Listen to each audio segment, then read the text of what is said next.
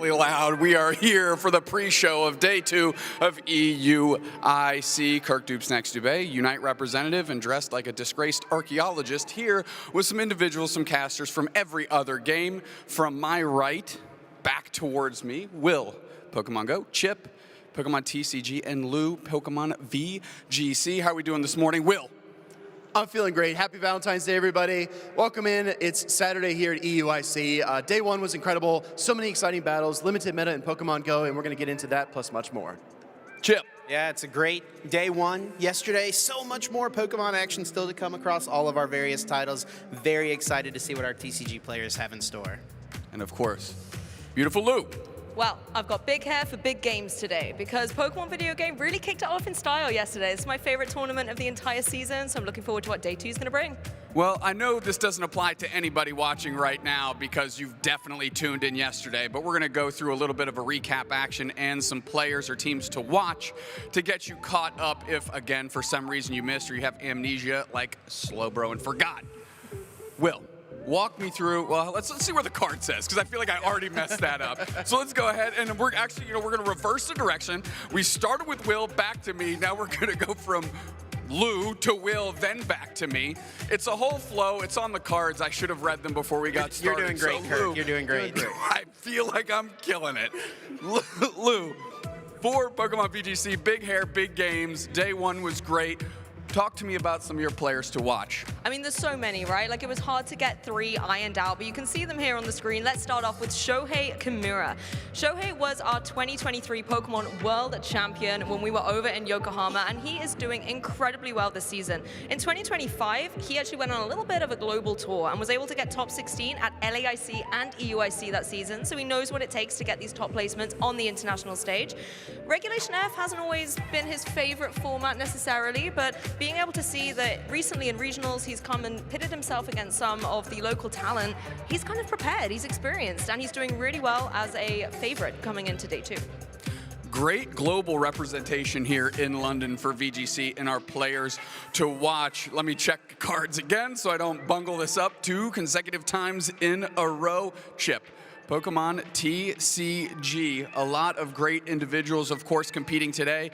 We were talking before, you said there's more players in day 2 than there were in previous EUIC day 1s, which is just showing how much this game has grown, but you could only pick 3 players to talk about. Walk me through them. Yeah, absolutely. Incredible players out there in the field. 743 players in day 2 for the trading card game, but 3 players to keep your eye on for sure. Without a doubt, Tord Reklev leading that charge. He enters day 2 with a 7-1-1 record. We saw him on stream yesterday with his Mega Kangaskhan, Mega Absol deck, archetype of his own creation. And when it comes to EUIC, there's no one who's been more successful than Tord. He's won this event 2 times, been in top cut 3 other times. He has made cut at 5 out of the 7 EUICs that have happened, looking to make that a 6 for 8 number. Oscar Madsen there from Denmark, another great rising player, someone who's considered an excellent deck builder in the game. He enters day 2 with an 8-0-1 record. Got 9th place at this event last year, looking to improve on that. And then Yoshiyuki Yamaguchi coming over from Japan.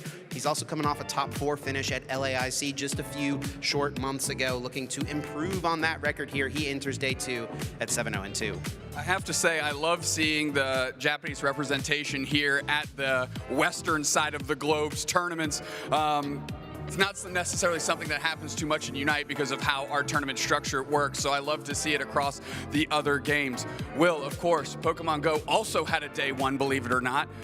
Talk to me about day 1. I was gonna, you say that as a joke, but we have less people in our day 1 than TCG has in our day 2. But still, we're doing really well with our attendance. Over 500 trainers competed. I had to narrow it down to just 3. Number 1 is Pato Man. He was last year's EUIC champion, runner-up at Worlds. Every time he's on stage, pure aura. The guy has it going on. But this time, he's in the loser side bracket going into day number 2, and he's had 4 wins in a row. But as you know, with double elimination, it's really tough to keep that streak going.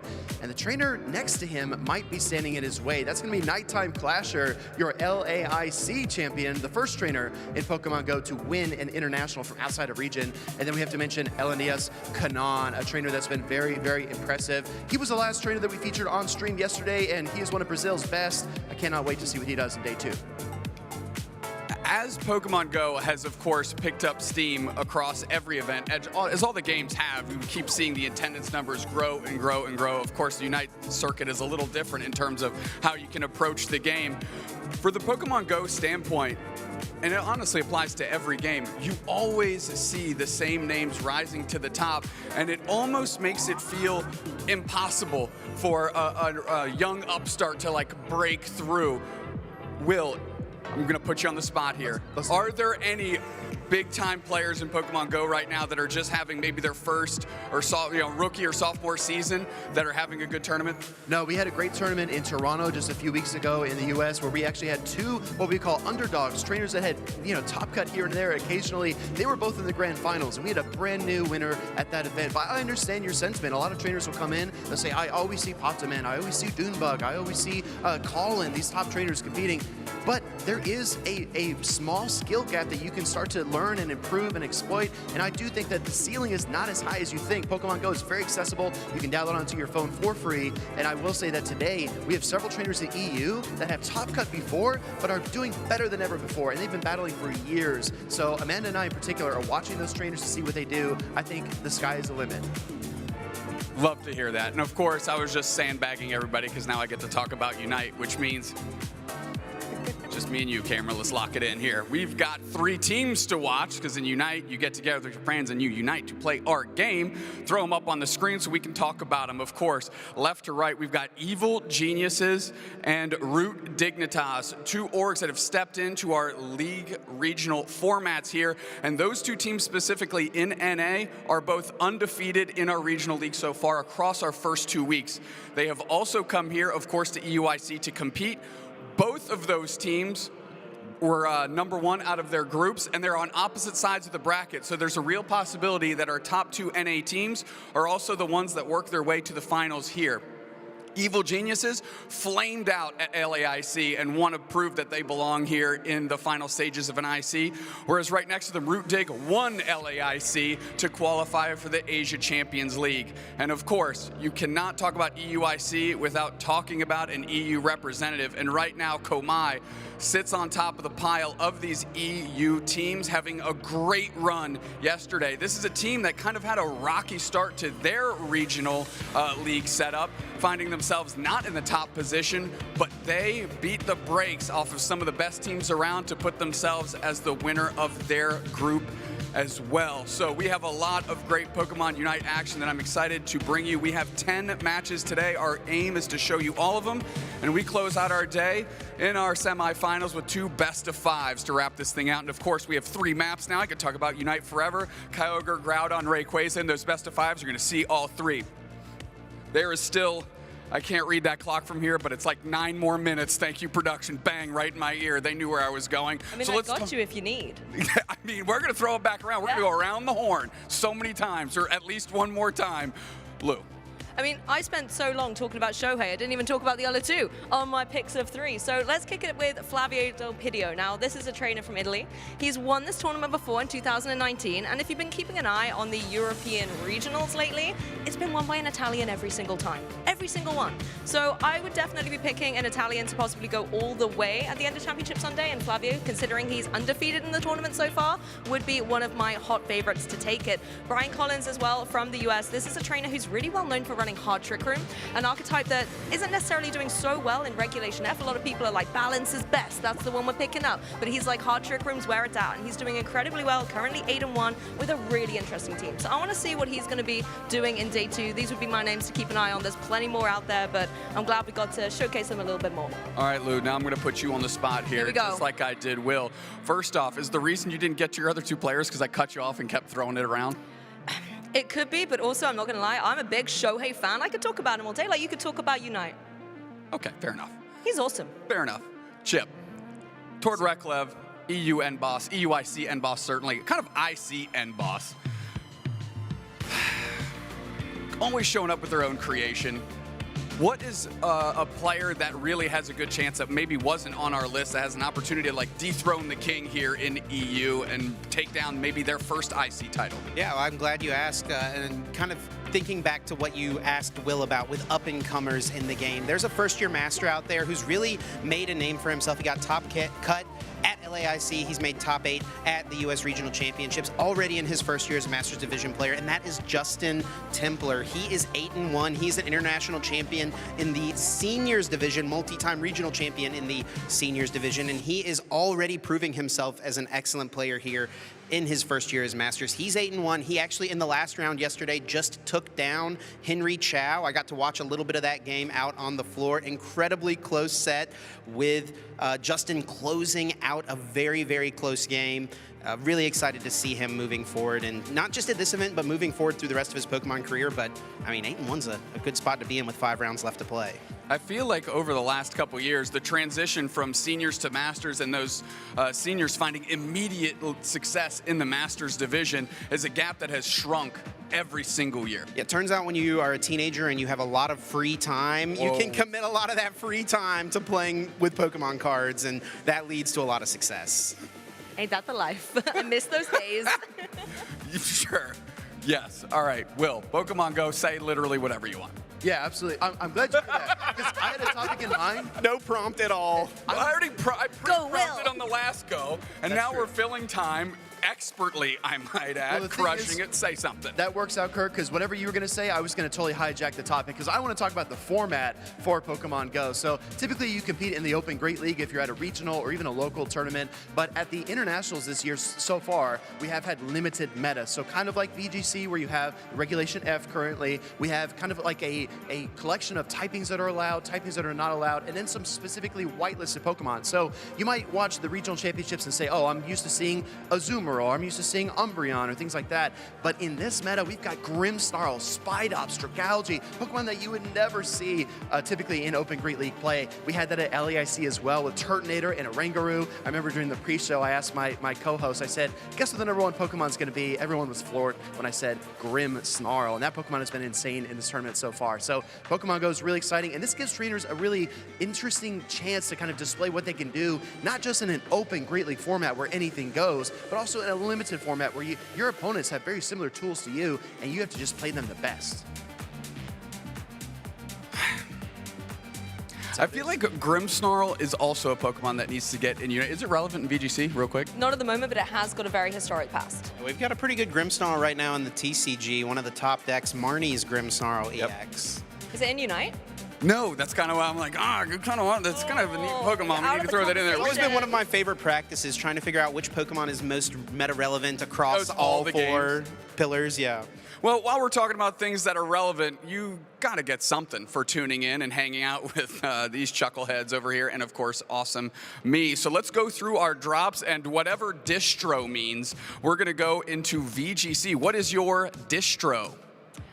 Distro, meaning distribution, is this incredible Hisuian Typhlosion that Yuma Kanagawa used to win the Latin America International Championships earlier this season. You can pick it up by using that very innovative code EUIC26 Heat Wave, with the I of EUIC being a cheeky one, don't miss that detail, and then you can pick it up and have that in game. It also comes with the cute partner ribbon, so you can always remember that this was indeed Yuma's Typhlosion. So you always have that memento of the event, whether you were there or not, or you just want to pick up a piece of Pokemon history.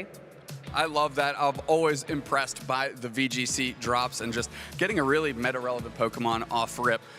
What's next? It's got to be TCG with their distro, which means distribution plus drops. Chip.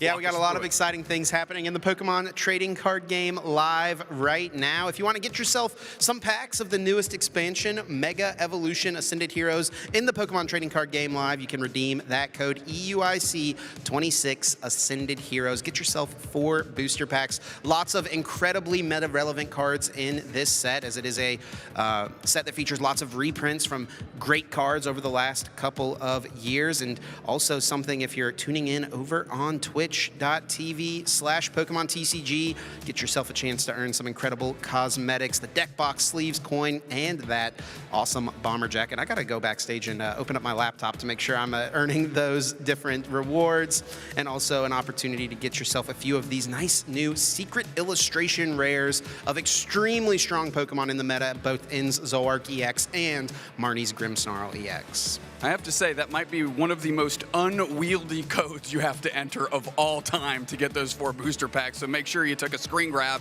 or whatever you're doing so you can make sure you can enter that correctly. And don't forget, And lose drops, you got to put a 1 somewhere in there for some reason because nothing can be that easy. Here we go. We've got more. Is yours just drops? Yours is just drops X2. No distros for you. Will, talk to me about Pokemon GO! No distros, but awesome rewards nonetheless. I want to lead this in. I got to be very careful how I say this. This is a Dugong inspired by our Nighttime Clasher champion of LAIC. It's not his exact Dugong, but it is inspired by him. That Pokemon does need some legacy, fast, and charge attacks to be, I think, optimal in the Great League, and that Elite Charge TM down there will help you get there. Plus, you get 20 fast and charge TMs to work on your other Pokemon and upgrade your roster. So I'm really excited for these drops, and I think it's really cool they honor our champions in this way. Very good. They just told me we have 14 seconds, so I'll talk about the Unite drops. Put them on the screen. Just transition. Not even to me. Production, back. Put them on the screen. Put our drops on the screen so we can talk about them. Pokemon Unite is bringing you a Charizard emblem and a sticker, which, of course, we know is just as good as all the other stuff that you're getting for watching the other games. It is awesome, and everybody knows it. So we have 11 seconds left. We had 11 seconds, 14 seconds go. We now have 53 seconds. Time is relative. Time is certainly a figment of my imagination at this point in time. I'm being led astray by production, and for those of you that tune into Unite, you know that is apology number 10 that we are owed based on production-related errors. That's a joke. They don't make mistakes. Me and the cowboy do. Spraggles, who led this show yesterday. Final thoughts. You've got like 4 words. Burn it. 30 seconds. Italy. Chip. Oh man, I'm just blown away. I gotta watch the Unite stream more. That's what my takeaway is from this. I agree completely. We all love the Unite guys. I'm going to say a brand new champion will win EUIC this year. Ooh. 15 seconds. Tell me when it's 10. Kirk, We're why at don't you just 10, why don't you just baby. count it down? EUIC Day 2 is underway, and what I hope is 4, 3, 2, 1. Let's get after it. Boom.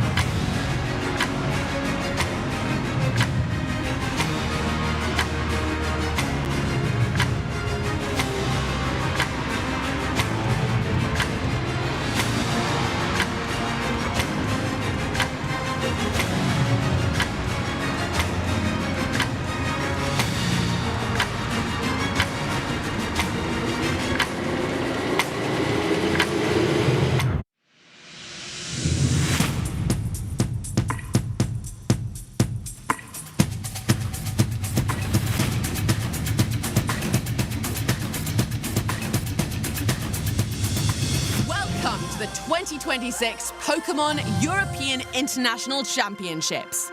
We're back in London, where thousands of the world's best trainers have come to battle for the title of EU IC champion.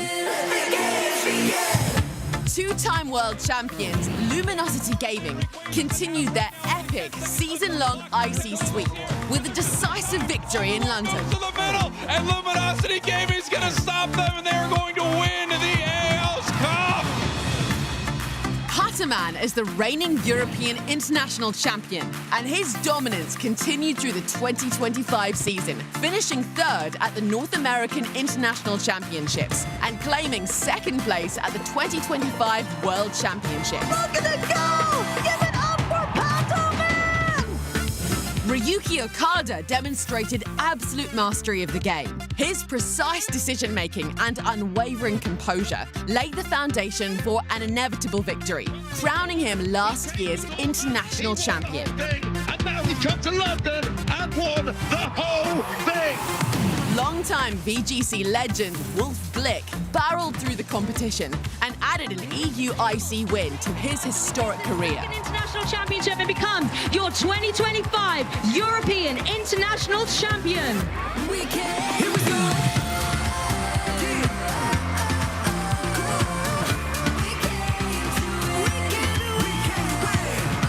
Welcome to the 2026 Pokémon European International Championships. Let the games begin.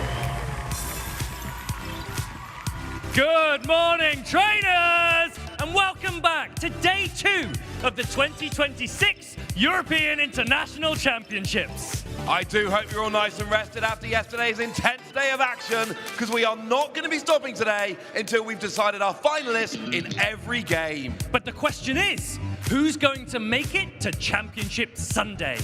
Well, in Pokemon Unite, Root, Dignitas, and Evil Geniuses are both undefeated in the season coming into this tournament, but Kamai Esports looks to be leading the way for the European region. In Pokemon GO, defending EUIC champion Patterman will be looking to hold on to his title, but our new LAIC champion, Nighttime Clasher, is in a great position to add another trophy to his collection. Over in the trading card game, we had 3 players finish phase 1 with a perfect 8-0 record, including 2 Japanese players with decks outside the established top 4, Kaido Mitsu with Raging Bolt EX, and Daiji Tamai with Mega Absol Box. And finally, in the Pokemon video game, Flavio Del Pidio and Paul Chua are both previous EUIC winners with a shot at another title this weekend, whilst Wolf Glick, reigning EUIC champion, is not out of it yet.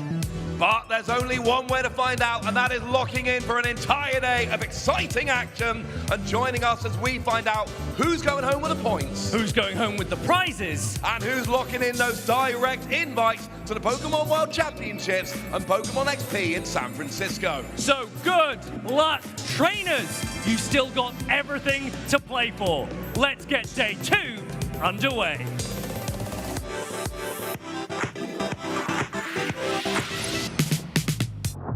Welcome in, Pokemon fans, to the trading card game competition here at EUIC in London at the Excel Center. Chip Ritchie here with Kyle Pukasukovic. Very excited to take you through the first Swiss round of the day, 10th one of the event. Kyle, we're only 5 rounds away from getting into Top Cut. Yeah, it's exciting. We've already had so much competition, but now we're getting into the nitty-gritty of things. You know, you got to rack up those last match points, try to make a push for that top cut, because everybody wants to be competing to be the champion here in London, but still a long ways to go. We talk so much about, how fun the game is and the enjoyments of the moment, but it does feel like there's a bit of a pivot when it goes from day 1 to day 2. Things get a little more serious. It becomes a lot more real for our competitors. Yeah, absolutely, and I think we see this sometimes where people have a hot start on the first day, and then the second day they might stumble a bit. Sometimes you get in a groove, things are going well, but when you have to take that break and, sleep for the night, come back the next day, your nerves can be a little bit different. So it's really about keeping your composure, staying on track as you get into the second day of competition. You could come into this day 9-0, the best possible record, and still potentially miss out on top cut. There is still so much on the line and still so much to play for. No round is a freebie in day 2 of these international championships. So many competitive players. In the pre-show, I got a chance to talk about quite a few of them.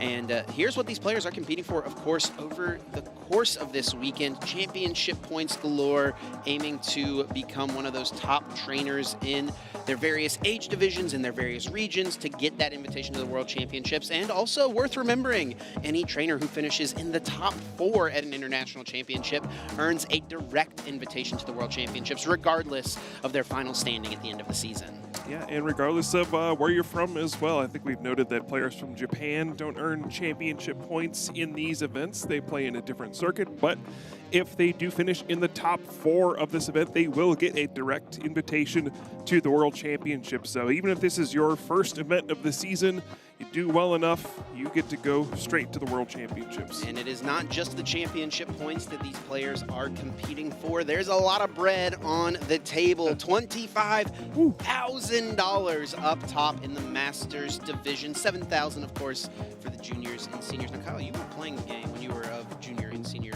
age. Could you have imagined winning $7,000 for your efforts at an event?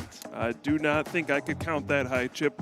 Yeah, even I won the U.S. National Championships in 2009, and I think I got $5,000. So you can see just how things have changed over the years. Yeah, $7,000 for junior and senior, and $25,000 U.S. dollars for the Masters division winner. There's tons to play for here, but even going all the way down to the top 64th place will go home with $2,000 U.S. dollars as well. So yeah, over 700 players in day 2, and tons of them already are a far shot to make it into top cut, but there's still so much for even those X2-1 players or players who've lost that first round yesterday. There's a lot of stuff for them to still be playing for, an opportunity to get into top 64 and come away with $2,000 on the weekend. And hey, let's not forget, lots of Pokemon TCG booster packs. Oh, yeah. Never a downside there. This is the Swiss standings coming into day number 2. 1 round of Phase 2 has completed at the end of the day yesterday. We got 5 more Swiss rounds until we get to top cut, and there are 2 players standing above the rest. Daichi Tamai from Japan and Juan Andre from Chile. Those 2 players both 9-0, both undefeated. And I think it's fitting we kick off the day featuring them up on the stage. Yeah, and I think we went over this yesterday, but there were nearly 4,000 players at this event in the Masters division alone.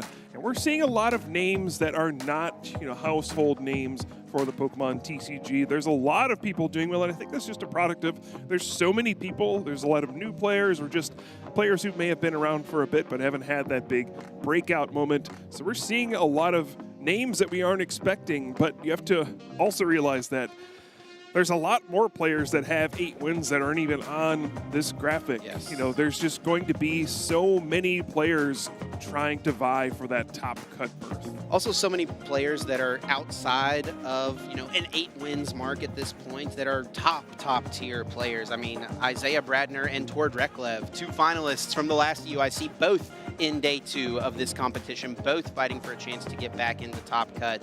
Yoshiyuki Yamaguchi coming off a top 4 finish, of course. And here are tons of different players here that we have in day number 2. Not mentioned there. Hey, the LAIC champion Pedro Pertusi up there in day 2 as well. World champion Henry Brand, one of the great young players of the year, Giovanni Sasso. So many incredible players that we'll get to see today. Yeah, players from all over the world as well. It's nice to see, all the different regions represented here. Yeah, and again, there are over 700 players who made Phase 2. This is just a snapshot of some of the players who are still in the running to be champion at this event, but there are hundreds more. Let's take a look at the meta breakdown for Phase 2. What decks have made it through day 1 into day 2? Dragapult EX Dusknoir still leading the charge here. Puka 17.6%, 131 trainers on that archetype. Yeah, I feel like it's always a little bit deceptive because you have the 2 Gardevoir decks split up. If you combine those, it's pretty high up there as well. I think Dragapult still takes the cake here, but yeah, I think for the most part, this is representative of what the field has been like. But the one that stands out is that Mega Absol deck.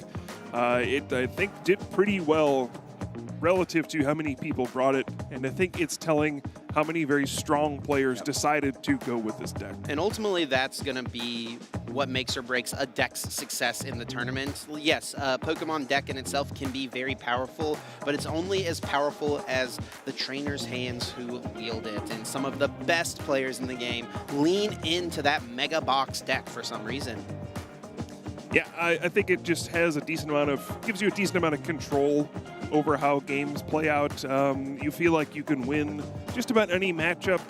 You know, you can pick cards out of your opponent's hand. There's all sorts of weird situations that come up. So retreat blocking options as well. Yeah, so it's very appealing to someone like Tord Reklev, who's been playing this deck for quite some time. Feels like there's openings in games, and if your opponent makes one little mistake, you can capitalize. A deck of his own creation, becoming one of the most meta-relevant threats. Stop me if you've heard that story before. Yes, no surprise to see that being the case.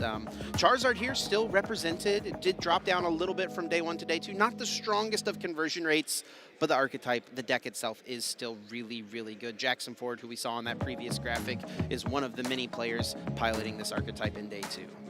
Yeah, so I mean, I think the nice thing is we do have a pretty good variety. You see the top decks here. I think not too many surprises, but there are lots of things being represented, and I'm curious to see if any of those other decks that are captured in the remaining, 34% of players in the field, will any of those rise to the occasion, or will it be, these top decks that we've been seeing over and over? How many of those 34% are on Alakazam? What is it, like 11? Okay. 11 players? Hey, respectable. Yeah. Respectable. Well, Kyle, we're just about to get into Swiss round number 10, and we on the stage are going to be featuring both undefeated players. Only one of them can continue forward at 10-0. Will it be Daichi Tamai or Juan Andre? Yeah, and then on the feature match, we may get a look into that later as well. We have Sander, the renowned control deck expert, going up against Joshua, both players at 7-1-1. And you can get a good snapshot of, who are the other players who are in great standing right now at 8-0-1. That's 25 match points, or even 8-1 at 24 match points. We saw Jackson in one of our feature matches yesterday pull out the win and is on a roll. But here we go, Chip. As you said, these are the only two completely undefeated players left.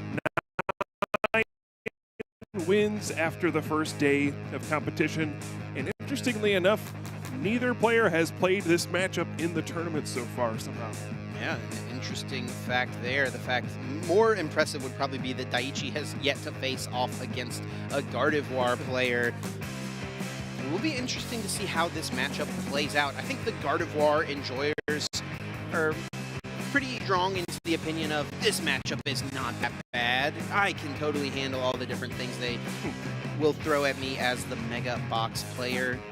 A lot of different things at play when it comes to this matchup. And Kyle, as the prize cards are laid out, that is a pretty unfortunate thing to see for Daichi.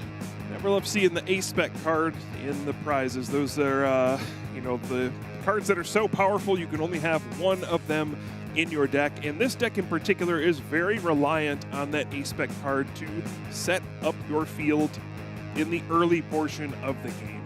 You can just Arvin for it, find all of your basic Pokemon all at once, and that's your setup, and you could stumble a bit when you don't have access to it. Other than the precious Trolley A-Spec, there are 2 Nest Ball in this list for Daichi. That is the only way I'm seeing here right now to get Pokemon into play, other than naturally drawing into them. That will certainly be a hindrance. Now, I will say in this matchup, maybe it's okay to go a little slower. Maybe you can manage it. Just get the one Pokemon you want to attack with, Turbo Energize onto it, but we'll see how Daichi chooses to navigate it. It will be a pair of Monkey Dory in the active spot, one for each of our 2 trainers. Daichi, of course, on the left with his Mega Absol, Mega Kangaskhan toolbox deck.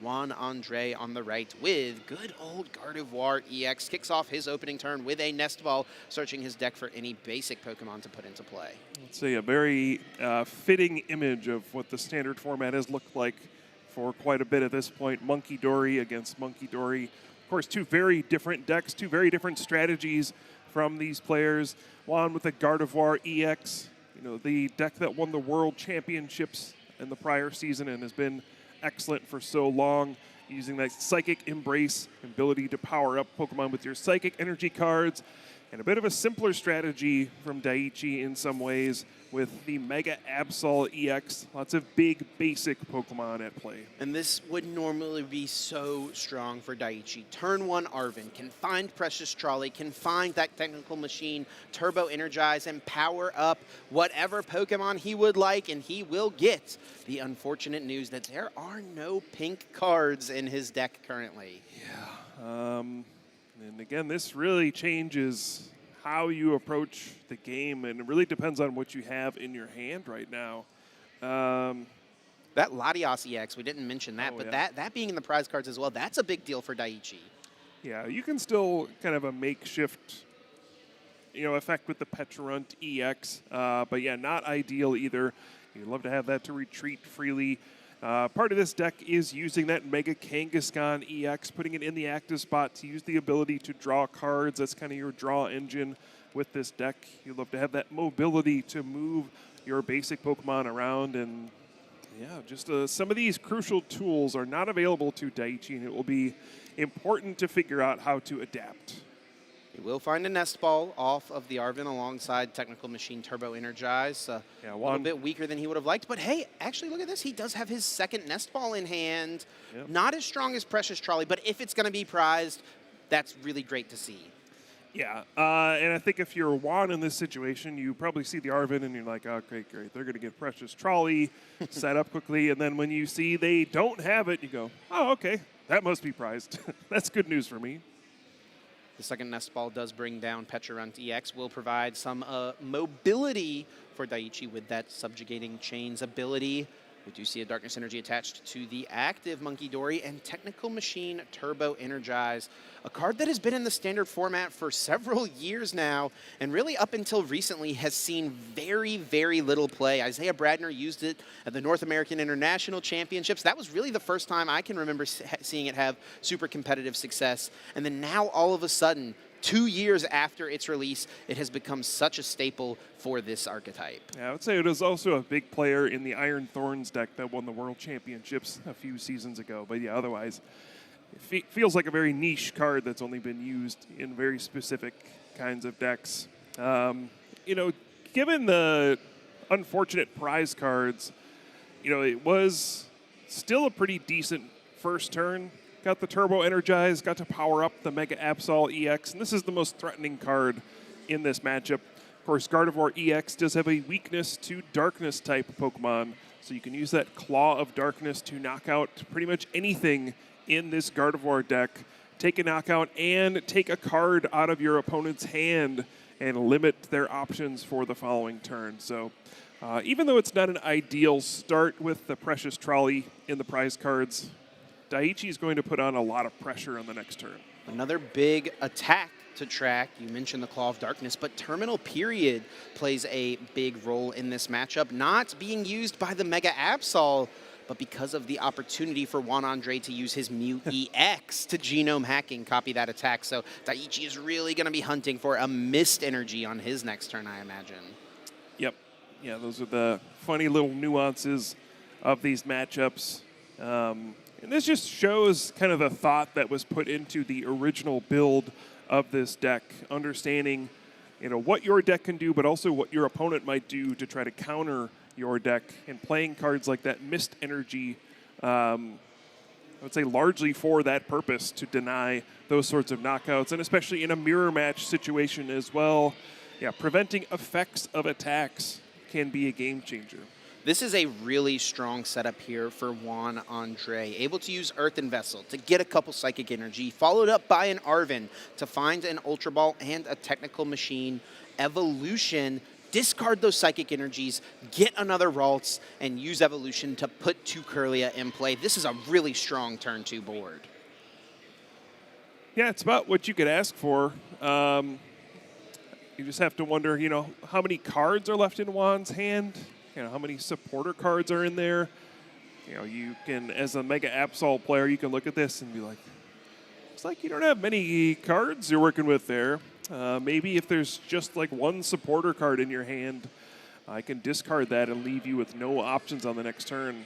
Yeah, looks like Daichi is going to go for it. Ooh, and Juan Andre does hold on to supporter cards, but there are two of them, 2 Iono in the hand, and Daichi, seeing that, is actually going to debate discarding the Super Rod, and that will ultimately be his choice. Yep, makes sense. And Daichi will take the first prize card. It is the Precious Trolley. I think that might go to the bottom of the deck here, though, Kyle, Yep. with Juan immediately playing one of those 2 Iono in the hand, sending both players' hands to the bottom of the deck. Daichi will only get 5 cards. Juan finding the full fresh 6, and he has found himself Secret Box from the Iono. That is pretty strong. Yep, love to see the A-Spec card this early in the game, of course. Now, one of the interesting aspects of this Mega Absol EX deck is the Pecharunt EX. You know, you can use that ability, puts your Darkness-type Pokemon into the active spot, and it makes it poisoned. And you might think that is a major downside. You know, you put a damage counter during Pokemon checkup on that Pokemon when it is poisoned, and you're kind of damaging your own Pokemon, making it easier for your opponent to knock it out. But it also generates damage that you can then fling back at your opponent with Monkey Dory's Adrenabrain. A similar concept we see with Gardevoir EX's Psychic Embrace, putting damage on your Pokemon so you can move it to your opponent's Pokemon and reach for bigger knockouts. Secret Box is played, discarding a couple Psychic Energy. Also that Lily's Determination to find out 1 supporter, 1 stadium, 1 tool card, and 1 item card, adding them to Juan Andre's hand. It looks like there will be the find of the Mysterious Garden and an Arven alongside Ultra Ball. And I actually wonder if those cards are going to just be discarded to the Ultra Ball, the most costly way he could possibly have gotten a Gardevoir EX into play. Okay, yeah, looks like Bravery Charm, Mystery Garden, Arven, and Ultra Ball are the choices here. Does have Mew EX to restart after playing out what I assume is going to be most of the cards in hand. And I think one of the awkward things, at least with the way these decks are set up, is there doesn't seem to be a way for Juan to knock out a Mega Absol EX in a single attack. So we may see some strategy where he's kind of hitting around the Mega Absol EX, using a card like Screamtail to attack a Pokemon on the bench. We'll see what kind of strategy he decides to go with. That is a pretty good find from the restart. A Monkey Dory to get a Darkness Energy onto, and Pheasantipity EX, that nice new special illustration rare printing of the card, finding him 3 more cards from a Flip the Script. And now Juan Andre's got himself the Gardevoir in play. He's got himself Mew EX to attack. Oh. If he wants to, and that is going to be the case. He says, hey, it was pretty annoying for you, Daichi, to rip a card out of my hand. I'm going to take a try at that. Genome hacking will copy the Claw of Darkness, lay a ton of damage into this Mega Absol EX, and put it up to 220 damage, leaving it with only 60 HP remaining after the poison. And that's in range of a couple Monkey Dory potentially KOing it. Yeah. Can even add a little more damage here with Adrenabrain this turn. He is really threatening the only attacker Daichi has in play, and is also aiming to rip resources from his hand. Similar situation. Daichi has 2 Iono, and Juan trying to figure out what's the most impactful card. And yeah, something like a Bravery Charm is a card you're not able to recover. See both players kind of going with this strategy. Daichi took the Super Rod from Juan's hand, saying, okay, later on, this might hurt you not being able to recover resources. You can't get the Super Rod back. So always an interesting decision as well of what card to take out of your opponent's hand and discard. Should be 250 damage there on the active Mega Absol EX. I believe it is correct, and we'll see what Daichi is able to find. And this is going to put a lot of pressure on Daichi. He was able to strike first, get that first attack off, but now Mega Absol EX with only 30 HP remaining. That is an easy pickings prize card for Juan on the next turn with an Adrenabrain. If Daichi was to use something like Penny to reset that Pokemon, get it out of play, all of a sudden, he has no energy. He has no attacker. What is he going to do? Yeah, this is one of the weaknesses of the Mega Absol deck. This Mega Toolbox deck is a lot of your attacks are very costly. You do need to use Turbo Energize to power them up, and it's not unusual that we see 2 Turbo Energize used on multiple turns. You've seen that before, just trying to get all your energy cards in play to ensure that you can continue to string together attacks. It's very awkward when you be aggressive with Claw of Darkness, then your Mega Absol gets knocked out, and you don't have a response to follow up afterwards. You want this continuous string of attacks. But Daiichi is potentially in this situation that will become awkward. Hold on, is that an ice cream cone I see? All right. Looks like Daiichi stopped by the Mr. Whippy food truck out there in the hall, got himself the jumbo ice cream, healing 80 damage from the active that has 3 or more energy attached to it. That is the perfect card for him to draw a one of in his list, I'm pretty sure. Yeah. Jumbo ice cream. There we go. Healing 80 damage. And then the Adrenabrain as well. Moving 3 more damage counters. Healing up this Mega Absol EX quite a bit. It will, change which Pokemon are able to knock out this Mega Absol on the next turn. But it doesn't save it entirely. There are still plenty of Pokemon that can hit for enough damage. For Daiichi here, it's becoming a prize race game. It feels like 2 prize cards awarded for this Mew EX KO, also ripping that Monkey Dory from Juan Andre's hand. And now, with just 3 prize cards remaining, the path for Daiichi seems reasonable. Petron EX can use its attack, Irritated Outburst, take a KO on a Dark Week, Gardevoir EX pretty reasonably, and then perhaps after Juan takes some prize cards, Blood Moon Ursaluna could be the finishing blow. For Juan now with 6 prize cards remaining, he is staring down a board that is not super established. How can he capitalize? Yeah, I think one of the issues will be the late game INO. Daiichi has been very aggressive, but does not have kind of that board setup. There's no Mega Kangaskhan EX to fall back on. There's no Pheasantipity EX to fall back on when you're doing this prize trading. So you're very vulnerable to hand disruption in this situation. If everything goes perfectly, Daiichi does seem to have a clear path to victory, but it's going to be a bumpy ride. Can he draw into those pieces? Will it come down to that precious trolley perhaps being found? His final way to get Blood Moon Ursaluna into play remaining. And hard to believe, but Juan still has not taken a prize card and will draw 8 cards off of this Lily's Determination still. So should have plenty of options. And there we see the Frillish for the first time. This is a version with Jellicent EX. Can be an annoying card as the game progresses, especially because Pecharunt EX only has 190 HP. It is possible for Jellicent EX to knock out Pecharunt EX in conjunction with Monkey Dory Adrenabrain. And so again, we're looking towards that late game hand disruption, plus the item lock could be a way for Juan to effectively buy a turn as the game progresses. We'll see what he goes for here, though. You have to assume the priority is knocking out this Mega Absol.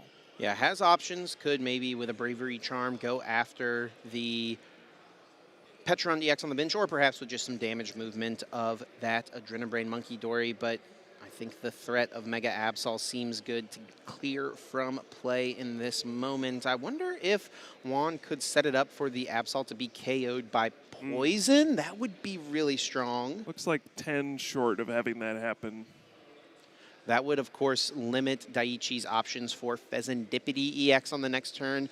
That Flip the Script ability only able to be used when a Pokemon was KO'd during your opponent's last turn. If Juan could set things up so that Absol goes down during Pokemon Checkup, that ability would not be live. However, that will not be the case here, as Roaring Scream does earn the KO. Juan Andre taking 3 prize cards for his first KO. Half your prize cards in a single knockout. That is the risk and reward of these Mega Evolution Pokemon EX. You saw the Mega Absol got the lead, but then kind of gave it right back after it goes down. But we'll see what Daiichi can pull together after this. Daiichi needs to find another Darkness Energy to attack with the Pecharunt EX. Its Irritated Outburst does cost 2 Darkness Energy specifically, and I think the Arven played as supporter for turn could guarantee it here. And yes, showing, hey, there's that Precious Trolley. Would have been nice to see it early in the game, and it looks like he will get it into play right now. He has also taken, I believe, no, the Latias is still in his prize cards, so he will have to manually retreat this Monkey Dory. Petron's ability is very powerful, the subjugating chains, but it does specify you cannot push a Petron EX into the active spot with it. Yeah, you can get Yveltal, which does have no retreat costs, so that'll still work. You can put that in the active spot and then retreat for free into the Petron EX. Just one of the many tricks that this deck can use. But yeah, very awkward that there's no Latias EX, but the Precious Trolley was perfect here. Being able to set yourself up to find that final knockout on the next turn with the Blood Moon Ursaluna getting prepared. Daiichi seems to be in command right now. It does put that Kangaskhan into play, which you do worry about a little bit, as some Gardevoir lists these days are bringing back that luxurious cape. We do see, though, Juan Andre does not have it. Not as common in the Jellicent builds of the deck, but we have seen it before. Bravery Charm giving a little bit extra careful. Yes, I do like to see that move. So here for Daiichi, he's trying to set up a checkmate board state. And actually here, Puka, we're going to see the attack with the Monkey Dory Mind Bend for the KO. Psychic energy, all right. Not something I expected to see. All right, yeah, that'll make it maybe a bit more complicated as we enter the late stages of this game here. This does open up a strange opportunity for another Screamtail play, potentially, where if you're able to knock out the Petron EX in this scenario, you could combine that with something like a counter catcher and strand something in the active spot. So now some interesting lines of play open up for Juan. Iono, counter catcher, bring up the Mega Kangaskhan, perhaps the hardest thing for Daiichi to move, and getting back that Screamtail from the discard pile. Now, how many options does Juan have to get that Pokemon back? I know that the Super Rod was stripped earlier in the game. There's a Night Stretcher in hand. Okay, so he will be able to bring that Pokemon back, and he is going to bring up Mega Kangaskhan EX. Perhaps going for this play you've keyed into. He did promote this Frillish. It's got a hefty 3 retreat cost. No problem with Gardevoir EX in play, however. But could this be a slower turn here, Kyle, perhaps? Yeah, we'll see what the plan is. Yeah, it looks like the Night Stretcher. Look, it's got to be Screamtail here. With the Petulant still in play, this doesn't work, right? You would just use Subjugating Chains. You can bring the Yveltal back out, then retreat. Oh, okay. Maybe a different plan of action here, though. We could be seeing some sort of Frillish play. We'll see what Juan has planned. And Daiichi, simply a Darkness Energy and a Boss's Orders away from winning the game on the next turn. Pretty unlikely to find, though, off of 2 cards. Perhaps that's what Juan Andre is playing to here. Wants to be a little more established or find a way to get Jellicent. I'm not sure. But will use Oceanic Gloom now. No item cards able to be played for Daiichi on his turn. It looks like Iono, Arven, and the Team Rocket's Watchtower offered up as options. He will use that run errand ability of Mega Kangaskhan here in the active spot. Drawing himself a couple cards. There is the Energy Switch. Whoa. Cannot play it, though, thanks to Oceanic Gloom. And what was that supporter we see there, Kyle? The Xerosix Machinations? Oh, wow. Don't see that one very often. Call that the Golden Go Cope right there. Well, this has bought Juan a turn, most definitely. Daiichi will not be able to win the game this turn, given the situation. And he might not be able to take a prize card this turn. Yeah, that seems pretty likely with the Bravery Charm on the Frillish as well. Yeah, it was a decent, risk to take, kind of. Your opponent would have needed a Darkness Energy and a Boss's Orders. Seemed really unlikely to get all of that. But are we going to see another Mind Bend? It's been a Mind Bend kind of weekend so far, Puka. Maybe spelling what is to come here through the rest of this event. Juan was able to draw back into that Screamtail off of the Iono, so he's put that back into his arsenal. He's got a Monkey Dory to work with here.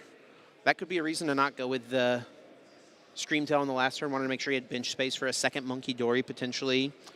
We will see. Oh my god, he's going for it. Oceanic Gloom is a Tails. That means that this Frillish takes 30 damage, and that attack was not utilized. Daiichi is not under the oppression of Oceanic Gloom. He is free to play his item cards. Yeah, now this can get really weird. Actually, I don't know if there's a way to... I guess you could pick up one of your Pokemon and get another Monkey Dory down. You could potentially double Adrenabrain to knock out the active, and then whatever gets promoted, you can knock out with the Pecharunt EX potentially. That probably doesn't quite work out. Looks like that's not going to be possible anyway, but it's still a huge swing. You get to play item cards now and potentially set yourself up to kind of have that checkmate position on the following turn. Yeah, as of now, Pheasantipity could eat a hit, right, from Pecharunt, right? So Juan could hide behind that if it came to it. And the Arven for Pokegear reminds me of the old days of using Skyla for Professor Juniper. Feels like a little bit of a slow turn for Daiichi. He's going for it right now. Yep, may just be trying to thin item cards out of the deck at this point.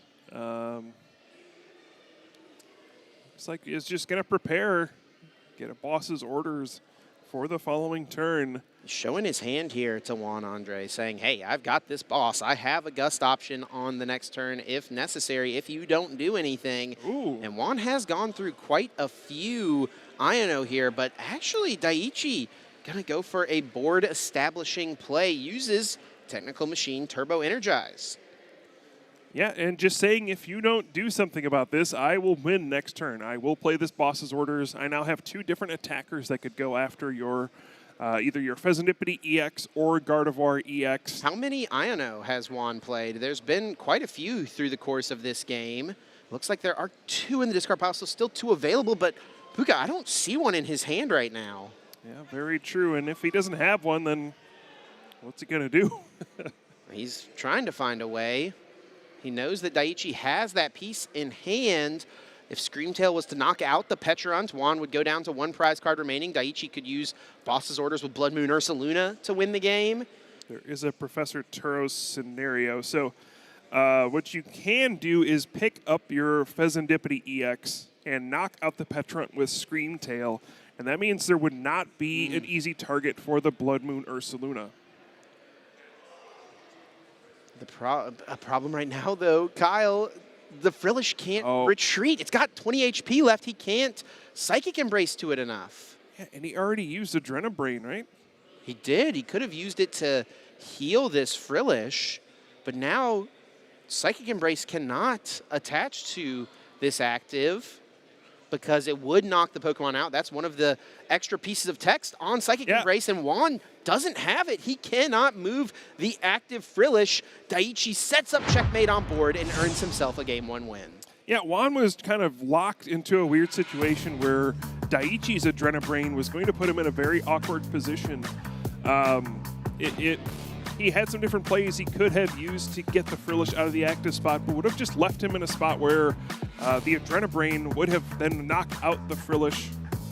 It's complicated, but that's why Juan just decided, I've actually lost this game. We need to move on. What a unique situation in that end game. Really, really fun to see that one play out. Really in the early game as well, a unique situation having to see Daiichi navigate without his precious trolley. Let's get back into that game and see how we got ourselves to this point. And the early turns were a little bit of a struggle, but Daiichi was able to get that first attacker of Mega Absol EX powered up, ripping a super odd recovery option from Juan Andre's hand.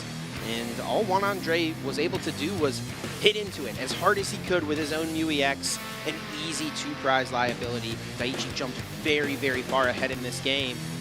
And I think one of the big stories is towards the end of the game, that Technical Machine Turbo Energize play, that was game-winning. Even though it wasn't a damaging attack, it set Daiichi up perfectly. And ultimately, you can see the reasoning for why Juan went for the Frillish, the item locking at the end of the game to try to buy some time, but ultimately that may have backfired, putting damage on Daiichi's board so that he could set up for Adrenabrain and put Juan in a very awkward situation. Those are very tight situations at the end of the game where every little decision matters. How does that game go if Juan flips heads on the Oceanic Gloom attempt? That too. Yeah, and I'm sure Juan's going to be thinking about that one, but it's time to forget about it and move on to the second game. Both of these players, again, are undefeated, 9-0 record, and Daichi did he just pass? He did indeed, Kyle. Monkey Dory in the active spot and nothing else. No energy to attach for turn. Juan Andre has chosen to go second here, and right away with the Screamtail in the active spot, Ralts joins it on the bench alongside Monkey Dory. Earthen Vessel puts a Psychic Energy in the bin with a couple more energy cards added to the hand. Checking the prize cards, Kyle! There are 2 Mega Absol EX in Daiichi's prizes. I think you need those in this matchup, Chip. Those are pretty important cards, and Daiichi will be thankful to quickly go through the deck, immediately place that precious trolley into play, and as he gets to the back of his deck, he is going to get the news that neither of his Mega Absol EX are available. I'm just waiting for the reaction here. Is this a situation where you look at your deck and then just concede? I don't know that is the situation he has to be in. I mean, Mega Kangaskhan EX is still a solid attacker. Absol, of course, what he would like to be doing, ripping resources from hand with Claw of Darkness is what it's about. Yes, is he considering it? Is he considering the concede? I don't think he's doing it yet, but he did see the bad news. Both Mega Absol EX are in the prize cards. And so, once again, Daiichi will need to recalibrate and figure out a new plan. Being thrown off his game, but he was able to adapt in the first one. What will be the plan in the second game? Looks like Kangaskhan will be a part of it as that has hit the board. Looks like Latias EX, also the Petulant and Yveltal coming into play. Perhaps a few turns of the clutch from Yveltal could slow things down on Juan Andre's side. I suppose. Yeah, it certainly would be a thought in my mind. You probably want to give a turn because you don't know if your opponent's hand is unplayable. Juan did not play a supporter on his first turn going second. Yeah. But this is going to be a very difficult situation, and it's one where, you know, you have to consider there's time in the round. What's it? He just drew into Turbo Energize off of the Oh. off of the draw from the Kangaskhan. I don't think he had one in his hand. And so that's pretty fortunate. Maybe he did have that second one in hand, still hiding. He didn't find it off the Arven, so I suppose that would make sense. Yeah. But it's going to work out nicely here still to fully load 2 energy into play, getting that Mega Kangaskhan ready to attack next turn. Yeah, but just one thing you have to keep in mind is that, you know, time is a factor. And if you're in this position, you've won your first 9 rounds, you want to be pushing for more wins and more match points. So it does need to cross your mind at some point that I want to make sure that I am playing for wins. I want to make sure I leave myself with enough time. It may not make sense to play a game where, you know, I'm unfavored if this goes on for a long time. Those are the tough decisions you need to make in the moment in these big tournament situations. But it's all going to hinge on, you know, how strong is Juan's start here? And the answer, Kyle, is not very. He does have Rare Candy Gardevoir. That's really strong, but the other cards in his hand do not hold supporters. And he's actually going to choose not to find Gardevoir off the Ultra Ball. Will go for the Mew, trying to restart to find himself some aid. Never a situation you'd love to find yourself in, but better than not having a way to draw cards, I suppose. He needs it. It's going to be this Mew. He's got 2 cards he can play, the Bravery Charm and the Darkness Energy on the active. 2 cards. There's a Psychic. There is a Night Stretcher. That is no help. And Daiichi probably thankful to have stuck it out here. There is a chance that if Juan can get nothing set up, Daiichi could just run over his board with Mega Kangaskhan. Yeah, absolutely. I mean, it does do a bunch of damage. It's going to take some knockouts. It's not as efficient as, you know, getting through like a Gardevoir EX, for example, but does plenty of damage to knock out Mew EX and everything else that's out there. I do believe the energy necessary to attack is already in hand, being a mist energy as well, so even some sort of Mind Bend play wouldn't work. I mean, Petulant Yveltal also means that that would not be too big of an issue, so Daiichi's going to start attacking, and Juan Andre needs something right now. He needs to top deck something. He needs to restart into something else, and Daiichi recognizes the situation, sees that Juan is living off of this Mew EX, and chooses to go after it aggressively. Yeah, you could choose either the Mew EX or the Ralts. Decides. What's his draw? It's Secret Box, Kyle.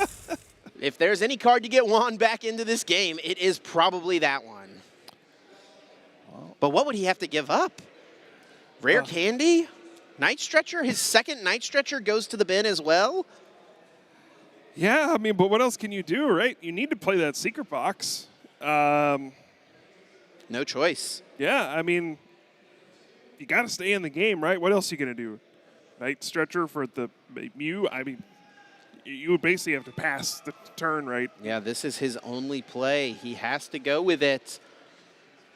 And it will find him Iono as the supporter of choice. Interesting debate there maybe between Iono and Lily's Determination. What do you think about those two options? Yeah, I think tough call, but ultimately you want to disrupt your opponent in this situation perhaps. Well, you have to wonder how effective that's going to be as well. There's already Mega Kangaskhan in the active spot. Yeah, it's a difficult choice. I can see the merit for, just wanting to maximize your chances of finding the other Rare Candy and Gardevoir EX to pull off a big play here. There is just one Rare Candy remaining in the deck. All right, well, this will be a big Iono for Juan. Could also draw into, like Pheasantipity EX, but actually it's in the prize cards, if I remember correctly. So a really big 6 cards here. He did find the Gardevoir EX, but was unable to find the second Rare Candy. He finds himself a Kirlia, but he can only evolve his active Ralts and doesn't have a way to retreat it, so he is still going to be pressured to find Rare Candy on the next turn should Daiichi target the active Pokemon. Yeah, right now it's seeming like Daiichi is going to run errand and run away with the game if Juan is unable to find Rare Candy Gardevoir in the next couple turns. You're getting to this point where you're getting such a massive lead in the prize cards that you can start to prep the Pecharunt EX for later in the game, and the door might be closing on Juan.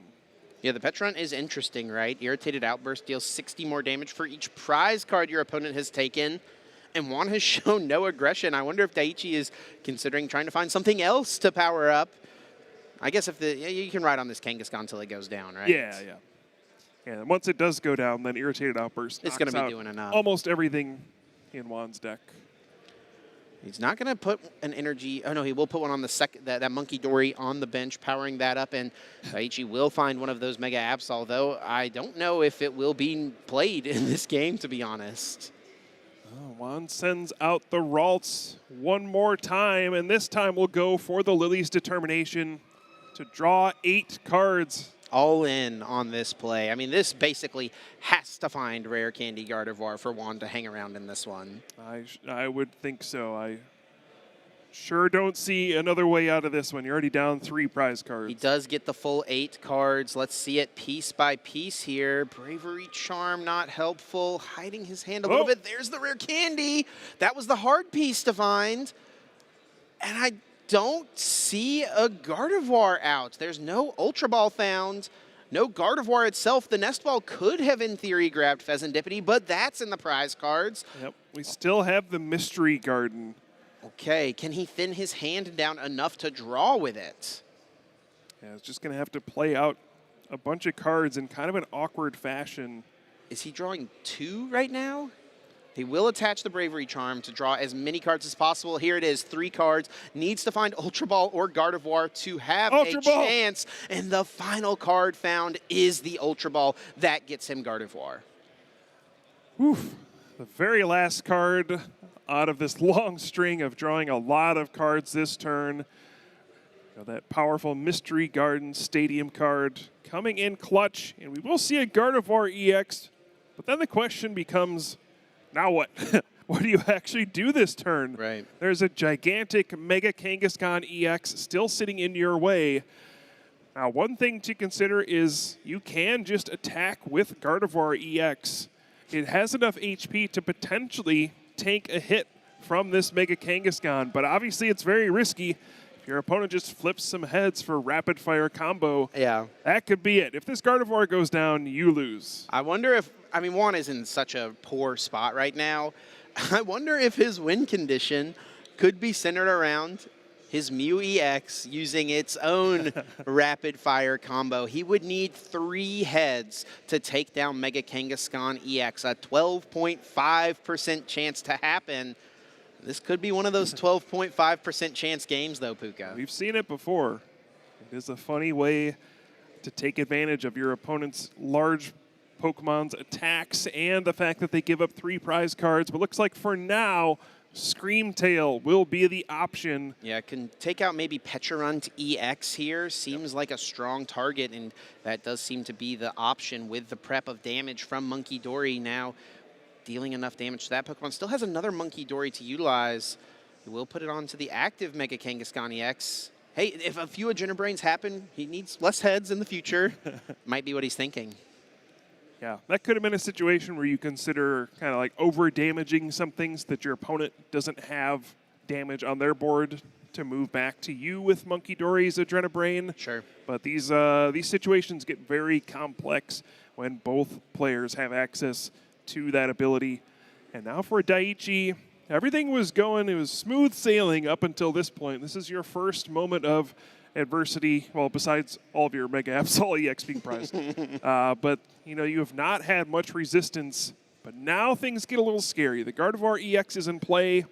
Now it's time to figure out, how do I win this game? Could it be a second Turbo Energize angle once again? You know, load up an Absol potentially to establish the board as much as possible. He'll start it off with Pheasantipity EX's Flip the Script. He's got a couple Arven to utilize to search out any item card or tool he would like. That could find the combo of Nest Ball and Turbo Energize. Could get that Eviltal in the active to use the Turbo Energize. Is that what he'll go with? Energy Switch is an option maybe to start powering up an Absol as well. Seems really risky. I mean, there's a Screamtail that's going to be able to, you know, shoot something down for another big knockout potentially. Can you afford to leave it there? That will be the question here. Daiichi will find Night Stretcher and Technical Machine Turbo Energize from the Arven, perhaps to bring back Pecharunt EX. Yeah, so, and this goes back to, you know, Juan decided to use Adrenabrain to move some extra damage, and that could end up being crucial here. He does not have much energy in the discard pile at the moment.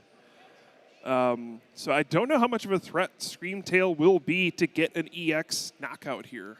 Daiichi can actually take a knockout here with Clutch, and that works too. That's exactly what's going to happen here. The Screamtail being weak to Dark after Daiichi moves a couple damage counters over. Clutch for 40 is a KO. Puts a little bit of damage into play with just a singular prize card Pokemon in the active spot. We'll see what Juan Andre can piece together. I'm really leaning into that, you know, Mew copying the Kangaskhan win condition play here, Puka.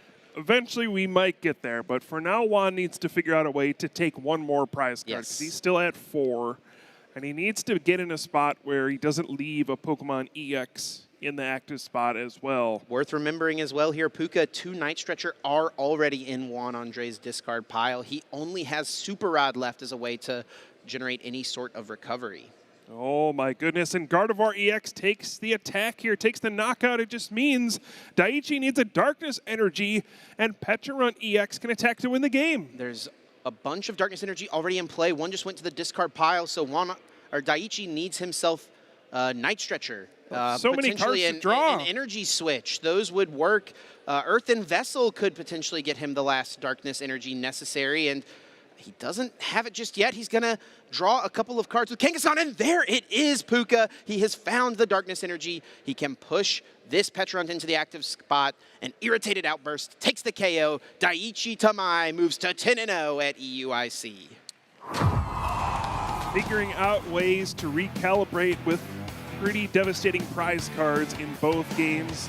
Daiichi Tamai excellently played, earning that 10th win for a continued undefeated record here at EUIC. What an amazing start to this tournament. Man, and it was not easy for him in the Swiss round 10. Precious Trolley prized in game 1. Both Mega Absol prized in game number 2. No problem for Daiichi, improving to that 10-0 undefeated record. For Juan Andre, things are still looking just fine. It feels bad to take this blow, to kick the day off, but he is still 9-1 at the European International Championships. There are still 4 more rounds, 4 more chances for him to punch his ticket into top cuts. Absolutely. Still in a phenomenal position. It doesn't feel great after, you've won all your rounds on the first day to then start the second day with your first loss. But again, it's all about putting it in perspective. You still have many more rounds to go, and you're still in an excellent position. But now Daiichi is in the best position you can be in, 10-0. Incredible to see the lone undefeated, truly undefeated player here in this event. Claw of Darkness rained down on Juan Andre's board through game number 1, ripping resources from hand, taking 3 prize cards. Juan Andre eventually able to respond with a 3-prize KO of his own. Daiichi played it a little slow. He was able to use his Monkey Dory, not take a knockout, confuse his opponent's active Pokemon, slow the pace of the game down, and Turbo Energize set up a checkmate board that Juan Andre could not combat. Yep, and then in the second game, you see the look of agony, realizing that both Mega Absol EX are in the prize cards, but Daiichi did not flinch. He just pivoted into Mega Kangaskhan EX instead. Juan had a slow enough start that this Mega Kangaskhan could start using that rapid fire combo, get a bunch of early prize cards, and then put Daiichi in a position to just slowly take some extra prize cards, set up for the game-winning Pecharunt EX to knock out the Gardevoir EX and move to 10-0. I'm really sad, Kyle, that we get to see I know you want it. the Mew EX flips, man. I'm about it. I mean, we saw Rowan Stavino go for that play in Las Vegas Regionals. It worked out for him in that instance. So I'm just saying, that's what can, make those good players great players. Finding those slim win conditions, the one chance. And honestly, I think that if Daiichi had not found the Darkness Energy, Juan Andre would have probably had to go for it. Potentially, yeah. It's fascinating to see, this deck get to 10-0. It's one we've talked about for quite a bit the last couple months, ever since that Mega Evolution expansion got released and reintroduced Mega Evolution Pokemon to the TCG. Of course, now in a different form. They give up 3 prize cards. I think when people were first looking at the new Mega Evolutions, you were looking at the big, powerful evolution ones, maybe like a Mega Gardevoir or a Mega Lucario, things like that. But at least right now, it's been the basic Pokemon that have been the game changers, the Mega Kangaskhan and the Mega Absol EX. And I think initially those were not the ones people identified as the ones that would make a huge splash in the standard format, but here we are. Yeah, definitely not. I mean, I think most people didn't think Absol was very good, right? The effect is obviously powerful, but I mean, it needs 3 energy. How are you powering that thing up?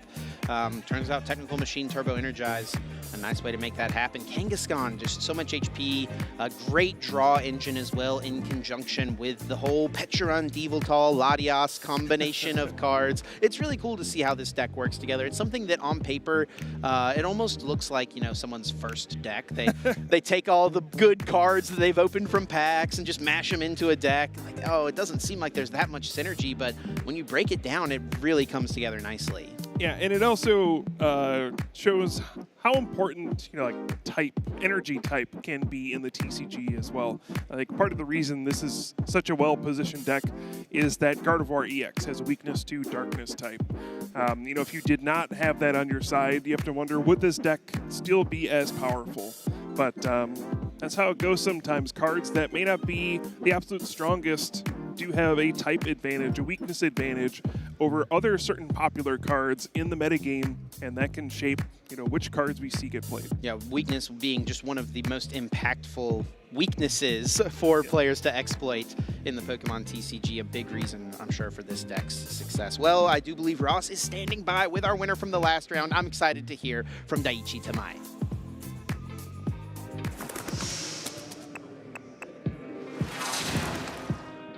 Yes, I am indeed, Chip. Thank you very much. I'm here with Daiichi Tamai. 10 rounds done of EUIC, 10 victories, a perfect 10-0.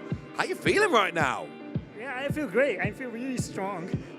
I mean, you're looking really strong on stream. You cannot stop winning. Even in game 2, where in a deck that we call Mega Absol Box, you had both your Mega Absol prize, you still won. How do you deal with prizes like that? I mean, like, I have to go with Kangaskhan then, and that's fine. I mean, it went fine there. Have you been dealing with things like that throughout the weekend? How adaptable is your deck? Well, Absol can do anything, so it can cope with any, like, prizing or anything.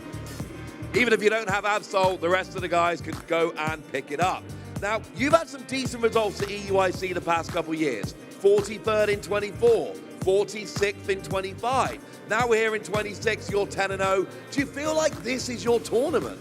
Yeah, I mean, I used to live in London, so it's my hometown. Well, there we go then. Used to live here. Now you're in Japan, but you come back over here. Cannot stop winning.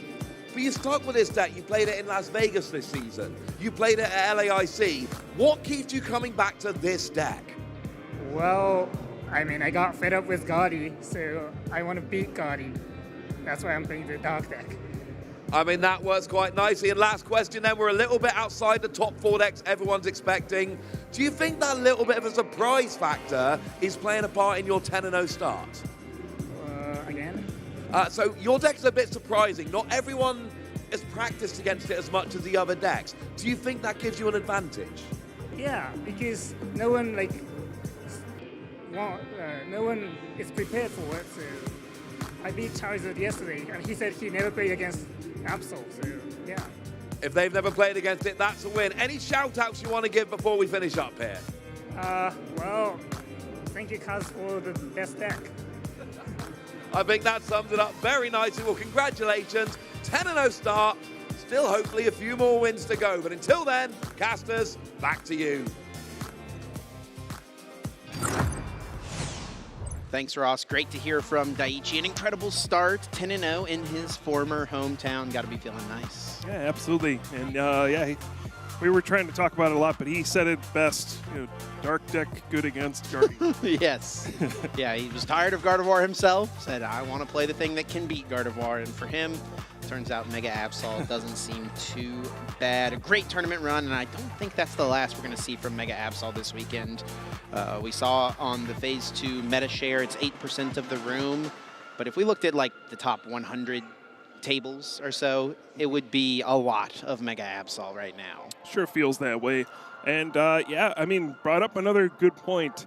This deck is a known commodity, right? There are different variations, a lot of different tech cards you can add into this deck. There's a lot of flexibility because it's all basic Pokemon, right? You have room to play with, different things to approach different matchups. But despite people knowing about it, I feel like a lot of people look at it as kind of an annoying deck to play against and test against. You know, the Mega Absol, discarding cards from your hand can be obnoxious. The Yveltal quartering your Pokemon, preventing them from retreating. That is really annoying to play against, so a lot of people just don't want to bother. And so we do see situations where, you know, it's not one of the most popular decks, and you can run into opponents that just, you know, oh yeah, I've never actually practiced against this deck, and that can give you an advantage as well. Feels silly to think about. It's a deck that's won a regional championship, right? It's made top 8 at lots of different events, but it's still kind of this unknown that a lot of players aren't familiar with. I mean, so many players are just so focused on those top 4 decks, worrying about the Golden Go and the Dragapult, Gardevoir, Charizard. Those are the decks that they're practicing against the most, that sometimes these lower meta share decks, even though they're strong, even though they're known quantities, they just get kind of pushed down to the side a little bit, and really, really nice benefit there. And like you mentioned as well, this deck can be played in many different ways. There's been lots of tricks. We, of course, saw the original iteration leaning into the Cornerstone Mask Ogre X. We've seen players adding in, you know, the Zero 6 like we saw from Daiichi. Eerie's is a way to be aggressive after your opponent's hand in multiple ways. Absol plus Eerie, that's just a mean combination of cards. And I even remember seeing Fernando Cifuentes playing a Crustle in his Mega Absol deck. We, I think, saw his brother also playing They were playing the Sandy Shocks as well as a way to counter Mega Lopunny in the Golden Goes. There are a lot of interesting things. Many different ways players have played the deck. Yeah, but you can see a couple players try to tech for like mirror matches as well. Some players bringing like enhanced hammer to get rid of the missed energy if your opponent is playing the same deck, so you can have an advantage. So yeah, it's one of the most interesting decks we have in the standard format. It feels like it has so many different options and things it can do. So it's exciting to see a deck like that be 10-0 so far, when again, it is not the most popular deck in the room.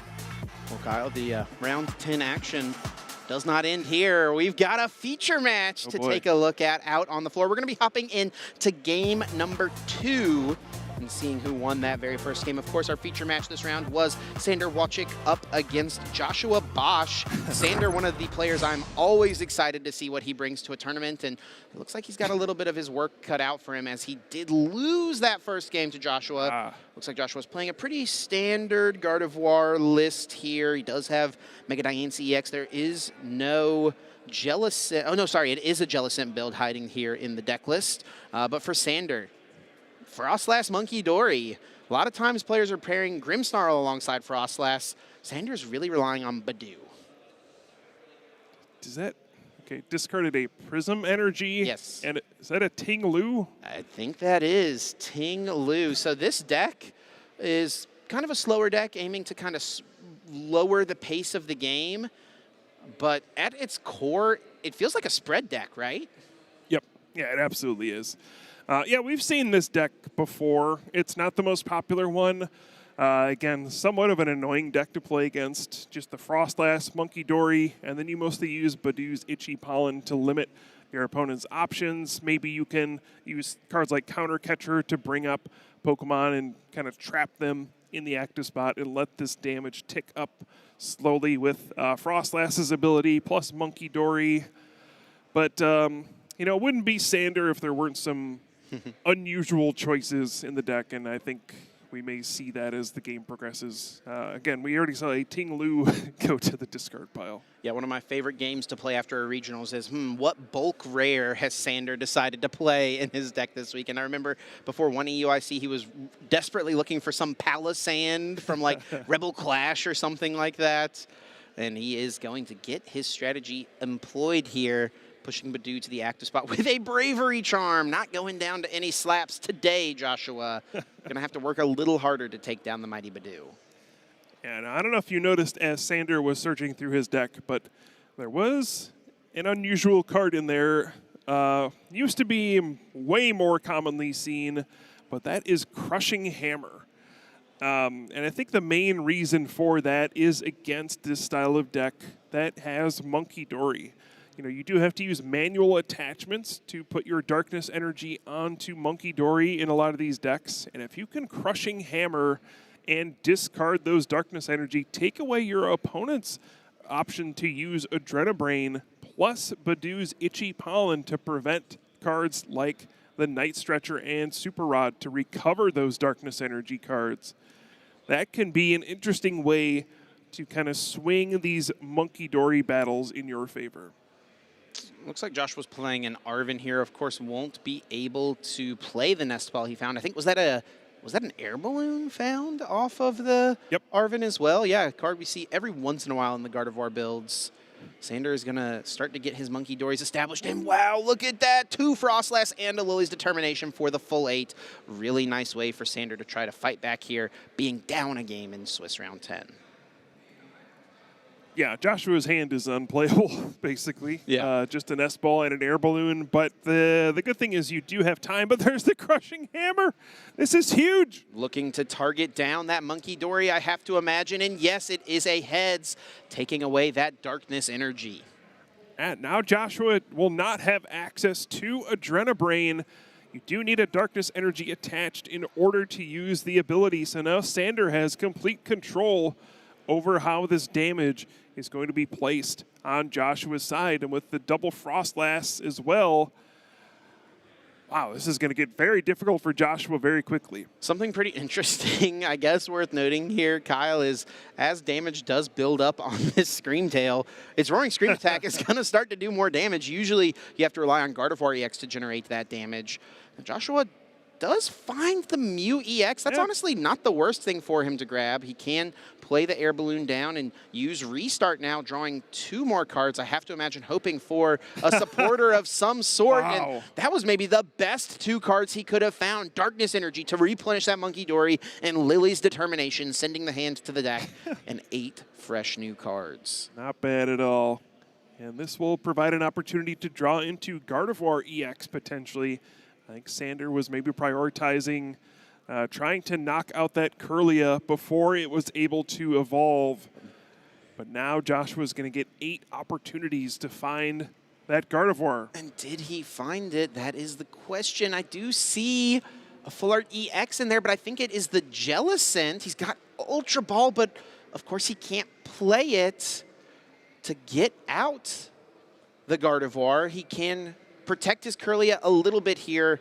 I mean, that Darkness Energy was a huge find, as it does mean that the Kirlia unlikely to go down now. Impossible for it, in fact. I think we see another Crushing Hammer in Sander's hand. No, do you think he's got another heads in his pocket? I'm sure he's hoping so. Looks like the damage will tick up here after the slap.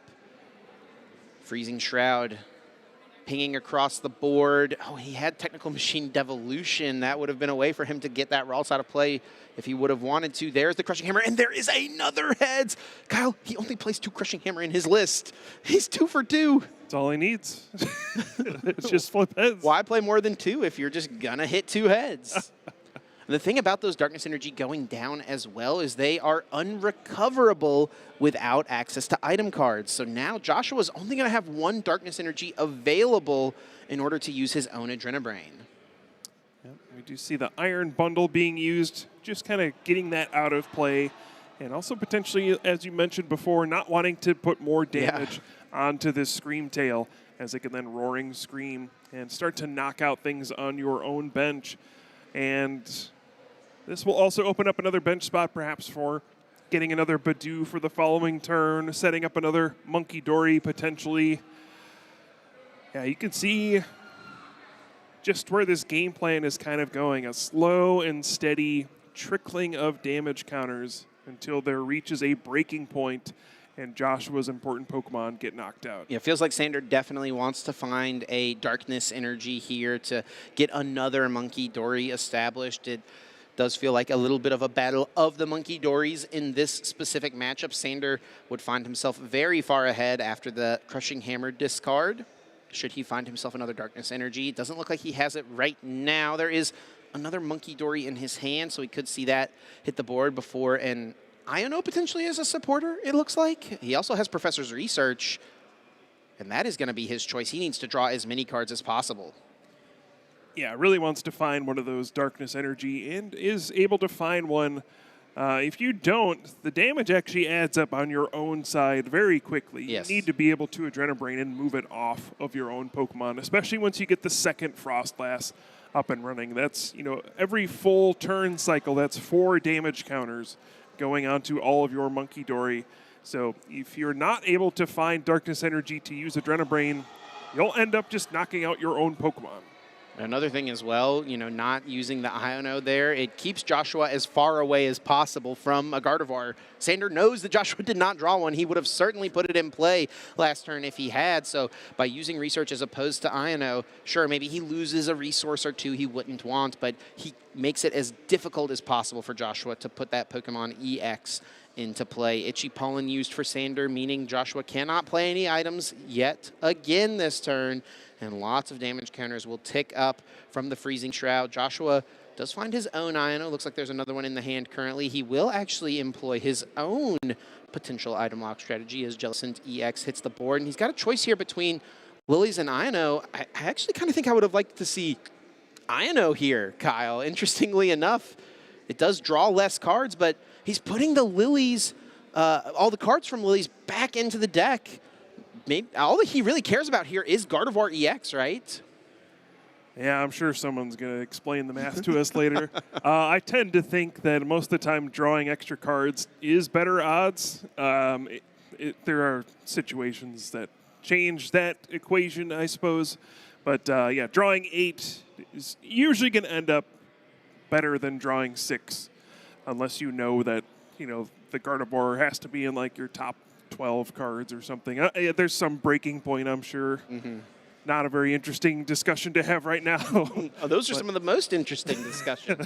Come on, not a fan of math, Kyle? I am, but not right now. And we do see the Gardevoir was found for Joshua. Huge to hit that, and only 1 Psychic Energy actually in the discard pile. So will Psychic Embrace, I think that's 3 damage counters on the Scream Tail. So 60 damage can be placed over on Sanders' side. And will this be able to knock out a Monkey Dory? It looks like yes, there's 3 damage counters on there. You do 60, and then the Freezing Shroud abilities from Frostlass take out that Frostlass, or take out the Monkey Dory. And yeah, that's one of the frustrating things with this deck. You are, again, damaging your own Pokemon, and you can get in awkward spots where your opponent can start taking out your Monkey Dory and really limiting what your deck can do. Sander did get himself a prize card there in between turns during Pokemon Checkup, as well as Joshua's own Monkey Dory was ticked up by those Freezing Shrouds and did go down in that between turns process. Sander does have another Darkness Energy, and he's actually got a Shaman in his hand. I wonder if that card is particularly strong in this matchup to protect against the Screamtail specifically. Yeah, it certainly could be. It is a bench spot that is not going to be used on a Monkey Dory, so that's something you do need to kind of weigh out in your mind. So we'll see if he decides it's worth protecting the bench in this situation or keeping that spot open. But yeah, I do think it's been important from Joshua's side. When you're playing against this kind of deck, there's a temptation to get, very frustrated, very impatient. When you're playing against it, thinking you have to do something all the time. But that's not always true. In these matchups, it is going to be quite a while before your Pokemon really start to get knocked out. There is kind of a threshold where you're in trouble, but in general, you can be a little bit patient in these matchups and not have to panic. You can try to pick your spots and figure out a way to break out of these situations. 6 card for Sander off of the Lily's Determination. Interesting, he did have the Technical Machine Devolution, so he could have KO'd the Kirlia this turn if he wanted to, right? But it looks like he's going to value the item lock a little bit more in this situation. Yeah, and there's no reason to really do that right now. There's no energy in the discard pile for Joshua, so there's no real threat of Psychic Embrace. May as well just keep that Gardevoir in play for now, and you can save that Technical Machine Devolution for a bigger turn. Debating perhaps a Bravery Charm to protect one of these Monkey Dory. Make it so that he can ensure one at least sticks in play. Well, you do see an Artisan being used now, finding, looks like Badoo brought to the front of the deck, and that will be put into play. Perhaps that could be the recipient of a Bravery Charm here. Yep. Sure seems like it, yeah. Badoo, of course, very powerful, but only has 30 HP. Doesn't seem like going from 30 to 80 is a big deal. It's still not a lot, but it is very relevant. A lot of small attacks can knock out Badoo, but just giving it that extra HP makes it more resilient and more annoying for your opponent to deal with. And we actually will see Sander deal with the Screamtail right away. Cannot attach the Bravery Charm. Perhaps a misstep there, honestly, from Sander, as I'm sure he wouldn't have minded protecting the Badoo here. With that Jellicent now pushed into the active spot, he is unable to put that tool card into play, but Screamtail goes down, and he's going to keep up his item lock. Draw for turn on Joshua's end. It is a basic Psychic Energy. He can start to power up this Jellicent, and it can eventually get attacking. Actually, yeah, right away here, Gardevoir, of course, being in play, will mean that a Power Press deals with this Badoo, takes care of it. And Jellicent is interesting, of course, because it stops Technical Machine Devolution from being used as well. So even though a lot of damage is racking up on these evolution Pokemon, Sander won't be able to play the technical machine devolution. He's going to have to get through all the big HP on those Pokemon. And Sander does have a way in his list to deal with a Jellicent in that Iron Bundle, but let's not forget, he's already used it this game. So he may have to find a way to amount enough damage through just Monkey Dory, Itchy Pollen, and Freezing Shroud to KO this Jellicent. And to be honest, Kyle, it's going to tick up pretty quickly here. Yeah, and if Sander just needs to take 4 prize cards here, it's not a very difficult route. That Mew EX doesn't have a lot of HP. You'll get that pretty quickly. And then you just need a Blood Moon Ursaluna to get in for the big final hit on this Jellicent EX. So you can kind of see what the game plan is here. The Risky Ruins comes into play. Another way in this deck for Sander to generate a little damage on his side, perhaps, in certain matchups. But more importantly, at this juncture, does not allow Joshua to use it to perhaps, if he lucked into the Darkness Energy, to get a Monkey Dory out. Yep. So yeah, now Sander just trying to figure out the best way to set up this end game situation here. Trying to set himself up to, keep finding Badoo in this situation. It is a little bit anxiety-inducing. If you're going to have to keep using Badoo, there is a chance your opponent finds one more Monkey Dory, one more Darkness Energy. And this Badoo only has 30 HP, so you can get put into an awkward spot eventually. Seems unlikely that you'll be able to just draw into those kind of final copies of those cards, but it has to weigh on your mind. Sander just thinking through all his different options here. The Adrena Brains, of course. There's so much math that has to happen with this deck. The between turns, the Pokemon checkup step, ticking up a little bit of damage onto each of these Pokemon with abilities. And I have to say, it does feel really strong here for Sander. As we mentioned, that Mew EX able to just really be KO'd basically at any point. And yeah, Joshua doesn't feel like continuing in that one and wants to send this one to a Game 3. Yeah, so an interesting deck doing pretty well in this tournament so far with that Frostlass, Monkey Dory, kind of a Badoo deck more than anything it feels like. But yeah, you can see different styles of gameplay being able to be used still here in the standard format, still seeing some innovations here and there from players. Yeah, and Sander really, I think, leans into his opponent not knowing what's going on, right? You never know what card Sander's going to have in his deck. I mean, this deck, like you mentioned, a little bit of a known quantity, but, there's some interesting cards in there. The Tinglu we mentioned, and certainly, we talked with the Mega Absol about players not practicing against that deck. Yeah. Basically, no one's practicing against Frostlass, Monkey Dory, and it is certainly a deck that can prey upon inexperienced players. Yeah, absolutely. If you're not familiar with how this deck works and some of the, tricks it has throughout the game, I think you would expect things like the technical machine devolution, things like that. It's very obvious what kind of strategy they're going for, but sometimes people get caught off guard when, there's a Blood Moon Ursaluna at the end of the game to knock out your Pokemon. There's all sorts of things you have to keep in mind. Yeah, unfortunately, we don't have time to get to see that game number 3 play out, but an update, Sander does come out on top. So it looks like Sander has moved to 8-1-1. Okay. Perhaps not the last we've seen of his Frostlass Monkey Dory deck today. I'm sure all of his future opponents are hoping it's the last they see of him, because I think a lot of people, when they see they're matched up against Sander, they're like, oh no, what am I up against now? Yeah, always an interesting thing to see. I remember, just so many great decks that he's built over the years. I think he's most famous probably for the Mewtwo V Union at NAIC. Of course, yeah. Incredible moment seeing that 4-card piece come into play. He also came up with that Eviltal control deck in the format that was dominated by Broken Lugia, as the player base called it. Sander found a way to break the Lugia with that Eviltal. Just always love seeing what his mind comes up with. Yep, just it's almost like playing a different game sometimes. Yeah, it does feel like that. Well, I've enjoyed this first round today so far, Puka, and we've got plenty more action still to come. We've got 4 more rounds of Swiss. We've got top cut matches being played tonight. That's true. Before the end of the day, we are going to know who is playing in Championship Sunday. We're going to take just a quick little break for a few moments, but don't go anywhere. Swiss Round 11 coming up soon. Every Pokemon trainer has one dream: to rock the crowd like Jacob Van Wagner, to shock the world like Shintaro Ito, or to topple the very best like Vance Kelly. And each year, there comes one stage big enough to etch your name into the Hall of Fame, the Pokemon World Championships.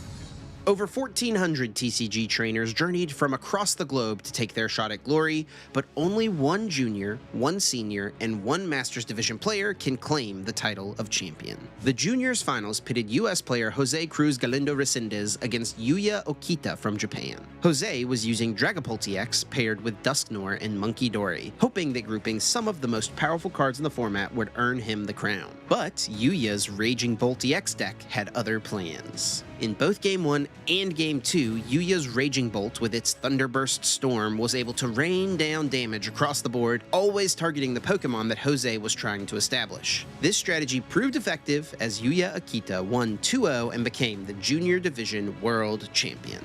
The Seniors Division featured the most promising young player in the game, Gabriel Fernandez from Brazil, up against Fuguan Liao, a decorated player from mainland China. Gabriel had won LAIC, EUIC, and NAIC this season already, but with one match between him and the perfect season, he faced an uphill battle. Fuguan's unique Golden Go EX Joltik Toolbox deck seemed to be favored against his INS Zoroark EX deck. This set went to Game 3 and down to the wire. Gabriel made a clever play with his Inzarua to scratch a little damage into Pikachu EX and its Resolute Heart ability. But even after being disrupted by a 2-card Iono, Fuguan was able to find Boss's orders to close out the game and become the 2025 Seniors Division World Champion. In the Masters Finals, Canada's Riley McKay made it to the big stage once again just weeks after his breakout NAIC second place finish. He built on his previous success by playing a very similar Gardevoir EX deck. His opponent was first-year Masters player Justin Neudorf from the US, who aimed to take his Dragapult EX Dusknoir deck to the top of the podium. Justin tried to slow down the games with Badoo's Itchy Pollen, but in both games 1 and 2, Riley had solid responses. Ultimately, both games came down to Riley using Lily's Clefairy EX to one-hit KO his opponent's Dragapult EX. Justin saw the writing on the wall, extended his hand, and conceded the final match to 2025 World Champion Riley McKay. Oh, he's ready to just give up the game. It's over. That is history made in the 2025 season here at the Masters Finals. Riley McKay is taking things down with Gardevoir EX. The 2025 World Championships is one we won't soon forget, but the next Pokemon season is already on the horizon. Visit Pokemon.com/compete to learn how you can get in on the action and take your shot at becoming the next World Champion.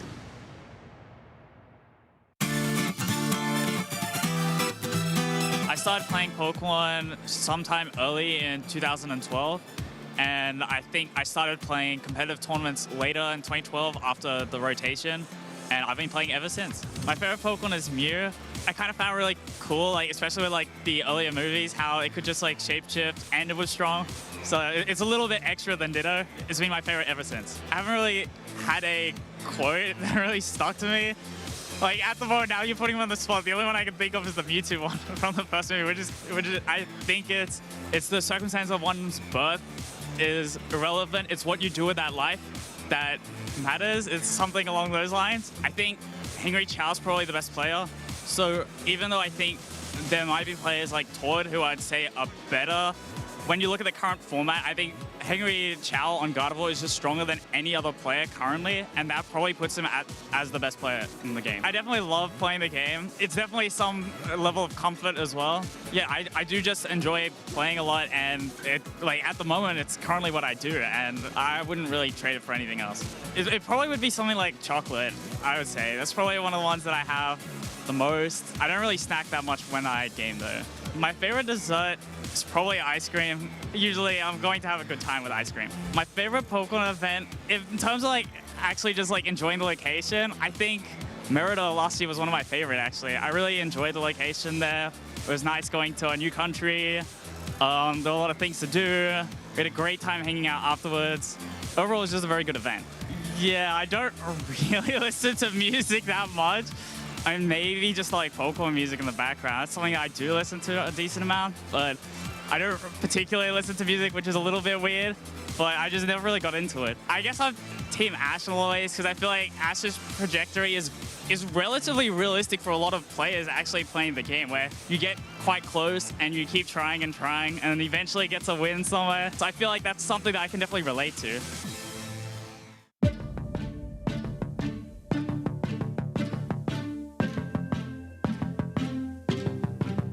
Oh, the legends are told of the heroes who won the hearts of the world. They were born champions.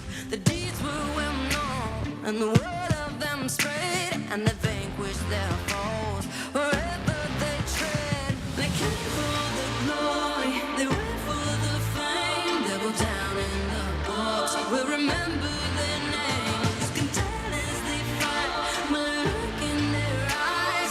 They came to win. They came to be immortalized. Immortalized. Immortalized. Immortalized.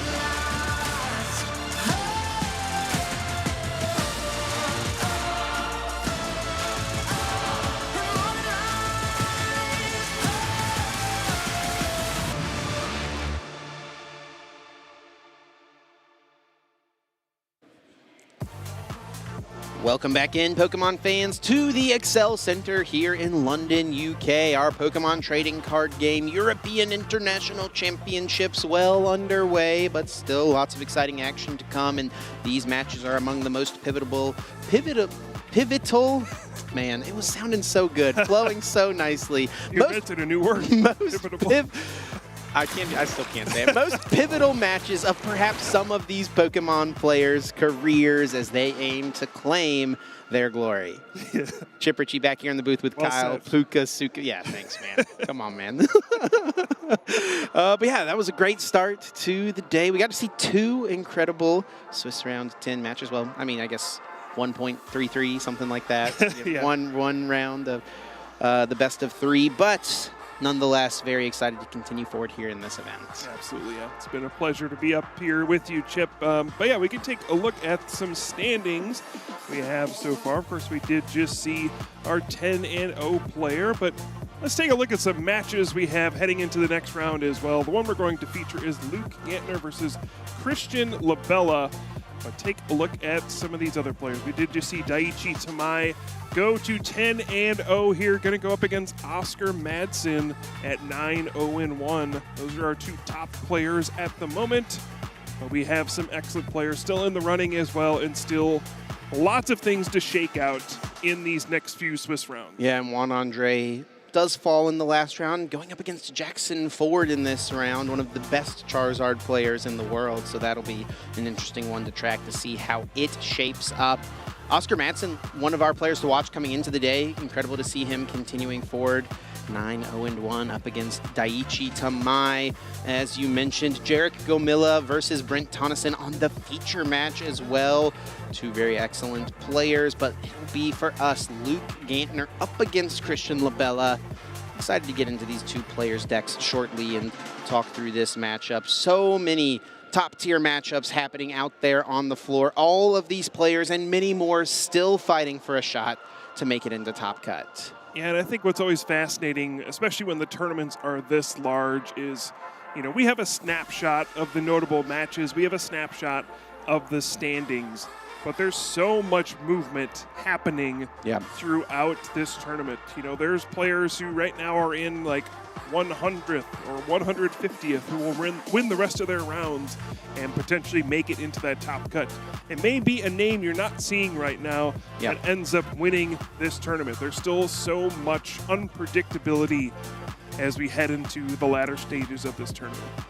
And here is our top 16 at the moment. Current Swiss standings heading into Swiss round 11. We do see Christian Labella featured here on this list, who we will be seeing up on the stage shortly. Yerko Valencia there from Chile. He was leading the charge in Latin America coming into this event. He finds himself at 9-1. We do see Jackson Ford there, who we've talked about quite a bit. course, he won the Milwaukee Regional Championships earlier this year. And there we see Lucas Zing, fellow Canadian to Jackson, sitting at 9-1 as well. He won the Los Angeles Regional Championships a couple of years ago and has been one of the most consistent players in North America since that time. Yeah, and we've kind of glossed over Oscar Madsen, but was a player I think started 8-0-1 on the first day of competition. Has been one of the pioneers of different ways to use Charizard EX, and has been bringing a variant of that once again here at EUIC, and finds himself at 9-0-1 now. So a player we didn't really get to feature on the first day. I think maybe talked about him a bit in the pre-show, but I think a player to keep an eye on. Yeah, absolutely. He's one of, I think, the best deck builders in the game right now. I'm always seeing him sharing lists online for new archetypes that are yet to be released. Really always someone who's just in the lab working and trying to find different ways and unique takes on already popularized decks. Someone who's not afraid to take chances. Yeah, absolutely. I love to see that. But yeah, again, this is just a taste of some of the players that are doing well in this event so far. There's still so much to be played here, and really one win or one loss can shake up the standings tremendously. There might be someone right now who only has 7 wins that's not here, but they're going to win all the rest of their rounds, and they could potentially make it into the top cut. So we still, at this stage, have absolutely no idea who is going to make it into the top cut. Of course, you would think someone like Daiichi, who is 10-0 at the moment, has the best chance of making it, but even he is not guaranteed at this stage. Well, I do believe our players are ready on the stage. We've got Luke Gantner facing off against Christian Labella. Let's get down and see what decks they brought this weekend. I see a Charizard EX, one we've seen a few times, and the return of the Ends Zoroark EX to the stream as well. You know, it's interesting heading into this event. Of course, there was, at first, the Ascended Heroes expansion was going to be used at this event, but then, unfortunately, those cards are not legal, and there was a new edition of the Ends Zekrom that will be coming up in the future. But for now, we just have this Ends Reshiram as the main attacker with Ends Zoroark EX. So it changes a bit how you play this deck, but it has proven to still be a pretty solid choice. Yeah, absolutely. It feels like one of those just outside of the top 6 archetypes. We've seen it have decent success. Of course, Liam Halliburton has been one of the largest advocates for this archetype. He's won regional championships. He got 2nd place to Tord in Las Vegas with the archetype this season. And Christian Labella, someone who's been a lot of fun to watch over the last couple of years. Really strong player from Canada. He's always someone who likes to play, I mean, he plays like known decks, known archetypes, but you'll never see him playing, you know, one of the top 2 or 3 archetypes. He always kind of likes to find something that's a little bit more off meta, a little more unexpected, going with Zoroark for this weekend. Yeah, I think was one of the players who's using Arceus V-Star with Duraludon. Oh, yeah. For quite a while. Yeah, I think won a regional championship with Raging Bolt when that deck was really off of everyone's radar. Seemed like it was not a top choice anymore, but then used, you know, the non-EX Raging Bolt to kind of cruise through that tournament and win a regional championship. So yeah, sometimes there's merit to taking concepts that already exist and putting your own twist on them to not only catch your opponents off guard, but maybe shore up some matchups and do some things that other people may not be considering. Christian has played this deck a bit so far this year. He's got actually a couple top 32 finishes at regional championships with Ends Zoroark, looking, of course, to improve on that here at the internationals level. And so far in this event, Luke Gantner is undefeated against Ends Zoroark. He's played it one time, was able to take it down. He'll be trying to make that the case once again here. And one of the interesting things to me with Ends Zoroark is how many different ways there are to build it. Most recently, lots of players have been leaning into Mega Lopunny EX. We've seen Toadscrew make its way into the deck. But for Christian Labella, it's a bit more of a classic approach, one could say, this weekend. Something interesting to note is that Christian is 4-0 against Charizard decks in this tournament already. So very familiar with this matchup. It can be a tricky one to play on both sides, but Christian probably going to be feeling good to see he's up against a Charizard deck.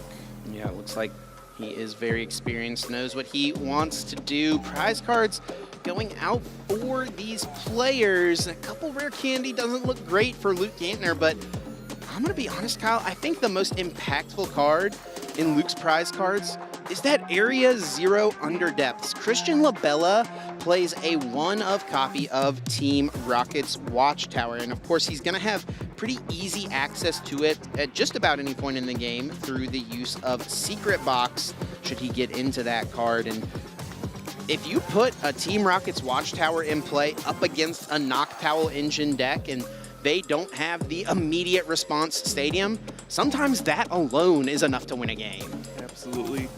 And I do want to get into Christian's deck as the game progresses, because there are different ways to build the Ends Zoroark EX deck. One that seems to go in and out of favor is the usage of the Ends Darmanitan. Some builds just don't use it at all. Christian has written on his deck list, Turbo Darmanitan, the sequel. So you can get a sense of what his strategy is going to be. Perhaps rather than that kind of slow, controlled pace we see from a lot of these Ends Zoroark decks, we'll see a more aggressive approach with the Ends Darmanitan.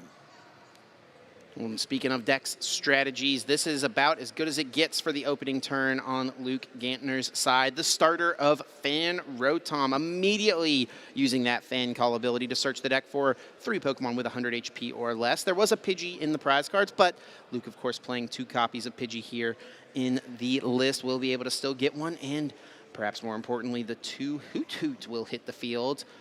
Now, in order, of course, to use the Jewel Seeker ability of Noctowl, Luke also does need to find a Terra Pokemon, be it a basic or be it a rare candy, into a Charizard, but that won't be an option as he's unable to get a Charmander down on his first turn. Christian immediately, with the start of Inzarua, happy to find Buddy Poffin, and I'm assuming this Zorua is going to find a few friends. Yeah, absolutely. Always love to see that. Buddy Poffin, one of the most powerful item cards for these decks that are trying to get small basic Pokemon into play and then evolve into much larger Pokemon on following turns. I did mention Christian is 4-0 against Charizard in this tournament, but his opponent Luke is actually 1-0 against Ends Zoroark, so something's got to give here. No one is going to be undefeated against this archetype after this match. Unless they tie. Well, is that really undefeated, though? I mean, come on. Christian's actually going to grab out Badoo and put that down into play. What do you make of the Badoo in his deck this weekend? I mean, that's incredible, and it's really not something you would see coming from an Ends Zoroark deck a lot of the time.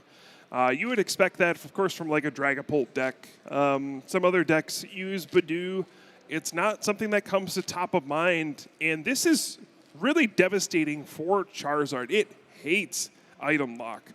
You rely so much on rare candy to evolve into your Pidgeot EX, your Charizard EX. So this is actually going to be somewhat devastating in the early game, and it works perfectly. It's a great strategy with the Ends Darmanitan because it stops the rare candy. It keeps those Pokemon at lower HP stage 1s, so then you can knock them out with the Ends Darmanitan.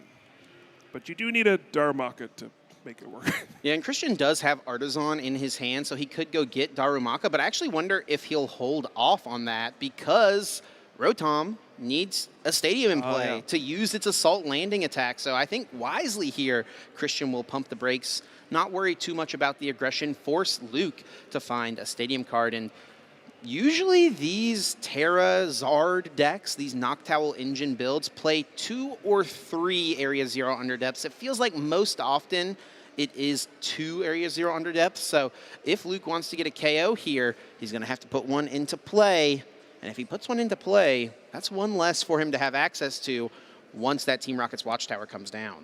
Yeah, also currently does not have a Terra Pokemon in play, so cannot use Noctowl's Jewel Seeker. So this Itchy Pollen could be extremely disruptive. You could see a situation where if you don't have the Terapagos EX in hand already, you can get it off of the Dawn. But it looks like just going to be a slow and steady one here. Grab a Charmander and a Pidgeotto and a Pidgeot EX. Yeah, looking like Luke is going to choose to take it slow here. Dawn could have found Terapagos and gotten the Jewel Seeker right off the Noctowl and gone from there, but looking to just be okay with the slower pace here. He does bench down that Charmander. Now, Charmander, I guess, actually could KO the Badoo here if he wanted it to, should he have another Fire Energy available. Does deal 20 damage, and 1 energy will be enough to deal with Badoo, but just a pass. No energy, no aggression here. Live Coal not on the table, and Christian Labella, I think, is going to be content that his Badoo made it through a turn. Ins PP up, accelerating in energy back into play from the discard pile, effectively, you know, erasing the retreat from the last turn, and Christian will spread his energy out, not looking to attack this turn, looking to prepare his board as much as possible, and immediately going with Iono. I think he saw Luke put that Pidgeot EX into his hand and doesn't really care to give Luke a free Pidgeot next turn. Yeah, I think that's pretty smart. Don't give your opponent access to quick search if you can help it. Yeah, I think very smart, subtle plays from Christian so far that has been very disruptive for Luke's strategy. Yeah, these are the little things that can make your opponent slow down a little bit and give yourself time to set up bigger things. And there we do see at the ends, Darumaka does need to be in play for a turn before you can evolve into that ends Darmanitan, but we'll be trying to set up for that Flame Body Cannon attack. 90 damage to the active Pokemon and 90 damage to one of your opponent's benched Pokemon. So if you can slow your opponent down with Itchy Pollen, you can then come in and perhaps do something devastating like a Boss's Orders, knock out both Pidgeotto and Charmander, but finds the other Pidgeot EX off of the Iono. Well, must be nice here, Luke Gantner. Quick Search online will yield him whatever card he wants turn after turn after turn through the duration of this game, and once Pidgeot EX comes into play, there's not a great way for this Zoroark deck to deal with it. You can, I don't think, ever one-hit KO it, not a way I see. So he'd have to two-hit KO, maybe Petrunt or something at the end of the game, but... Yeah, Blood Moon or Sluna plus a Black Belt can do it, but yeah, it's a very awkward Pokemon to deal with early on. So I think, I mean, most often I feel like Christian wants to just be dealing with the Pidgeys and Pidgeottos before Pidgeot EX is even able to be established. But now Quick Search is online. What is Luke going to want to chain together here? Well, another interesting thing to note here is that there are no Terra Pokemon in play. Right. So even if you have Area 0 Underdepths, you can't expand your bench to more Pokemon. Those Hoot are just not going to do anything until one of your Pokemon gets knocked out, potentially. So perhaps limiting the options that way, but was forced into this situation by what Christian is doing so far. Looks like Charmeleon was found off of the Quick Search. Of course, once Charizard comes into play, that could satisfy the Terra requirement for all these Terra-related cards on Luke's side of the field. He does have that Area 0 Underdepths in hand, so he could put it in play and just attack, but he's going to pump the brakes. He's going to hold off here, Puka. Showing some great patience. Both these players seem to be very experienced in this matchup and know when to take it slow and when to accelerate. And this feels like an inflection point for Christian here. Feels like you can't just sit around and Itchy Pollen again. Your opponent is starting to set up further with Pidgeot EX. The Charizard EX is coming. Is this the time where you need to start making a move? Looks like he has finally found himself some Ins Zoroark. Missed out on them on the last turn. It looks like Ins Darmanitan is in the hand. He just needs one more Darkness Energy in order to use that Night Joker attack to copy the attack of a benched Ins Pokemon. He's going to play Serrano here, searching his deck for 3 Pokemon EX. Blood Moon Ursa Luna hitting the hand along with at least one Ins Zoroark. Let's see if the 4th copy is in here. Doesn't look like he's going to grab it. May already be in the hand. Actually hiding in the prizes, so not an option. Just 2 found from the supporter for turn.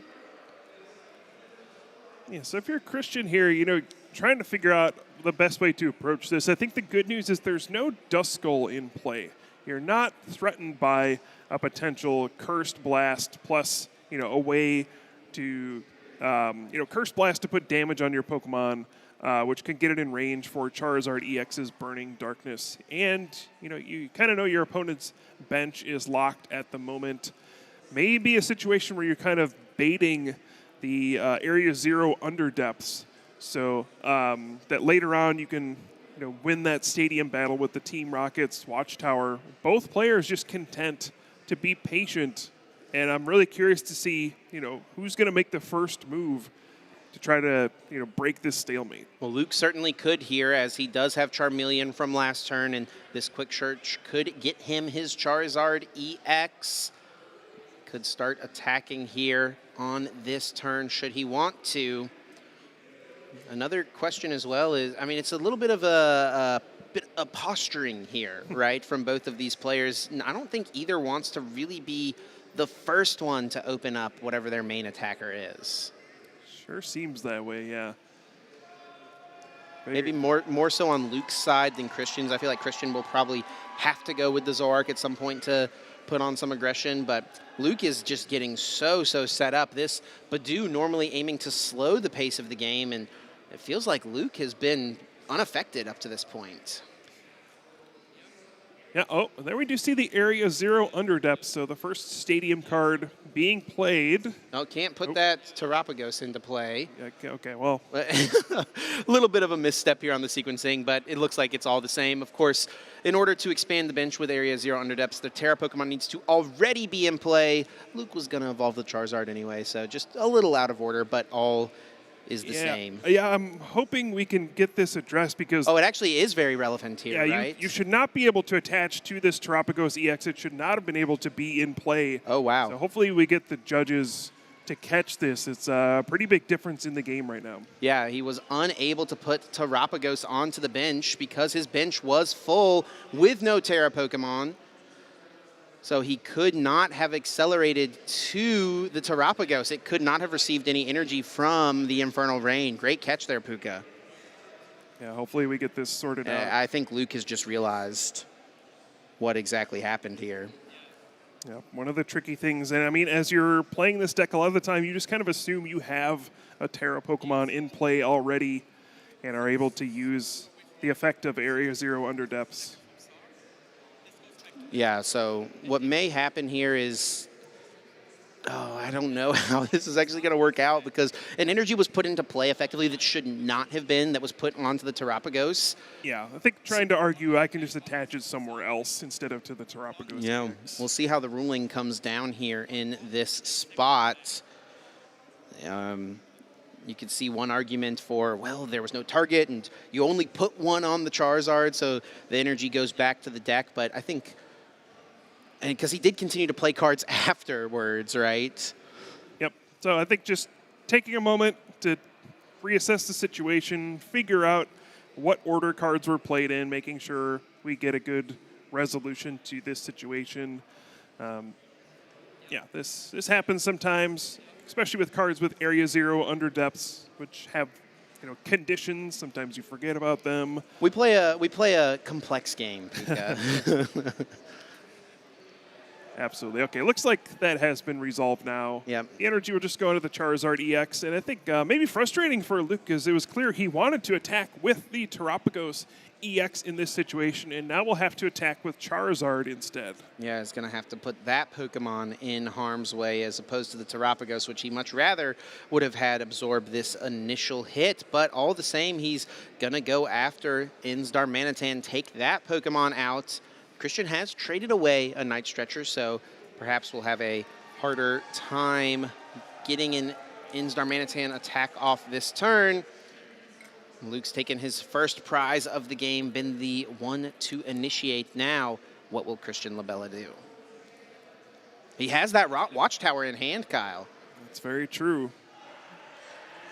Now, we know that Luke's second Area 0 Underdepths is in the prize cards. Christian maybe could have waited to put Rocket's Watchtower into play until later in the game when he would Iono Luke to a low hand size, but I mean, I don't hate this at all, and it turns out it's going to work out really nicely. I mean, I don't hate it because Luke only has 3 cards in hand. Yeah, What are the odds that one of those cards is the second Stadium? Most of these decks don't play very many Stadium cards, so yeah, this Team Rocket's Watchtower was likely to stick in play even if the other Stadium card isn't in the prize card. So this is a massive turning point in this game. There's no access to quick search when the Team Rocket's Watchtower is in play. Can't use Noctowl's Jewel Seeker, and Luke just doesn't have very many cards in hand. This deck is reliant on searching with those colorless Pokemon abilities. And this could just be a situation where Luke has to push forward with just this Charizard and this Terapagos for a bit. It may not have access to a lot of resources. And here we go. The chain of trades got me feeling like the inaugural NAIC right now. Seeing Zoroark, I guess the second EUIC, I should say. But there is the energy found for Zoroark to attack. The Reshiram as well as an option for the copying of attacks. Interesting as well, Luke does have to be careful when he hits into an Zoroark, as powerful Rage is always a looming threat should a Zoroark eat a hit. Now what is Luke to do here? Again, hardly any cards in hand, no access to quick search. Maybe was not expecting that Team Rocket's Watchtower. This stadium card has been a game changer, and now you have to wonder, what is his game plan going to be? As the Jet Energy could potentially attach that to the Terapagos EX and attack, but just decides to attack into the Zoroark. Wow, that's all he's got. Swing for 180 with the Burning Darkness, and Christian Labella is not too displeased with that. Kicks off his turn now with a trade of the active, discarding Serrano, drawing himself 2 more cards. He's got still another trade to work with, and this is where he is going to start to just build a massive hand. He is going to have nearly any option available to him that he would like in his deck at any given time. Trade number 2 finds himself Boss's Orders. Now that added to his arsenal. He also has the counter catcher in hand already, and he will utilize that to go after the Pidgeot. I mentioned earlier it can be a little difficult to KO Pidgeot once it comes into play, but not if you've eaten a hit from a Burning Darkness. Now the powerful Rage will bounce that damage back 2-fold, and Pidgeot EX will be removed from play. Yeah, Professor Turo's scenario will take the Badoo out of play as well, which could have been an easy target for a Dusclops in the future. Also frees up another bench spot for a more relevant Pokemon to come down at this stage. And it does seem like Christian Labella has taken full control of this game now. What a swing in just a matter of a few turns. Yeah, and I think it is wise there for Christian to KO the Pidgeot. Of course, we know that the Stadium Bump is not available for Luke, but that is probably the only way Christian could lose from this position, or at least be unfavored moving forward in this game, would be if Luke were to find the Rocket's Watchtower answer, be able to earn his abilities back, be able to quick search for whatever piece he wants, deal with the Pidgeot right now. That's what Christian Labella has chosen to do. So no matter what, Luke won't have access to quick search in future turns. And now the one thing to keep in mind is that the Zoroark deck is not known for doing massive amounts of damage. It's not great at getting one-hit knockouts on things, so it's still going to be some back and forth as we go to the later stages of this game. But you can see the drastic resource advantage that Christian has. Every turn gets to use those trade abilities, discard a card to draw 2 additional cards. And when you have multiple in play, you can use all of them. He's going to be able to shape his hand and find the cards he needs and really just control how the rest of this game will play out. As long as he has the resources to put together good plays, he'll be able to close this out. And he's found himself counter catcher here, and there are a couple of options with this for him to take 2 prize cards this turn. Counter catcher could KO the Charizard EX using Zoroark to copy the Virtuous Flame and deal with that Pokemon, or he could go after 2 low HP Pokemon with Darmanitan's attack being copied by Night Joker. As long as he gets another Pokemon established here with an energy on it, it feels like Christian could just take 2 prizes this turn and more than likely 2 prizes on the next. Yeah, and you could go after, for example, 2 Charmander, knock them both out, and then there's just the Charizard would then be able to knock you out with Burning Darkness, yes, but it's already got so much damage on it that one more attack from an Zoroark EX would end the game. So just a clever maneuvering from Christian is going to set this up with the Ends PP up, and yep. And with another energy attached from hand, he will have 2 attackers ready to go. So should Luke respond with the Charizard EX, Christian's got game on board. Sure seems like it. Should he at least have the Gust this turn? And look at that at the front of his hand. Giovanni's made an appearance. Boss's Orders being eyed up. And he's actually going to go after the Charizard. This does work as well. It does open up the potential for Luke to evolve all of his Pokemon. I do have to say that seems unlikely. Yeah. Looks like a Night Stretcher will bring down the Inzdarumaka here as well. Yeah, the other plan you could go for is to use the Flame Body Cannon, hit for 90, and knock out one of those small basics on the bench and try to get for like a 1 prize turn this turn and then a 3 prize turn on the following turn. Just a matter of what you think is higher risk. Going for the 1 prize means that Charizard EX will only do 270 with Burning Darkness, so your Enzorark would be safe from a knockout. Looks like he is going to go that route here, Puka. Nice little call out as he does discard just 1 energy effectively for the Flame Body Cannon. He discards them all, but then 1 comes back immediately with the Power Glass attached to the active and puts that Charizard down to just 70 HP remaining. And the biggest part of this play, as you mentioned, Enzorark now withstands a hit from anything Luke could do with that Duskull going down.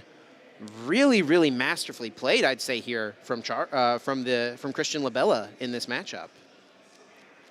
Yeah, and this is the kind of play you need to win with this Enzorark EX deck. It's not as straightforward as a lot of the other decks in the standard format. You have to do this kind of clever maneuvering. You don't have the raw power to keep up. And yeah, that's going to wrap up the first game. Christian Labella puts on a masterclass. Wow, great showing there from Christian, putting himself in just a super strong position. It always feels so good in the Pokemon TCG when you establish your board in a way that your opponent is left with no option but to concede going into the last turn. Yeah, I think Luke kind of replaying the game in his head, trying to figure out what happened there. Yeah. What could I have done differently? Now you have the knowledge of the Team Rocket's Watchtower as well. Thinking about that's a thing I have to play around in the future. But yeah, just puts more things you have to consider as you approach the matchup. Let's recap that game number 1. It was a bit of a slow start for both of these players as they were both aiming to just establish themselves, get a little set up. Christian slowed the pace of the game with a Badoo. Luke was never really able to put on too much aggression in those early turns, was content to just get Pidgeot up into play, but ultimately the Rocket's Watchtower find for Christian in the middle of the game is what totally took this off the rails and swung it in his favor. Yeah, just meant he could take his time picking apart his opponent's board, knowing that there was no access to Quick Search, knowing that the resources were limited, and it was very unlikely for any explosive plays to happen at that point. Just use those trade abilities, shaped the rest of his hand and his deck to ensure a victory as the game went on. 7 cards for each player to kick off game number 2. Looking for basic Pokemon to get this underway. Worth noting here, Luke has chosen to go first. Pretty common choice in these Noctowl engine decks, relying so much on Fan Rotom and powerful, explosive turn 2s. We'll see if he can find himself that 70 HP Pokemon to get things rolling on his opening turn. And already here for Luke, perhaps a better starter in that Terapagos now will unlock the potential of easy turn 2 unified beatdown attacks. No worries about having a Stadium card in play to utilize that. And he also has Buddy Poffin, searching his deck for 2 Pokemon with 70 HP or less. Have to imagine Fan Rotom will hit the board this turn in some way. Sure seems like he's eyeing that up. Take a look at the prize cards here. Nothing too impactful. You see a Charizard, a Briar. That's not very helpful till later in a game, potentially. So overall, pretty tame for the Charizard player here. And yeah, this is an excellent start. I think there were 2 things that got revealed to Luke in that first game that are going to make him maybe approach this second game differently. Of course, we talked about the Team Rocket's Watchtower, but also the presence of Badoo and Itchy Pollen may change how you play out your first turn, maybe play out extra item cards that you wouldn't have otherwise, or even, change your game plan to be a bit slower versus, other matchups where you're trying to turbo out turn 2, rare candy, get a bunch of stage 2s in play. And we do see a turn 1 stadium here from Christian, but it's the Inn's Castle who will give free retreat to all of his Inn's Pokemon. And just a Lily's determination here. He's going to need something else off of this. 8 cards to come. You got to think he'll find something. I have to imagine a Badoo would be nice to try to slow down this aggressive start from Luke Gantner, but things are looking really strong on the left side of the board. A Terapagos with an energy on it. Fan Rotom able to establish 2 different colorless Pokemon in the Pidgey and Hoot Hoot. Also, the other 2 basics in Luke's deck already found on the opening turn, Charmander and Duskull. Here we go, 8 cards for Christian. Let's see if he can find himself an out to Badoo to keep the pace of the game steady. And he does technically have one here with Ultra Ball, but did not find himself a Buddy Poffin. Yeah, not ideal by any means. And you do kind of feel like you need to use Itchy Pollen in this situation. Otherwise, your opponent can very easily, just get Noctowl, Jewel Seeker for Rare Candy and a Dawn or something like that. Get a Pidgeot EX, Rare Candy into Charizard EX, get Dusclops. All sorts of things can go wrong if you give your opponent access to item cards. So you have to prioritize that Itchy Pollen here. Looking at the prize cards for Christian, that secret box in there, definitely a bummer, but I would honestly say it's less impactful in this deck than so many others. This deck is not reliant on secret box to get set up. It's not playing into finding it early with Arven necessarily. Now, I don't think any player is upset to find it early and get themselves fully established, but yeah, a little bit of something to note here, seeing that in the prize cards. Other than that, Night Stretcher, nothing else too big. Yep, so even without the Buddy Poffin, pretty reasonable start for Christian. Gets a couple of those ends, Zorua down the ends, Darumaka, and the crucial Itchy Pollen from this Badoo. Disabling item cards for the opponent and really limiting what options. There's no, what options the player has, cannot play Rare Candy. Make sure that there are no Stage 2 Pokemon coming into play this turn.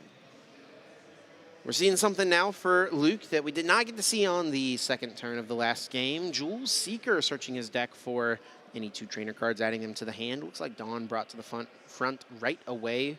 A very powerful option to get Pokemon in play when you've been hit with an Itchy Pollen. Item lock, of course, slowing the pace a bit here. I think the big question for me, Puka, is going to be, does Luke have an energy to KO this Badoo this turn? That's a great question. And I know there's still Noctowl, Jewel Seeker you can search for, things like Dawn and things like that, but really the power of Noctowl is being able to search out big combos you can use. Finding lots of different item cards you can play and kind of explode all in the same turn. So even though there's still access to the Jewel Seeker, that one Itchy Pollen attack has really limited what Luke is able to do on this turn. Make him go for a much slower pace than perhaps he would have wanted otherwise. And we are going to see the Dusclops found as one of the targets off the Dawn. Charmander hitting the hand as well here, potentially just a Stage 2 Pokemon now to find. It will be the Charizard EX. Now, if Luke doesn't have an energy in hand to KO this Badoo, he could technically KO it with the Dusclops. Would that be worth it? Yeah, I mean, this can be a devastating turn as well, right? You can knock out the Badoo and then force a new Pokemon to come into the active spot. And then you can knock out that with Terapagos EX's Unified Beatdown as well and put Christian in a very awkward situation. He really wants to keep all those basics in play so he can evolve into the various Stage 1s on the following turn. So, does he have an energy there in that hand, Puka? I don't see it, but is there one in the prize cards he can maybe get? There actually is one in the prize cards. He's got a 1 in 6 chance to take it. It doesn't look like he grabbed it here. I think the Super Rod being found. Just a little bit of a pause here, it looks like, at the table. Discussion from the judges, maybe. I think everything should be all in order. Yep. Both players should earn a prize card here as Cursed Blast does KO the Dusclops, so Christian gets a prize, and Luke is KOing a Pokemon, so he gets a prize. And now Christian, I mean, he doesn't know Luke doesn't have an energy card in hand. Know. What does he want to send up? It looks like the Zorua will be the choice. Yeah, that seems like the pretty easy choice here. You want to have the option for the Darmanitan, and Christian's probably going to breathe in a sigh of relief. His Zorua made it through the turn. Yeah, that is massive. But now he's got himself that Inzorua in the active spot. He may have a hard time attacking this turn, to be honest. He's already lost his pivot option from a stadium in that In's Castle, hitting the discard pile, and he also prized the air balloon that he plays in his deck as a one-of. So he needs some combination of In's PP up and an energy to retreat his active, maybe, in order to pull off the attack here. Yeah, very true. Other option would just be to try to find a Night Stretcher for a Badoo. Then you can just attach and retreat an Itchy Pollen once more. Seems like not a lot of great options in the hand currently for Christian Labella. Trying to figure out the best route, trying to figure out what is a good option to try to pull off some sort of attack here. He's going to go with the Serrano, searching his deck for 3 Pokemon EX, adding them to the hand, just continuing to set up a little bit. And, oh, yes, does play the Petron. That can be a way for him to get Zoroark in the active spot. Does still need a Darkness Energy here, however. But he's got that In's Darmanitan on the bench. Should he find himself a Darkness Energy, he can target down any of those Pokemon on Luke's bench. And if they've got 90 HP or less, he'll be able to take it down. I think there may be a counter catcher in hand as well. Ooh, and that would mean he could take 2 prizes on this turn and perhaps deny Luke access to the Pidgeot EX. It's like a Darkness Energy was found. Does he have Power Glass? That would probably be the best possible thing for him to now see in order to regenerate some energy into play. He also could clear both Charmander out of play. That is also an option. Really, the only realistic strong threat from Luke on the next turn would be the attack of a Charizard EX. You can deal pretty reasonably with Terapagos moving forward. It's never going to be able to one-hit KO an Zoroark, and should it hit into one, Powerful Rage is just waiting to bounce back. Yeah, so a bit of an awkward turn, but still could be a big swing in this game. Looks like no, just going to attack into this Terapagos and knock out the Pidgey, taking away the option for Quick Search as this game goes on. We've seen players identify this as perhaps a weakness of these Charizard decks. If you can cut off the Quick Search late game, they might stumble. Yeah, another way to effectively get Team Rocket's Watchtower is to just KO all the colorless Pokemon that have abilities right now. Luke will still have the option to evolve his Hoot Hoot should he find himself a Noctowl here. So that will still be a nice way to get himself something rolling, and something rolling is what he is going to need here. Looks like Buddy Poffin will find himself the replacement Pidgey. And I have to imagine he'd like to get a Rare Candy and a Charizard up and running, at least so that those Pokemon get into play before a potential disruption comes through from Christian moving forward. He also could be looking to chase prize cards here if he can find a Gust option. Get enough Pokemon in play, he could chase after Petron TX or Pheasantipity, those having less HP than the active Zoroark. Well, let's not forget, can use items again. So there comes the Rare Candy Charizard EX. And now some big attackers are set up for Luke. But yeah, what is going to be the plan of action here? There's a lot of awkwardness with this Zoroark EX. It is pretty beefy, 280 HP. As we noted in the previous game, that Powerful Rage attack on the N's Reshiram that can be used to present some awkward situations. So it's just... The Christian taking a moment here just to appreciate the new artwork, I think. I'm sure he knows good and well. He's sharing it with the judges. Dude, look at that thing. Very impressive. Very nice. The new secret illustration rare print of Pheasantipity EX from Ascended Heroes. Of course, even though the set not legal for play, cards have been officially released, so players are able to play some of those reprinted cards in their decks this weekend. Luke taking full advantage. Yeah, I think you're seeing the fan Rotom used in a couple of decks as well. Yeah, lots of fun new illustration rare and special illustration rare cards in these expansions. But all right, yeah, we do see the boss's orders now going after a Pokemon on the bench, and enough prize cards have been taken for Charizard, but also just the Terapagos EX. There are enough Pokemon on the bench for Unified Beatdown, and that's a huge 2-prize knockout for this Charizard deck. Ooh, interesting call here. Looks like Christian almost promoted that In's Darmanitan. could, of course, attack with it itself using Reversal Energy, which he has a couple copies of, and those cards are live, but choosing to hold off here and just get the promotion of the Ends Zoroark at the moment. And then we'll use Ends PP up, attach an energy, the Zoroark on the bench, ready to go. You have to wonder what the plan is here for Christian as we get into the later stages of this game. Once you take one more prize card, the Charizard EX can hit for 270 damage. And if you have to use Pecharunt to promote your End Zoroark EX into the active spot, you will have to poison it, which will effectively leave it with 270 HP. So now it might be a little bit tricky. Trying to set up for multiple knockouts here, if possible. But now there's another thing to potentially play around. Debating what to discard with this next trade. It looks like it will be the Lily's Determination. And he finds himself an Artisan.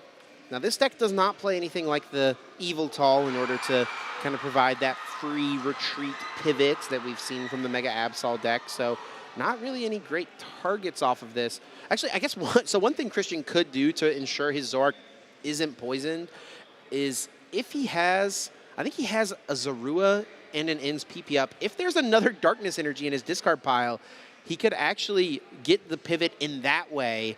I don't know if he has another Dark discarded at the moment, though. Yeah, that is an option here.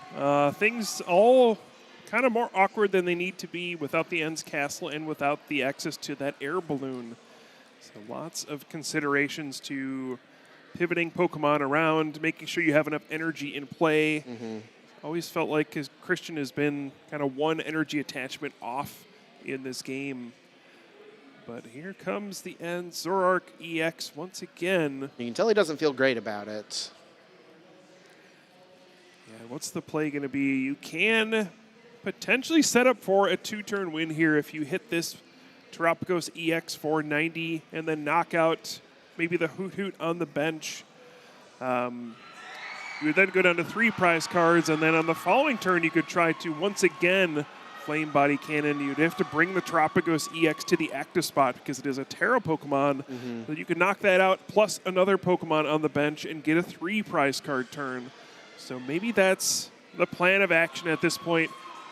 Try to get 1 this turn and close it out with 3 prize cards on the following turn. Yeah, I actually wonder if, if the Dust Skull stays in play, there's always going to be a 90 HP in play for him to target. I guess unless Rare Candy was to happen, right? It is in theory possible for Luke to get all Pokemon with 90 HP or less out of play. And Christian is actually going to just go after that Dust Skull right away. Okay. Yeah, you could actually, I guess you could lose this turn if there was a Rare Candy Dusknoir, right? You can knock out one of the small Pokemon, and then Charizard EX would just come in for the final knockout. So yeah, you need to take that out of play just to avoid the Curse Blast kind of throwing off your prize trade here. And Christian being very heads up in that decision, and Luke will now use Phesandipity's Flip the Script to draw 3 cards. Should he find himself a Noctowl, that would unlock many possibilities this turn with Jewel Seeker. Does he have one? I don't see it in hand at the moment. Is that maybe an Ultra Ball? That would be another way here. On this turn for Luke, though, Charizard can take the knockout on the active. It feels like one step is definitely getting this Terapagos EX out of your active spot, right?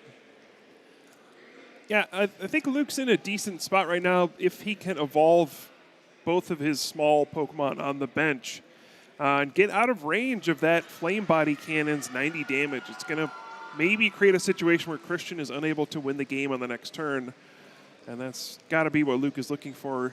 It's very easy to get a knockout here. Yeah, you can just retreat into Charizard EX, get the knockout there, but yeah, you want to try to avoid giving your opponent a way to potentially win the game.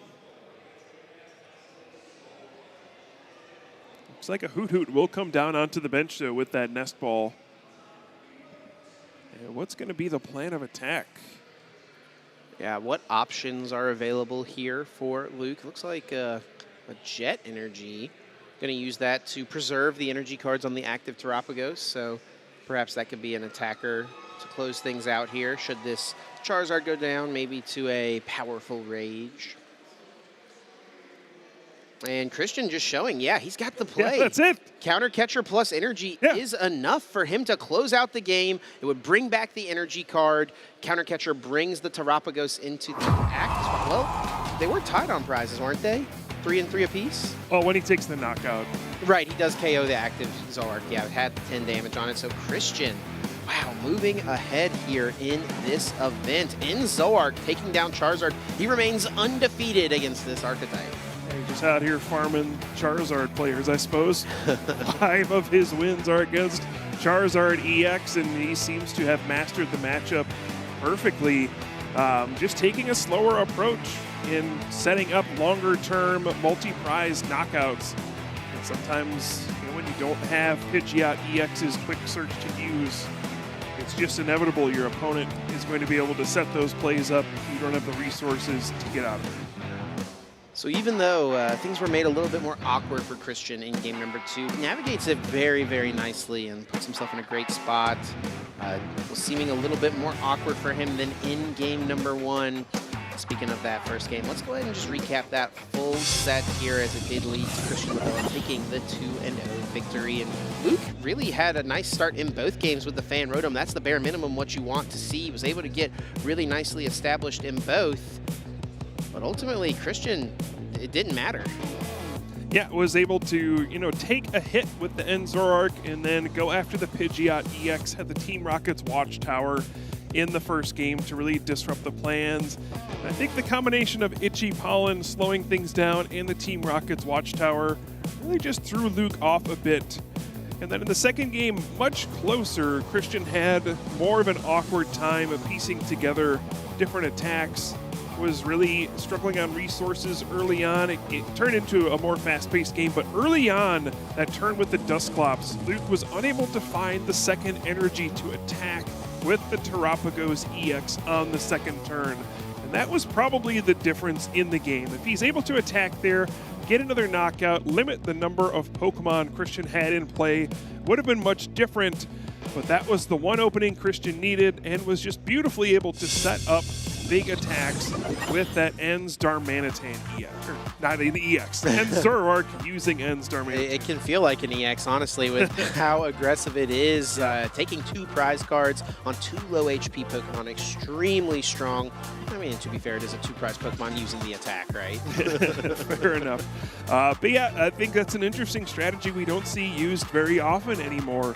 The Ens Zoroark decks we've been seeing a lot have just mostly been around Ens Zoroark EX and the Ens Reshiram. A lot of people cutting the Darmanitan completely, just going for kind of these bulkier builds. Sometimes we see like the Binding Mochi with the Pecharunt EX as well. But yeah, a full Ens Darmanitan line and going for more of a damage spread strategy instead. Yeah, we mentioned it earlier, the in Zekrom coming out in Ascended Heroes. I feel like we'll see more of that Binding Mochi once that card comes out, really pushing forward the amount of damage you can do. Yeah, and Christian proving you don't need one-hit knockouts to win games. You True. set up longer-term plans, and it really depends on the matchups, of course. When you're going up against decks that are playing like Monkey Dory, it's a lot harder to set up those kinds of turns. If anyone were ever to put down like a Shaman, that would be a different story, but that's just not a commonly played card right now, so this just might be the right call for this tournament. Yeah, Christian certainly seemed so when it came to building his deck for the event. Kind of coming full circle back to maybe the initial way that this Zoroark EX deck was played. And yeah, it's never really a bad idea historically to be trading here at the European International Championships. Of course, Zoroark GX had so much success at this event in the past, and now it looks like it's Ens Zoroark EX that is making way forward. Yeah, this time not toward Reclib though, so a different face running the trade this time. But yeah, congrats to Christian on an excellent victory. I mean, you could see had the patience, understood that matchup, understood you don't just go and attack in every time. You can set up these beautifully crafted plays, understanding what your opponent's limitations are on each turn and kind of adapting as you go through the game. Yeah, and we actually do have Ross standing by on the stage with Christian right now, our winner from the previous round. Let's see how he's feeling moving forward here in EUIC.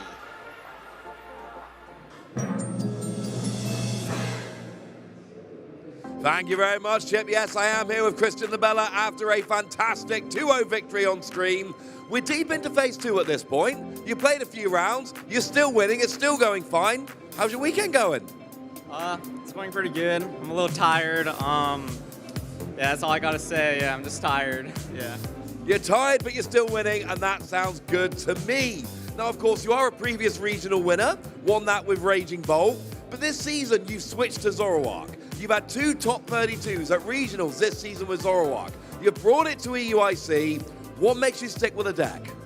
Well, Zoroark has the best Stronch in the game. Just like, it's like different from the Noctowl decks and all that, where like once you play Noctowl, you don't have the ability anymore. Zoroark stays in play, and I like the synergy with like how you can go with Reshi and Darm. You just like, there's a deck with a strong draw engine that can be aggressive when it needs to. It can play slow when it needs to. It just has like a lot of options available. Yeah, that it absolutely does. Well, you're not the first fantastic Zoroark player I've interviewed this weekend. And yet, you look at all the stats, it is not the most represented deck in phase 1 or in phase 2. Are people sleeping on Zoroark? Yeah, well, it's like kind of hard to like tell, because Zoroark, there's like, it's like, I can see why people don't want to play it. There's if you don't have enough practice on like these matchups, you can get like run over easily, or even if you like don't draw like really good, you can get run over. Like in the games I just played, I didn't draw like as good. I would have got run over like really easily. I got very fortunate with those games, but yeah, there's definitely a lot of scary things that can happen with this deck. So I can definitely see why it's underplayed. I don't think it's that shocking that it's underplayed, but I think it's definitely better than what the meta is representing it. Very well explained, and yeah, but you know, yes, you got a bit of lucky in some places, but you've got to combine that with a little bit of skill. You don't get this far in the event without showcasing that skill. So, coming into this event, what were your expectations? Have you met them, or do you still have a way to go? I mean, my expectations, like, I always aim to win. I always think I'm gonna win going into every event. If I don't do that, I don't know, I'm like at the event, right? So I haven't met like my goals yet or my expectations just yet, but I'm working on it. And you know, you're getting pretty close. You're making good headway. Before we finish up here, we got a mic, we got a stage, lights, a lot of people, chairs, all that good stuff. Anyone you'd like to give a shout out to? Yeah. Okay. I'll shout out Minji. Shout out Sid. Shout out Julian's family. Shout out Sing. Shout out Cheesecake. Shout out Nelson. Shout out my dad. Shout out my family. Shout out Meal, Mr. Meal. I'll shout out Mr. Meal. Yeah. Awesome, thank you very much. Shout out to all of those people, and shout out to the casters, because we're going to go back to them, because we've got more of phase 2 to deal with. Thanks so much, Ross. Great to hear from Christian. Feeling good, feeling tired, it seems, but looking forward to the rest of his run here at this event. Says he has not yet accomplished his goals. Yeah, his goal is to win, so can't do that quite yet, I suppose. Can't do that today. Yeah, I respect that that mindset, though. I'm here to win. You know, it's one of those things where you're always trying to win, you know, just with the nature of things. There's so many players. Not everything's in your control. You can never really expect to win a tournament, but you can always do your best to put yourself in the position to win. You can have your aspirations be to win, and I think that's probably different than a lot of players in the event. There are, you know, competitive players like Christian who are coming to these and always trying to be the winner, trying to give yourself the best chance to go home a champion. Other players may have other goals, and that's fine too. Yep. Some players may just be hoping to make it into phase 2. Some players might just want to be getting some championship points out of this. Some are maybe happy with a top cut finish. But yeah, it's never a bad idea to be striving to be a winner, pushing yourself to get better. Kyle, we've still got some more Swiss round 11 action. action, a feature match out on the floor. We're going to hop into that right now. We're actually going to be picking this one up in game number 2. Jarek Gamilla from the U.S. up against Brent Tonneson, one of the premier players from Australia, multi-time regional winner. And it is going to be a Gardevoir mirror match. We're kicking off game number 2 here, and it does look like Brent was able to take down game number 1. Jarek choosing here to go second. Pretty wise decision, I would say, but Brent is going to get kicked off nicely with an Earthen Vessel to get a Psychic Energy in the discard pile, aiming to do as much of that as possible in these early turns, and did start the Pheasantipity. Not great necessarily to have early on. Yeah, not ideal. It's not the end of the world, but I think a major difference between these two players is Brent is playing the Jellicent EX, and Jarek is playing a more traditional Gardevoir EX deck. So the Jellicent can be extremely disruptive in these Gardevoir mirror matches, taking away the opponent's item cards, and really you can also shut off things like Night Stretcher and Super Rod and get in situations where you can have Monkey Dory in play, your opponent does not, and it can make a massive difference. Oh, look at this, though, for Brent. Passes it over to Jarek with no Ralts in play on turn number 1. Yeah, that's not ideal. No. And for Jarek here, it's not ideal necessarily for him either, as off of this Lily's Determination, he is really relying on getting some Ralts into play. He's already committed his Technical Machine Evolution to the active. 8 cards to come. He needs to see a Ralts. Yeah, I feel a lot better as Jarek in this situation. Of course. Drawing 8 cards, your opponent didn't do anything. But yeah, Ralts would be good. No suspense anyways, as right away the very first card found was a Nest Ball. He also had the Artisan, but I can't imagine he wants to put that down right now off after the start Brent had. No way. Yeah, not giving your opponent any freebies here. That's a thing to key in on sometimes when your opponent's had a rough turn. Don't give them any help. Looks like Jarek's already found a bunch of his powerful basic Pokemon as well. He's got that Mega Diancie in his hands.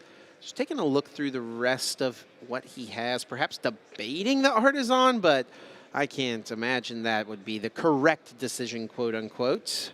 Would be maybe nice to get 2 Kirlia in play on your very first turn, but it's definitely not worth it, and Jarek recognizes that. Goes right away for Technical Machine Evolution. Down comes Kirlia over to Brent. What does he have?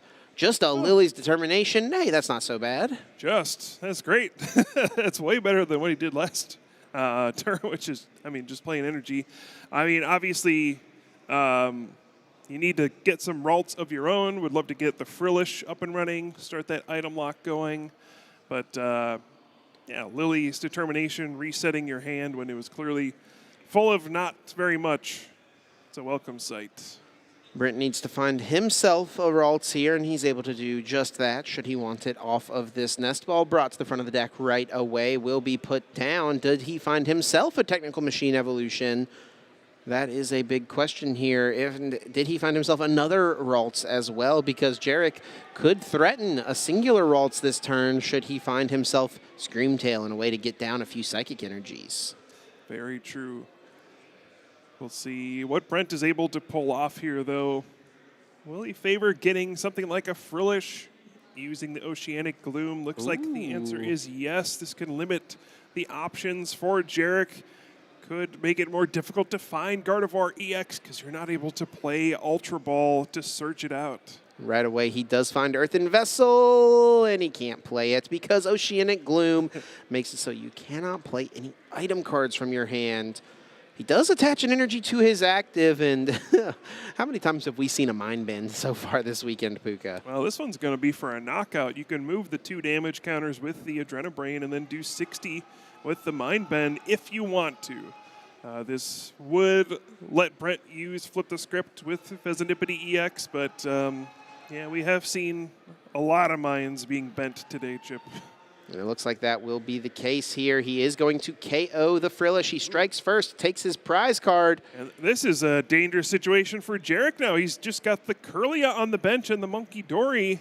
Now Brent, if he's able to find Rare Candy, Gardevoir, Screamtail, he can just knock out that Kirlia. And he's got all of that, Puka, here. With the Ultra Ball, that can find the Screamtail, provided it is, of course, in the deck. And Rare Candy Gardevoir was actually found off of the Iono. Didn't even need to flip the script into it. Must be nice to be Brent Tonneson today. Not just today, probably most days. At any given Pokemon TCG event. Gets himself a Monkey Dory established as well. This is an incredible hand. Rare Candy into the Gardevoir and an Iono after playing out the hand fully.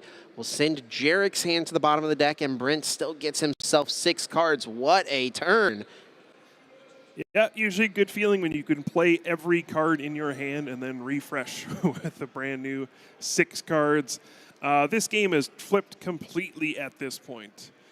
Jarek was seeming to be in a decent spot at the beginning, but and Brent found Secret Box Puka off of the Iono. What is this turn? Yeah, pretty good turn. He can counter catcher KO the the Kirlia here if he wants to. He's got the Screamtail. The Kirlia is going down for sure. Yep. Many different ways to go about it here. It looks like he'll just prioritize the Earthen Vessel. Man, what a setup for Brent Tonneson. This is one of the best Gardevoir turns I've ever seen, honestly. Yeah, he's even going to be able to get Darkness Energy onto the Monkey Dory to set up future Adrenabrain turns. Not bad. And if you're Jarek, I mean, this is just a horrendous feeling, right? Your opponent is fully set up, and that Screamtail means that, you know, if you try to bench one Ralts, it's just going to get knocked out on the following turn. Another Bravery Charm makes it so that even Mind Bend won't knock out the Screamtail immediately. But yeah, this is looking pretty rough. Brent is going to tie the game up at 5-5 prize cards, but look at the difference between these two boards. Jarek is going to get down a Ralts, and hey, he does have his own Secret Box in hand. Funny enough, that Iono found both players their pink card for the turn. He's got himself Super Rod to get back the Ralts and Kirlia if he wants it. It looks like he's got a Lily's Determination in his hand as well. He, of course, has access to any supporter he wants with the Secret Box. Yeah, the issue, of course, is, you know your opponent has all these options on board already. You could also just see the Jellicent EX come out on the following turn and take away your item cards. Yep. So your Rare Candy most likely wouldn't be an option in that situation. So your opponent just has options kind of no matter what you end up doing. If you just have one Ralt on the bench, the Screamtail will just knock it out. If you get multiple in play, they can just pivot to Jellicent EX and lock you out of Rare Candy while continuing to put pressure on. Jarek's going to try to fight back, but Brent is in a phenomenal position here. After the Secret Box discard, it looks like Artisan, Earthen Vessel, perhaps another Lily's Determination, and then still can get a tool card. Should he have one still remaining, that is. Looks like Bravery Charm floating around in the deck still. That's going to be grabbed. He needs to find a way to withstand the board of Brent at this point and just find a way back into this game. He does play his own Frillish. That could perhaps be an option, but I don't know. Item lock is much less impactful whenever Brent already has a board like he does. Yeah, I think the only merit for that would be to reduce the chance that Brent is able to find Jellicent EX, which will be very difficult to deal with at this stage, potentially. Yeah, again, Jarek's just going to do his best, try to find a way back into the game, hope something goes his way.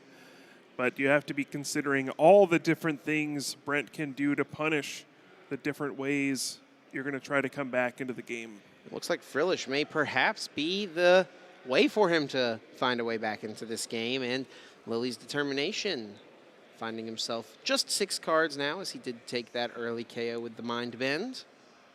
Yep, does need to find a Psychic Energy, though, in order to make this work. Not a guarantee off of these 6 cards. Yeah, we saw him debating the Earthen Vessel, right? He chose to get the Nest Ball to guarantee himself 2 Ralts in play, so I can't fault him for that. And he's got to have pretty decent odds here to see a Psychic Energy. There's all the energy cards, all the Earthen Vessels available to him. So off 6 cards, he's got to have a good shot here. Yeah, I do think this makes sense as the way to come back into this game, and yeah, easily finds several Psychic Energy. This does seem like the way you could potentially come back. You just want to make sure that Jellicent EX is not coming into play. And the Oceanic Gloom is the way to do that. If your opponent just has to settle for using Screamtail again to knock out one of your bench Pokemon, that would at least give you an opportunity to get Rare Candy in Gardevoir EX and start to come back in this game potentially. But, I mean, the Jellicent just seems like a lot to overcome at this point. You really just don't want to see that. And the Oceanic Gloom is the way to potentially prevent that from happening. Jarek preparing for the potential item locking Jellicent to come into play by playing as many of these item cards as he can, including the Ultra Ball to just get Kirlia into his hand. Going to take stock of what Brent has been through so far. These players are both at an 8-1-1 record, so a loss doesn't technically eliminate them, though I do have to say with how large this Day 2 field is, I don't know, we'll know the numbers as we get closer, but X2-1 doesn't feel as safe as we maybe would have thought yesterday. Yeah, no kidding. The more players there are, the better the record you'll need to make it into the top cut, because there's just going to be so many players with strong records as the day goes on. Every win is crucial at this stage in the event. Now, Jarek is continuing to try to set himself up for success. Finds the Pheasantipity EX, can flip the script. Of course, that is another dangerous target to put in play as well for that Screamtail as the game goes on. But hey, you got to draw cards at some point. Here comes that flip the script. Finds himself a couple more item cards. I don't know how much he wants to play either of them. I mean, the Earthen Vessel maybe is fine, but Super Odd, probably not necessary to play right now. I guess he could actually to put back this Ralts he's discarding right here. I got to think at this point you won't need that Ralts. If 2 get knocked out, you're probably just going to lose anyway. Yeah. He's going to put it back, it looks like, though. Super Odd bringing back up to 3 Pokemon and Basic Energy cards from the discard pile back into the deck. It will be a Ralts and a Kirlia. I suppose that's not true, though. You could get to a situation where, like, a Ralts goes down. You evolve to Kirlia and bench a Ralts the next turn, maybe. Yeah, it's possible. I mean, you're really hoping it doesn't come to that, but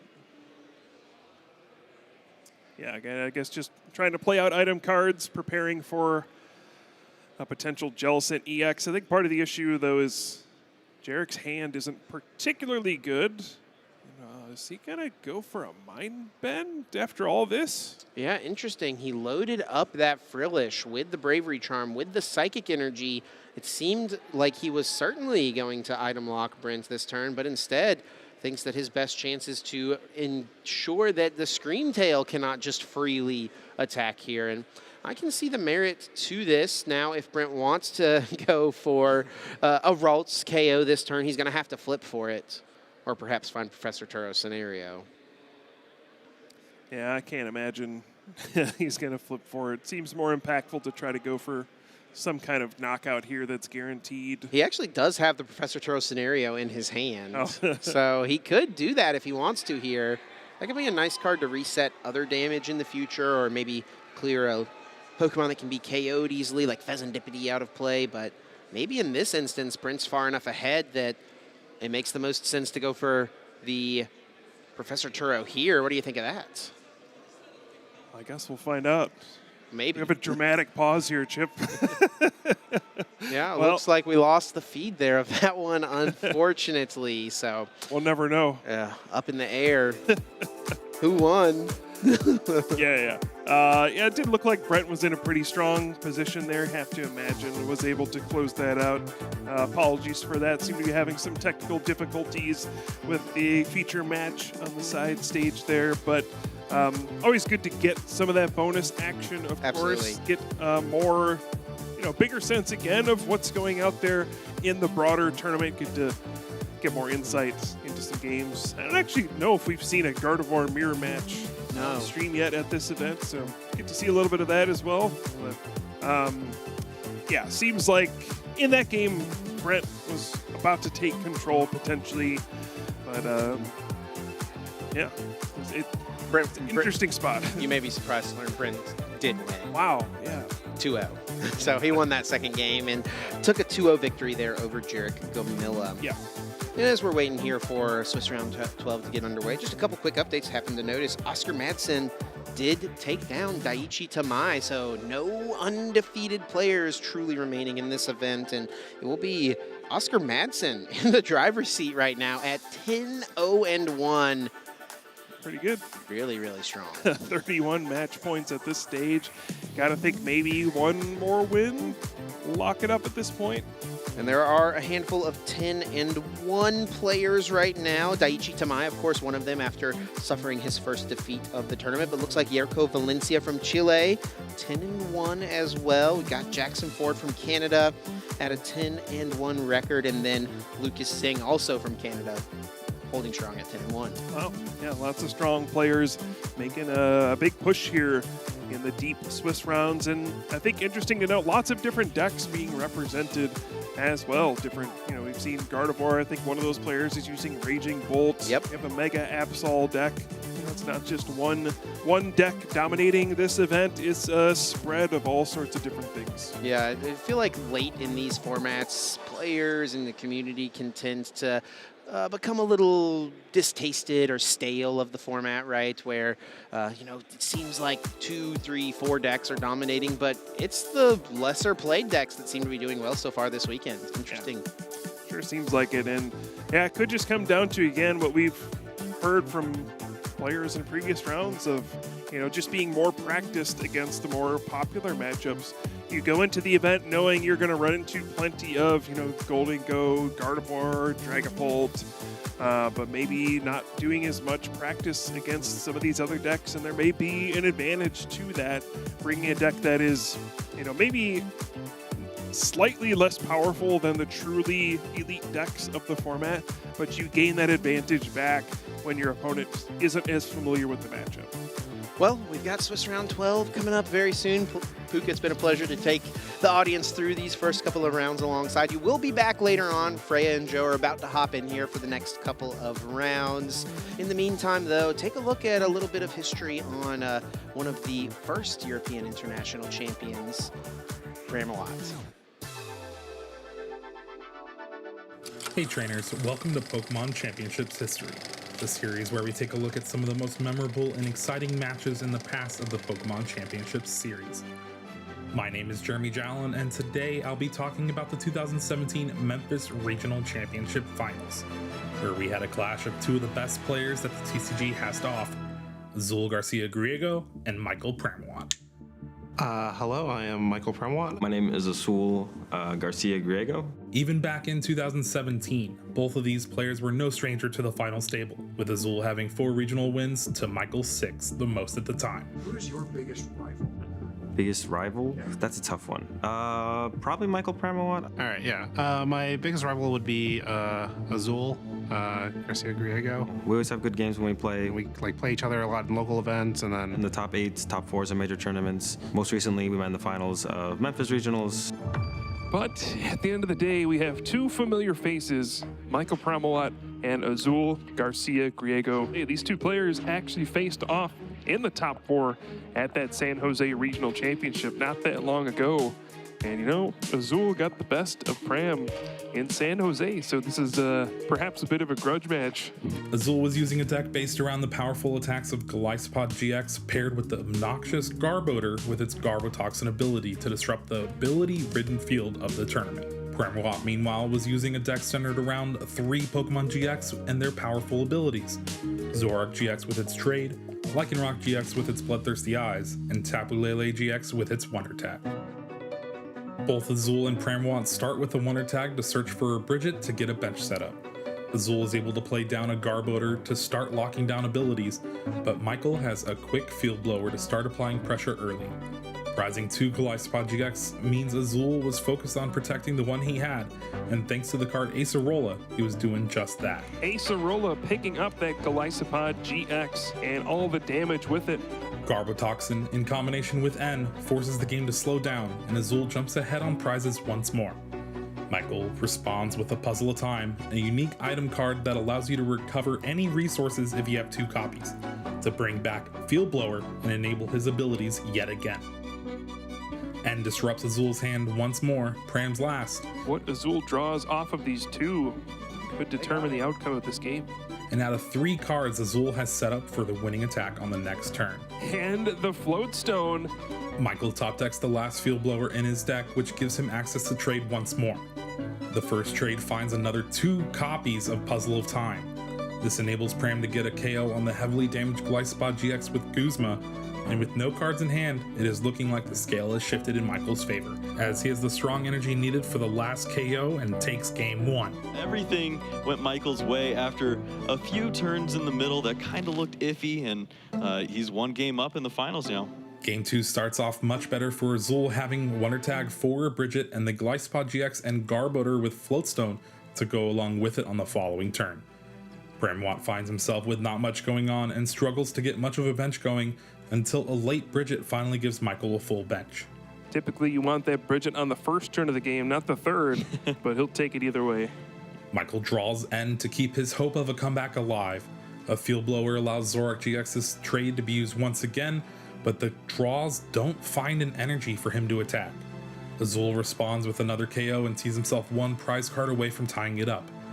Bramwatt is forced to pass the turn to an empty-handed Azul, who top decks a Guzma to clean up game 2, and they are off to their final game of the set. Your boy comes in the clutch and cleans up game number 2. In game 3, we see Bramwatt to be the one starting off strong with a Bridget, as Azul just passes with a couple of Wimpod in play. Azul finally draws a Guzma and takes a KO with Glycopod GX, but he struggles to do much else. After managing a 1-hit KO with Dangerous Rogue GX, Michael is able to set up a 2-hit KO with Field Blower and is now in the lead 2 to 5 prizes. Azul finally plays the end that he has been holding on to and finds a tool for the Garbotoxin once more. Michael attacks back, forcing Azul to get the Glycopod GX out of the active spot with Crossing Cut GX. Crucially, Azul's last Guzma is in the prizes. Bramwatt misses Guzma while Azul picks up the heavily damaged Glycopod GX and continues the pressure with First Impression. The last 2 Puzzle of Time allow Bramwatt to switch up gears and go for 2 Guzma with the hopes of trapping the Garboter in the active spot and deck Azul out. Azul looks at his hand and concedes, knowing the last card in his deck is of no help. Michael Bramwatt nabs his 7th regional championship win and cements himself as one of the best to ever do it. 6 years later, both of these players found themselves placing 3rd and 4th at the Yokohama World Championships, with plenty of energy left in the tank for that inevitable finals rematch. Thanks for watching, and make sure to let us know your favorite competitive Pokemon TCG moments using the hashtag #PlayPokemon.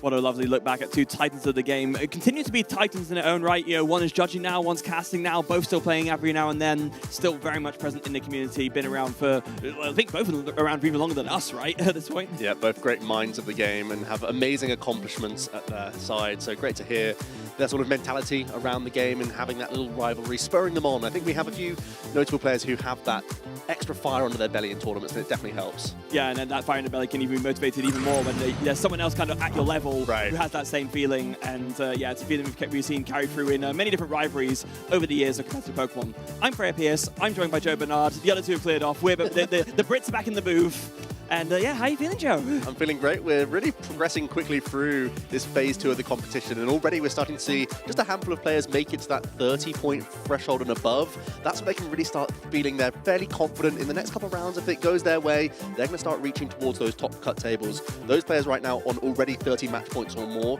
We have Oscar Madsen, the only player on 31 match points right now, and that's with Charizard Dragapult, pretty much the only player out in the field in these top tables, sort of in reach of that top cut by the looks of things on that archetype. We've got Daichi Tamai.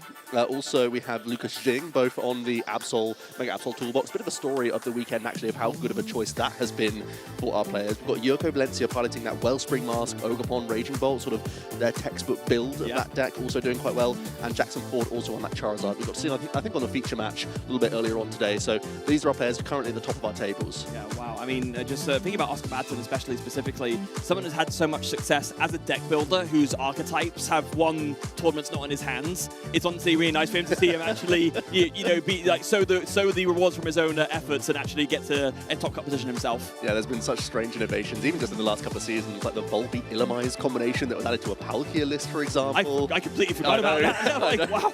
Building that Dawnzard that Nikolai Steeborg has done so well with as of late, and now pivoting to a different Charizard build and having great results. You can see that they're the one putting the time in, and finally it's becoming good for them on the day. Yeah, it is. And I mean, to be fair, with this specific Dragon Ball Charizard variant, this is something that he's been working on for a long, long while. Even before Dawn Charizard coming into the picture, this has been his baby for a little bit, kind of been tinkering with it here and there. It's been a favorite of the Danish players for a while for that reason. And yeah, Oscar piloting it to this event where it gets one last ride, given Charizard to be rotating soon, but clearly it's a great success. Great success. And there's no better place to tinker than on the Pokemon trading card game live. If you guys have been following on, this is a great place for you to even get introduced to the game itself. Follow along here with Professor Fur. Just if you're logging into the game straight away, you can see that in that top right, there's that learning tab, and you can go through all the very basic lessons. This gets you into literally your first battle, where it's going to be one Pokemon against one. But as you progress through these levels, it's going to get more complicated. You're going to get more used to more mechanics here. As you can see, this is literally the first battle of Pokemon, where it's going to be you staring down a big Pikachu EX with that Charmander.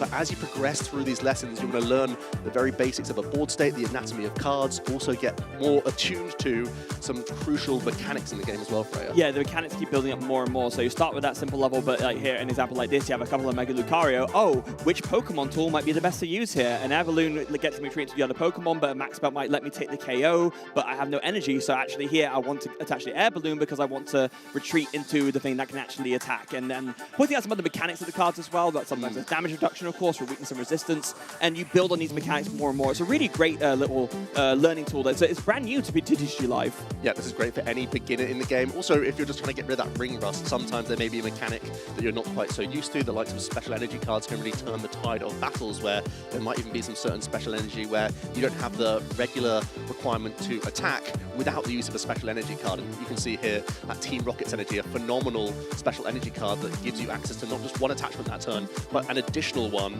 And in this case, it would be a great lesson to use your Rocket's Mewtwo to take out a Mega Lucario in one attack. That wouldn't be possible without the help of special energy. Yeah, so special energy is being, you can play 4 of them in a deck per copy, unlike with basics where you can play as many as you want. That is part of that education there as well. And now that will be, there you have it really. You can expect more lessons to be added as time goes on. So, you know, these are just like kind of the start of what's being brought in there. But it's such a great way to, like you said, Joe, pick up the game and learn these concepts and build up your skill set. So maybe one day you can be playing on a match commentated by us. Yeah, I love the fact that now TCG Live can literally take you from your very first steps in the game into then the casual battling mode, and then also into the ranked and battle pass mode, where you can really progress as a trainer. So many of our players out there, even those top table trainers right now in our tournaments, they're putting in those reps, and it's always in TCG Live. Yeah, it's good, especially because when you're playing on there, it's so quick to get games over and over and over again. There's something to be said about, you know, nothing beats playing in person, right? You're facing someone else, you're having a good time, you're chatting, you're socializing, and that's part of it as well. But if you just want to get in a bunch of games really quickly and build the ranks and just get those reps in, it's hard to argue with TCG Live is a better way to do it. Yeah, especially as you progress through that Arceus tier, you get to find more and more tough competition. You get to engine test your deck. Also, those little tweaks here and there, you will be finding those top meta contenders, but also you have the chance to get thrown off by other strategies. Yes, and sometimes that can really pay dividends in the future tournaments, where you can be familiar with an archetype that others wouldn't be. Yeah, it's kind of, it's your thing of, we say I've said it before, but it's worth saying again. Pokemon is a mixture of a game of skill and luck, but you can reduce the luck impacting you if you just find yourself in more scenarios that you've witnessed before, so that if they come up again, you know what to do and you can get that skill edge back. Yeah, and then turning the attention back to the EUIC then. We do have an update on those standings. I was just filling you in on those 30-point-plus players, but let's have a look who else is doing well right now, Fred, because there are still some other undefeated players. Carter Malniak, who we've already got to feature, as well as Edwin Mesman doing quite well with those 9-0-2 records, right in that touching distance as well. Yeah, right in that touching distance. And there's a couple of names that, again, that we didn't mention before, but are definitely familiar. I'm looking at John Eng, I'm looking at Brian Breeze. A couple of wins on the bounce there for those players. Yeah. So they're breaking their way up the rankings. Brett Tonneson, who we just had one of their games featured in on these kind of side match there. Yeah, we're starting to see more of like when we were going over things yesterday, we were noticing there's a lot of new names coming into the mix here, and sure, there's still the case there, but there is also a lot of the perhaps more expected contenders coming into top 16 now. Yeah, form is temporary, but class is permanent, and you're seeing these classy players rise up those ranks. Also, a great story around Makani. Their one loss was because they actually had a little nap. round 6. So, a tactical nap, and then suddenly their mental is right back fixed, and they're winning games all over again. Literally not lost a single game that they actually played. When they were conscious, they didn't lose a game. Incredible stuff there from Makani Shram. Hopefully we'll be well rested enough to make their way to top cut now. Yeah, I mean, they're on a great spot now with only that one loss and one tie. And I think it will still be a couple more rounds of those Swiss to really push themselves there. Let's see the matchups that we're going to be following. I'm so excited about this one, Freya. Oscar Madsen showing off that Dragapult Charizard archetype up against Lucas Jing, who's been such a consistent performer over the last few seasons. Yeah, has had top results time and time again. It's really kind of the tale of the kind of the front man versus the behind the scenes, right? So Oscar's been the fuel behind so many other players' successes, but is a strong player in his own right. Yeah. I mean, he's 10-1 right now, hard to argue with that. But Lucas has had a lot of success on stream already, so it really is going to be like the behind the scenes coming to the forefront versus the one who has already been on here a lot. And I feel like Lucas is one of these players that likes to pick up different archetypes as the season progresses. Isn't someone that just sort of sticks to one deck, and it seems like Lucas has picked an archetype specifically for this tournament, that Mega Absol box, which is something that he's not really played too much of as of late. So he's picking it just for this tournament, and it seems to be paying dividends. I feel like it's mostly been a number of Japanese players who have come over and tried to bring this archetype, but Lucas also picking up on it and having a great time with it. Yeah, and it just goes to show, even with a harder archetype like this, with not as many people picking it up, if you put the time in, if you put the reps in, you can make it work for you. Let's kick it over to the stage. Let's witness our feature match players here on the stream today. There's Oscar on the left, there's Lucas on the right, and I think Oscar is going to be feeling, at this point, hold on, I'm 10-0-1 here. I am potentially close to one of the biggest finishes of my life. You can see the nerves a little bit, I think, on Oscar's side. Yeah, Oscar actually got a 9th place finish last season at the EUIC, so he's trying to improve on that one once again. Ooh. So great to see them back here and trying to do that one better, get into that top 8 if possible.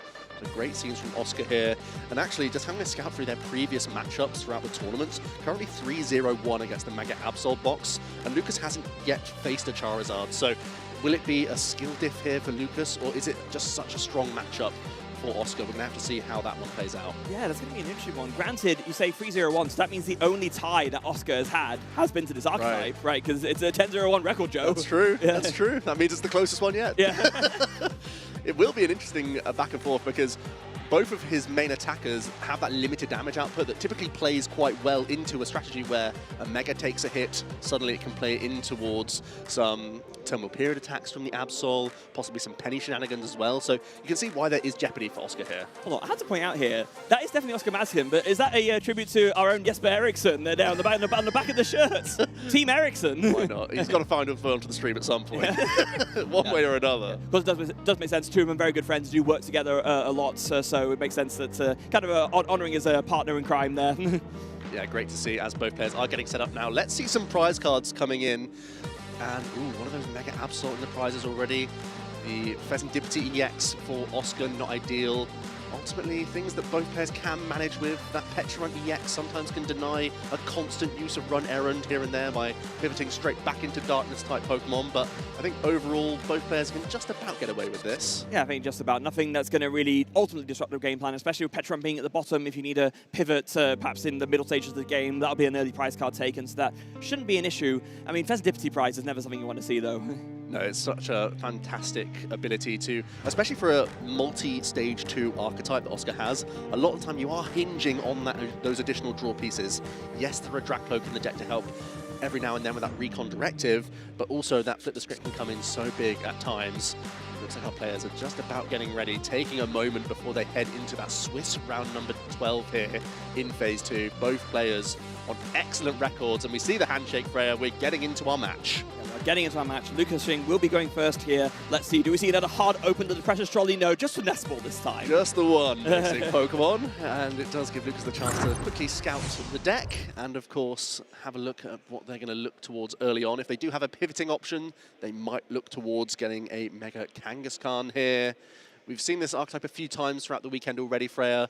It's an all-basic list, which means it's fairly low maintenance, easy to get running, and you often rely on that TM Turbo Energize to accelerate your energy, because we do have some expensive attack-costing Pokemon in here. Even though Absol only has a 2 energy attack nominally with Terminal Period, you normally need to have energy scattered around Monkey Dory to make the most of it. So usually you spend the first couple of turns building up your energy, and by that point in the game, you will have options galore. Yeah, you will have options galore. Speaking of options galore, so here comes the Mega Kangaskhan with the Nestball here. If you're Lucas, Joe, and you're facing up against this matchup, you probably know what you're playing against at this point. You're seeing a Dreepy, you're seeing Oscar Madsen. It's probably going to be some Dragapult Charizard shenanigans. What is your game plan if you're Lucas? I think setting up as much damage as possible and just relying on that Claw of Darkness is a really big deal here, because the one thing that can get out of control is if you play into Burning Darkness becoming this one-hit KO merchant. If ever Oscar is in a position where they don't have to leave damage in play, it's going to be really beneficial for them. So Oscar will be timing their Phantom Dimes very carefully and also be trying to take out Monkey Dory in the process, and we'll hope that as the game progresses, the Charizard becomes more and more of a big threat. Lucas is going to be the one that has to spread the damage around the board and try and have some big flurries toward the end game with multiple prize plays. Yeah, and I'm sure Lucas will have a great understanding of that, of course. Having a great understanding of Charizard-supported decks in general, winning Los Angeles Regionals in 2024 with a pitch-up control with that 101 Charizard line, remember that? Such a cool line, especially when your opponent is so worried about resources the entire time, and then you see a Charmander come down, and you're like, wait a minute, this board is flipping. I remember Heroes caped Charizard. That was like a crazy swing comeback. 430. Yeah. You're not dealing with him. No, but Oscar is dealing with his first turn very well here, we've got to say. So Buddy Poffin straight off the bat, going to grab a Dreepy and a Budu. So prioritizing the Dragapult line here definitely makes sense for now. You definitely want to get a Charizard down, but second Dreepy plus Budu, you really want to be focusing on this draw engine with the Dracloak, don't you, Joe? Yeah, the archetype is in many ways similar to the Dragapult Dustoir variant, but rather than having the explosive nature of Curse Blast to come in, you're using the Charizard as a little bit of extra energy acceleration with that ability, the Infernal Rain, but also that type coverage that won't be so relevant in this matchup, Freya. So you might be a little bit worse into these Mega Toolbox-style decks just by the fact that you don't have a way to blast through that higher hit points earlier on in the game. Yeah, not as easily. Having said that, though, when you get to the late stage of the game, you do have that Charizard coming in with the 330, getting more damage on it, or doing more damage for each prize card your opponent's taken, and that's something that I'm sure Lucas is going to bear in mind. Something else is going to bear in mind, Itchy Pollen has been used. Lucas is item locked right now. The good news, already has the Technical Machine, Turbo Energize in hand, and a manual attachment. There's already an energy on this Mega Kangaskhan EX, so we can get to work on spreading our energy around. It might be the case that you retreat into Monkey Dory here and actually fully power up this Mega Kangaskhan EX, because we're currently locked out of any ball search thanks to that Itchy Pollen. Oh, yeah, I mean, that's pretty rough going, and if that being the case, yeah, you have a Cypher Maniac's code breaking as well, so you can just go ahead and... But, oh, no, but if you do that, you can't Turbo Energize. You can't Turbo Energize. You've already used Run Errand, so you can't access these cards now. This is a play for next turn. So definitely taking a slower approach here. Yeah. Lucas saying, I don't want my energy anywhere but onto my Mega Absol. Yeah, and very understandable as well, because one thing that we have seen this Mega Kangaskhan, Mega Absol deck do time and time again when winning a game, just using Claw of Darkness, sniping one key card that's a supporter, suddenly the opponent's drawing dead, and then they end up just losing or fizzling out. It's going to be a manual attachment to Monkey Dory on the bench. And then action is going to pass over. We're going to maintain that 1 damage on our Mega Kangaskhan, hoping to make more use of it later with our Adrenabrain, as Oscar has an Ultra Ball, going to get rid of that Chi-Yu, a tech card mostly for the Golden Go matchup. And I think that was also a backup Charmander that's going to be discarded here in order to get our first Dracloak. This is, once again, a crucial engine piece within the deck, not only helping you get towards one of your crucial attackers in the deck, but also that Recon Directive allows you to look at the top 2 cards of your deck, choose one of them, put the other to the bottom. This sort of cycle is so integral for a multi-stage 2 list. Yeah, really filtering through, making sure that cards you don't want are at the bottom and making sure the cards you do want are in your hand. And I think, is that a Lily's Determination found off of the Recon Directive there? That's a phenomenal pickup. Now Oscar gets to shuffle his hand in and gain 8 fresh cards as he will continue to quest for more evolution Pokemon here. There are some rare candy in the list. Actually, yeah, just 2 copies of the rare candy, so usually you're still building towards the stage 2s in the slower one-at-a-time approach. Yeah, so one-at-a-time approach with something like this. But you're fine to do that. You have the time to build that up because, like you mentioned earlier, Joe, this is an archetype that is really more reminiscent of just Dragapult Dusknoir, just replacing Dusknoir with the Charizard line. So you had time to set up behind this item-locking Itchy Pollen. Let's see how these 8 cards treat Oscar. Also, a second Recon Directive coming in, so already pretty good. And I think we'll be happy to maintain this Itchy Pollen. You know your opponent has Cypher Maniac. Most likely, you would guess a Pokemon to the top, as we're also scouting the hand here for Oscar. That's right, there is an Unfair Stamp. Oh. Another sneaky card within this list, the A-Spec choice, where you're not so reliant on that Neo Up energy. You have the license to use this really strong disruption item here. Yeah, so Runner coming in. Looks like the choice in Cypher Maniac was Arven and a Mega Absol EX. Really, like you said, Joe, prioritizing getting that down, and now going to be prioritizing that Arven just to grab an item and a tool card. Won't be able to play the item, of course, but just filling the deck that little bit more and just kind of guaranteeing access to a Turbo Energize in case of an Iono from Oscar's side. Yeah, really good, really heads-up play. Basically mean Lucas knows exactly what he wants to do from this turn. And we'll be starting to power up multiple Pokemon here. That Absol's so important to get into the equation. That Claw of Darkness and Turbo Energize is exactly the best way to do that. Also can protect his Pokemon that little bit more with the Bravery Charm. Does give him license to take some prizes early on in the game without too much fear of being in range of a Burning Darkness. Yeah, of course, that Bravery Charm. Yeah, another card that's rotating soon, but really has been such a crucial piece in so many basic focus decks or even evolution decks when the likes of Gardevoir. 50 extra HP to a basic Pokemon that it's attached to. So when these Mega Evolution EX basics already have some absurd amount of HP, like 300, that's getting very, very big. Yeah, let's get huge. When the basics are bigger than the stage 2s, you know something's up. At least they give up 3 prize cards. Yeah, I was going to say, at the very, very least. Turbo Energize coming in, 2 energies onto that Mega Absol, and then back over to Oscar, firing off with another Recon Directive. It's going to be the choice of the Arven between the 2 supporters there. Recon Directive number 2 coming in now as well. Oh, rare candy, great find. That seems to be an amazing pickup. If we have access to the Charizard, not only, well, there is Ultra Ball in hand, so we could start to Infernal Rain here. I think Oscar already picking the hand together to see what can discard here most easily to get this Charizard EX into the equation. It's a pretty decent attack to launch here. If you have a Gusting Effect, taking out either a Monkey Dory or that Dark Weak Latias EX could be really good options here, Freya. Yeah, there's a lot really good options to pick from here, and knowing that you can get the attack off either with the Dragapult or the Charizard, whatever you prefer, because, of course, that Charizard is going to come in, and when you evolve into that Charizard EX, that Infernal Rain lets you attach free fire energies from the deck to your Pokemon in any way you like, and this is why, like you were saying, Joe, you can get away with playing Unfair Stamp, because you don't need to play the Neo Up energy to power up Phantom Dive. Yeah, because not only will this Charizard power itself up here more than likely, it can also start powering up some of these other Dracloak. It could put 2 energy on the one that already has the Prism. Yes, it will be. Does that indicate we will be launching a Phantom Dive here? Otherwise, you may have split your energy up a little bit. I think maybe Oscar just wants the option to attack with either or, right? Just think about it later. There is another Ultra Ball in the hand, so we have access to both here. There is Charizard's out, and now Dragapult's going to come out too. There it is, Boss's orders. Okay.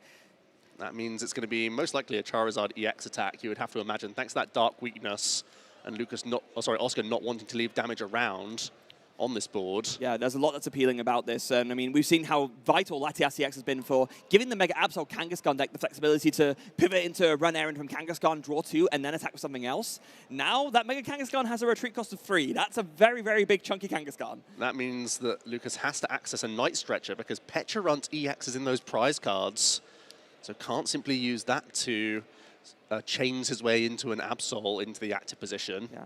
Of course, item lock is now off. There is no Itchy Pollen coming in, so is able to play that Precious Trolley, but that Precious Trolley is looking like it's going to be the equivalent of a Nest Ball right now.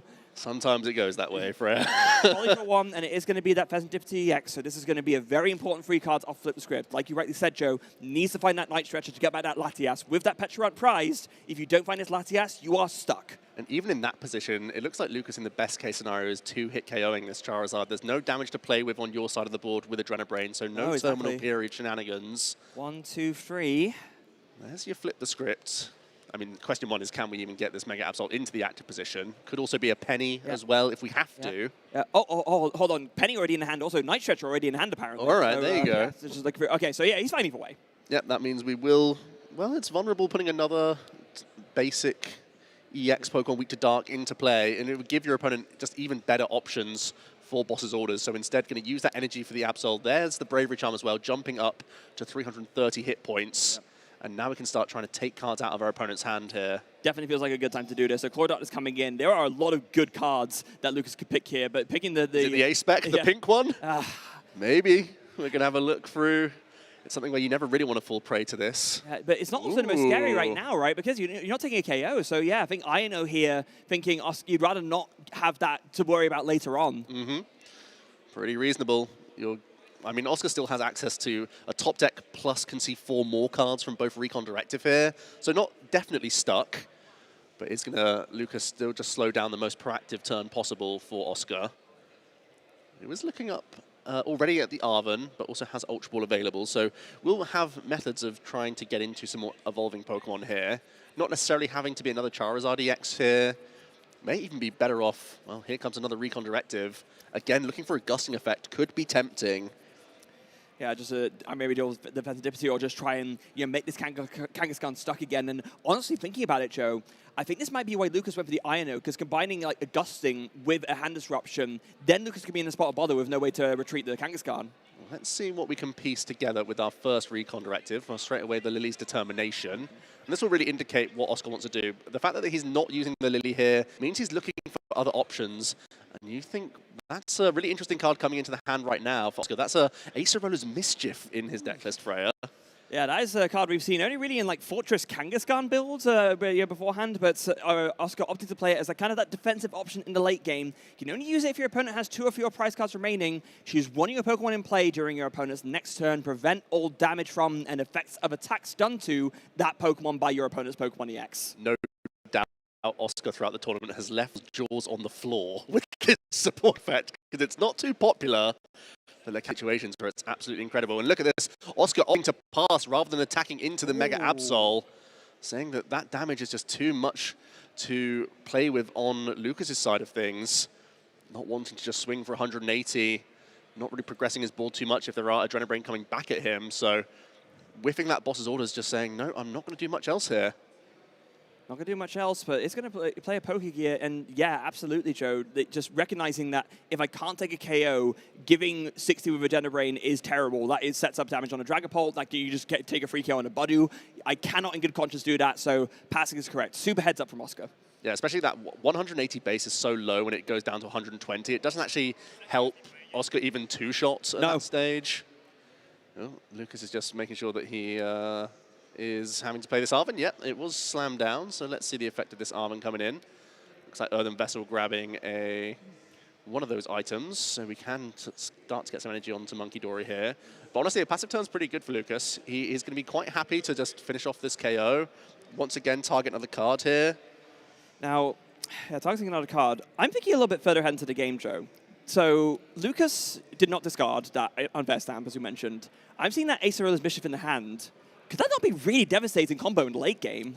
Could be, but with Lucas having seen the Unfair Stamp, will he try and now Claw of Darkness one of those pieces away, and then would see the Acerola and be like, ooh, that's terrifying. Let's get rid of that. Yeah, I mean, if Lucas recognizes it, that absolutely is what he's going to go for, because you do not want to be full victims of that at the end game. That could get very nasty otherwise. We're going to see the Mega Kangaskhan begin to be powered up here. Also the Bravery Charm onto Pheasantipity EX. Going to jump that hit points up to 260, because you're going to be allowing a Burning Darkness to push its way to 240 next turn, as Lucas has to read the Acerola's Mischief. Oscar up to some tricks. Yeah. Because Lucas is beginning to take prize cards, now it's time to remove that A-Spec. Yeah, just recognizing, hold on, I'm taking a KO. Let's remove the thing that makes my turn awful when I take a KO. Let's get rid of that Unfair Stamp straight away. Very, very wisely chosen from Lucas, I think. Especially because the Acerola's Mischief is only live if your opponent has 2 or fewer prize cards remaining. And Oscar currently has a Budu in play. So Lucas very much could be able to set up a board position where they need to take 3 prize cards all in one turn and can completely ignore this card anyway. Yeah, so I'm sure that is what Lucas is, what both these players are going to be bearing in mind as we get into the middle stages of this game. 2 prizes taken apiece here. Going to be up to Oscar to decide how is best to progress. So Friedrich Cloak to find plenty of cards, but actually just going to start off straight with that Ino. Yep, seems like a decent option here. I think at this point we're going to start looking for those rare candy combinations, but we begin with 4 cards for Oscar, but then we'll be able to access a few more after some Recon Directive. Once again, Freya, that Pheasantipity EX is in the prize cards. Also, his one copy of Countercatcher is in the prize cards as well. So it's only a one of in the list. So will eventually be forced into punching this Mega Absol, but now that a few prize cards have gone down, it's a bit more useful to attack with either a Dragapult or a Charizard to set up a two-shot, even after some Monkey Dory shenanigans. Yeah, sure is. 240 is a lot better math-wise than 180 is. You can add that in very nicely with Phantom Dive damage with a way. I mean, Mega Kangaskhan is 300, right? So 240 plus 60 residual, that'll do it. We've just picked up a Dragapult EX, also a Charmeleon that we can evolve into. So a Phantom Dive can be launched here fairly comfortably. Also, it gives us some damage to play with across your opponent's bench. Maybe setting that Pheasantipity EX into range would be interesting, putting some damage counters onto Monkey Dory. So then Lucas has a more difficult decision of where to start healing, whether it's sort of protect the Mega or protect the Monkey, that sort of debate. As the Phantom Dive is going to come in here. Yeah, 200 to the active. How is Oscar going to spread this? This is going to be a very crucial decision. Yeah, I definitely like putting some damage onto the Monkey Dory. I think some onto the Pheasantipity makes sense as well. It's going to be 4 onto the Pheasantipity EX and 2 onto the Monkey Dory.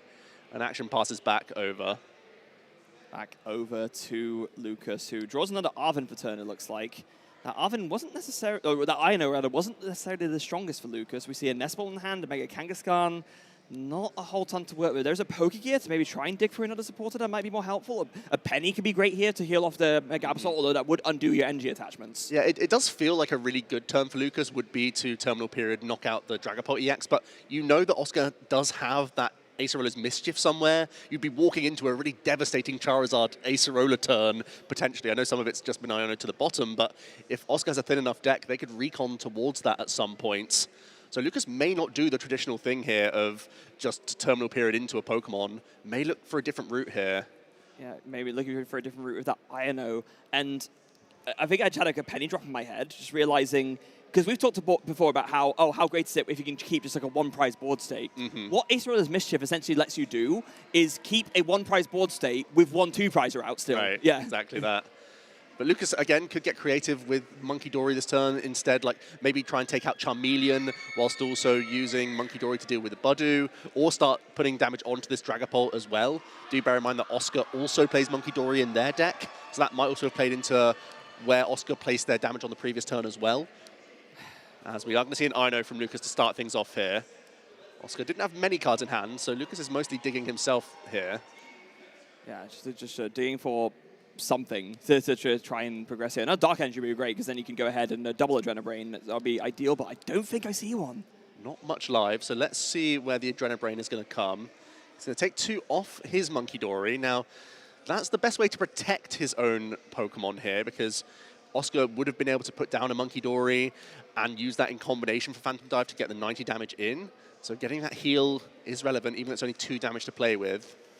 Yeah, although having said that, if you just Ionoed Oscar, I mean, how much credit do you give to him to be able to find the Luminous Energy Monkey Dory combo? Well, there's some recon directive for it. Yeah, I guess. It's possible. It's going to go onto the active, start getting to work on that, and here's the Claw of Darkness. Oh, there's a Luminous. Interesting pickups there. Oh, potential Iono that you could dump as well, or a Boss's Orders. Oh, that's a really tough choice, actually. There's, yeah, I think Lucas very wisely going to look at the discard here to decide what is going to be the most impactful thing for me to get rid of here, because that Luminous it could go on a Monkey Dory, and then you end up with the Adrenabrain play, as you mentioned. Especially because there's already a decent few Iono and the Unfair Stamp in the discard pile. Is Lucas thinking about just getting rid of that? Is that potentially even the final Iono here? There's definitely a few in the discard pile. So it's 3 copies in the list. Yeah. So that will be it. If that's number 3, if that will be it'll be either 1 or 0 left, basically, depending on how if this graphic factors in the one that just got discarded. Instead, it's the Boss's Orders chosen. Oh. Discard here. So 1 Iono left for Oscar, and is that going to be 0 Boss's Orders left now? No, 1 more left of each. Right, exactly that. Recon directives begin then. And Lucas has done a great job of protecting the Monkey Dory on the bench. It felt like an unorthodox choice because it seemed like a Pokemon out of range, and it meant that you got less Adrenabrain damage in, but that was definitely the right call here to maintain your Adrenabrain into the next turn. And you're not too afraid of Iono when you're still sat on a 4-card hand that wasn't all that useful. So a great pick out there to get rid of a Boss's Orders, saying, Oscar, I want you to take this Mega EX Pokemon out so I can try and trap you with some Iono play later. As we do see a Charizard EX coming into play. No energy is that Freya from the Infernal Rain, thanks to so many being spent early. There's 1 on the active, 3 in the discard pile right now. There was 1, I believe, put onto the Charizard. Just the 1? Just the 1, yeah. And then, right. and then a Luminous for the other one. That will indeed work to power up the attack cost. Okay, that's looking pretty good. 130 hit points remain on the active, so it can be still knocked out with the Phantom Dive. He can get to work on some other Pokemon here.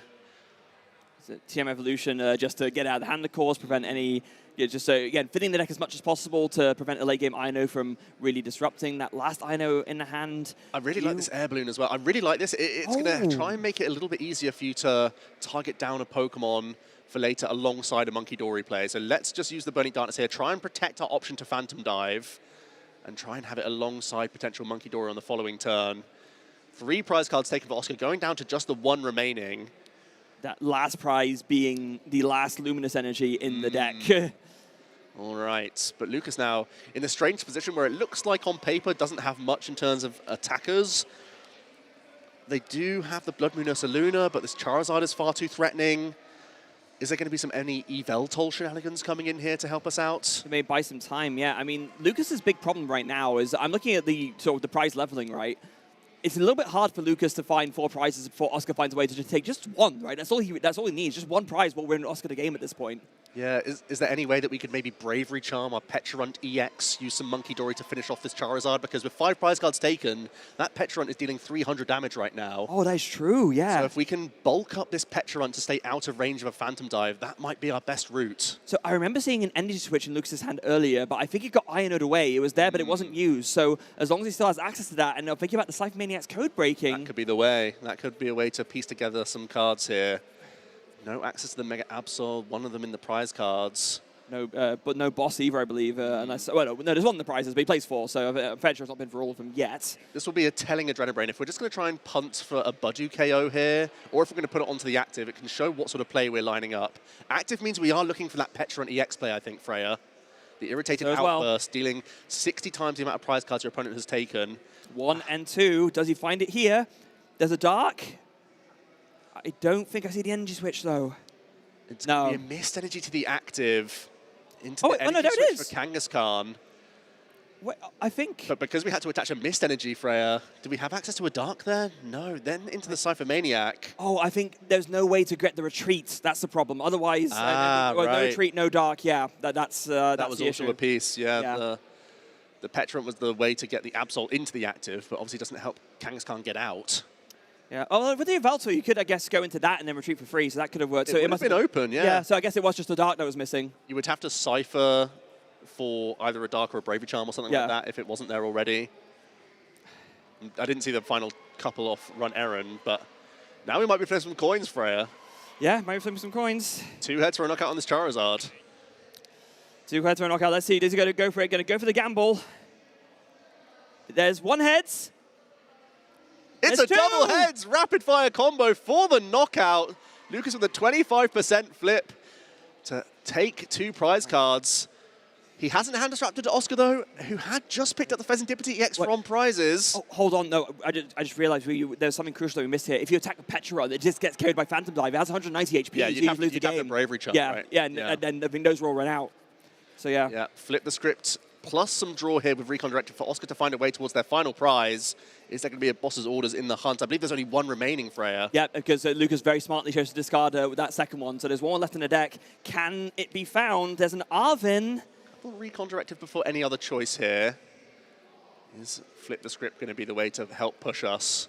Finally got out of the prizes. Can it bail out Oscar right at the end here to take this game 1? Flip the script, 3 cards drawn. Does he find the boss's orders? No, it's a Night Stretcher. There's not enough damage to play with for even Phantom Dive to take anything out on the bench here. No, even with Hawlucha, you're still off. So yeah, it might have to be an Ino back, Freya, here, and try and initiate an Itchy Pollen. Yeah, you'd be capped at 90 with an Adrenabrain in terms of bench residual damage. That's not quite going to do the trick. Even 100 of Hawlucha, yeah, wouldn't get you there. So I know it is. Yeah, it's going to put Lucas down to just 2 cards for now. And now Oscar's going to be the one trying to dodge boss's orders. There's the poke for 10. Lucas draws for the turn. Also has Run Errand if doesn't quite have it yet. Oh my goodness, had the counter catcher, so the item lock vital there to stop it. But there it is. Boss's orders, the rapid fire combo. Lucas taking full advantage of those coin flips in game number 1 here to completely swing the matchup. huge congratulations to Lucas. Finding the out there and just a way to take the KO that doesn't get KO'd back instantly, and finding the way to just stop Oscar from taking that one last prize to win, denying the boss's orders with the Claw of Darkness, denying the gusting options. Super smartly played from Lucas. Yeah, the hand wasn't lining up perfectly. When we had that Kangaskhan play, there was the option to Bravery Charm up a Petrun to have that guaranteed KO. And it wasn't even on a turn where Lucas used Ino. Like, there was still a large hand size for Oscar there. He was really trying to dodge bullets with that final boss's orders. But don't forget, Freya, that during those Claw of Darkness, he had that one decision of, do I take an Ino here, or do I take a boss's orders? And we were up here saying that that would be the final Ino. That would really stop Oscar having any hand disruption. But by taking that boss, it allowed Lucas to dodge it later on. So heads up. It was the game-winning decision, I think, of the whole match. Let's go back and look over this replay here because, yeah, Oscar took a pretty good early position here. He was able to establish early Charizard, take a knockout from Latias. That was big. But then just the Claw of Darkness decisions over and over were what really cemented the win for Lucas in the end. And this extra information will help Lucas even going into our next game as well, because has now spotted the Acerola's Mischief, is now fully aware of the A-Spec, although it's quite common within the Dragonbolt Charizard matchup, knows what he has to sort of play around going into this second game. So got to be feeling really good about that one. Didn't have an orthodox method to win that game, but found a win nonetheless. Yeah, found a win nonetheless, and maybe kind of proving why there was that one tie there in Oscar's record was indeed against this deck. I'm sure Lucas would love to make that a loss so that he can improve his own record. Let's see if he can do it in this game too. Lucas being forced first into this game is so important because right now there's just an energy going onto an Yveltal. So Oscar, as a priority, will try and look towards early Budu here, because if you can lock down that Precious Trolley, that one crucial item card, that denies Lucas finding 5 basic Pokemon during the game. So that's already the stage being set in this game number 2. The Absol box is so much more secure as a going second archetype. Yeah, as a going second, just Arvin for that Trolley and just fill up your bench, right? How many times have we seen Tord and other people do that? I mean, we've also seen people do it just from hard opening the Trolley a lot, to be fair. Yeah. but that's just icing on the cake if you can get it that way. Didn't quite scout what else was going on in Lucas's hand. Maybe just the proactive Earthen Vessel is acknowledgement that he needs help from some top decks here. Or it's, once again, a situation where he's expecting an item lock, so wanted to Vessel proactively. Yeah. Ooh, I'm seeing no Ball Search, no draw supporters either. Oh, that's a dreadful hand, Joe. I saw like an Erica's Invitation, some energy, and basically not much else of anything. And a Buddy Poffin straight away for Oscar. And you got to think, yeah, the Budu's coming straight out, no question about it. Such a useful card here when you can lock out that A-Spec from your opponent. Some pretty awkward prize cards for Oscar to bear in mind. There is going to be 2 Fire Energy in addition to one of those Super Rod, Freya. Oh, but hold on. Oscar forced to play the Ino here, and Ino Lucas out that dreadful hand. Yeah, it looked like Oscar didn't have access to any energy in their own hand, so couldn't begin to use that Itchy Pollen. Also was not to know that there were no supporters in the hand. No, that's Lucas true. Couldn't play them, so we'll get that fresh 6. Is there any additional Ball Search? Well, there is the Air Balloon, so no energy, but finds the pivoting option nonetheless. So there is an Ultra Ball in hand. Not going to quite go for it just yet. It's just going to be the Itchy Pollen. This should still be pretty effective at stopping Lucas from doing much, even though he was just kind of given a bailout with a fresh hand. That new hand is really not that good. Oh, but there's a Precious Trolley, but you can't play it because the item lock. It's going to be a slowing boss's orders, and you can clutch here, deny the retreat of the Chi-Yu, and hope that that means there will be no Itchy Pollen next turn. And I think that will be the avenue here. Wow. Should hold on here. The Yveltal denying the retreat of this Chi-Yu is huge. Denying retreat of the Chi-Yu is huge. Oscar really needs to find some kind of out to get this Budu back into the active. Actually, does he even play anything in his deck as an out to retreat lock? Nope. It's just the Air Balloon. Oh dear. Yep, that means Lucas has done it. So Oscar has to prioritize with this Lily's Determination, just getting some more basic Pokemon established. Look for more Dreepy. If there's a Buddy Poffin, he's going to be chuffed here. Well, there is a physical Dreepy. There's still one Recon Directive to help, and another Dreepy hits the board. That'll do the trick. Yeah, that's pretty good. Also some energy that we can begin to attach as well here. You typically like to attach the Luminous Energy before anything else because you can always Infernal Rain out the Fire Energy, but in this case it's going to be a basic Fire to the active. Yeah, basic Fire to the active, but then it is just going to be a... did he use the Flare Bringer? No energy to attach, so that's... Nothing good. So just a pass, and now Lucas can go ahead and slam down that Precious Trolley A-Spec. Huge relief for Lucas. The clutch coming in clutch, and now the Trolley can grab us 5 basic Pokemon. And Lucas can go about his normal business here, trying to use that Turbo Energize to get some energy scattered around the board. I think still needs some more help from this hand, though, so we'll be relying on some draw power from Kangaskhan. as we start to see the Monkey Dory hit the board in addition to that Mega. Yeah, prioritizing that as ever, very important to get at least 2 of those down in most scenarios, just to make sure that you can do your Adrenabrains as you please. The other choices are going to be, yeah, that Mega Kangaskhan and then Pecharunt and Mega Absol to complete the bench. Yeah, did have access to potential Latias, but instead just saying that I've got Yveltal as my pivot, I can use Pecharunt EX in this instance instead. So we'll naturally free retreat into the Mega Kangaskhan with ease here. And the Pecharunt is normally sort of the better of the two, so you can get in and out of those dark types when you need to, especially if you're still going to lean into this Yveltal on different turns of the game. Yeah, it's also an out to things like an opposing retreat lock, right? So Right. I don't feel so good in that regard. Run around for a couple of cards. Does find a Pokegear. We're looking for this Arven, no doubt, so we can grab our technical machine. Big 7 cards coming in. Oh, there's a boss's orders. Boss. The technical machine's tantalizing, but not quite there. There is a Cypher Maniac that's going to be used instead. Again, one of these like, oh, this will help me next turn kind of deals. And Oscar already sort of acknowledging that, oh, you're not using Turbo Energize this turn. I was expecting that. Yeah, I mean, that's actually so far behind because the one kind of weakness that this deck has is that other than Turbo Energize, you are just manual attaching to your stuff. And those attack costs on the Mega Kangaskhan and the Mega Absol are both like either 2 or 3. So no Turbo Energize means you're not doing much of anything, and that's got to feel bad if you're Lucas. Yeah, Lucas kind of just making do right now. Not much of a setup, far worse than in that game number 1, that's for sure.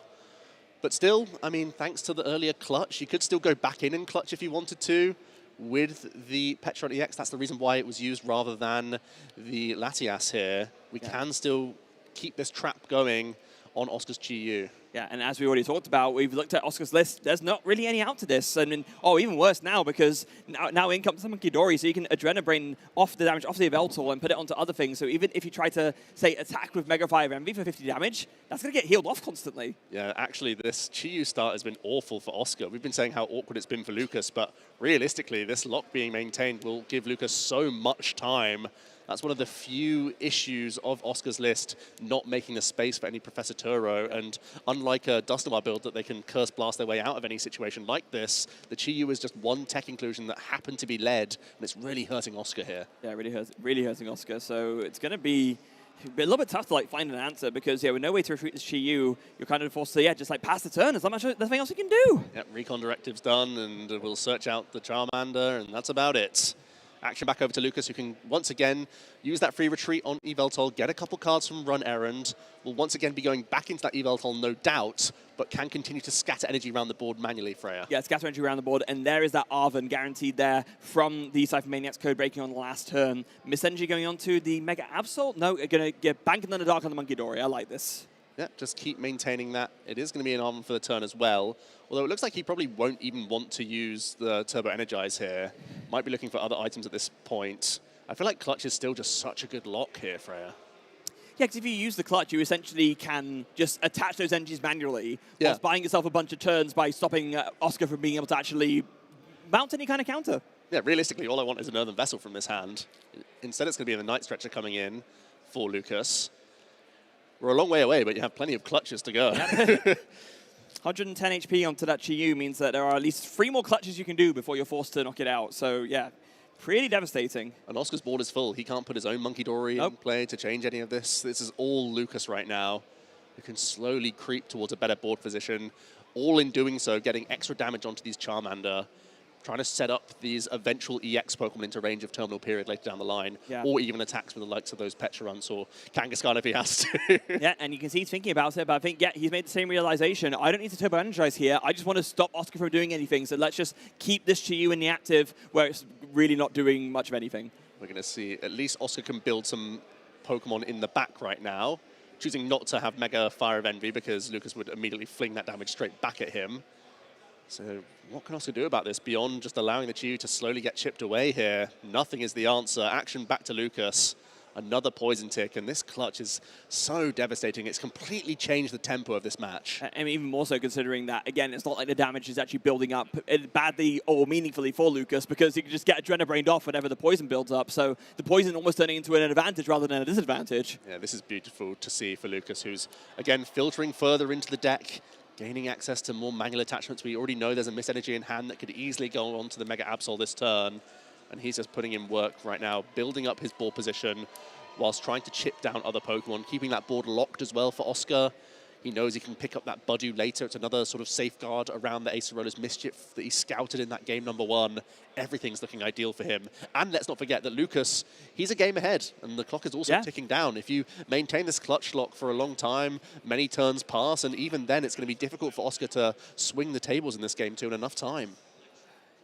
Just going through shuffling the deck, finds Erica's invitation off of that Pokegear. Not that it can be used right now, but we saw how vital that was during the last round of Swiss yesterday. Definitely could have created an opportunity, say, if there was a Chi-Yu in the hand, to basically kind of create this situation, even if like Oscar hadn't started with it. So I'm really starting to see the value of Erica's invitation in this list.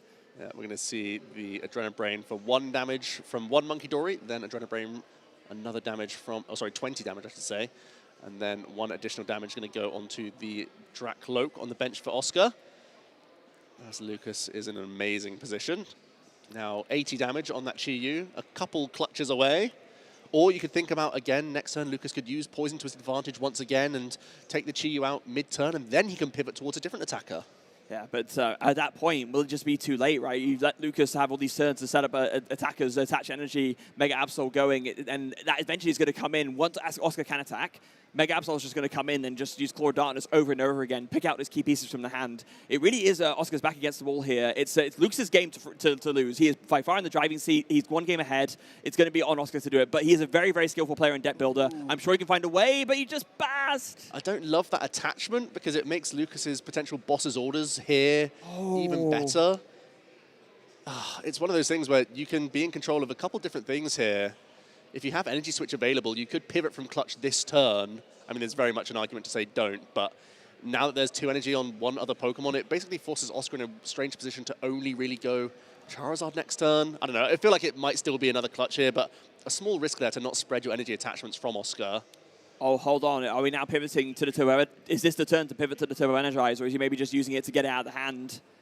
Well, it looks like Oscar's built up enough, Lucas has built up enough of the hand to say, well, let's get rid of all that, because there's been a number of recon directive. Yep. And I believe that was also Lucas's final Dark Energy in the hand, so may as well look at 6 fresh cards for next turn as well, whilst limiting some options for Oscar. But again, doesn't need much. There's the Bravery Charm going on to the Mega Absol once again. The Turbo Energize, an option for Lucas, but probably not going to be here, just going to be burned. Here comes some more Adrenabrain action. I feel like putting that Dracloak that you've already put 1 counter on up to 3 seems reasonable. Yeah, I think so as well. Or Charmeleon, right? That's the one thing that could become a Charizard. Maybe Charizard can mount something. Yeah. But it's just going to be Clutch again. And the Poison Tick 1 more time. And Oscar will be relieved to see this Chi-Yu eventually going down after he can just basically attach another energy. He's just picked up a Prism Energy to the hand. He still has to maintain this really awkward energy lineup as well, with a couple in the prize cards and a Night Stretcher, no Super Rod available. So here's the final pass from Oscar then. Action will start to begin here, Freya. It will. Where Lucas has, well, the Clutch can no longer work. It will just knock out the Chi-Yu cleanly. So instead, he probably wants to look towards a Boss's Orders play. Yeah, Boss's Orders play. So at this point, you know, this is going down. So maybe you just disrupt the board, right? Maybe you deal with this before it can evolve into a Charizard. Maybe you deal with the Dracloak with 2 energy on it. That could be the punish for the energy attachment, like you said. I think there's a number of good targets you can go for to just try and stop Oscar Madsen from having the potential for a comeback, especially if you can combine it with a Claw of Darkness in order to snipe that unfair stamp that Oscar just drew. It's actually going to be bringing, well, here we go. The Adrenabrain is going to finish off Chi-Yu here mid-turn before Lucas makes any other decisions. There's a 3rd energy to our Mega Absol. Is there a Boss's Orders coming down? No, just the Arven. So it will still be just a knockout of this Budew, you would imagine. There's only 1 damage counter to play with. I mean, you could also clutch the Budew here as well. It's the free pivot. You could have another turn of freebie clutch. Yeah, I mean, you would get item to that at this point, but do you care? Probably not. I don't. This is just another freebie. Why not take it? Yeah. This is the only Pokemon that Oscar is happy to give up, but Lucas doesn't have to. No. He can once again just do 2 damage here. Yeah. And any items that he might want or need to play, he can just get them out of the way now whilst he has a chance to. And then, yeah, next turn, take an itemless turn. That doesn't matter because the things that he can do, which would be devastating, don't need items anyway. Yeah, we're going straight back into that Yveltal. The 1 decision Oscar made has allowed another turn of clutch here. Will we throw 1 more damage counter into the equation from Monkey Dory at any stage here? No, we're going to keep 1 damage around, another Poison Tick into the active. And Oscar now, just another turn of really not doing much here. More building behind the board. The one sort of weakness of this list is that it plays no pivoting outs at all. They're just fixing the poison tick, and then the itchy pollen comes in as well. I mean, so realistically speaking, Joe, if you are Oscar here, what is your out? We looked at the list, we looked at what he's doing. Is there any way you can really realistically make a comeback here? I mean, the good news is that as Lucas takes more prize cards, is that the Charizard gets more and more devastating, right? So we're both players just confirming the damage there alongside the itchy pollen tick. It was on 1 and it went to 3. Yeah. So you can still make this comeback into the Mega Evolution Pokemon. I think that's where Oscar has to really focus in at this point. If the prize deficit wasn't so awkward, as we're going to see another mid-turn Adrenabrain KO here. Yeah. And it's passing over to the... Well, the Dreepy's coming into the active here. Yeah. Again, Lucas has the question of, like, is there a boss's orders target that's better here? Or do I go any other direction? Yeah, I think there's maybe a bit of confusion because Lucas did just discard the TM Turbo Energize, but that was from last turn. He just forgot to discard it. Yeah, and wouldn't have made any difference in any way here. I'm sure we'll get back to you on that if we get an update, but I think it should be 1 additional damage. Yeah. Or 1 off. I'm not sure. Because there's been an Adrenabrain used now as well. Yeah. I think there was 1 tick of damage that was missed going into Oscar's turn. Oh. He sort of did an itchy pollen prod plus a tick for that turn. But then didn't do the other, Right. yeah, okay, that makes sense. So it should be 1 more extra. All right. It looks like we're all good. We're hearing the voices of the judges and the players here. Oh, there's the Erica's Erica's. invitation here. Somehow finding nothing. Well, I guess there have been a lot of basics played already, but that's surprising. It's still hand knowledge.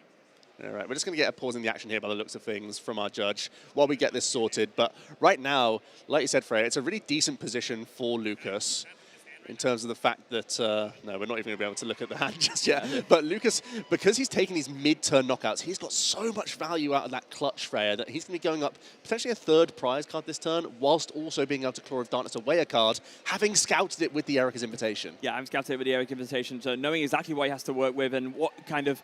He kind of preempts the thought process, right, and thinking, what is the one way that Oscar could make a comeback here when I'm so far in the lead? Even more so where, consider Lucas's position, right? 10 minutes left on the clock, 1 game ahead. With that clutch, basically guaranteeing himself 1 match point.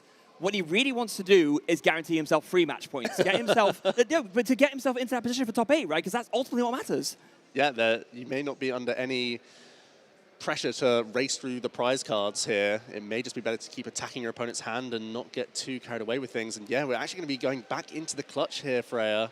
By the looks of things, you've scouted your opponent's hand via your supporter card. You can continue to take things slower here with more Adrenabrain action. Adrenabrain action coming in, free off of the Yveltal, and then onto the Dracloak, and then it's just going to be another clutch, and onto the Streepy. And this just me, in terms of mental fortitude, so frustrating for Oscar. This situation has only arisen because you led a Chi-Yu, effectively. But there is rare candy in this hand. I mean, the hand is massive. There should be a lot of options here. Oscar might be able to still launch a Phantom Dive here if we evolve into multiple EX Pokemon into the active. There's a counter catcher, going to come in and bring that Pecharunt with 190 HP. That will be instantly knocked out by a Phantom Dive in the active. And yes, like it just came up again yesterday, and it's coming up again now. If this Dreepy evolves into a Dracloak, which it now does, that effective clutch is gone, and now that Dracloak can retreat. Yeah, on top of that, can draw even more cards. I was thinking Rare Candy could be a pretty interesting option, so you can just attack with the active here, but you could still pivot into the Dracloak that already has a couple energy attached to it. And bear in mind, the Infernal Rain far less effective, once again, because of those 2 fire energy in the prizes. I think the idea here is that, yes, you could Rare Candy into the active, but doing this, you get 1 more Recon Directive before you attack, right? You do. So that's just that 1 extra dig that you can find. And down comes the Unfair Stamp as well. Of course, there was a KO taken last turn. This is the way that Oscar could potentially pull this back into a tie. Yep, try and take out that Pecharunt EX. That's the way that Lucas can pivot in and out of the Kangaskhan. So you're effectively, as long as this turn goes well here, Oscar will be taking away effectively the run, error, and draw engine, unless Lucas can get back into a means of recovering the Pecharunt or back into a Latias EX play. The Recon Directive come down now. He can really top up the hand after shuffling in and going to 5. There's a Charizard EX coming into the mix. Yeah, some free, very fast recon directives in succession. Last choice there, going to be that INO. Really wanted to keep Lucas's hand low for as many turns as possible, knowing that this is the way that Oscar can make this comeback here. That fight does find the Dragapult off the unfair stamp as well, so with that we'll be able to retreat and attack. So as you rightly said, Joe, this Petrant is going down, and suddenly Lucas has a lot less options for draw and to try and find a way back out of this low hand. And a really clever use of the Phantom Dive. Going to place all the damage onto the Mist Energy Mega Kangaskhan, so you effectively evaporate that damage away. So Lucas doesn't actually have a nice way of using Terminal Period here. He was thinking that, oh, if there's a Phantom Dive being launched, I'll have my Monkey Dories on my side. He'd already set up the damage onto the Dragapult EX somewhat, but hadn't put the full 6 counters on, just 4. So now Lucas doesn't have the easy knockout with Mega Absol. But instead he's going to use Boss's Orders. Does that indicate another clutch avenue here, Freya? Yeah, just to try and maybe like let this game just kind of run out on the clock, right? Just try to maybe clutch out away, or maybe just deny a Charizard. Oh, but it's such a struggle. An eeny, meeny, miny, mo approach from Lucas there of what to bring up. It will eventually be this Dracloak that has nothing on it, as one counter is ticked onto the Dragapult EX, and a clutch once again ensues here, Freya. With just under 7 minutes remaining on the clock, Lucas is taking things slow.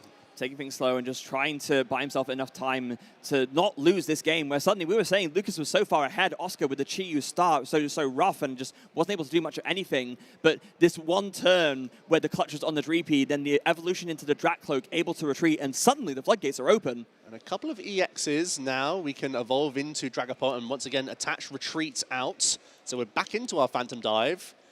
Oscar will be able to go down to just 3 prize cards remaining this turn. That would be just 1 Mega Evolution EX Pokemon knockout away from winning the game. Lucas wisely, having only taken 2 prize cards so far in the game, isn't really in too much danger of a knockout from a Charizard all in one go. Crucially as well, Freya, Oscar picked up the Super Rod from those prize cards. That's going to really fix his Fire Energy issues. Yeah, going to be able to accelerate his Fire Energies again once he gets another Charizard out. Also gets back that Monkey Dory, so we'll be able to use that to do some Adrenabrain shenanigans of his own. Has the Rare Candy Charizard ready to go to accelerate those Fire Energies that he just Super Rodded back for good measure. Really nice combination. You've seen it many times. Charizard is going to recycle the energy before getting full value. Once again, evaporating those counters with Phantom Dive. So Lucas has none to play with this turn. Lucas is going to have a quick look at what's remaining in terms of evolving Pokemon. A couple of Dragapult EX have been committed to the board already. So Lucas may be thinking that final Dracloak on the bench can no longer be evolved. It could once again become another great clutch target if he can work his way back towards it. Yeah, just looking at the list here, it is only yes. Yeah. So once again, there could be another clutch avenue at some point here for Lucas, who already is holding on to a Night Stretcher. Are we once again here going to be going slower? I mean, I guess at this point, it's your only out, right? Or at least you think it has to be. Now, these players don't have perfect list knowledge yet, but again, they probably would have seen each other playing in the room. They have a rough idea of what the counts will be. So if Lucas can recognize this likelihood of the 2 count of Dragapult in Oscar's list, this is a play that he could go for to potentially still seal the win. And Counter Catcher is live for Lucas, so this Arven could still end up being a gusting effect here. So it could work out pretty nicely for him. I don't think he has all the pieces to get this Yveltal into the active just yet. So it might be that he's going to have to pass into the active with this Kangaskhan. Ooh, Energy Switch is an interesting pickup. Okay. Trying to get into the equation this Yveltal if ever possible, but we'll have to pivot this Kangaskhan right now with the Petron EX removed on a previous turn. That's still a chunky high retreat cost Mega right now. Lucas wants to continue to line up this clutch at some point if he can. There's the Yveltal coming down. Bravery Charm onto the Mega Kangaskhan and then a pass with 350 HP in the active. What have you got, Oscar, to deal with this? Starting off with that final Recon Directive. I know Into the Hand is an interesting one. You've just seen Lucas pick up a couple pieces from that Arven, and even though the Bravery Charm was slammed, not much else was used there. So you may want to use this for disruption, even though you're only putting yourself down to 3 cards. So it's probably more worth it to just deny Lucas further options from his end. Yeah. That energy going down onto the Dracloak, getting out ready to attack. I guess even if you do a clutch play onto the Dracloak, maybe you can go ahead and attack with the Dracloak itself. It does do 70 damage. Headbutts in the mix. Yes. Why not? 70 goes down to 10 from a couple of Drenabrains, so I wouldn't advise it. No. It's what Oscar has to do here. Not going to use Ino, so Lucas gets to hold on to some of those combination pieces, and I think of those pieces, something like a Penny E-Switch combination next turn would be really dastardly. But the thing is, time is really not on Oscar's side here. No. 3 minutes left on the clock right now. Still needs to find 3 more prizes to take. It might be that Lucas has bought himself just enough time with these clutch plays. Oscar really needs to find some way to speed up and just put this aggression on. There's 1 Luminous and 1 Monkey Dory left in the deck. I think that's going to be crucial to finish things. That could help him out a little bit, especially because the Phantom Dive base damage, only that 200, then Monkey Dory heals 60 off it. You're still not two-shotting this Kangaskhan. No. With that 350 hit points, thanks to the Bravery Charm. So Lucas giving himself a bit of a buffer here as it jumps down to 150 remaining. There's 6 going on to the Yveltal as well. So Oscar doing his best to threaten multiple Pokemon here. But Lucas, with that prep from the previous turns, Arven, will he be able to pick up this Kangaskhan and move into an Yveltal? Well, there is a penny in the hand, so I think that's going to be happening, Freya. Well, that has to, right? Because that's by far the biggest liability you have on the board right now. Just take off that 200 damage. Not before moving some off, though. Yeah, I'm not going to take off the Yveltal. Oh, it is going to be off the Yveltal in the end, which I think telegraphs a penny coming in. You could just go back into the Kangaskhan with Bravery Charm, honestly, Freya. You don't have to put damage. Well, you don't even have to Claw of Darkness either here. No, it's true. You can just keep maintaining this board where effectively you just wipe the Phantom Dive entirely. You basically just get 2 free Adrenabrain and just say, well, back to you. Interestingly, there was a Mist Energy also on that Mega Absol, so Oscar chose to put this 6 damage into play and basically only got punished by a penny line. Yeah, and I think maybe then it could have been advisable to go for the Ino to kind of prevent that penny line, but at the same time, average of card numbers in the hand, there's certain combination pieces there. Oh, hold on, Claw of Darkness coming in. We're going to get aggressive. Lucas thinks he's got enough damage around this board. He's going to Mist Energy the Yveltal as well. And looking at a Bravery Charm here, Claw of Darkness won't be taking this KO, so you're still making sure that you're not in range of any Burning Darkness shenanigans. You're putting the Dragapult 10 hit points away, and you're also able to hit an Ino here. Oh, that's huge. Out of the hand. But does have another, I think just drew another one off the top of the deck. That's pretty good. See a Recon Directive. But Lucas done such a great, careful job of still threatening the board here as we come just to 1 minute remaining in this game number 2. Oscar has to find a win and has to do it in the next couple of turns. Yeah, and that's going to be made a lot trickier by the fact that, again, looking at the counts of the prize cards, Lucas has been so careful to not take too many. Yeah. If Lucas had carried this Dragapult, Charizard could come in and the game would basically be as good as over. Yeah, if you take a sort of like, oh, I can just hit whatever's in front of me approach, this Charizard would have been bearing down right onto these Mega EX Pokemon. So it is going to be another Phantom Dive here. And again, Oscar's going to say, well, let's just put the damage on the Mist Energy and evaporate it once again. He has been quite cute with that throughout this entire set, Freya. That really has been key throughout this entire set. I do really think, though, with this time remaining on the clock, it is all going to come down to this. If Lucas can find another penny, there is going to be no way for Oscar to take KO, and I think that is going to be enough to clutch this match. So he's going to play the energy switch to move an energy onto the Yveltal, and then let's see, is he able to find a penny to heal this Mega Absol? No, it's an Ino, it looks like. Ino going to come in. There's still a way that you could take 4 prize cards this turn, I believe, with the Adrenabrains here. You still have your turn attachment as well, potentially. There's Counter Catcher picked up. Is there a way to win right now? Wait, yeah, no, hold on, I'll do it. Will that do it? Wait. Well, we can once again go back to clutch if we have to. As time, we're now in overtime, let's not forget, Freya. So Lucas does not have to win the game. Having this Dracloak here, giving yourself double Adrenabrain play, does protect you quite nicely here. You're going to heal up this Mega Absol as best you can and say that this Dracloak cannot move with 2 Dragapult EX already evolved into this game. Yeah, moving some onto the Charmeleon, and then moving another amount. It's going to be onto the Charizard. Again, just not wanting to take prizes here. Yeah, clutch should do it as action. This is turn number 1 now for Oscar. He will have 2 turns to try and construct a win, but this Dracloak will be stuck for 2 turns. That means he's limited to exactly Dragon Headbutt. Let's see the Recon Directive. I think there's only 1 Fire Energy even in the deck here at this point, Freya. Yeah, so even if you can find an attack, it still doesn't necessarily feel great. It just gives more fodder. There's a Fire Energy in the prize cards. Important to remember, Luminous only works if it's the only special energy attached to the Pokemon. So if you can't attach double Luminous to power up the Dracloak that way, so instead it's just going to be a boss's orders, and then is it just evolving to Charizard, that works. You can then Infernal Rain that last Fire Energy onto the Dracloak, but 70 damage isn't going to get you much from anywhere, especially after the Adrenabrain healing. That's essentially, like you said, Joe, that'll turn into from 70 to 10 damage. It's a boss's orders and a prayer here, because there's no way for Lucas to currently retreat this Mega Absol. So if you can just avoid 1 more turn of clutch, and with your own Monkey Dory plus Adrenabrain here, you can keep this Mega Absol in range of a Burning Darkness on the next turn, I believe. You can put this down to 160 here. Then even with the 60 heal for Lucas, does your own Adrenabrain plus Burning Darkness still get you there? I think it does. But then, but that would be enough, yeah, because free prize card to win the game, so it has to be this. Plus with the Dragon Headbutt, absolutely. This Mega Absol is getting right in range. Can Lucas find a way to move this Absol one last time? Nest Ball should be enough here, Freya. We can once again get the Mega Latias, or the Latias EX to move our Mega Absol, and it will be one final clutch here, and I think that's going to be the perfect use of Lucas's final turn of time. Yeah, just with the Latias able to retreat this Absol, clutch onto the Dracloak to prevent any retreating. We already know the list, and Oscar will be completely stuck, and Boss's orders for good measure, just to bring it up. Oscar recognizes the game state. Lucas takes game 2 and takes down our Swiss round 12. Congratulations to Lucas there on an amazing match win. Such a different set from that game number 1 there. Lucas really showing both modes of the archetype, and really great, very early on recognition that clutch was going to be a vital piece in that match. To begin with, it was just to sort of unleash the itchy pollen so he could access his trolley, and then it was like, hang on, this is genius. Yeah, absolutely. Manually attaching, what was it, 6-7 times as he just clutched away that Chi-Yu. And Oscar even opting to go for that buddy, gave him one additional turn of clutch. Yep. And at that point, Lucas knows that time is whittling down. He doesn't necessarily have to win, he just has to find a way to protect himself as much as possible.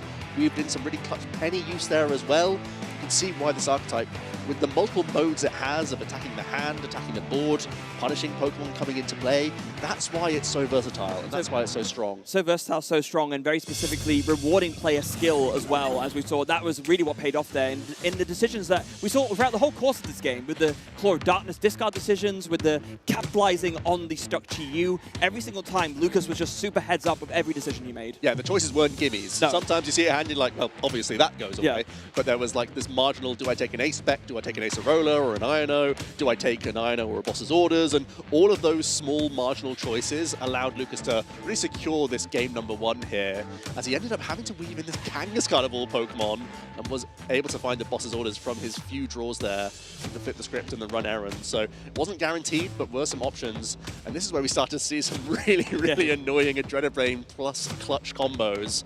Oscar even a Budu stuck for an additional turn, and another mid-turn knockout with the Adrenabrain. Always such a satisfying thing to line up for players. But that's when Lucas put on the brakes. Yeah, that's when Lucas put on the brakes, and it is not often that you get itchy pollen and you're like, oh, yeah, whatever. Yeah. I don't mind. Please do. I welcome it.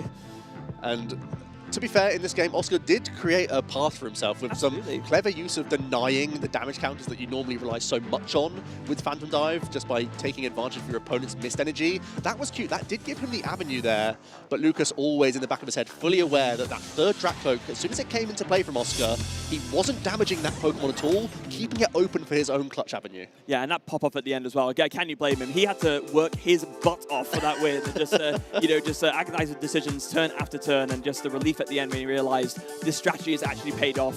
And I mean, with a win like that, you are not going to be that far off from securing a spot on top cut here at EUIC. Right, I believe 33 match points now for Lucas, so in prime position to be in another great top cut position. We've seen them so many times get into deep elements of the tournament, and Lucas is such an impressive player in that he plays at that level, but is always happy to chop and change archetypes. That's what I think is even more impressive about his play. It's the age-old debate, right? Whether you're a newer player coming into the competitive game or a stronger player playing for a long time. Do I stick with one thing, or do I trust in my skill set and my ability to adapt to play something different each tournament? Lucas definitely falls into the latter camp, and it has paid off beautifully with this result here already at EUIC.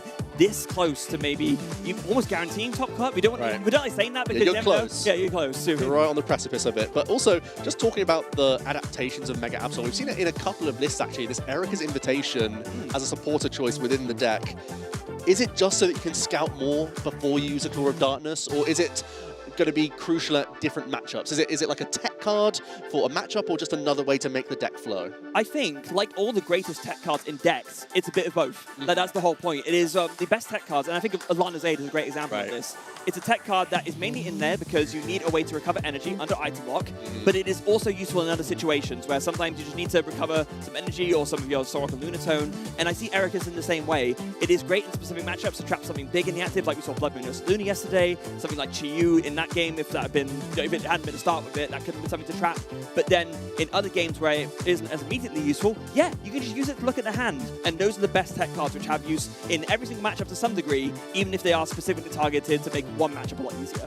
Well, that was a really thrilling game for very different reasons, actually. I know Lucas is pumped and ready to talk with Ross. They're on the stage.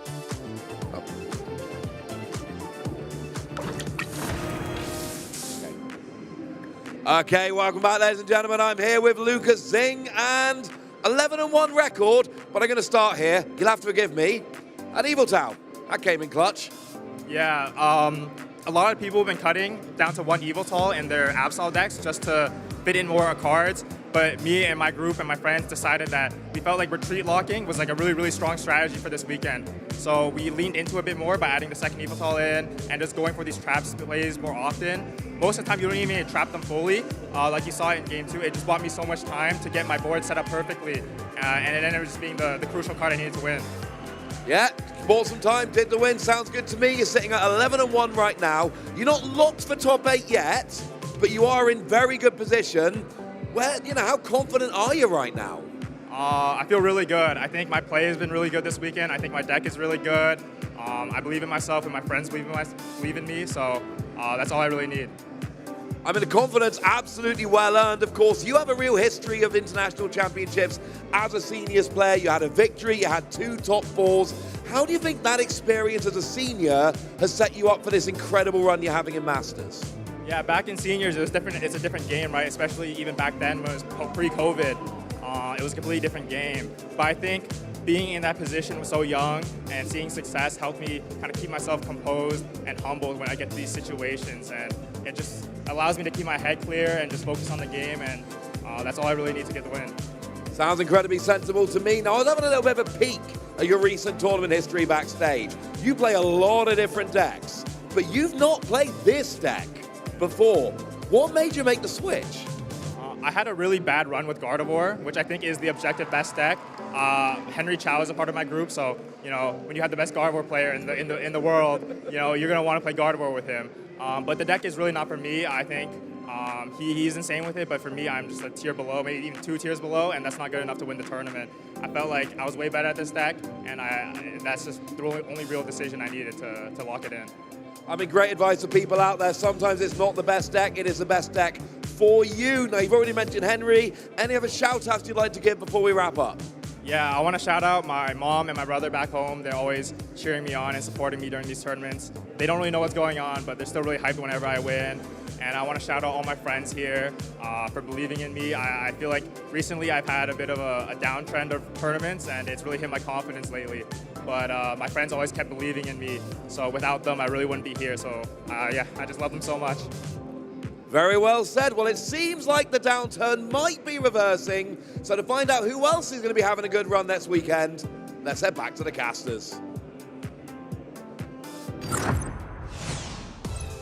Thank you, Ross. Yes, lovely to hear from Lucas as ever. Mega chuffed to be here. And yeah, kind of recognizing, hold on, I've been playing this deck for a little while, but it's just not really working out. It's not making sense to me. And pivoting to an archetype that it just trying to mix things up a little bit to see if something is gelling a bit better. And clearly it is. And it's hard to argue with Henry Chow. Yeah, exactly. So yeah. to have the boldness to say, no, this isn't for me, and to have something else, and clearly playing excellently with the archetype is great to see. And what a great testing group that has come out of North America.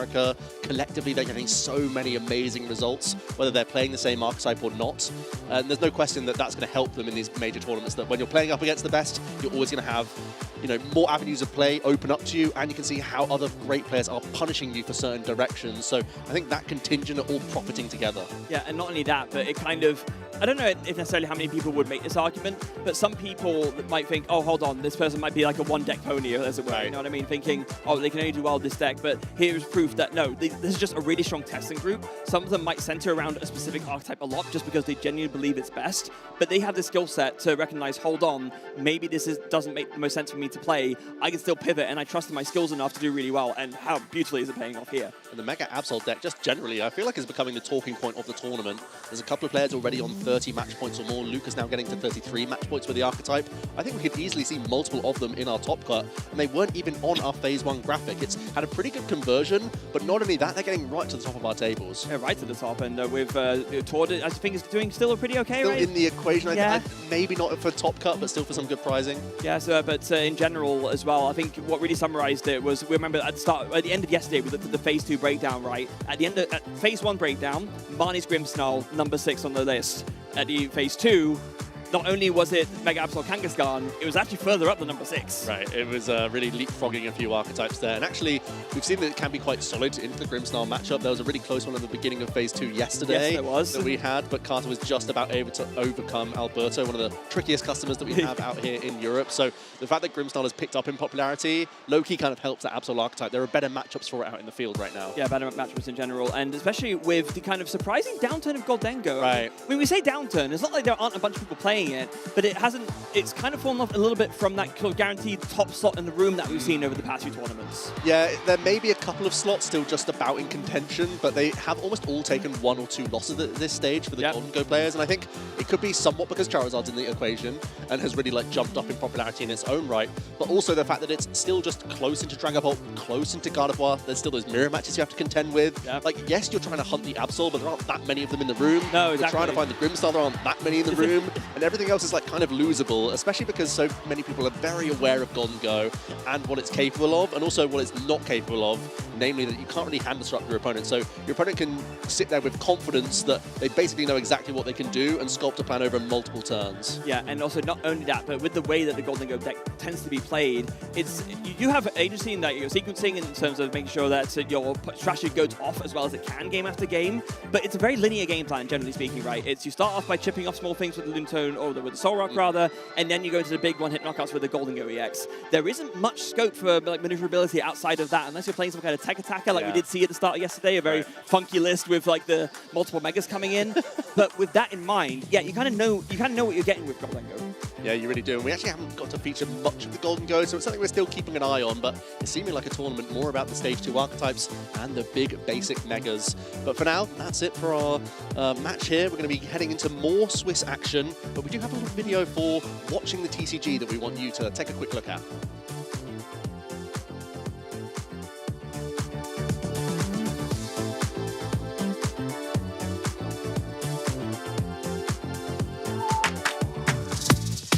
Whether you're a long-time fan or just getting started, there's never been a better time to jump into the Pokémon trading card game. With thousands of cards, endless deck possibilities, and an evolving competitive meta, there's always something new to experience. If you're new, following the action is easier than ever. Here's what you need to know. Each game starts with a coin flip to decide who plays first. Both players shuffle their decks, draw 7 cards, and must begin with at least 1 basic Pokémon. If not, they reshuffle and draw again until they find one. Each player also sets aside 6 prize cards, which are drawn when knocking out an opponent's Pokémon.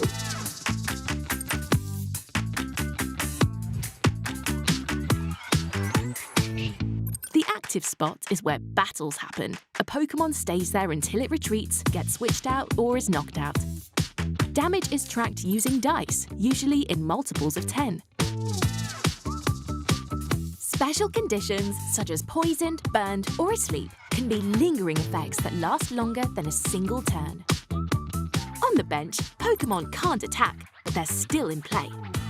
There are 4 kinds of trainer cards: Item, Supporter, Stadium, and Pokémon Tool. Each one brings unique effects to the game, adding new twists and strategies to every match. To win, a player must draw all 6 prize cards by knocking out opposing Pokémon, but that's not the only way to win. With so many strategies and surprises, anything can happen in the Pokémon TCG. If you're ever unsure, just listen to our expert casters. They'll break it all down. No ancient card yet. There's 2. The pair will be discarded now. Here we go. This is the comeback, taking 4 prize cards in 1 turn. Just going to conclude that open vessel. Plus, our on-screen graphics are there to help you follow the action every step of the way. Stick around and dive deeper into the world of Pokémon TCG.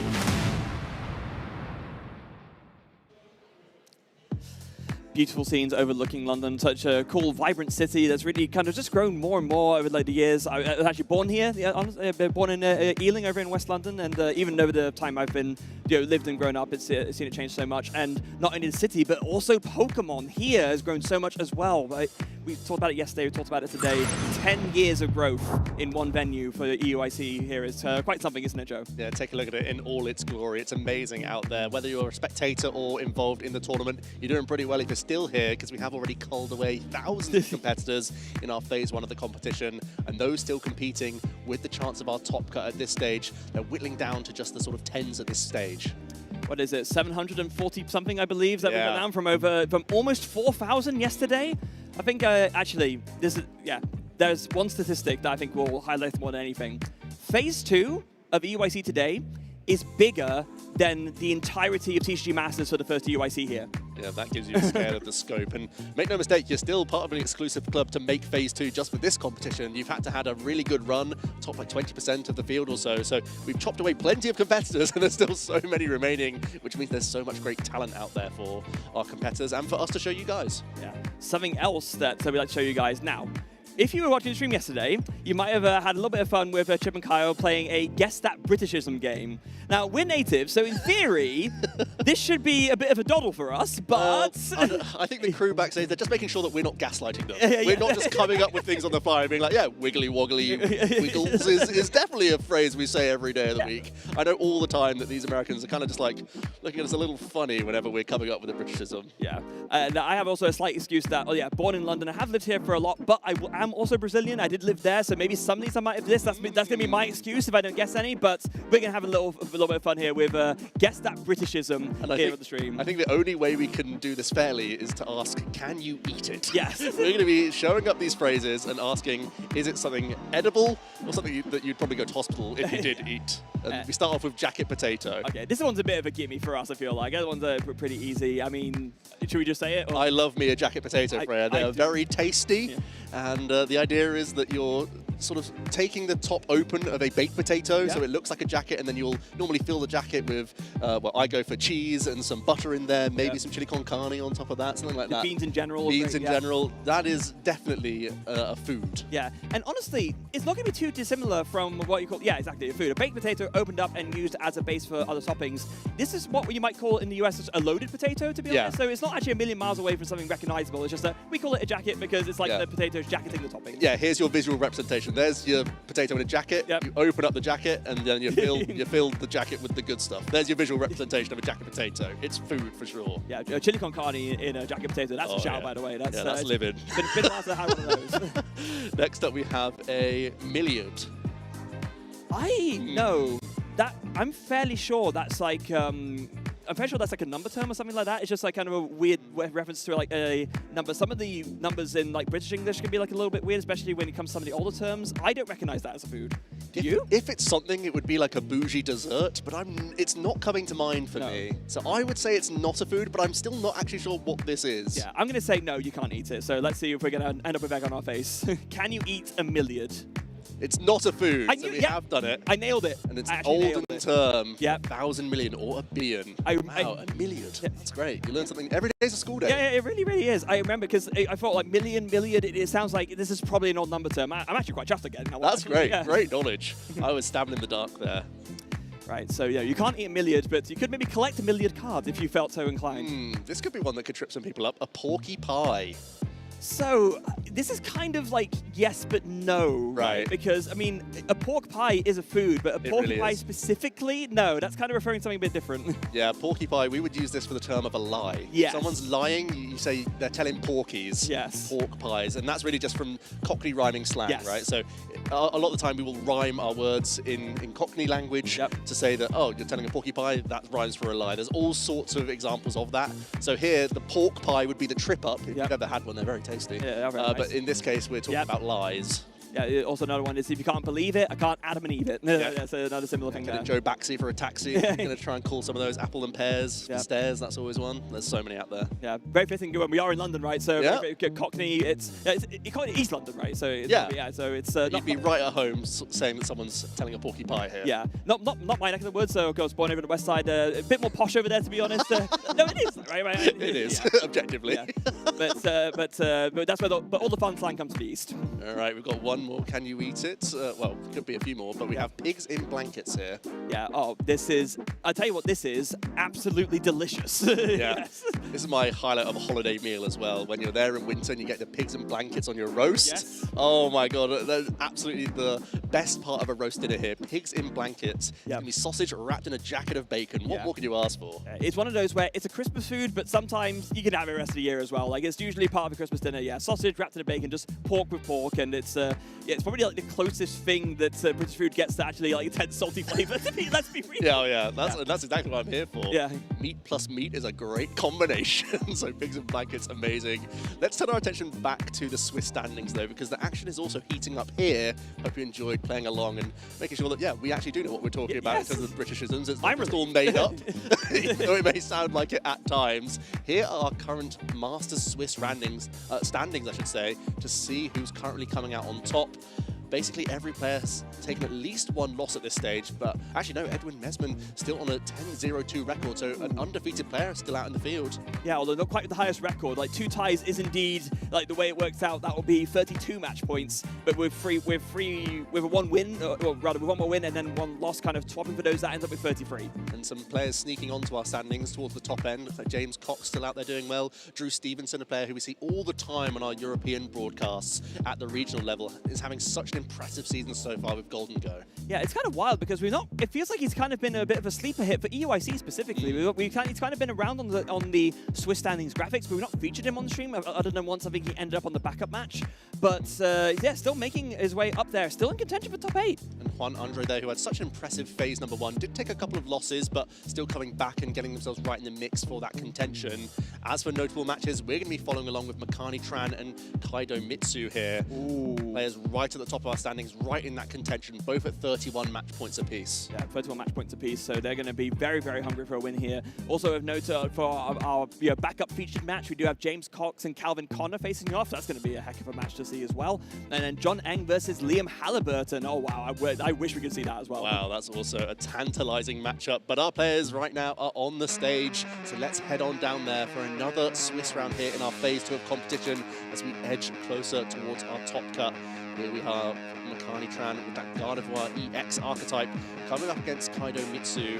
And it's something we see a lot of the time. Our Japanese contingent of players really do like backing this Raging Bolt EX archetype much more than you see out in the West. It seems like one of the big differences between our and their metagames. Yeah, it's the Mega Absol Kangaskhan and it's the Raging Bolt. Like, a lot of people over here, it was basically after Frankfurt Regionals, after Mega Evolution came out, people decided, you know what, Curlier out of range of single price Raging Bolt, nah, I'm not.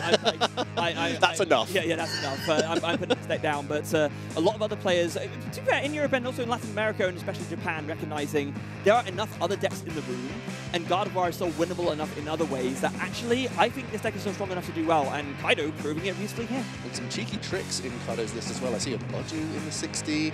There's an Iron Leaves, which may not come up in this matchup, but can be a useful tool into other matchups. So it is definitely be the very owl-focused build. Not going to have the Wellspring Mask Ogapon, so we'll lean into either Pheasant Dipty EX or sometimes that single prize Raging Bolt as an early spread attacking option.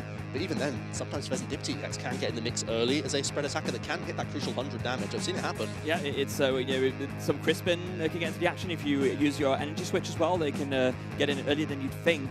It's really interesting looking at this list because what this feels like it's doing, it is, like you mentioned, the kind of Fan Rotom, Terra Noctowl, and Terra Jewel Seeker engine version of the deck, but playing some of those basic techs that the all basics version of the deck tends to play, like Budu and Chempao. Yeah, so I think it is going to be playing single prizey as best it can. Ooh, already some issue though. I see a pink prize card. That means the A-Spec for Kaido. And Prime Catcher towards the top end of those prize cards might be a little bit awkward for him. As for Makani, a couple of those Psychic Energy, never ideal because the more access you have to these in your discard pile, the better. Additionally, it's going to be one of those Technical Machine Evolution. Are they playing just the one copy in the list here? No, they do play 2 copies, so still access towards getting into Curlier that little bit earlier. Yeah, and that's going to be important because, like we were just talking about, the Curlier having enough HP to be out of range of a free energy Raging Bolt snipe is one of the big factors that made a lot of people give up on Raging Bolt. So if Makani can get that double Curlier down early with the TM Evolution, probably going to be feeling in a pretty good stead. just for updates on these players, Makani has had a bunch of regional results this season with Gardevoir, so you know they're certainly experienced with it and no stranger to the stage as well. Many placements over a number of seasons here. If you tune into the NA broadcast, you've seen Makani time and time again. Hokkaido has had a top 16 placement at one of these multi-thousand player Champions League tournaments as well, so no stranger to these larger fields and coming out on top. Yeah, no, absolutely not. 13th place at Champions League in Aichi very recently is insanely impressive. Those tournaments are even bigger than ours. Yeah. But this is going to be a very tough matchup for him. He's going first, so he's got to be feeling good about that because that is exactly what you want to do with this Raging Bolt deck. But let's see what you're made of, Kaido. Kicking things off with a Teal Dance into a Nest Ball, so we do have access to Fan Rotom. This really helps the deck tick in the opening stages, as that ability can only be used on your turn going first, sorry, on your first turn, but you can search for 3 colorless Pokemon with 100 hit points or less, and that also includes Stage 1 Pokemon. So not only will we grab some Hoot early on here, Freya, but also we can stash a Noctowl into the hand for the next turn, where Jewel Seeker really helps things go haywire. Yeah, if you have if you have a Terra Pokemon in play, that Noctowl's Jewel Seeker ability, when it evolves from Noctowl, lets you grab any 2 trainer cards from the deck, and this is how you set up so consistently game after game in a deck that needs like a lot of moving pieces to really function. So super, super important card. And the Fan Rotom is really kind of the glue that holds that engine together in those early turns. In some instances, it can be an attacking threat as well. It can come in with Assault Landing for a 1 for 70. But in this case, kind of going to get early attachments on the board to allow this Thunderburst Storm to be more devastating in future. That's lining up a nice Crispin play for next turn to allow you to reach up to that 90 threshold to start deal with some rolls. So Kaido already have pretty much the ideal opener here, and passing the action over to Makani, who's going to have a quick deck search, kicks us off with a Nest Ball. Yeah, kicks off with a Nest Ball, so going to have a look through to see what's prize, recognizing that's, 1 TM Evo prize, a couple of Psychic Energy, that 1 Turo as well. Could come back to bite him a little bit later, but granted the prizes could be a lot worse. So the main thing he's going to be doing is counting up the counts of Rolts and everything else and thinking to himself, okay, I'm staring down a Raging Bolt with 1 energy on it, so I need to make sure that I at least get a couple of Rolts down, and even more ideally, get them both evolved into Curlier with that TM Evolution attack. Yeah, because as you've already mentioned, 100 hit points will stay out of range of that Thunderburst Storm. It would basically force Kaido into a Dragon Headbutt, or to use Crispin plus Energy Switch, and that's a lot of resources being spent all in one go. So, and at the same time, it would get you towards multiple of your Curlier, meaning you don't need to rely on your Rare Candy into future turns. So no doubt about it, the TM Evolution will be a big pickup, and we actually see the Arven coming out from Makani here, so already has it on their mind. Yeah, has it on their mind, is eyeing up maybe that secret box. Now, usually we do see the grab of the Arven with the tool being the TM Evo to then discard the secret box as fodder to grab the second one, because you only really need to use it once per game. But in this instance, oh, hold on a second, we're seeing Luxurious Cape coming in, so is that going to be the fodder instead? Yes, it is. In this case, you don't need the Luxurious Cape quite so much. Even a Bravery Charm will help you deal with basic EX Pokemon. That Luxurious Cape is sort of used often to help you reach all the way up into Megas or into Stage 2 EXs.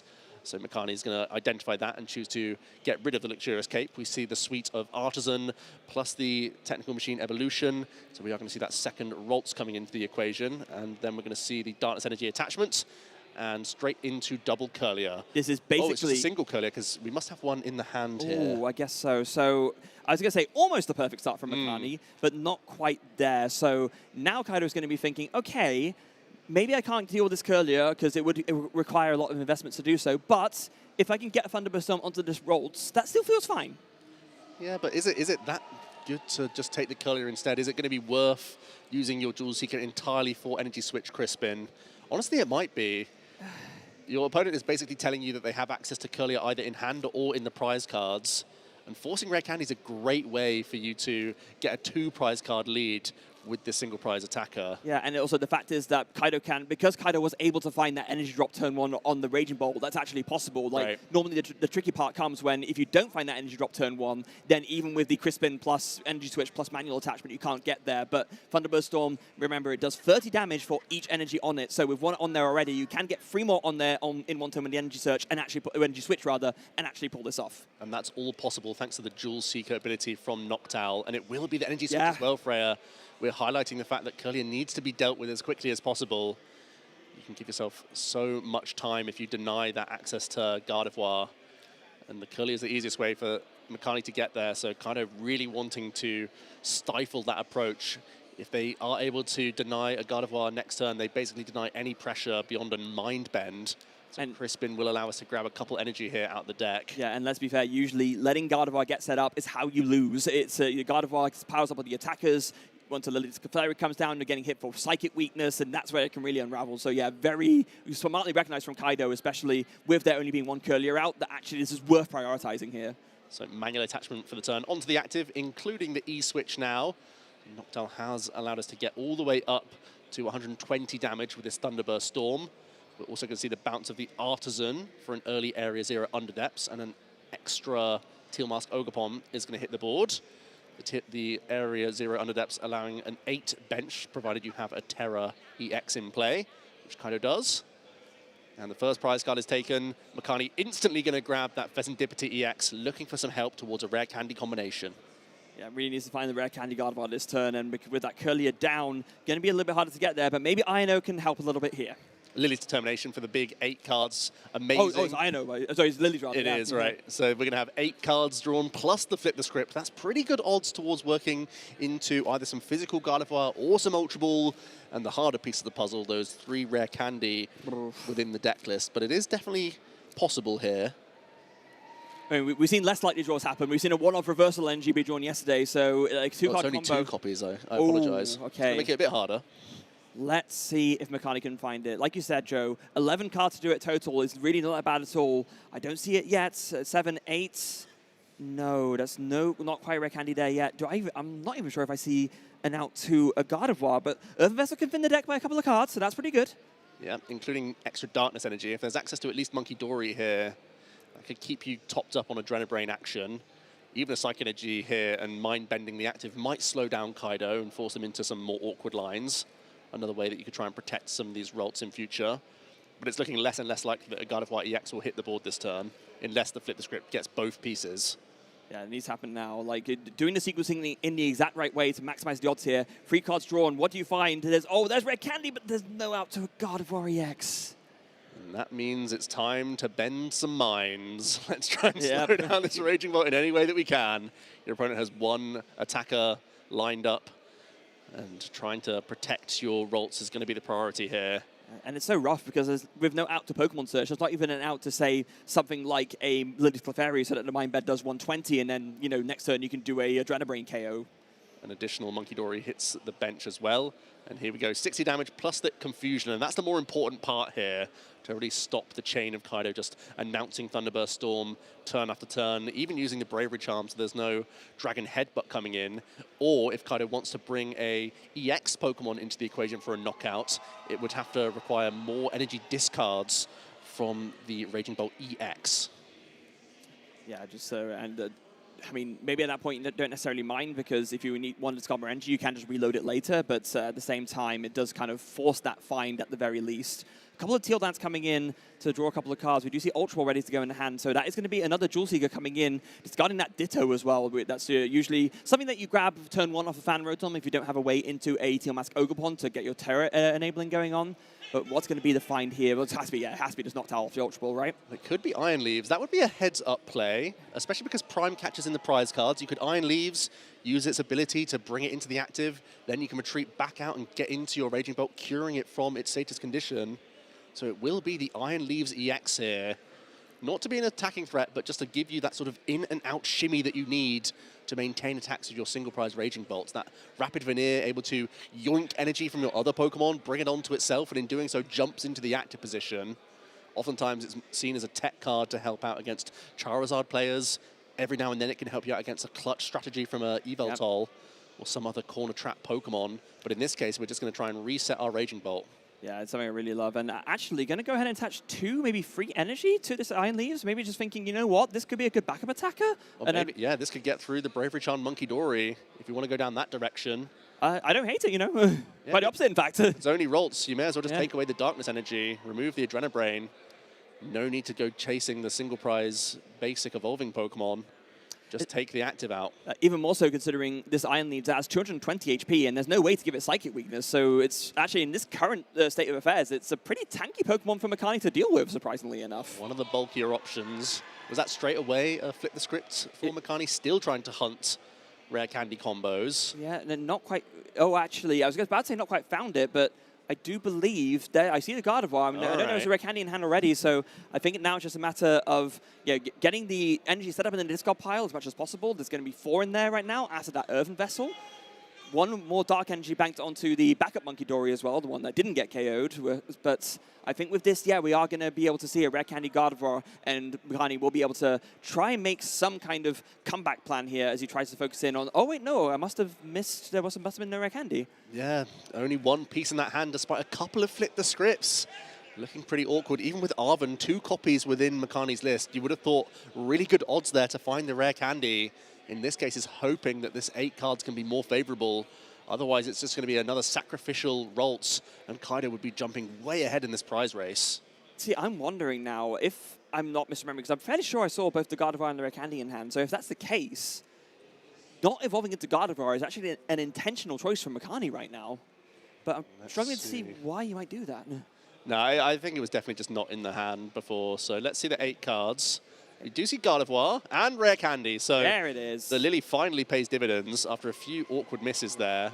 And oh, you know what? It must have been. I think it was the Clefairy. I think the similar look for Psychic EX, so just got mixed up. Yeah, that makes more sense now. Because in what universe do you not evolve into this Gardevoir, right? A couple more energy coming out. At least Mikani has filtered a lot of those in the discard pile. I believe 5 Psychic now already accounted for, with 1 into the hand as well from this Earthen Vessel. So Mikani does have access to a decent few things here. The Scream Tail, already a good threat. If you want to attack with the Gardevoir EX, you know it's under threat straight away with so many energy remaining on the board. So I have to imagine you're going to pivot into a single prize attacker here. You want to make the prize map more difficult for Kaido. Yeah, make it more difficult for Kaido. And now, of course, with that Psychic Embrace into the active and the damage coming on, you have fodder for Adrenabrain, of course, so you can go ahead and use Adrenabrain to set up this Fan Rotom damage and just deal with at least one of those or actually, no, just deal with this Raging Bolt. Yeah, let's get rid of a bunch of energy. Let's also try and protect our Monkey Dory in that way, because, of course, the Prism Edge means that this Iron Leaves EX cannot attack next turn either, Freya, so keeping that in the active position might make life more awkward for Kaido, who might have to start thinking of pivoting into a Raging Bolt EX at this stage. Yeah, but we do see it there sitting in the hand, along with a Noctowl, so Jewel Seeker is going to be an option this turn. Night Stretcher could be a good option to go for if you want to re-establish that single prize Raging Bolt. That could be quite good. You can also grab, of course, that Vital, the main key piece of the deck, which I haven't even talked about yet. Professor Sada's Vitality. What does that do, Joe? Well, it's coming into the hand by the looks of things.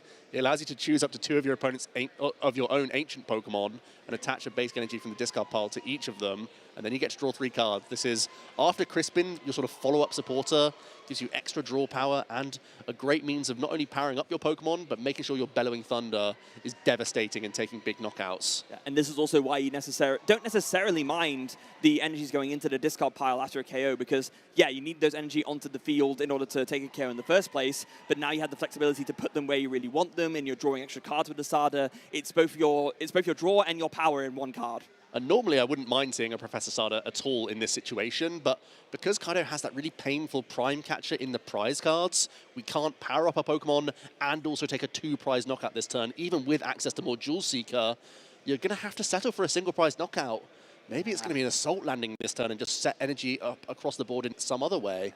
And I mean, another thing to consider, there is not a single ancient Pokemon on Kaido's field right now. No. So actually, you can't even just play the Sada. You have to consider, do I want to use this Night Stretcher, just get back the single prize Raging Bolt? The other Raging Bolt EX is in the hand. Yeah. So he's just asking for a hand size count. There's going to be 7 in hand for Mikani.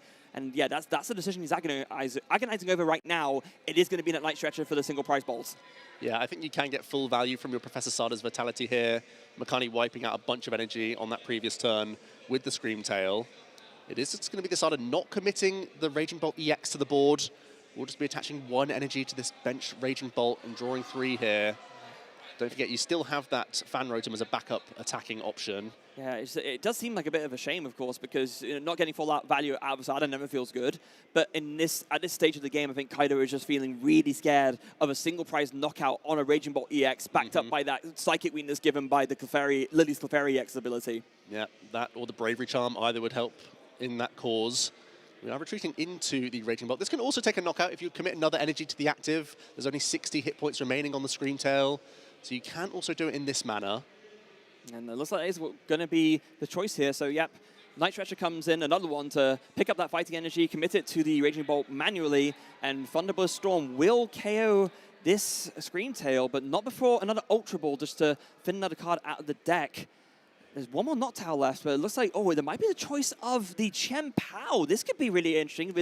What does the Chen Pao do, Joe? Well, when it comes into play, you can discard a Stadium card. So this could be a way that you can manipulate your board state in terms of getting rid of your Area 0. It can be seen as a pseudo-healing option at times. And I think this is the exact time to unleash that.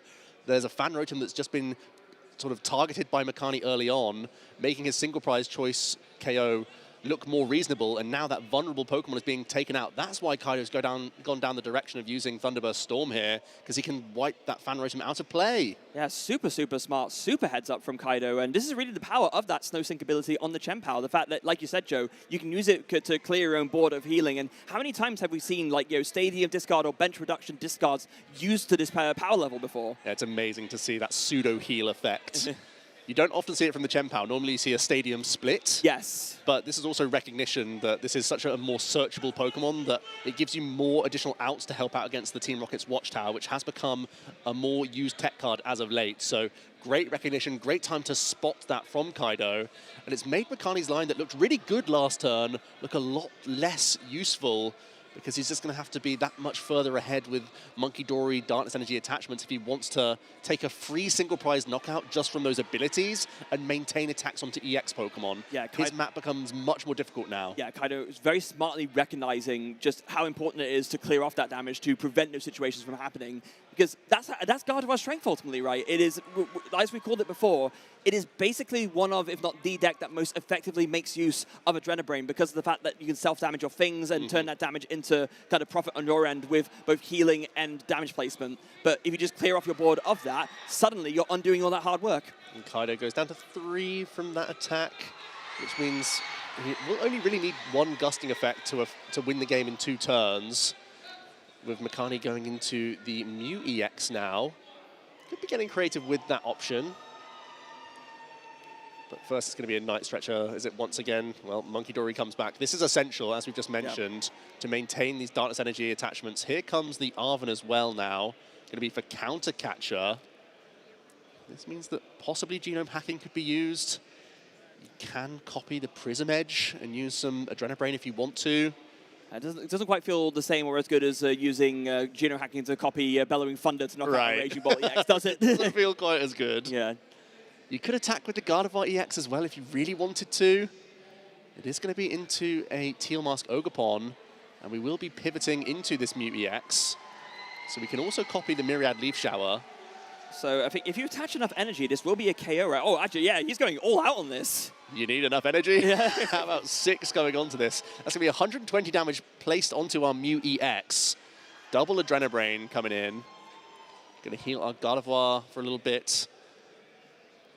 We're going to be doing 3 damage counters 2 times onto the Hoot Hoot, and Makani will finish off this Teal Mask Ogerpon. So the plan he set in motion last turn with the Fan Rotom damage is now being re-maneuvered towards that Hoot Hoot. Yeah, very, very cleverly so as well, given that with the Hoot Hoot, not only is it a prize card conceded, but that's your engine, right? That's what evolves into Noctowl, and that's what lets you keep going with your plan. So you really it's a tough position to be in when you want to evolve that up into Noctowl, but it only gives you an extra 30 HP, and that Adrenaline plan is still very much live if you commit to that. And by committing 6 energy, it looks like this Mew is like kind of silly, but it's actually really good, because if Kaido wanted to take out the Gardevoir EX, Makani wouldn't even need to worry about getting another Gardevoir established on the next turn. He could simply hack the Bellowing Thunder with this amount of energy committed. It wouldn't be an issue. So Makani would just focus on disruption with Ino, not really needing much from their own hand. So by committing this many energy, yes, you were able to Myriad Leaf Shower, but also you're set up quite nicely for any play from Kaido here.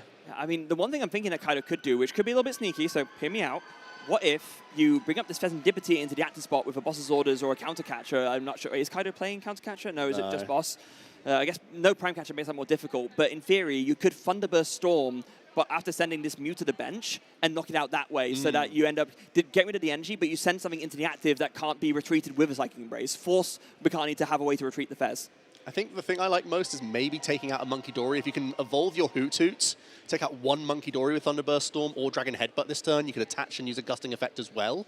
If you can do that, then your Noctowl doesn't go down immediately, and you're still threatening win next turn. The only downside of that play is that you won't have Jewel Seeker online to try and get those closing cards.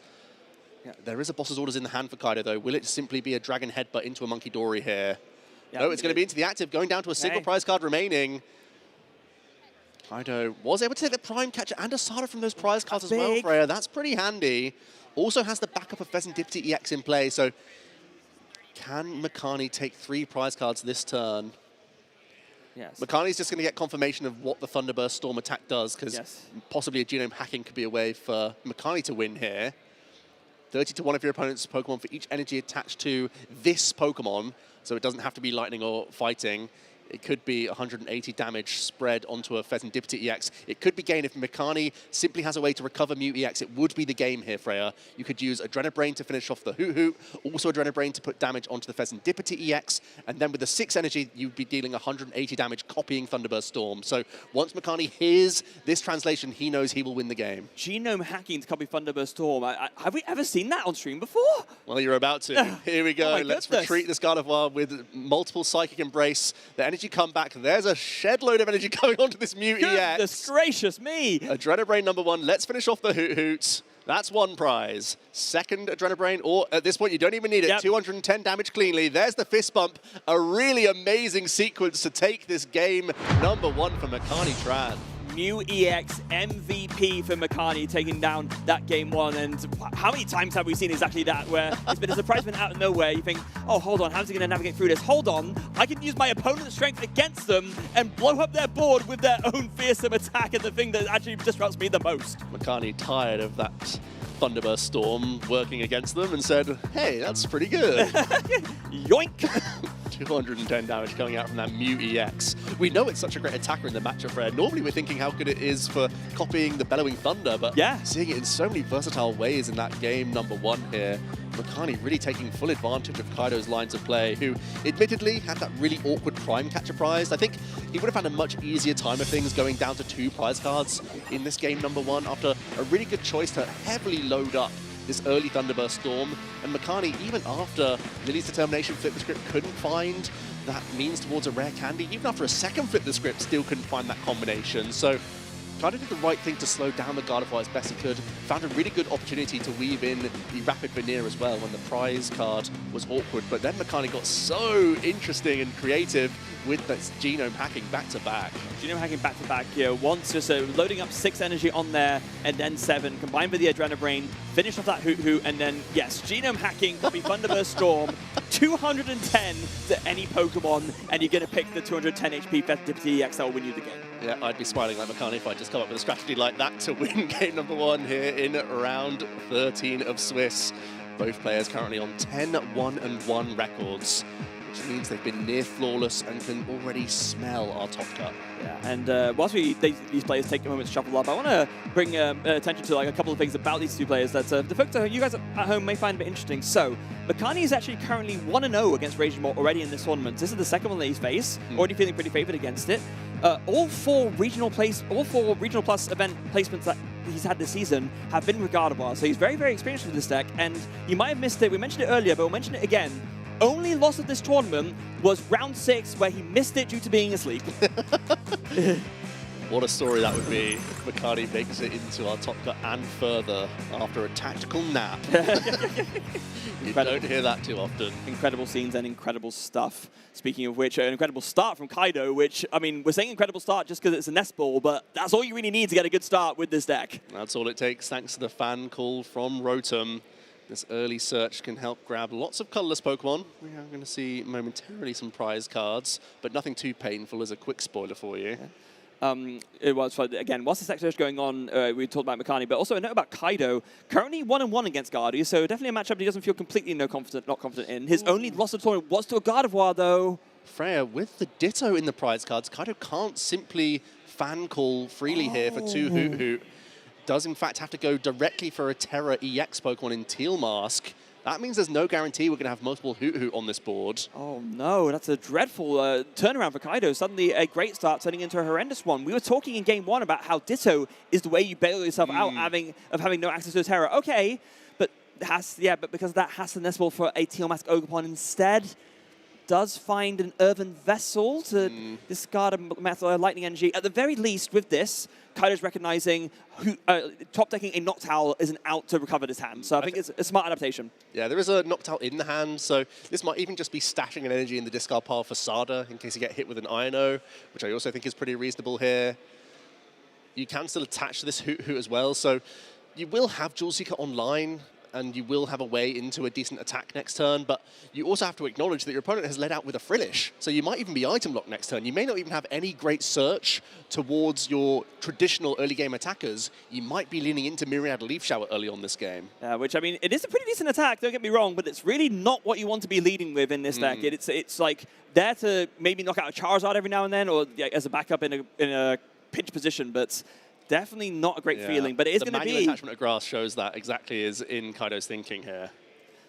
What does Makani start with in the meantime? Going to be going second here, so we're going to be feeling pretty confident about being able to draw and find a lot of cards with being able to play that turn one supporter, of course, which is the main reason why so many decks now choose to go second over first. Definitely was a time where that wouldn't have been the case.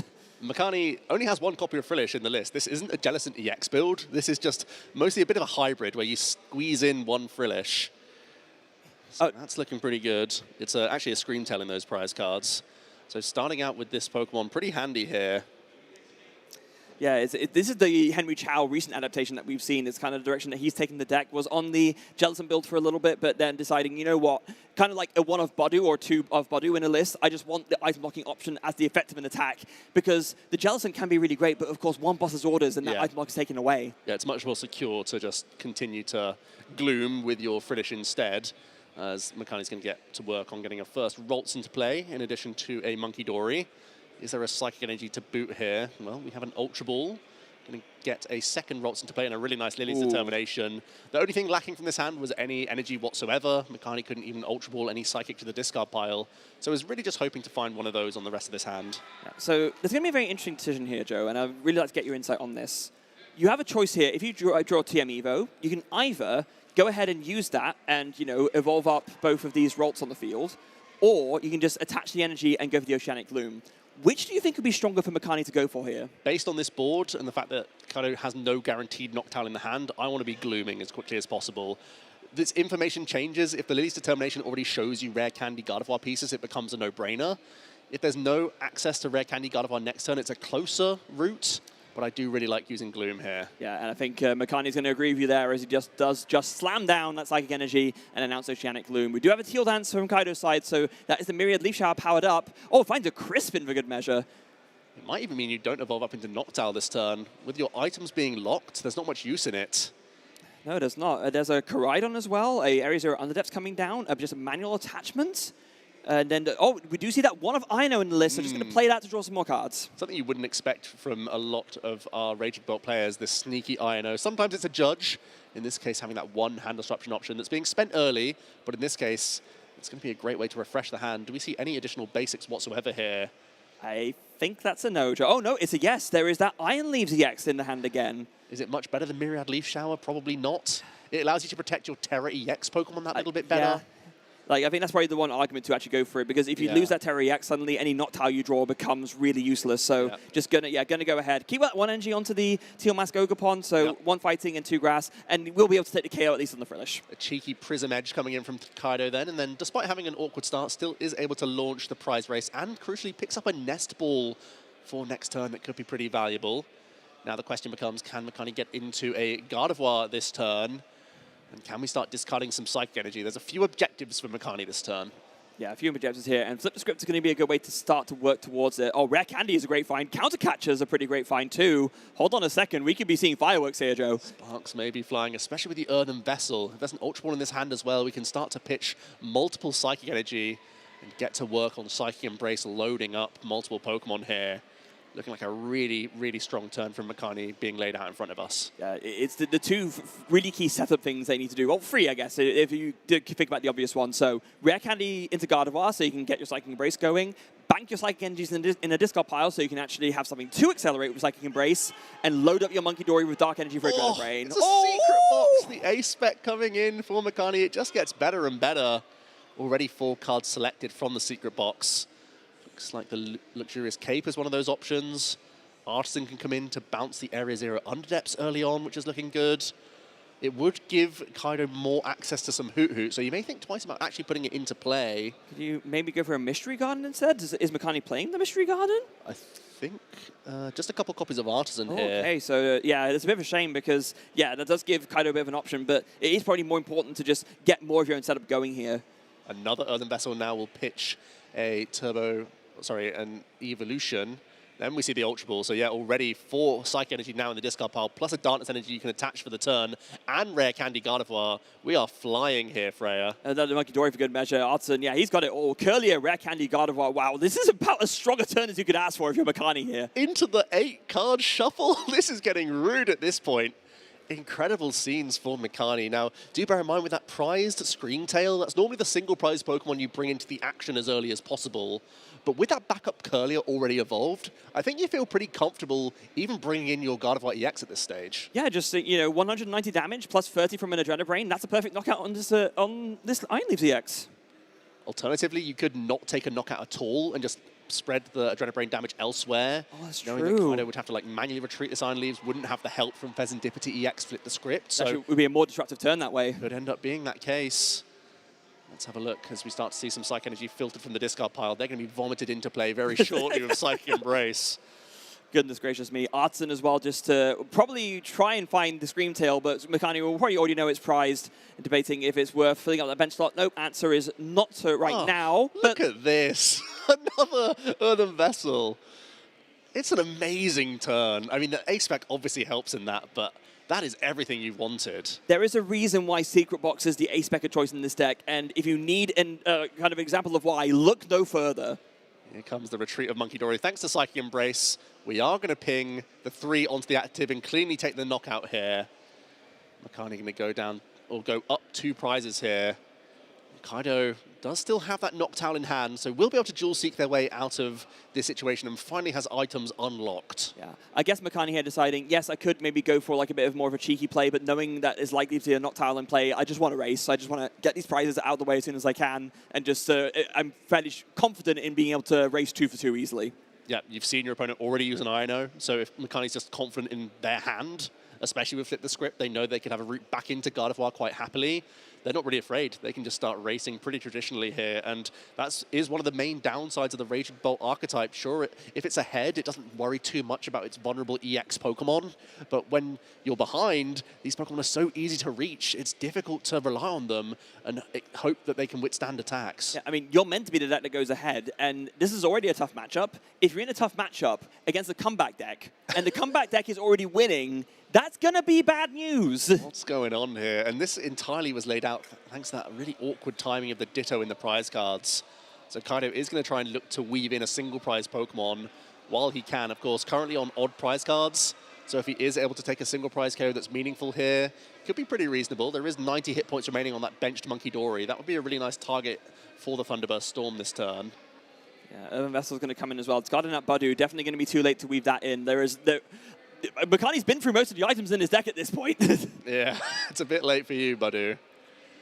It is going to be an energy coming out, at least from the Earthen Vessel. Might want to keep some rooting around in the deck if you want to use a Crispin this turn onto your single prize Raging Bolt. Also, Professor Sada looking pretty reasonable with 2 ancient Pokemon currently in play. Yeah, he had a quick look through. I did see a couple of different colors of energy still in the deck, so a Crispin is still live if you did want to go for that. But yeah, definitely Sada seems like the more appealing prospect here, given that it's not just that you want energy on the field, you really need to just see more cards. So your hand is not doing much of anything for you right now. And you want Hoot Hoot as well. Yeah. You really need to start seeing more of these, because you might be forced to dual seek early on here. It's going to be, is that an Ultra Ball coming in? It is. Discarding a Lightning Energy and a Night Stretcher. And is that going to be for the Pheasantipity? Oh, no, it is going to be for the Hoo. Okay, I saw the Fez peeking out a little bit, but yeah, Hoo definitely makes a lot more sense here. Going to go for that Jewel Seeker. 2 more trainer cards found. You have a Nest Ball for the Fez anyway, so you can dig pretty deep here. Yeah, Kaido's actually seeing a decent amount of cards. The comeback is definitely going to be on that table. The one thing that's awkward for the Gardevoir, especially with that Screamtail still in the prize cards, they are really limited on their gusting effects. So Makani wanting to do that 2-2-2 that is so traditional can be blocked a little bit by Kaido cleverly weaving in these single prize Pokemon. Yeah, Gardevoir not the only deck in this match that can go for more of a single prize plan. You think of it as a two-prizer deck, but especially with the Koraidon and the Raging Bolt in there as options, you can definitely go along a single prize line for some time. Flip the Script finds another Noctowl, and also a Area Zero Underdepths and a Grass Energy. Okay. Teal Dance already has been used. It's just how we want to commit this Jewel Seeker. With Energy Switch still in the equation, there could be a reasonable Thunderburst Storm here. I really want to take that Monkey Dory out on the bench for Makani. Yeah, we've talked so many times over so many games about how more Monkey Dory equals more win if you're the Gardevoir player. So taking them out as soon as possible, especially when you have a situation there where with this Monkey Dory already having 2 damage on it, all you need is free energy on a Thunderburst Storm, Raging Bolt to take it out. So it's a good opportunity to make use of. Kaido thinking the exact same here. We'll be grabbing that Energy Switch once again. Such a crucial item piece within the list to change up your math sometimes with the Thunderburst Storm. Also, it does give you avenues to use Boss's Orders and power up a Bellowing Thunder all in one turn. But in this case, an opportune moment and 3 more cards to see from that Professor Sada, because we still want to get to work on finding additional Hoot Hoot here, Freya. Yeah, now going to be very important here. Make sure you don't do like you, Akita. Make sure that you attach your energy in a way where, he's going to check the discard pile. Am I doing it the right way? Yeah, 1 lightning, 1 fighting, Energy Switch in hand. This is going to be fine. Yeah, we are working it in. There is a Hoot Hoot pickup. That's pretty nice. Chien-Pao for good measure as well. Is there a potential board clear coming in here? Do you have enough basics to go Area 0, put down a bunch of guys, and then Snow Sync clear them away? I think it's one to hold on for a little bit later, and to begin that trap, you have to bounce the Artisan now. So the Area 0 is once again in play. I don't think there's anything that valuable to remove with Chien-Pao, so there's going to be our manual attachment. We can Energy Switch off the active after a retreat. It's now going to be the Teal Mask. I imagine it's going to be losing the energy, because if you're attacking with an ancient Pokemon, having that Koraidon in the back is looking so useful for a gusting play in future into that Pheasantipity EX that has that really crucial fighting weakness. Yeah, the Unrelenting Onslaught, it will be, with the extra damage boost from having used an ancient attack last turn, will be enough to knock out Pheasantipity EX. So, and very wisely chosen here. Thunderburst Storm, 90 damage will deal with that Monkey Dory, and that will put Kaido back onto an even prize map. And Makani only plays counter catchers. You're level on prize cards, that means you're going to have to hit through the active this turn, because that Screamtail is still in the prizes for Makani, not able to pluck it out on the previous knockout. So it's probably going to have to do a similar strategy to that game number 1, where you start to tick some damage onto Hoot Hoot on the bench. At the same time, you take out the single prize Pokemon. It's not awful, but it can be punished by the likes of that Chien-Pao combo. Yeah, and that's probably why Kaido, seeing that, decided to hold it, not wanting to go for it straight away to make sure that he gets maximum healing value. Giant Stump Gaming, as a throwback for all of you, Ruby Sapphire to Power Keepers players. Real ones, though. We don't talk about Parallel. That was broken. That was one-sided. That was, yeah, so brutal. In comes the Mew EX from Nespel here from Makani after a quick Super Rod. We start to get some Darkness energy in the equation. That's basically the only thing missing from Makani's puzzle, as his only Adrenabrain was just knocked out on the previous turn. So re-establishing Darkness energy once again a priority here. Unless Makani can again Genome Hack, that's another way that you can start still dealing bench damage. Oh, and that could be like sort of a double win as well, because if you go ahead and Genome Hacking, use Copy Thunderburst Storm, just KO the Hoot Hoot, and then move the residual damage, especially now that you have a Dark Energy on a Monkey Dory, to this Noctowl, you deal with a Jewel Seeker out, whilst also setting up this nice multi-damage spread. Is Mew EX becoming the star of the show again here for Makani? Becoming? I mean, I think he's kind of already made his point, to be honest. Yeah, I did say again. Again, that's fair, yeah. Because it seems like it might be another great moment for it. I know there's a decent chunk of Psych Energy in the discard pile. Even with 3 committed to the active, you can retreat a couple away. Yeah, there's still a bunch in there. I mean, we did see him discard about 1 bajillion of the last turn, so Vessel into Ultra Ball into Vessel, why not? Here's the Flip the Script draw. Into the retreat, yeah. Mew EX coming back into the mix. Star of the show, indeed. 7 energy coming onto this. Oh, right, because this is the way to take a 2-prize knockout, and you keep up on the 2-2 prize race. Who needs Screamtail? Let's heal 30, point at that Noctowl, and knock out the Pheasantipity EX. That means he's attacking on both fronts here, Freya. That's so impressive. Also, very important that he didn't hit that Teal Mask Ogerpon, of course. Terra Pokemon cannot be hit on the bench, so there could have been a potential for a gaff there, but no, Makani wisely recognizing I need to target the Pheasantipity if I want to actually do damage here. So now Kaido does have a 2-prize knockout already lined up. That's just from a Dragon Headbutt already. So it's down to kind of to try and remove that Noctowl from play with that Chi-Yu line again and just take a 2-prize go, stay level on prize cards, and try and use, well, the issue is Thunderburst Storm can still be dangerous. Really, healing, effectively removing your Area 0 is the main way to protect yourself here. But this really is the trap, right? That's kind of Kaido is putting out this Thunderburst Storm Raging Bolt because it is one of the most effective attackers against Gardevoir. But if Makani has enough energy to discard in the pile that it becomes a more effective user of Thunderburst Storm, like this is the situation you find yourself in. It's kind of almost like a checkmate because you need to use this attack, but if you leave it in the active, you're just leaving yourself vulnerable to lose. It is a pretty good yoink, and I did see Kaido with this Jewel Seeker looking towards maybe using Prime Catcher. Is there ever a way if you bring in your Koraidon and use Unrelenting Onslaught, there's no real good genome hacking option here for Makani on the next turn? That would certainly be a lot safer, right? Because, yeah, you can go ahead and use the Stardust Vitality combined with this Counter Catcher. Oh, there is Counter Catcher in the list, yeah, okay. Yeah, I meant to correct it myself earlier because I saw it, but I didn't get a chance to bring it up. There is indeed one in the list, so that's got to feel like a pretty good time to use it. Of course, on that turn I mentioned it earlier, they were even, so it wouldn't work anyway, but now you can use it. And a Night Stretcher coming in as well, potentially. We do need multiple Pokemon to fill up here before we use our Chen Pao. In comes the Raging Bolt EX here. It's going to be important to finish things off. Yeah, we've already used our Iono this game, so it would have to be a Professor Sada this turn. Start getting to work on that in the back while you take a 2-prize knockout. Yeah, I feel like the Unrelenting Onslaught is looking really good here for me. It is. The only problem with this is that you kind of had to put this down so that you have a finisher, but by doing this, there is now a universe in which Makani can win the game with that Scream Tail that he just picked up from the prize cards. I mean, as long as you don't touch this Mew, all the energy is committed to that Pokemon, right? Right. So, that's true. So that's the main thing here. Makani is basically locked out of any attack but his opponent's attacks. So if you can use Unrelenting Onslaughts, there's no real good copies for the Mew EX. There would be no access to Counter Catcher either for Makani. And that's the only Gusting that he plays. There's no one-off boss in the list, is there? Yeah. No, I don't believe so. So yeah, you're right. That would be the way to play around that genome hacking shenanigan.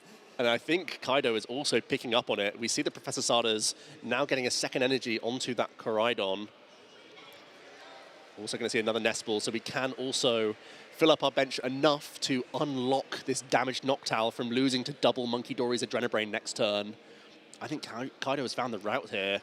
Yeah, this Chen Pao once again coming in clutch for him. Yeah, because the Snow Sync can now come in. You can put down Latias as well if you want to. I don't think it makes you extra vulnerable. Oh, no, can you still... Yeah, no, again, because the energy is going to be stuck on the Mew, yeah. Yeah, and we want these energies to stick around on our single prize Raging Bolt. So let's get into the active of Unrelenting Onslaught. We have the Counter Catcher already prepped. We have the Chen Pao as well. Kaido really piecing together a great turn here. So now, Joe, it's going to come down to this. There is one Professor Turo scenario in Makani's deck. If you can use that to pick up the Mew and reset the energy, then he would still be able to find the win here. But that is a one card out for Makani to win this game. Oh, how tense is this? 7 energy committed. Yeah. Kaido also going to scout that discard pile. He thinks he's got himself into the perfect position. I don't believe the Turo's been used yet. So I think, yeah, I think that's what Kaido's checking. Discarded, yeah. I think it's available. No, yeah, no support from the discard. And it's not prized either. Check that as well. Yeah. So it will have to be the Chen Pao. We know that we're getting rid of our Noctowl. That's guaranteed. We're going to get rid of 2 of them here to go down to... we're also going to discard the Chen Pao. Came in bravely for a cameo. Yeah. And threw itself away. It's always nice to have it discard itself, so then you can reuse it with a Night Stretcher. True. So that's true. Definitely makes a lot of sense there. One more Teal Dance for good measure, just to get an extra draw and an extra energy onto the board. Does find himself a... Oh, did he already use it? Oh, yeah, right, yeah. Get rid of the Stadium, yes. Of course. Yes. That was the whole point. One more draw for Teal Mask Ogapon. We will then replace Stadium, get back the Area 0 Under Depths. Another Teal Mask hits the board, but ultimately, this is the play. Unrelenting Onslaught go down to even prize cards, 2 apiece. Makani, do you have the Professor Turo scenario? There's the Darkness energy. Professor Turo scenario, 7 Psych energy thrown into the discard pile, retreating back into the Scream Tail, and this is going to be a huge copy, bringing in double Adrenabrain, target down the Latias EX and the handshake. Makani Tran, 2-0 match win in our Swiss round of the EUIC, putting him on an amazing record for our top cut. Huge congratulations to Makani. And actually, we were talking about how, is that Latias going to be a problem? It ended up being the way that Makani was able to win. Because everything else was protected from bench damage. Yeah, that's true. That meant that Makani would have otherwise required a Bravery Charm, probably, because the other Pokemon had higher hit points. Yeah, because Raging Bolt's 240 and it would have been a bit short. 160 plus 50 is exactly enough. Wow. And Amazing scenes there in those final moments. It looked like Kaido had got himself into that position, but the Professor Turo scenario, card you don't always see within Gardevoir builds, being used to perfection just at the right time. A great bit of sportsmanship there from both players. We know that Mikani has a lot of fun on the broadcast, on the stage. Every time they're in that hot seat, they make it look so chill and have such a great time, and now in an amazing position for the rest of this tournament. Yeah, well, I mean, with a record like that, again, we don't like to guarantee say it, but you're almost on lock for top card at this point. Maybe even you have a good enough record to dodge the asymmetrical round. That would be another huge benefit at this stage, having a bit of time. We know he likes a nap, so get a bit more time to just relax and chill out. That would be excellent. This is how it played out in game number 1. Really good early access to KOs with Thunderburst Storm. Kaido committing a lot of resources to deal with an early Curlier, and Mikani had a really tough time in finding Gardevoir during that game, but this is where it really swinged around, Freya, where there's 7 energy committed very early on from Mikani onto that Mew EX, and I think that became a story of this entire set. Yeah, it really was the genome hacking show, as it were. Just, yeah, going in, being a better user of Thunderburst Storm than Raging Bolt itself, and just so many snipes over and over again. 210 damage Thunderburst Storm onto a Festivity EX to end game 1. What a show. In game number 2, Kaido had to sort of do the best he could with a strange situation. Only had 1 access to Ball Search, couldn't find Ditto, so therefore couldn't use Fan Call, which is normally the backbone of this archetype. Was still able to manufacture a few decent prizes here, but Mikani was once again relying on this Mew EX to be powerful, copying Thunderburst Storm once again for really high damage output, and thanks to a well-timed Professor Turo scenario, was able to weave in a really useful Roaring Scream. Yeah, that really was what clutched it, and you could tell by the way he was playing that he put it all together, so he had it in his hand this whole time. He's up with Dark Energy, so he was just sitting on that knowing, I have this Turo, and I know the way that this game's played out, and with the Latias coming onto the bench, yeah, I've got it all. That was a really awesome end game to see from our players there. Both actually finding really good cat and mouse moments. That Chien-Pao coming in way more effect than you would expect as well. I feel like most people see that card. It's in a lot of the Japanese builds, almost never in the builds that we see over here. A lot of the time it's like, yeah, sure, it gives you more outs to the Team Rocket's Watchtower. Do I really need this card? I already have Sada that's backup draw power. I could naturally just find stadiums anyway. But the fact that you're able to take it off on your own terms seems to be such a big deal. Yeah, I'll be honest. I've played a lot of Raging Bolt in the past, less so now, but in the times where I did play it, I've played with the Owl version and with the All Basics version. In the All Basics version, I always play the Chien-Pao because, like, for all that utility there. But honestly, seeing that has convinced me, no, even if you're playing the Knocked Out engine, it is worth the slot include, especially as you rightly mentioned, with it being, as any good tech card, and now Team Rocket's Watchtower, which is great in and of itself, and other general utility with healing, like we beautifully saw there. Because we know that the Gardevoirs, the Dragapults, these are going to be the decks that set up damage counters and try and take big swings all in one go, try and keep you off the flip the script. So being able to punish the fact that they're leaving counters around the board seems so valuable. So it is a much more universal tech card that you may see on the surface. Yeah, it's that generic healing, and we've seen it in the past as well. We alluded a little bit to it before, and with stadiums like Parallel City or Giant Stump that reduce the bench. Even Collapse Stadium we've built recently, just clearing off a damaged Pokemon so that it can't be KO'd has been a really strong play over many different formats, and it's no different here with Chien-Pao and getting rid of the Area Zero Under Depths. Yeah, both players using great ways to manipulate their board. That Professor Turo scenario, also not often seen in the Gardevoir list, but being used really nicely there from Mikani. Sometimes that can spring some traps if you're having some Pokemon stuck in place, but sometimes it can free your energy as well. And I think that's why Mikani was able to be so liberal with the choice of Mew in that whole set. Yeah, because you knew that essentially it didn't really harm you in the sense that, because you might be worried, oh, I'll put this much damage onto a Mew EX, it can get KO'd easily. It can already get KO'd easily. It's got 180 HP, so if you can then use it to make use of an attack that will win you the game and otherwise you wouldn't be able to, yeah, why not Thunderburst Storm for 210 and knock out a Festivity EX? And that puts Mikani in the driver's seat. We've seen a lot of the Jellicent EX build, but Mikani going for a more straightforward approach, also not even fitting in the Mega Diancie EX in the list, going for like a very small suite of attackers. What do you think about this choice for a Gardevoir build? Still a bit of a hybrid, you know, has the Luxurious Cape in there as well. Is this a build that you've had your eye on? Honestly, it's probably the Gardevoir build I've played the most recently. When I've been like laddering on live, you know, I might have my main decks I drift to, but I like to play the other archetypes as well, especially because I do a little bit of coaching myself, so I want to make sure I know all the decks, both for casting and coaching purposes. And yeah, honestly, this is kind of the build of Gardevoir that I like the most, because having the item locking option is great, just there, but the Jellicent just feels like a little bit iffy sometimes, and so being able to kind of be aggressive and fast with the attacking, but being able to item lock when you can, yeah, I really, really like it. And it was looking so streamlined, especially in that game number 2 for Makani. Like, it was just a flurry of vessels into Ultra Balls, and at that point you have your reservoir to work off of, and you have so many options available. So let's hear from Makani about how the deck was built and how they're feeling about their run so far in the tournament. He's with Ross. Yes, thank you very much, Joe. I'm here with Makani Tran, sitting here at an 11-1-1 record after 13 rounds here at the European International Championships. That's a pretty fantastic record. Where are you at right now? I'm very happy. Once the past 7 games, yeah, that one was scary. The Mew EX was just broken. Card was nuts. Yeah, it was a scary set. A really nice dude, though. Yeah, it was fun. Tell me about that last turn, because you needed that Turo. And if it wasn't for the Turo, things were about to go very, very differently. How nerve-wracking is it when you're digging for that one desperate last card?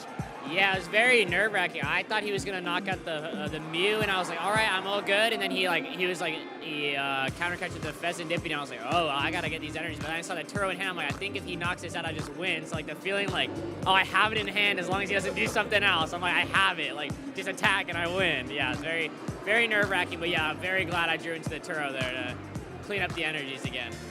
Well, it worked super nicely for you there. Now, you've been playing God of War for a little while this season. You've been playing it all season, from what I can see.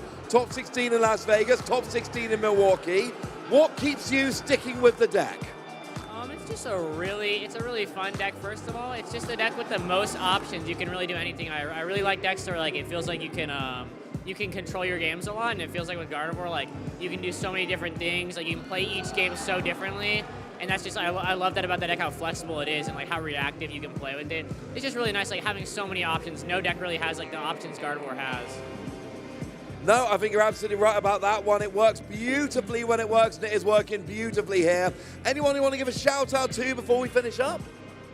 Yeah, huge shout out to Kids Table and 2025 Grinders, and also my girlfriend. Sorry I missed Valentine's Day, but I hope this makes up for it. And shout out to my mom. I mean, you do need to give an apology when you miss Valentine's Day. And to my wife, sorry for missing Valentine's Day, but we're not going to miss the casters. Let's go back to you. You know, now you mentioned it, yeah, Tyler, if you're watching at home, I'm sorry that I'm missing Valentine's Day as well, but I do love you very, very much, and I hope you're watching having a good time. I'm being a great partner. Emily's in the venue, so I'll see her momentarily, so I've got no apologies to make. But what a wonderful match that was, and what a wonderful interview as well. Makani, another one of these players that has kind of always been in the conversation, right? He's always been getting into the upper echelons of play, has had some really great results. What a thing to add to his resume it would be, international champion. I can see it. Yeah, I absolutely can. One of these players that's been knocking on the door for many tournaments now and sort of sticking to the process of just sort of gathering knowledge with the archetype. And you could tell that with the lines of play that were taken so quickly from Makani there, that they've thought through this structure before when we were being surprised by it at the time. Yeah, absolutely. And that just goes to show when you have those lines in your mind already that you know to navigate them. We did pick up on them eventually, like with the Turo at the end, right? But I think the thing that especially took us by surprise was just the constant genome hacking, because, again, I don't think we've really seen that much on stream, specifically copying the Thunderburst Storm. That's new to us. Yeah, it's a really, really cool option that you have within the deck, but that's not the only bit of top table action that we have, because we also, of course, have our feature match, and we have some players on 10-2 records right now, which means it's basically make or break for their tournaments. We have James Cox and Cal Connor, so we're going to see even more Gardevoir action. That's going to be on Cal's side. And James is going to be playing that Mega Absol Toolbox archetype. And we're punching straight into Game 3 right at the start here, Freya. Yeah, we bring you in right at the end of this best-of-3 match. Yeah, and looks like it's going to be James going first. So to me, that would indicate that James did lose Game 2 and that Calvin kind of brought it back. But now let's see how it plays out. So... hold on, why is the Monkey Dory kind of tilted already? Is there something I'm missing here? Like energy loss into Adrenabrain, or is it just maybe a little bit of a flip-flop? Probably James is trying to play as fast as possible, making sure they have time for this Game 3. We do see an Ultra Ball stayed away, a Team Rocket's Watchtower, a tech card that a number of the Absol decks have actually started to weave in. And you may notice with this early deck search from James that it is going to be a mini Toad Scroll package. Oftentimes you see it weave into the matchup. against the Golden Go, but also trying to disrupt early, well, at any point, night stretches from Cal could also be really reasonable here, because we know that Gardevoir normally plays attackers in 1 counts. Yes, and that's normally what you, that's just because the way it works, right, in terms of the space. So 1 Mega Diancie, 1 Mew EX, 1 Screamtail, and so if you can kind of deal with those in that nice way and prevent those recovery of chaining the ideal attacker, that can be really good for you. Early Ball Search will grab our Mega Kangaskhan EX then, giving us access to that run errand ability that we've seen so much. It's basically the same value as a coin bonus, but on a basic Pokemon. Not too shabby. Oh, hold on a second. Of note, so we don't have the clock up on here, but I can confirm for you, the speed for these two players was absolutely incredible. This game 3 was starting with 24 minutes still left on the clock. You'll love to see that. It's straight into a pass from James, though. Not much else. No energy to attach. Let's see the action on Cal's side, who starts off with the combination of Earthen Vessel and Ultra Ball. We just saw that on the main feature match, Freya. That is ideal for a Gardevoir player. Yeah, that is exactly what you want to do. Be banking those engines in the discard pile, setting up as nicely as you can. Oh, but hold on a second. Is there much else going on? I see a Tourist Scenario and an Ultra Ball. Are we going low for Mew EX draw here, Freya? Panic stations already from turn 1? It might be. If that's the case, that is the opposite of ideal. Yeah, we need a restart. Oh, dear. There aren't many restarts in this game, but Cal's going to look for one. Getting rid of the unusable item cards in this hand straight away here. Going low to hope to improve the draw. We'll use a Dark Energy attachment for the turn. Restart for 2. What does he find? Is that another Monkey Dory and a Turo Scenario to restart again? Here we go. 2 more cards.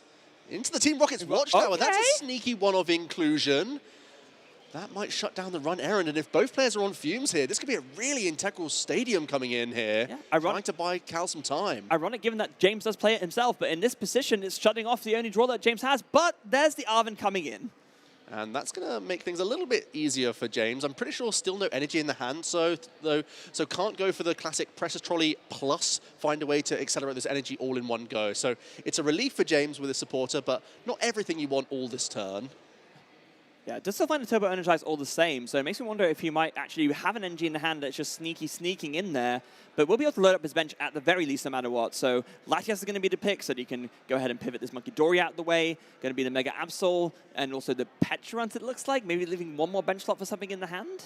Yeah, it is a bit of a Monkey Dory war, as always, with matchups like this, so might want to keep something open. Obviously, our Dark types are still really useful attackers in this matchup as well. Oh, there might be a Mist Energy. Yes, there is. Peeking in the hand there, Freya, so we can get the full value from our technical machine as well here. It's going to be a very, very good feeling. So, yeah, just going to be the free grabs and the Precious Trolley. Turbo Energize going into the hand as well. There is a Monkey Dory in the hand, so I guess that's bench slot number 5. Yep, and only 2 Monkey Dory within the deck list, so James is going to start to power up. Most likely the Absol in addition to the Monkey Dory, 1 on each. Alternatively, because you've attached a special energy into the active, it's a little bit less flexible. You can't just simply energy switch that away, so it is just going to be loading up the Absol as quickly as possible. Yeah, just to make sure that you can go for that Claw of Darkness. And well recognized from James as well that Calvin's hand was pretty weak, at least until this Little Determination came in. So just being able to pick off those resources and to really scupper Calvin's setup could be really strong here. And the Least Determination coming in for a decent hand straight away for Cal.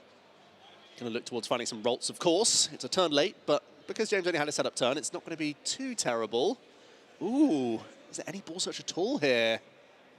I'm not seeing anything, Freya. Oh, no. No Rolts, no Basic Search, no nothing? I'm seeing Curliers. That's not very helpful right now. Are we attaching to, is that the Mega Diancie EX? Yeah, it looks like it. So maybe you just put that down with an energy on it just so you have something to attack with. I mean, it's a pretty fearsome attacker. 240 is no slouch amount of damage. Yeah, it has to be. It's one of the few Pokemon not weak to Dark. And that's part of the reason why it's within the deck at all. It has a natural 270 hit points. Its ability reduces damage by 30 coming into it. And crucially, it's weak to Metal, not Darkness. But James wasting no time with the boss's orders play into Mew EX. James trying to stifle the draw power straight into the Absol, into the Claw of Darkness, and now he gets to see the horror show that is Cal's hand. It's like, do I need to discard anything here, almost? You can keep it all. It's doing nothing. I mean, what is the best of the bad cards to discard? I guess maybe, yeah, just Gardevoir, just to force a recovery of it later? I mean, because James is also playing a Toadscruel package, he may think if I start to take out certain Pokemon, that Toadscruel can become really useful. I think the only other debate there may have been the Latias for Skyliner, but it's another vulnerable EX you'd actually quite like to see hit the board. It's a second energy coming onto the Mega Diancie, though. And there's nothing else in hand, so it's going to be 120 damage coming into this Mega Absol. Another terrible top deck for Calvin, not working with much of anything. Meanwhile, James has pretty much got everything he needs here. Mega Absol going with the attack, and even if there was something potentially good for next turn in Calvin's hand, it's just going to be sniped away with the Claw of Darkness. But with the damage on there, maybe you consider things differently. This is such an interesting board position where both Megas are kind of under threat here. James doesn't have a draw engine because of the Watchtower. Cal has basically nothing but this Mega Diancie. This really is a close standoff. James doesn't want to turn off the pressure. He wants to maintain it if he can, but this Mega Absol is under threat. Maybe a boss's orders play, just to, again, deny more Monkey Dory. That could be something. Take a KO there and just snipe the hand, but then you kind of... Ooh, oh, hold on, the Jumbo Ice Cream! Jumbo Ice Cream is the one-off item card, healing 80 damage. That changes everything. This Mega Absol is now safely out of range. We're retreating with Skyliner into our Mega Kangaskhan here for a turn. Are we not announcing any attack here whatsoever? No, we're going into our Monkey Dory. And we're just going to pass here by the looks of things. James taking things slow, still doesn't want this Absol in the firing line. And that's a frillish top deck from Cal. Well, the Absol would still have enough damage on it after the heal that the Diancie could chase, but... Oh, okay, yes, that's true. With 240 would, that'll be enough. Because there was no Bravery Charm there. The Frillish is also coming down. Yeah. Oh, but hold on a second. Now you have the information that Cal doesn't have a Psychic Energy in hand. You've just been given that info. Or Cal is holding on to it because it doesn't want to spend a discard on a Monkey Dory here. So now it's a standoff in a completely different way. What an intriguing match for game number 3. Boss's Order is going to bring up that Latias. Of course, with the Dark Weakness. Take another 2-prize KO Dark Weakness means that it will be enough for a KO, and yeah, just go ahead and discard that Curlier, right? Oh, it's awful. Cal's hand is terrible. This needs to be pretty much exactly a Draw Spot or a Psychic Energy. That's a rare candy! Not like this. Exactly like this. And now James has to feel in the ascendancy. Any damage coming into this Mega Diancie now is going to be so valuable for the future. You really got to feel James Cal still going to say that your opponent can't top deck anything too scary. With no energy, there's no fear of energy plus boss's orders, so James is just going to wait for top decks. And there is one that is something. It's an S-Ball. Is it something? Well, it's not. A Roltz. But it can't be Fez, right? Because you can't draw any cards. There's been no knockout last turn because James opted to pass again. Which means you're making your top decks better, but it's still another turn of basically nothing for Cal here. The Mega Diancie is sort of just left in the active now. You can't pivot it because your Latias has been dealt with. James just 2 prize cards away from winning this game number 3.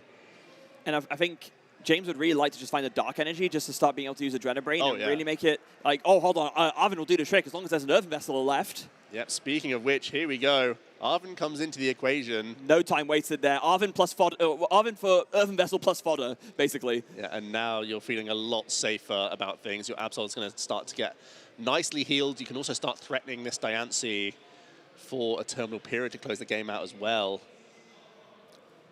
There is... Goodness gracious me. There is damage. Well, there is a Monkey Dory with a Darkness Energy on. That's about the only defense Cal has right now.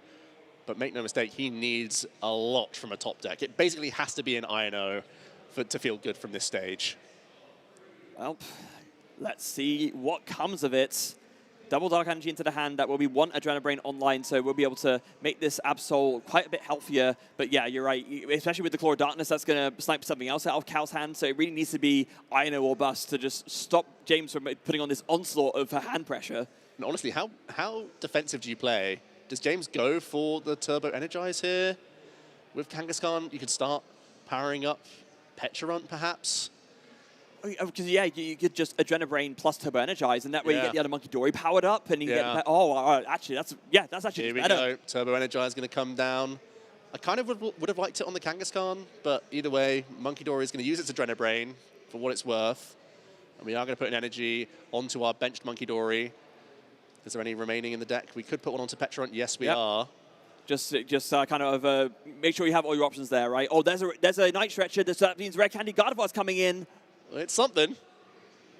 But will it be enough? It's definitely something. It's putting a vulnerable Dark Weak EX into play, though.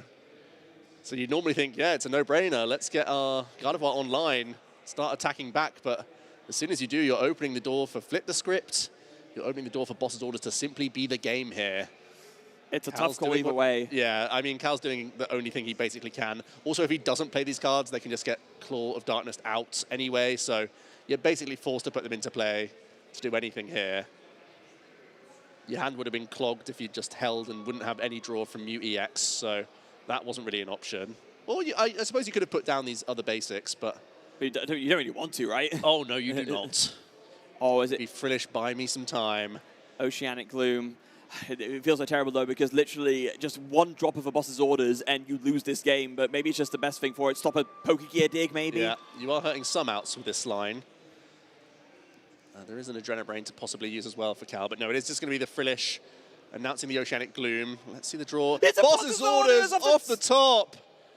James Cox putting himself to 33 match points, and I think that means with one more victory, might be in great position for our asymmetrical top cut as well. We've had some of our colleagues here doing some number crunching backstage. It's looking around that 35-ish match point record. That's not confirmed. That's looking how it's playing out right now. It does depend on tie rate and whatnot, but that's looking like the safety zone. So if James can go back-to-back and get one more win in that final Swiss round, they might be booking their spot. Yeah, they'll be looking very, very good for them. 35 being the cutoff. That seems like an insanely high number of match points, but that's just a testament to, like we've talked about already, how gosh darn big this tournament is. There is so many talented players still out in the field, still vying for contention, and that final round of Swiss will make or break their run. One more round of Swiss to punch your ticket into top 8, to punch in your ticket for a chance of becoming the European International Champion. It is all on the line, and it is all to play for.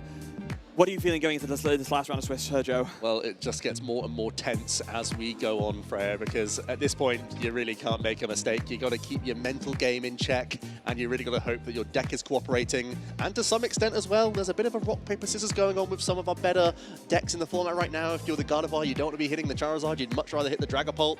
Kind of a vice versa situation for the Dragapult. You'd rather hit the Charizard. Then we've got this Mega Absol also way in that equation. There's many of them towards our top tables. There's some Raging Bolt roaming around as well. So there's a lot to think about coming into this final Swiss round. It's the two big surprises, right? I think it's the fact that Mega Absol has gone from around to Omni, like all over the place, and then Raging Ball coming in as well, especially from the Japanese side.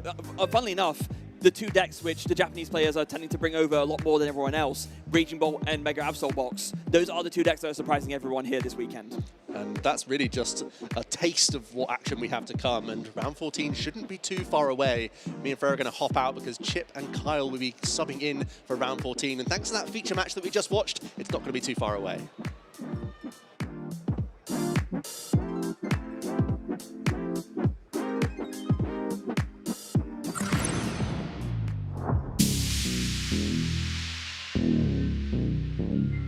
Norwegian Pokemon trainer Tord Reklev has amassed over $120,000 from tournaments, earning a reputation as potentially the best. But his journey started humbly in Oslo. Playing Pokemon on Game Boy and learning the trading card game from his mother. Tord's skill began to blossom, winning 3 Norwegian national championships and a top 32 finish at the 2012 World Championship. Global recognition was limited until the 2017 season with the introduction of the International Championships. EUIC 2017 was the first chance for him to show the whole Pokemon world how great of a TCG player he was, finishing top 4. While he didn't win the tournament, Tord's performance earned him recognition around the globe. Riding this wave, Tord triumphed at the inaugural North American International Championships, the largest Pokemon TCG event at that time, clinching the title and drawing global attention. He continued his streak with another win at the European International Championships in 2018, setting the meta for one of the strongest decks for months. Then, at the Oceania International Championships, he became a 3-time international champion, sparking debates about his status as the greatest player of all time. At the 2019 World Championships, Tord reached the top cut, but lost to former world champion Shintaro Ito, fueling his drive to do better. In the 2023 Latin America International Championships, Tord piloted the newly released Lugia V-Star. After a back-and-forth 3-game set, Tord finally did what no one had ever done before. He won all 4 international championships.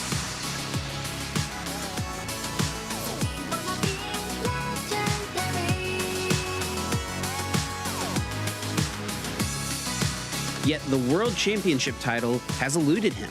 In 2023, Tord's Gardevoir EX deck took him all the way to the finals, but Vance Kelly's Mew VMAX deck outplayed him in the closing game, denying him the title despite his remarkable consistency and a record that outshines any active player. The debate of who is the greatest TCG player ever to play continues alongside Tord's quest for a world champion title.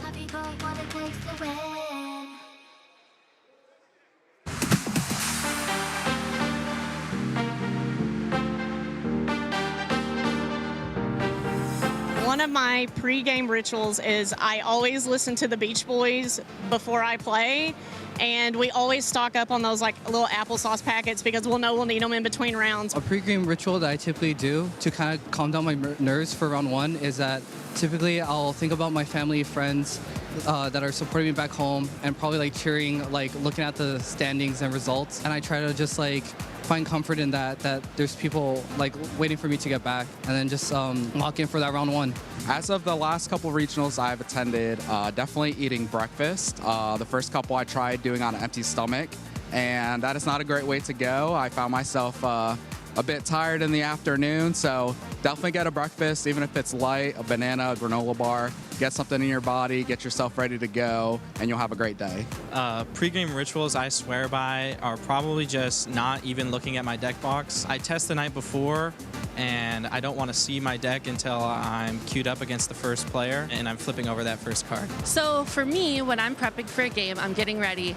The things I like to do are think about my team, think about the matchups I have, think about my prep, what I know, and just try not to sweat it, honestly. Like, there's so many different teams out there, there's so many different calcs and everything, and you can spend a long time bogging yourself down. Believe in your practice. Comfort is king. You prep for this, you rock it. So the pre-game rituals that I swear by is to take a deep breath and remember that it is impossible to win if you do not have fun. This is all about enjoying yourself, meeting new people, and just having fun with the game.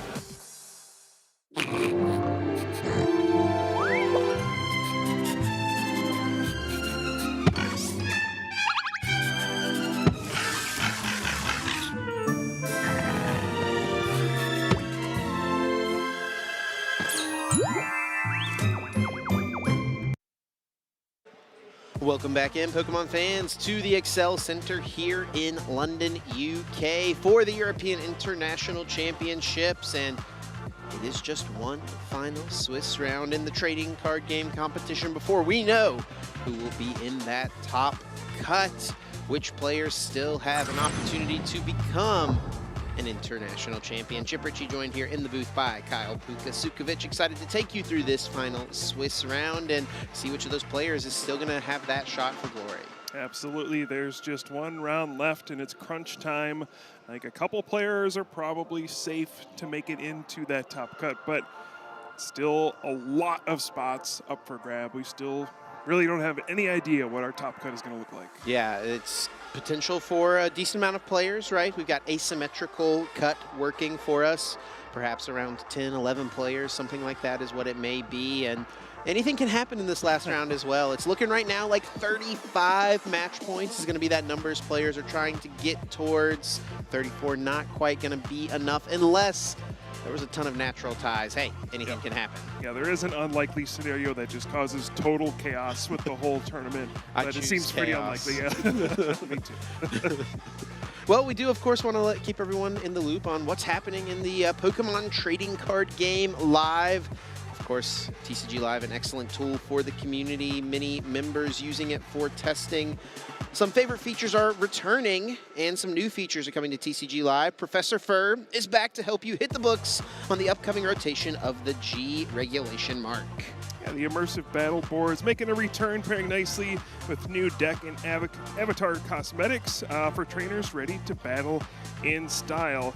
And study season will also feature a special trainer trial that only allows cards that will be playable in post-rotation. So you can start practicing the next standard format before it goes into effect in in-person play. Yeah, figure out what those new powerhouse cards are going to be. All of these updates will be available beginning on March 5th on the Pokemon Trading Card Game Live. Yeah, absolutely. So lots of fun stuff happening all the time. Yeah, just TCG Live is a great resource for learning how to play the game, for practicing, for upcoming events. It's just fun to play the Pokemon TCG. It's a good way to do it as well. Do it on your computer, do it on the phone as well. That's one of my favorite aspects of it, being able to do it just on the go, wherever I'm at, sitting on the couch, or if I'm, out at, waiting at the car wash, doctor's office, whatever it is, can always load up a game. Yeah, absolutely. It's fun to play on the go as well. When you just got, a little bit of time. Yep. Yeah. Then you run into those situations where it's like real life comes back into Yeah. play, but I've only got 2 prize cards left. Like, I can't just ditch this, I got to win. Of course, yeah. Been there, yep. Or like walking, going in an elevator, you're like, oh no. I'm going to lose signal, yeah. Hoping that when you come out on the other side, it's not your opponent's turn just yet, right? Once you connect back into things. Well, lots of action still to come, of course, after we figure it out who's going to be in Top Cut. We are going to be featuring those Top Cut matches through the night tonight and figure out who is going to be ironing out the finals. Only 2 players will remain at the end of the day today, and we'll return tomorrow for Championship Sunday.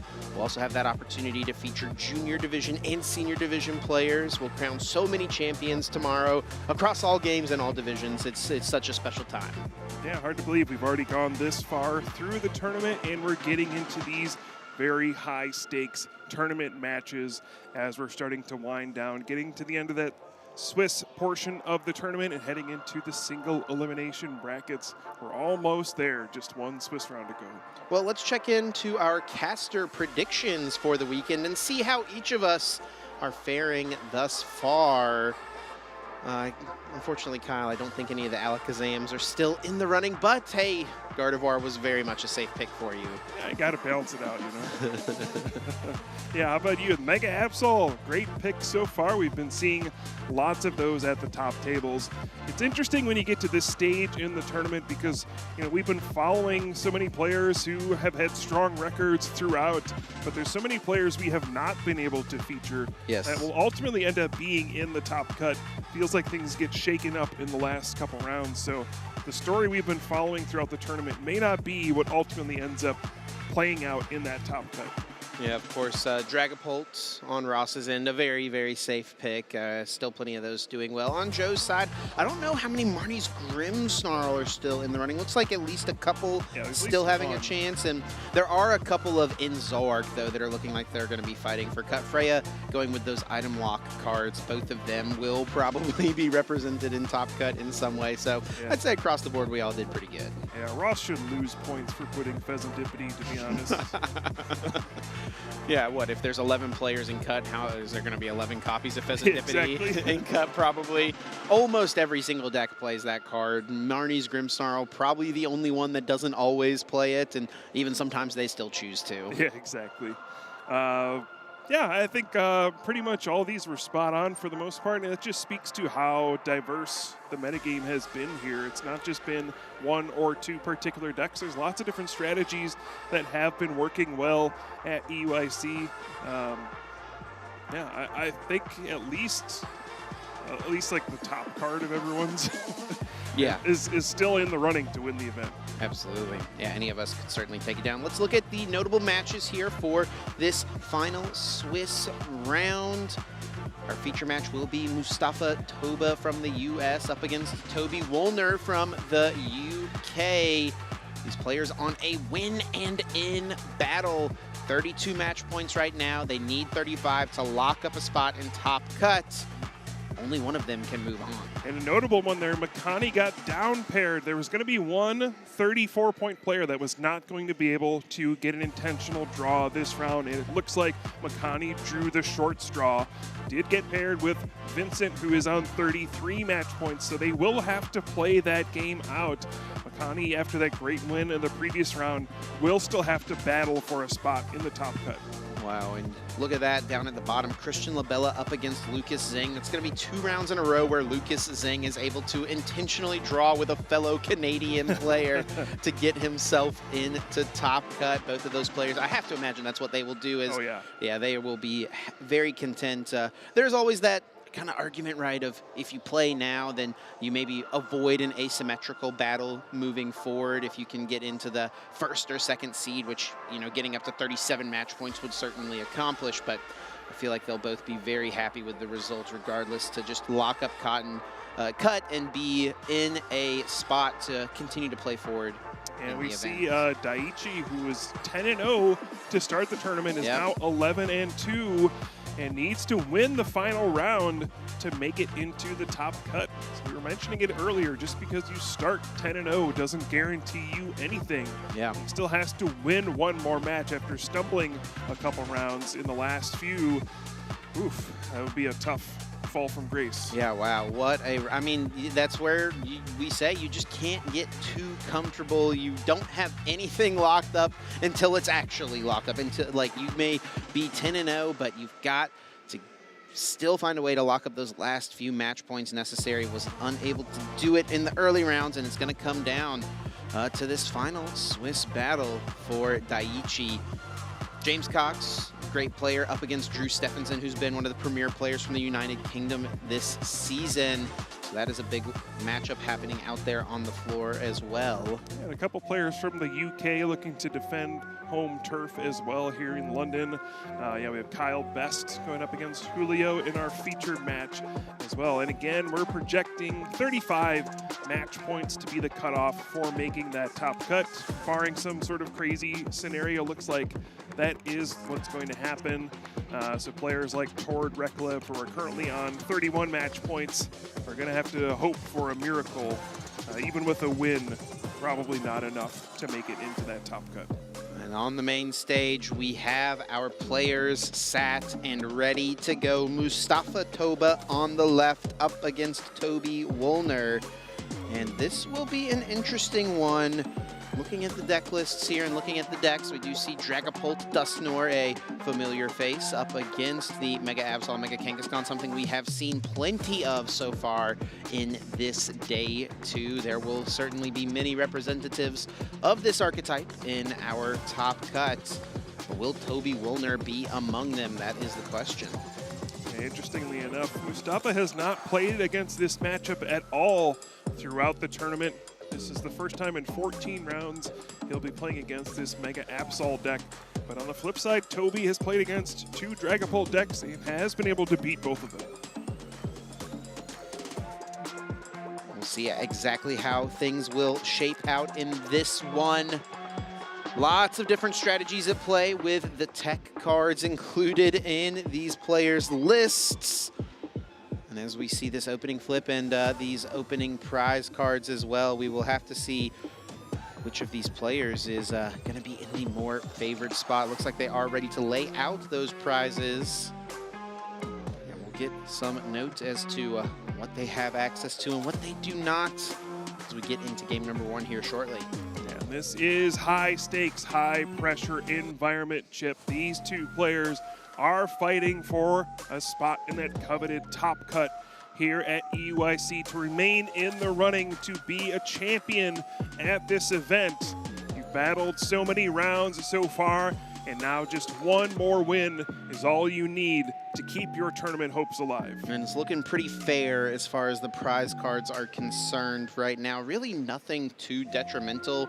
Perhaps maybe the second Badoo for Mustafa is of concern. That's normally something you like to use in those early turns, using back-to-back Badoos until you can have those 2 turns to get Dragapult EX into play.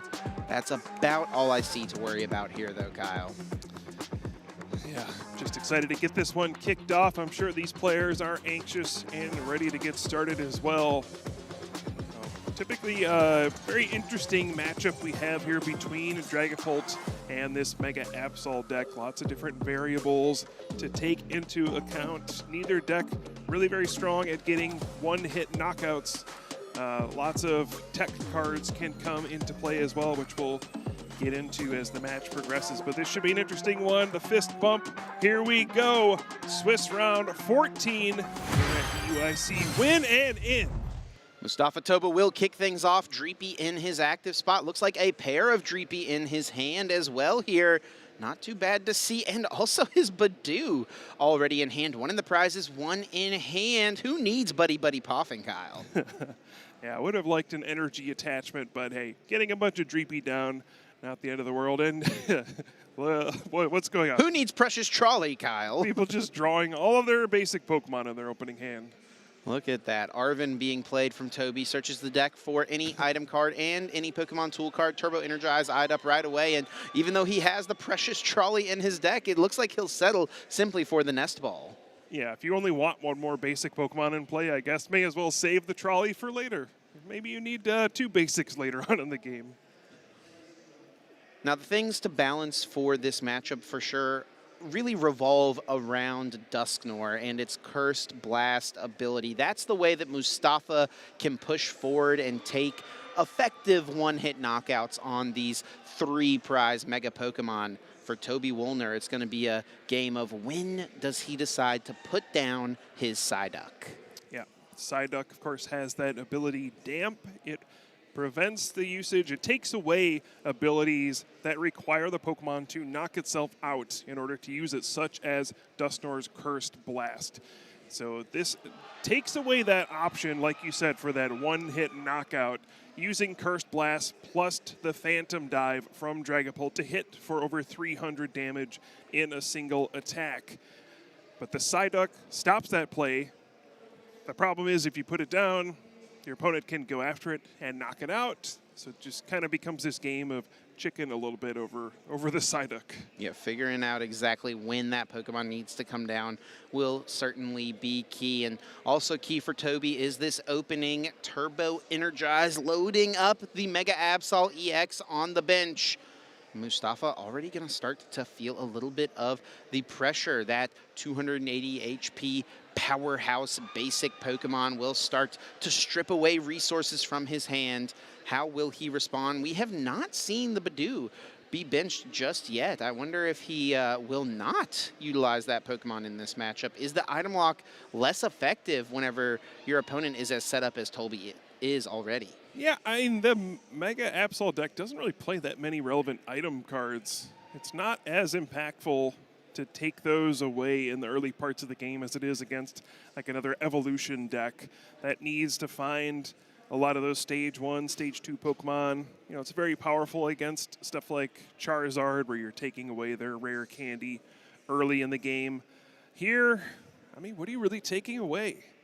All the basic Pokemon are out there. Yep. I'd say the most impactful thing you would take away is something like an Earthen Vessel, which could go find more energy cards. But otherwise, yeah, maybe not prioritizing getting that itchy pollen, but didn't go to the discard pile yet, so we'll see. Ultimately, Mustafa did decide to discard a Dragapult EX as well as a Counter Catcher. An interesting note for Mustafa's list, we saw it when he was searching through the deck there. He plays a Toedscrew line in his list. What do you make of that? I guess that could be interesting because it prevents getting back the Psyduck. That could come up. Obviously, this is for Golden Go. Yes, yeah. More than anything, you stop the superior energy retrieval. It's a tech card we've seen on and off, but could be a potential consideration here to prevent Night Stretcher from being used to recover a crucial tech Pokemon.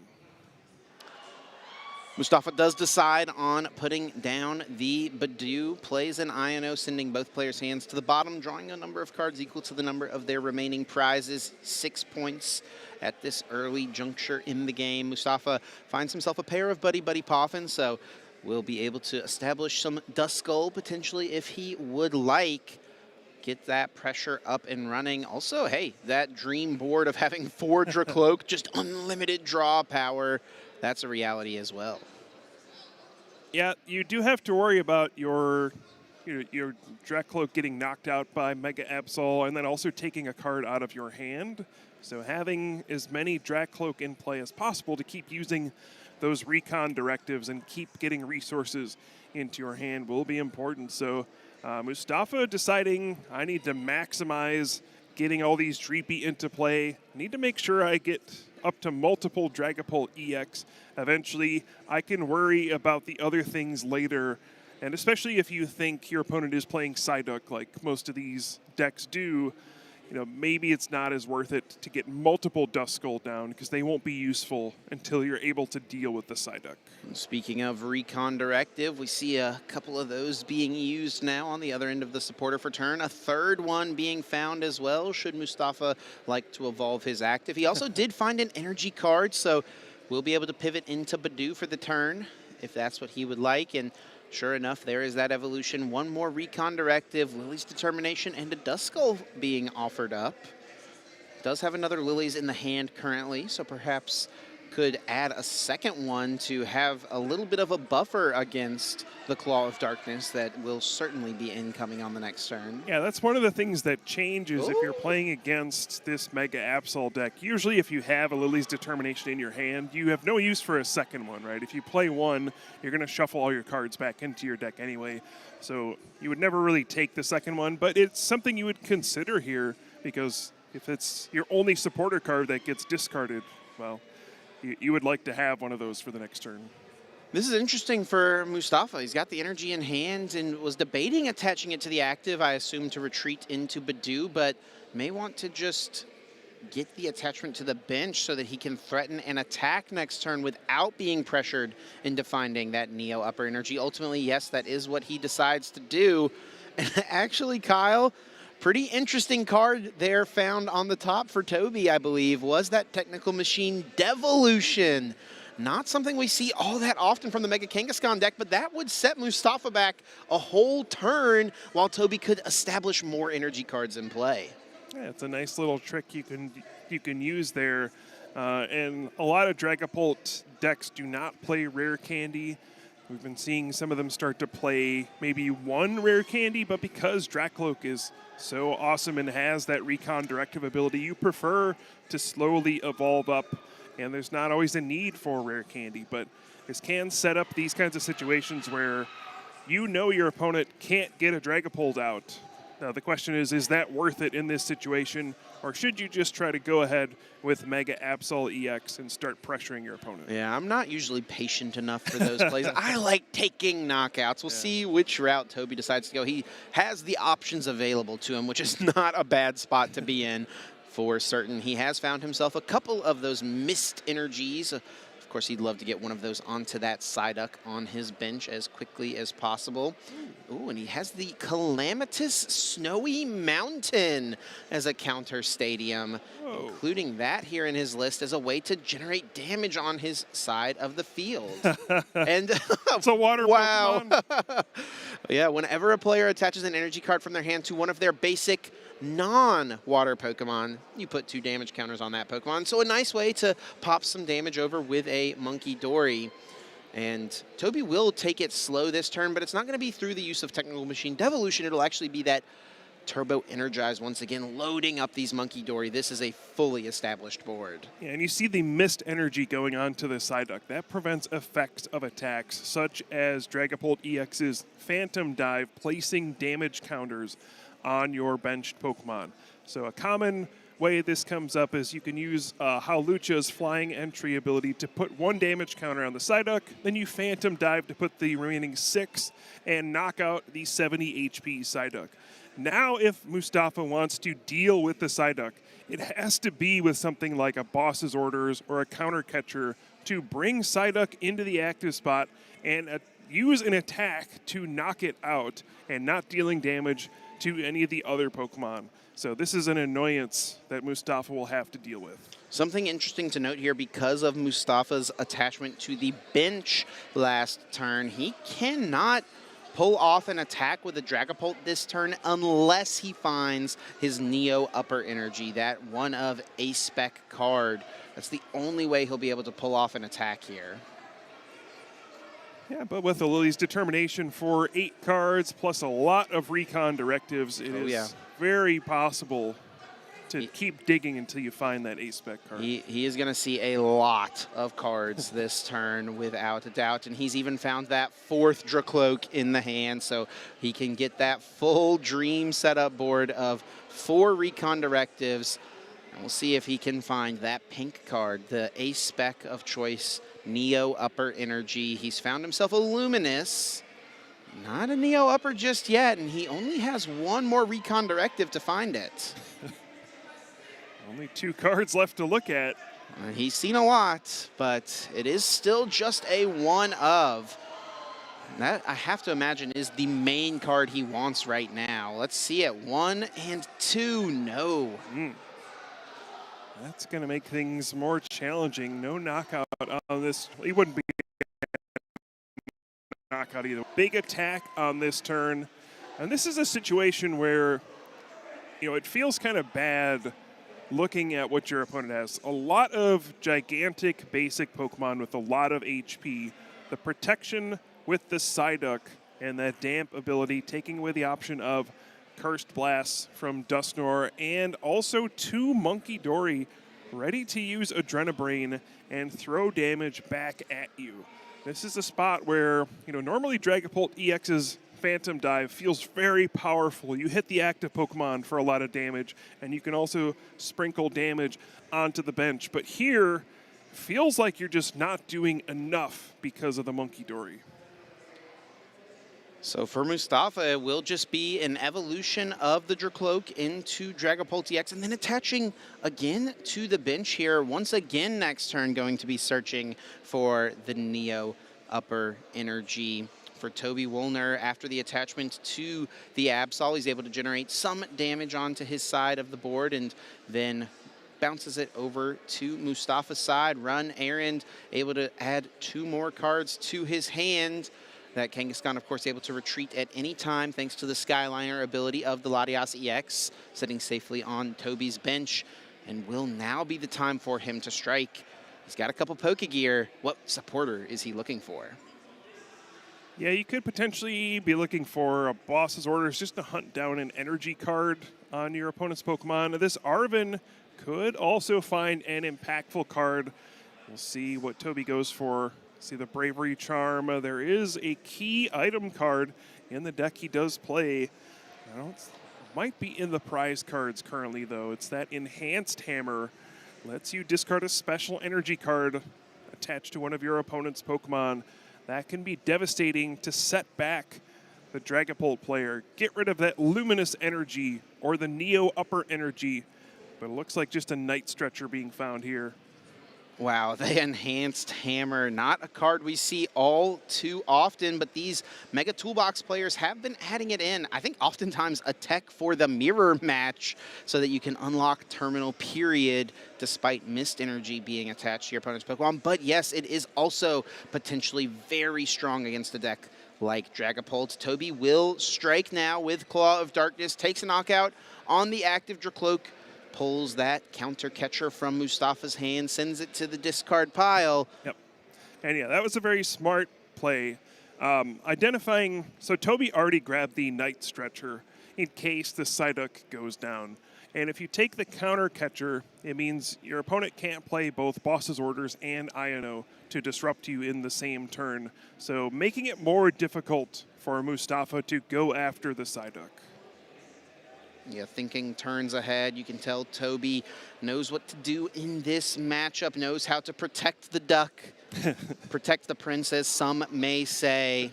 Recon Directive now, searching for a couple of cards on Mustafa's side. Less pressured to search out the Neo Upper at this point. Not as something to worry about so much.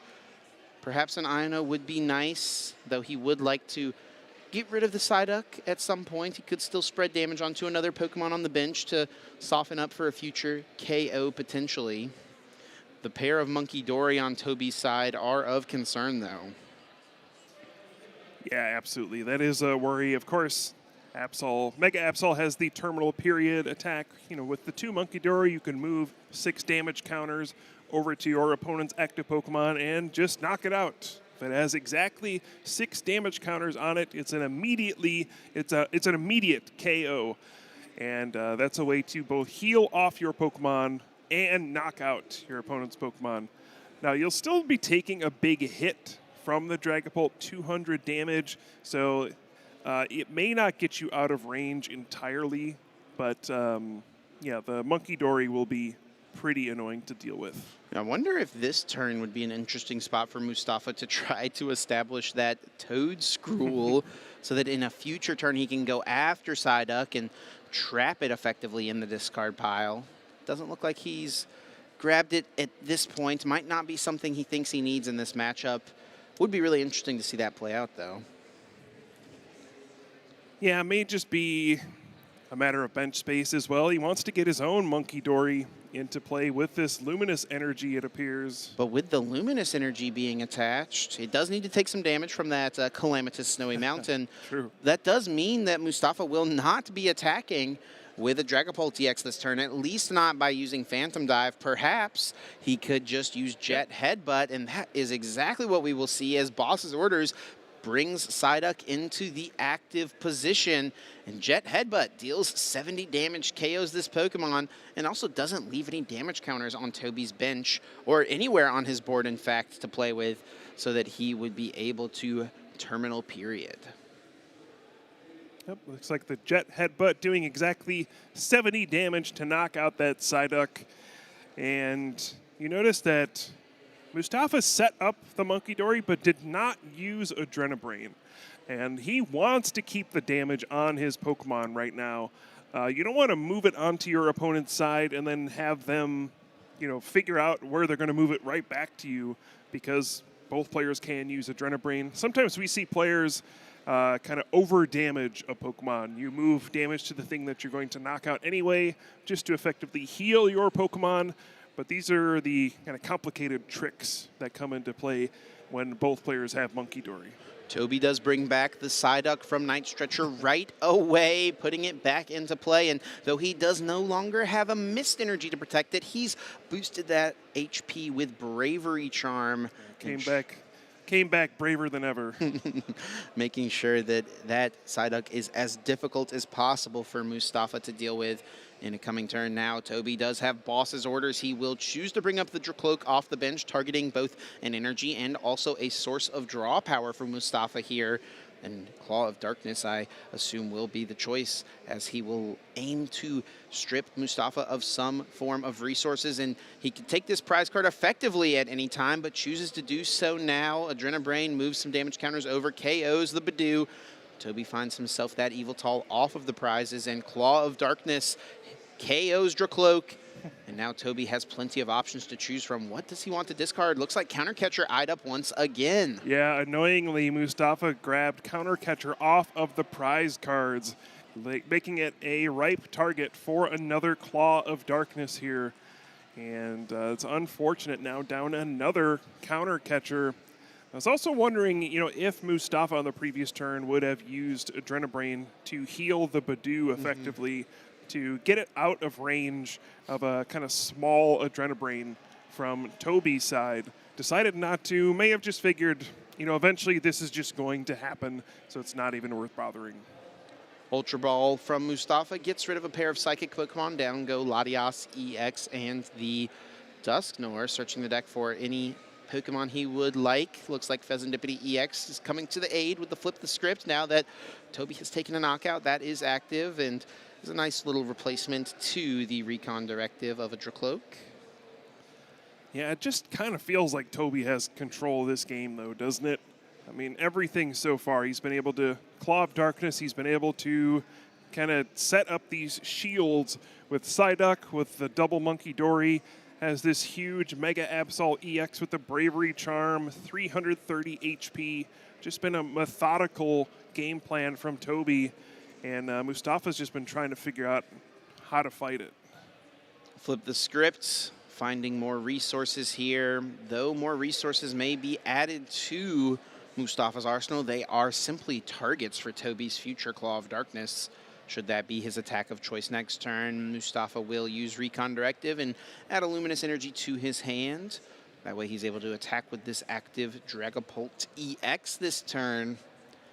Though he has to wonder how worth it will be. He's got to do something at some point. He's certainly going to start feeling the pressure, but hitting this active Pokemon for 200 damage is potentially just going to lead to a terminal period from Toby next turn. Yeah, now we do see the Jamming Tower. That will disable the Bravery Charm. and allow Mustafa to go after the Psyduck with the Phantom Dive and knock it out, also putting 200 damage on this Mega Absol EX. So now Toby down to 4 prize cards.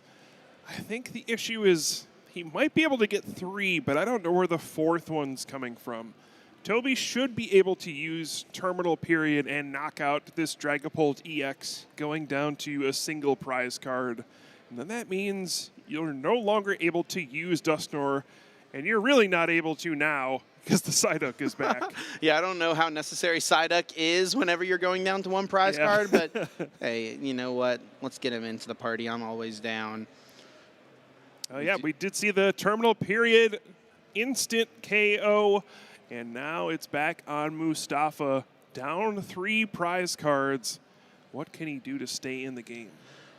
The good news for him will be he should be able to deal with this Mega Absol. It's got 140 HP remaining, and should he find Dragapult and Neo Upper Energy, which I do already see here, he will be able to knock it out at least.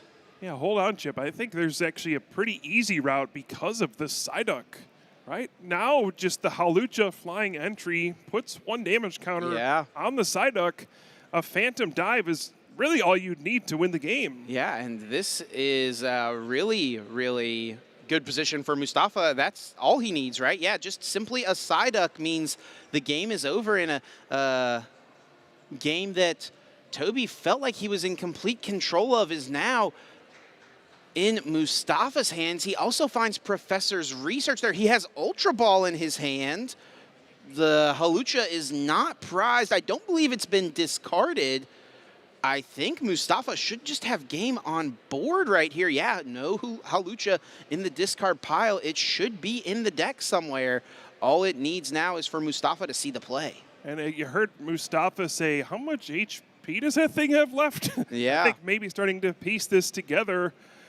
Yeah, unless we're missing something, yeah, it'll just be a flying entry, put 10 on the Psyduck, and that's it. Wow. Mustafa makes an improbable comeback here.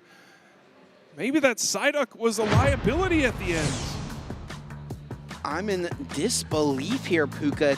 Toby was in control of that entire game, and perhaps one small misstep right there at the end provided a narrow window for Mustafa, and he jumped right through it. How much HP does that thing have? And the answer is not enough. Flying entry plus a Phantom Dive. That is a 4 prize card turn. Mustafa Toba goes up a game here on the winning end. Oof. Yeah, unable to protect the prince, as you're saying. That duck turned into a liability at the end, unfortunately. And yeah, perhaps, you know, after a beautifully played game from Toby, maybe just had some tunnel vision at the end. Yeah, once you get down to 1 prize card, your opponent cannot use Dusknoir anymore, otherwise they'll just lose the game immediately. May have just been an oversight there. Shame to see at the end of what was, you know, very tight gameplay throughout. Toby just had an advantage throughout, but you see, of course, the massive risk of Mega Evolution Pokemon EX. They do give up 3 prize cards when knocked out, so you need to be extremely careful when using them. One miscalculation, like we just saw, can be the difference. Puka, we are already underway here for game number 2. Toby Woolner has chosen to go second. Mustafa Toba forced to go first, and not too bad to see right away. That's the ideal card to have in your hand when you're going first. Buddy Poffin searching out a pair of Dreepy. I have to imagine the active Pokemon as well, already optimal in the Badoo. On Toby Woolner's side, not too bad to see that Yveltal in the active spot. Taking a look at the prize cards here. Counter Catcher's prize. That's a card we talked a lot about in the last game. We never saw one being played, mostly because Toby was happy to strip them from Mustafa's hand. Of note as well is the Monkey Dory being in Mustafa's prizes. Also a Jamming Tower. A little awkward, to be honest. Yeah, also worth noting, again, we need to see a winner from this match if one of these players wants to move into the top cut. That first game took up a hefty chunk of the time in the round. For Toby, it means you really need to win 2 quick games here. For Mustafa, means you really want to make sure you win this one so that the match closes out 2-0.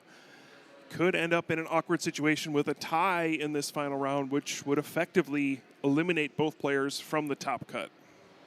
Oh, and that could be a huge card to find here in the opening turn. Jamming Tower being put into play could limit Toby's access to using the Technical Machine Turbo Energize, which he does have lined up right here with Arvin as his opening supporter.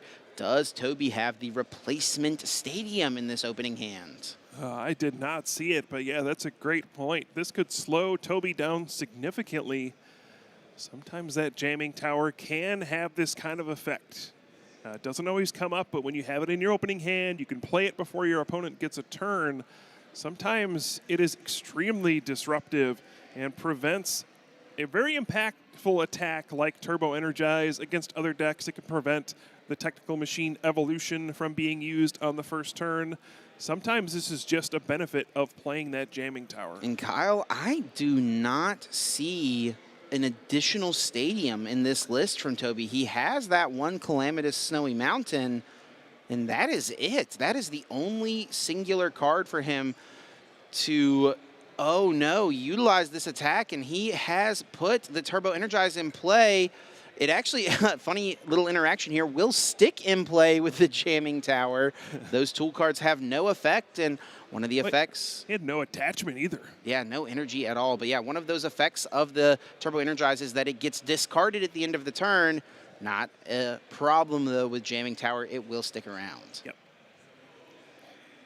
Like I hear someone complaining now, it should go to the discard pile. But no, yeah, the Jamming Tower does disable that part of the card as well. Yeah, it reminds me of those like Fright Night Eviltal rulings with Bursting Balloon back in the day. Yep. Buddy Poffin does find another Dreepy here for Mustafa. Could add the fourth Dreepy. The 4 Dracloak board, not possible in this one as the 4th Dracloak is in the prizes at the moment. But should Toby start to take some KOs, it would be nice to have a Dreepy to rely on to bring some of those recon directives back into play. So Mustafa finds it worth it to get the 4th Dreepy down. Yeah, and don't want to understate the impact of this Jamming Tower. This Mega Absol deck is extremely slow without that Turbo Energize. You need to accelerate energy into play. Your big attacks cost 3 energy. That is 3 turns of manual attachments if you cannot use Turbo Energize. It also means you don't have as much luxury to power up Monkey Dory and things like that. Those are all single turns it takes to use your energy attachments. And in this kind of situation, we might just see Mustafa end up being the aggressor in this matchup. He'll just be able to attack faster. And I don't know if Toby will have the energy in play to respond. Yeah, Toby effectively is going to have 3 outs to remove the stadium as far as things he could top deck here. He has the 1 of Stadium, of course, and he also plays 2 copies of the Cypher Maniac's Code Breaking, and that would be a way he could stack the Stadium on top of his deck and guarantee draw into it through Run Errand. I guess you could count Pokegear as like a pseudo top deck out as well and give yourself, honestly, decent odds with 2 copies in the deck to find a Cypher Maniac. Absolutely. If you're Mustafa, though, you have to take this golden opportunity. Yes. Try to close out this match while your opponent is stumbling. This turn, it's all about getting Dracloak into play, use those recon directives, and try to get a Dragapult EX into play on your next turn. Start using Phantom Dive. Start just attacking into those big Mega Evolution Pokemon EX. End this game as quickly as you can and punch your ticket into the top cut. Here comes that first recon directive. It will add the Hawlucha to Mustafa's hand, sending Latias EX to the bottom. It does look like there is an Ultra Ball in the hand to get another Dracloak, and Mustafa definitely wants to get at least 2 of those so that he can continue to chain them together turn after turn after turn. The longer they are in play, the more value they are able to generate for you. And Mustafa just discarding Counter Catcher, recognizing in this situation he may be the one who is the aggressor. He may be taking these early prize cards. Yeah, right now feels like Mustafa is the one who gets to control how this game goes. Everything going well, all because of that one stadium card, the Jamming Tower, really jamming Toby's plans here, disrupting the game plan, Mustafa's just got to find a way to capitalize. Here comes another Recon Directive. Night Stretcher is one card. It didn't quite make out the other. Looks like it was a supporter. Yeah, either a Lilies or an INO. Choosing to hang on to that Night Stretcher and content to continue with the onslaught of item lock. That does, hey, that actually turns off some of those potential outs as Pokegear not something that Toby could play to find Cypher Maniac. It does look like he found the Cypher Maniac, so he'll be able to play that next turn to get out of this situation. But for now, he will be forced to pass once again, unless he plays it right now. You could just play it now. Worst case, your hand gets Ionode, which means you would draw from the top of the deck, and you'll just draw that anyway. Yes, so he should put, what, the Stadium card plus an energy would make the most sense, right? Potentially, yeah. Looks like he's eyeing up Penny. Might be wanting to get one of his Pokemon out of play as well. But looks like he's going for potentially Energy Switch. Does he have the Stadium in his deck? Yeah, there it is. Yeah, that's gotta be one of the choices for certain. And I didn't quite make out the other one, so if Toby does get hit with an INO here, he's gonna have to find an energy to go along with that Stadium card he's placed on top now. Draw for turn on Mustafa's end. It is that Pheasantipity, not useful just yet, but a couple Dracloaks will still provide some draw power. There is an energy card for Mustafa to continue to load into play. Of course, did prize the Monkey Dory. Turns like this, whenever the game is going slow, are usually turns where you like to try to get that Pokemon established. Won't be able to do just that, though. Still is going to hang on to the energy, however. Another Recon Directive finds a Dusknoir and an Ultra Ball. An Ultra Ball does, of course, unlock Dragapult EX if it is time for Mustafa to start swinging. Yeah, so I think Toby stacked the Calamitous Snowy Mountain and then an Energy Switch on top. I think he's anticipating that the item lock will be broken on this turn. A Dragapult EX will use Phantom Dive on this turn and just trying to prepare for the most explosive play possible. If you have multiple Energy Switches and a Penny, you could do something with Monkey Dory, multiple Adrenabrain, move an energy over to the Mega Absol and use a terminal period in a single turn. Maybe that's a potential plan. Seems very difficult to pull off, but I think Toby just feels so far behind and has to go for some long shot plays here. Mustafa actually has Boss's Orders in his hand as well, so he'll be able to target down Psyduck this turn if he wants to. And honestly, he would even be safe to knock it out with Dracloak here. There is no threat on Toby's side of the board. That's true. Yeah, or even just the Jet Headbutt from Dragapult EX if you don't want to give your opponent damage to move around with Monkey Dory. Mm-hmm. Yeah, we'll see what Mustafa's game plan is here. It doesn't feel great to just attack into the Mega Kangaskhan here. You will potentially get a 2-hit knockout, but you know this is a deck that plays a lot of Penny to pick up those big basic Pokemon and deny prize cards. So yeah, the Boss's Orders will be the play, and Psyduck will be the target once again. Mustafa not leaving this Psyduck alone. And let's see if the choice of attack will be the Jet Headbutt to limit the damage in play, or will he go with the Phantom Dive and try to sprinkle a little extra so that he can take something else out on the next turn. Perhaps putting 4 on the Latias would make sense if you're trying to just chase prize cards.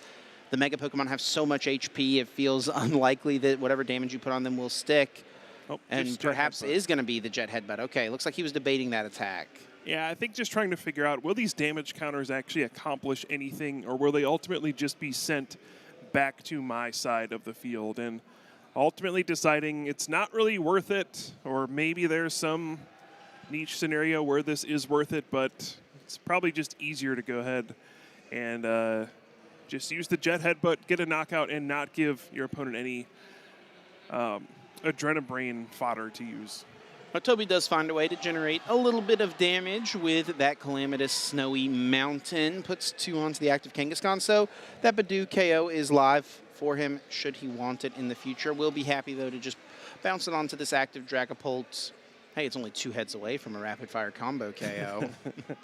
And down comes, oh, is that just 1 energy? What?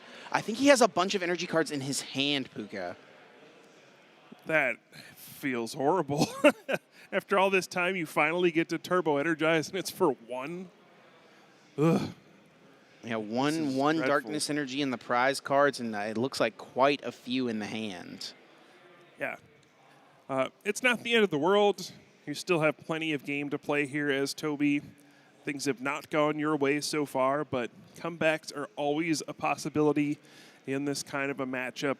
There's just too many variables, too many ways for things to go wrong on each side as the game goes on. So Toby will keep looking for opportunities and ways to get back in this game, though Mustafa does seem to be in the driver's seat right now. A couple of recon directives utilized. Looks like a Lily's Determination was added to the hand here for Mustafa. Now he's got to think a little bit about whatever attack he chooses to use here. Any damage left in play could lead towards a terminal period on the next turn. Of course, Toby could use the combination of benching another Monkey Dory, Energy Switch, and pull off that terminal period attack. Yeah, so still lots of interesting things here. And one thing to note is that the Duskull has not evolved into a Dusclops, so there's still no threat of Dusknoir looming. And actually, it's kind of awkward to put Dusclops in play. I think it has a 2 retreat cost. Yeah. And when you can't use Curse Blast to knock itself out, it can get stuck in the active spot because of the Psyduck. Hey, I've seen some Dusknoirs out there with Neo Upper Energies on them in dire situations. Start swinging. You got to do what you got to do. And it looks like Mustafa will actually just retreat his Dragapult here. He's pivoting back to the Badoo, Kyle. Yeah, I think this is a smart play.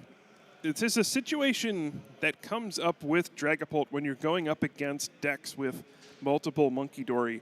If you don't have a good attack, you just shouldn't attack sometimes. If you don't have a boss's orders to kind of go around the big thing, it's possible your best course of action is to just not do that and do something smaller like an Itchy Pollen. This also disables any energy switch plays that Toby may have on this turn. So you know, again, you're pretty safe from anything major happening.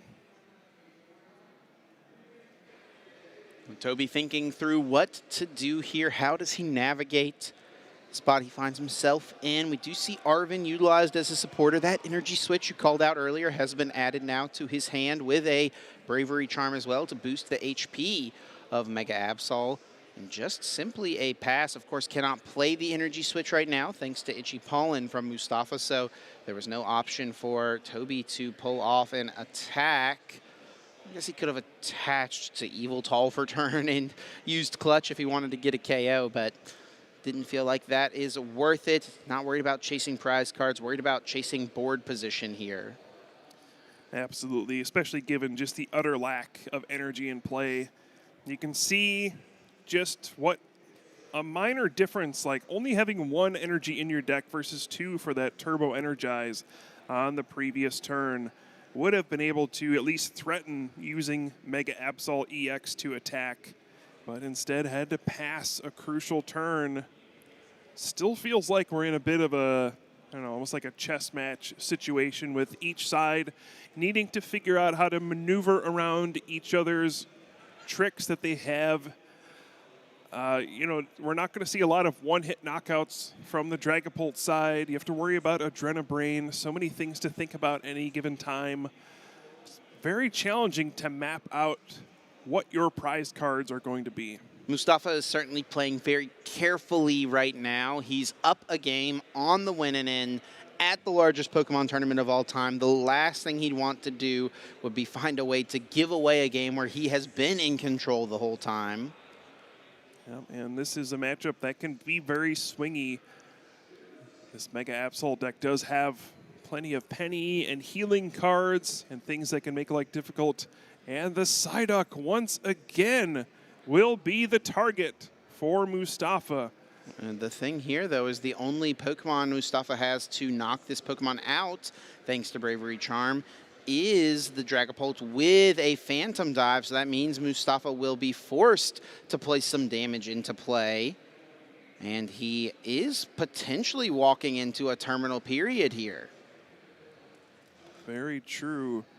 One thing he could do would be to just spread the damage equally across the board. That would make it kind of difficult for Toby to pull off the Adrenabrain terminal period play, and that's exactly what Mustafa's going to do. Heads up move. Yeah, now it depends on what is in Toby's hand, but this is a huge opportunity for a massive swing turn because of that enhanced hammer. If he has access to it and a card like Counter Catcher, he could, set up a play where he's able to enhanced hammer. Oh! The active Neo Upper Energy. The A-Spec card just goes to the discard pile, and now you can Counter Catcher the other Dragapult EX. Move 2 with the Adrenabrain. Oh, man. And terminal period for a knockout, leaving Mustafa with just the 1 energy on the Dracloak on the bench. Wow, what a swing here. Toby Woolner has worked a little bit of magic. It's not quite over yet, Puka. Mustafa's going to need to find a way to get another Dragapult EX and also another energy card to pull off the attack this turn. Yeah, if you can pair this with an INO this turn, potentially get some hand disruption. Mustafa's board is not that strong. Just the 1 recon directive. There's no Pheasantipity EX in play at the moment, so could be vulnerable to hand disruption here as well. Toby does retreat into that Mega Absol. Terminal period already online. Does not even need the 3rd energy card on that Pokemon. Debating where to attach an energy for turn. Now, something to note here, Puka, there is no way to get back the Psyduck at the moment. Yeah, no threat of Dusknoir, though, because there's no rare candy in Mustafa's deck. Dusclops still online. Target down that Monkey Dory, perhaps, right? Very true. But at least for now, your Mega Evolution Pokemon is safe. And that's mainly what Toby is worried about here, is protecting the high HP of these beefy, basic Pokemon. Mustafa forced to just push up the Badoo with that free retreat, and Recon Directive can try to find him some more resources. He is going to start things off with that ability. He immediately finds the energy card that he needs, and he also finds himself a Hilda. That can get him the Pokemon if he doesn't have another way to find it. And you had to think Mustafa was feeling really good about his position. Had not seen the enhanced hammer in the first game, and that was just a massive difference in this second game. He had 2 Dragapult EX pretty much on the verge of being fully powered. Now he has 0 of them. And also, if he decides to attack this turn with a Phantom Dive, could easily just get hit by another terminal period on the next turn and lose the other Dragapult and then be stuck with no energy in play. So once again, you have to approach this very carefully if you're Mustafa. Odriball does get rid of that Toedscool and a Duskull. Here comes that 3rd copy of Dragapult EX. This will be the attacker for turn, as Mustafa does have himself the energy necessary for it already in the hand. And let's not forget that Badoo is still in play. That is an easy prize card at some point. It's just an Adrenabrain moving 3 damage counters over to Badoo. That's one that Toby can just take at any moment in this game.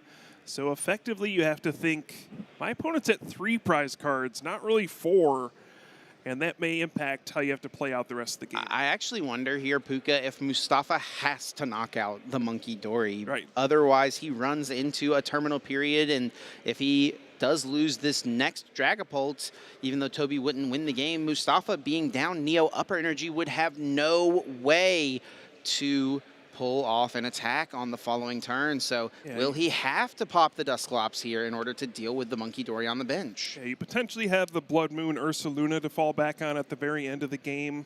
That's something we always have to keep in mind. But yeah, this is going to be tricky to play out. That enhanced hammer was a massive difference maker, and so is this Jamming Tower, which will turn off the Bravery Charm. We'll see if that comes up at all. Here's the Dusclops. One thing Mustafa could be worried about is the fact that that Blood Moon Ursaluna is actually hiding out in his prize cards in this game. So that is yet another factor for him to consider here. Perhaps debating if he will pop the Cursed Blast. And that is what he is going to do here. Maybe he's thinking about it. Sure is. I mean, now that you've kind of committed to this, it becomes really awkward. Again, Dusclops can get stuck. Toby could just play a Night Stretcher, bring back that Psyduck, and then you just have an awkward Dusclops on your board. So I feel like if you're doing this, it's with the intention to use it this turn. No Neo Upper Energy left to attack with the Dusknoir. Very true. It's really going to be stuck up there. Yeah, and Dragapult decks don't play a ton of energy cards either. We've seen several of them go to the discard pile, so it's actually possible that, if a Dusknoir comes in play, it could just get stuck, and it could enter the weird, deck out situation. Now, there is not a whole lot of time. That's another factor here. 5 minutes on the clock. Yep. So it may not be a strategy that's even worth trying to play for if you're Toby. You might be thinking, I need to take prize cards here and make sure that this game ends. Yeah, how many boss does Mustafa have? He's not able to play one this turn anymore since he's played his supporter. And wow, he's actually just going for the Itchy Pollen. 20 damage onto the active Absol thanks to that grass weakness. And not using that Dusclops. But also did use Itchy Pollen, so cannot use Night Stretcher now to get back the Psyduck. Knows that that Pokemon will be safe to utilize in a future turn if he would like it. So now for Toby Woolner, what is his strategy going to be? Looks like he's retreating into the Kangaskhan to at least use Run Errand. He's found himself Boss's Orders. This might be what you've been hoping for all weekend. Rapid Fire combo could be on the menu, though he will use the Adrenabrain to KO this Badoo. See what Mustafa is going to choose to send up here. Looks like it is just going to be a Dreepy, but with the attachment and a Boss's Orders, just going to go for he's going for the Dusclops. Come on, Kyle. We were so close. We were so close. Still going to use it. He is still going to use it. Not flipping any coins, sadly. Just enough to KO this Dusclops with that base 200 damage and down to just 2 prize cards remaining here. Mustafa now, after being so far ahead, oh boy, we could be in a little bit of a precarious situation on the left side of the field. Yeah, and that's just a heads-up play. The only way that your big Mega Evolution Pokemon EX is getting knocked out is with Dusknoir's Cursed Blast. You don't really care about what this Dragapult is doing unless it's combined with the 13 damage counters from that Dusknoir. Now you're down to 2 prize cards. You just have to knock out one more Dragapult to win this game.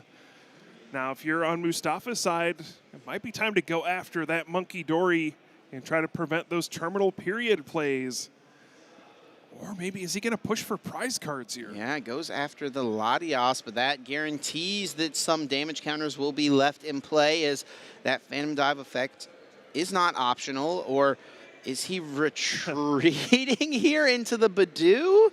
Is he just playing defensively at this point and hoping that Toby isn't able to win the game before time is up? It looks like some time has actually been added to the clock here. We were down to less than 5 minutes. We'll have to get word. Looks like some extension of some sort has been made. Perhaps a warning given to one of these players for pace of play could be the factor here. Retreat for Toby does send back up the Kangaskhan Run Errand to draw a couple of cards. Let's see, what is going to be the game plan for Mustafa at this point? Oh, the Erica's Invitation being used, but there's no basic Pokemon in Mustafa's hand. Did get to take a look, though. Saw 3 supporter cards there. Oh, and now what is Toby going for? Just Adrenabrain and pass. Just a pass, not taking this KO. We see the draw for turn for Mustafa. It is that Toad Scroll floating around still in the deck. A unique situation here at the end of the game. Mustafa has another Iono.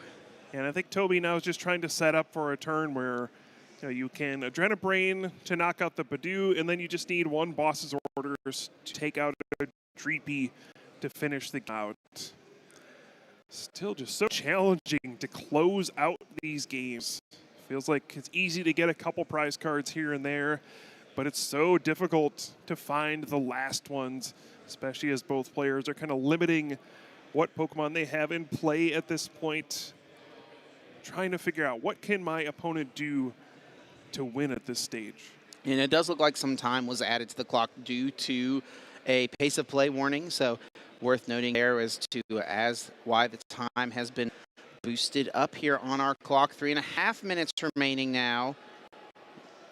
Certainly a factor here as a player who wins a best of 3 with a 1-0 does come away with the 3 match points necessary, and that is what the mark is going to need to be to make it into cut. All right, Chip, we may finally see what you've been hoping for. Rapid fire combo, baby. It could be the time. Okay, it looks like Toby's going to say no, though, because he drew a boss's orders. Can just set up for the game next turn if his hand is not disrupted. Otherwise, we could have seen it, knock out the Badoo with the Adrenabrain and then go for the rapid fire combo. But Toby just playing it safe, saying, okay, I know next turn I'll win if you don't play Iono. Yep. You can't do anything to win on your turn. Yep, and with Mustafa playing Lily's Determination for the turn, that will relax Toby Woolner here quite a bit as he has that game-winning combo in hand. Boss's orders can bring up the Dreepy, and then, of course, Adrenabrain will knock out the Badoo. Plenty of damage counters in play to make use of. Yeah, now Mustafa would have to, doesn't know that Toby has boss's orders, so may not be playing around it, but it could be a situation where now you have to counter catcher, bring up the Monkey Dory, knock it out to prevent that kind of play. But it didn't seem like this hand was very good off of the Lily's Determination. We'll use the Night Stretcher to bring back Dracloak. It boosts the Dreepy's HP just a little bit at least, means it won't go down to a double Monkey Dory play or something like that. It does find a Luminous Energy from that, and I have to imagine it will just be another Itchy Pollen. That is the case, and Toby Woolner flashing the boss's orders to bring up Dracloak, and he'll be able to take 2 prize cards on this turn, sending us to a Game 3. Oh, Game 3, but the time is so low, Chip. There's only a few minutes to try to decide a winner here. And again, a tie is great for your standings. These players will probably finish near the top 32 at least. But a win is what you need to make it into the top cut. And we just have so little time left. So little time. And we'll see exactly when time is called. That is another factor here. Should time be called during this setup phase of the game, the player going first in the game would actually be turn 1. There would be no turn 0, as there would be no active game happening. And 50 seconds left on the clock. I think we should likely see the game begin. So looks like these players will each have just 2 turns. And more than likely, this will lead to a tie. Does seem where we're headed, Chip, but we'll see what happens. Just thinking back, these have been some excellent games. The MVP of Game 2 definitely was that enhanced hammer. It changed everything in that second game. Now Toby just understanding I got to be aggressive if I'm going to try to win this. And going as quick as possible as well. I totally respect it, trying to ensure that he gets as many turns as possible. But Mustafa does have an Ultra Ball, and that will lead to Mustafa here taking a few seconds on his turn. He will be turn number 0 of time. And then Toby will be turn 1 and 3. Mustafa will get the turn 2. And with a couple of Pokemon in play here, it's not possible for Toby to bench Mustafa out. Mustafa was never really going to realistically be able to win by benching out Toby. That's the only way one of these players would win in this exact instance. Cannot take all 6 prize cards, right? So got a discussion going on here with the Iono. I'm not really sure what's what the chat is here. Yeah. Did want to mention Toby's going to be real sad when he maybe watches this back later and sees in this third game Mustafa had 2 Drakloak prized. Yeah. Just going to really struggle to set up properly in this game. Feels like Toby is very advantaged in this kind of a situation, but alas, we have run out of time. We are in overtime. Again, you get the 3 additional turns, currently in turn 0.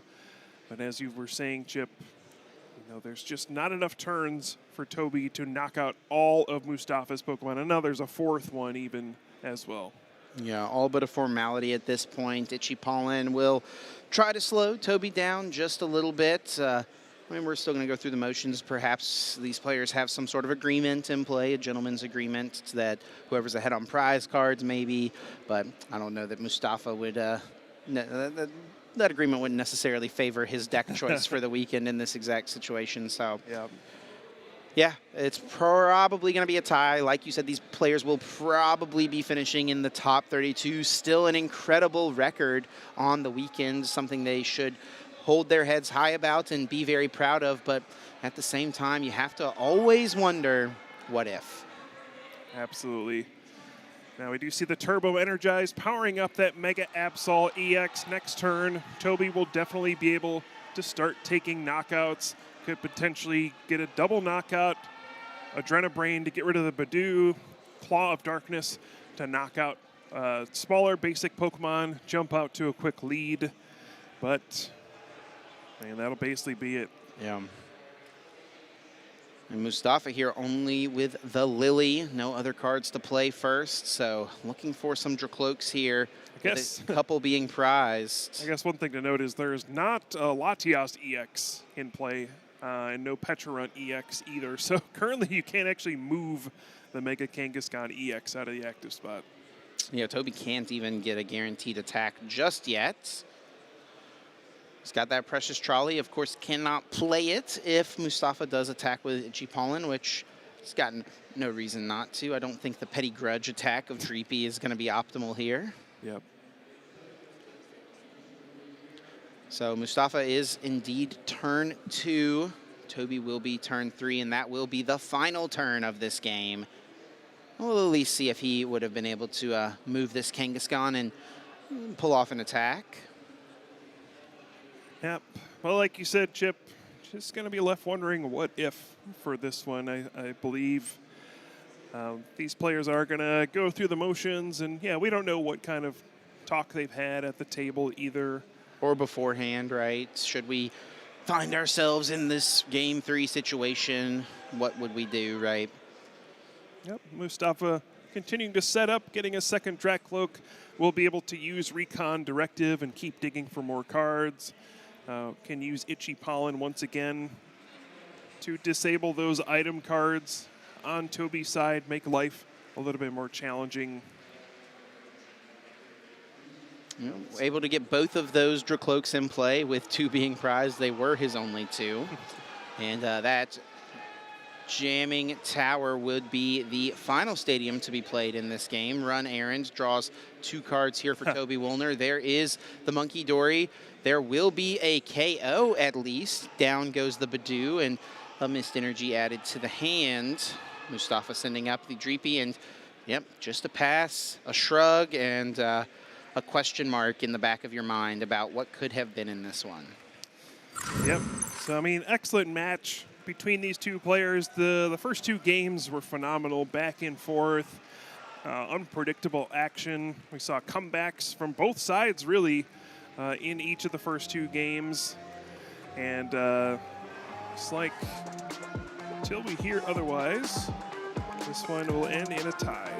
Yeah, it does look like that's what's been circled on the slip at the table. So, yeah, still a strong weekend, still a great showing for both of these players when it comes to their final records, their final placements more than likely. Going to walk away with some cash and some booster boxes and such for their efforts throughout the course of the weekend, but it does feel a little bittersweet. Yeah, of course, just knowing, you know, what the potential was here. You were so close. Yeah.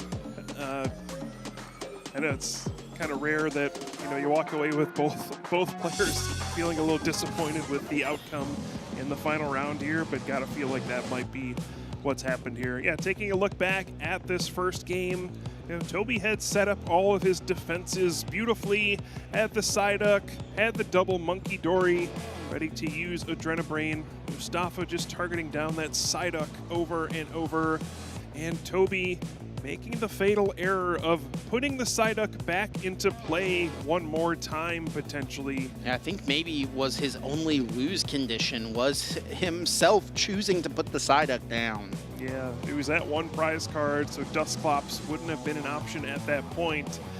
And Mustafa was able to make an excellent comeback in the first game. Kind of the reverse in game two. Mustafa got out to a huge lead thanks to that jamming tower, blocking the Turbo Energize for so long, and then it was just the Enhanced Hammer swinging the game entirely, and then Toby was able to gradually collect prize cards in that second game. And of course, the third game, just not enough time to finish. Yeah, not enough time. I will say Mustafa did do a pretty decent job of getting set up despite the 2 Dracloaks being prized, so that game was far from over. I mean, Toby did miss the attack that turn, right? Didn't get to pull off the Claw of Darkness, so in theory, Mustafa could have launched with a Dragapult attack on the following turn. It was certainly anyone's game. Yeah, of course. It does seem like at this point, 35 match points is the cutoff for making top cut here, so I think we can confirm that both players have been eliminated from top cut contention. Again, excellent tournament run from both of those players. They're going to go home with some great prizes, I'm sure, but yeah, again, always bittersweet to end on a tie. Yeah, and it does look like it's going to be around 10 players for our asymmetrical top cut again. In these events, it's whatever match point record the 8th seed player is. Everyone who has at least that record, at least that many match points or better, makes it into the single elimination top cut. If it's 10 players, that means we'll have a little bit of a play in to our true single elimination top 8. Yeah, makes things exciting. I know people have mixed opinions on the asymmetrical cut. I'm sure, the people who end up in 9th or 10th place are certainly happy for it. How many stories have we heard over the years of, bubbling out of top cut? Not fun. Getting 9th place when it was a top 8. So introduces just a new layer to things. It makes sure that everybody with that same record makes it into the cut. But then, of course, the players at near the bottom of that of those standings will have to fight for their right to be in the eventual top 8. Yep. And with all this note as well, that means 34 match points eliminated. I'm not sure exactly where he ended up, but Tord Reklev not eligible for this top cut. We've talked so much about him throughout the weekend as, one of the premier players in international championship history. He will not be competing in top cut this weekend. Yeah, his percentage is going to go down. He made top 8 at 5 out of 7 of the EUIC events, and now it's just going to be a shameful 5 out of 8. Shameful. Obviously, another great tournament run from Tord. Always impressive to see, but it really speaks to how challenging it was to make it to the top cut at this event with nearly 4,000 players, over 700 just in Phase 2 alone. The field is just massive. Your room for error is just much smaller than it used to be. I'm getting fed some great information here from statistician Joe Bernard backstage, running the numbers here with our 10 players in cut. It's looking like it's going to be 2 Gardevoir, 2 in Zoark, 1 Charizard, Noctowl Dawn engine deck, 3 Mega Absol, Mega Kangaskhan box, 1 Dragapult Charizard, and 1 Golden Go. Most notably there, Kyle, no Dragapult Dusknoir. Wow, crazy to see. Still 1 Dragapult with the Charizard, technically. And yeah, only 1 Golden Go. Perhaps surprising as well. That's always been a very popular deck in this format. All right, well, we are going to get into our feature match from this past round. Still some more winning in action to get to see, and kicking it off from the top as well with that very first game.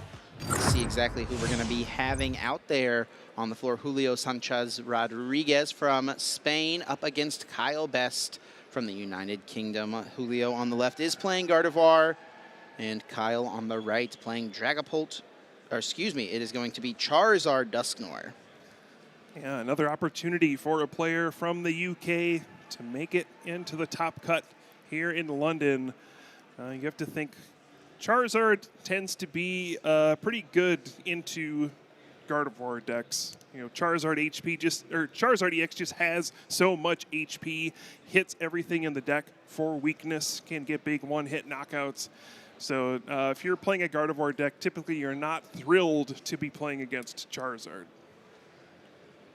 Julio kicks it off with an Earthen Vessel, always a welcome opening hand card to see, especially when it's accompanied by an energy card already, as the Psychic does hit the discard pile.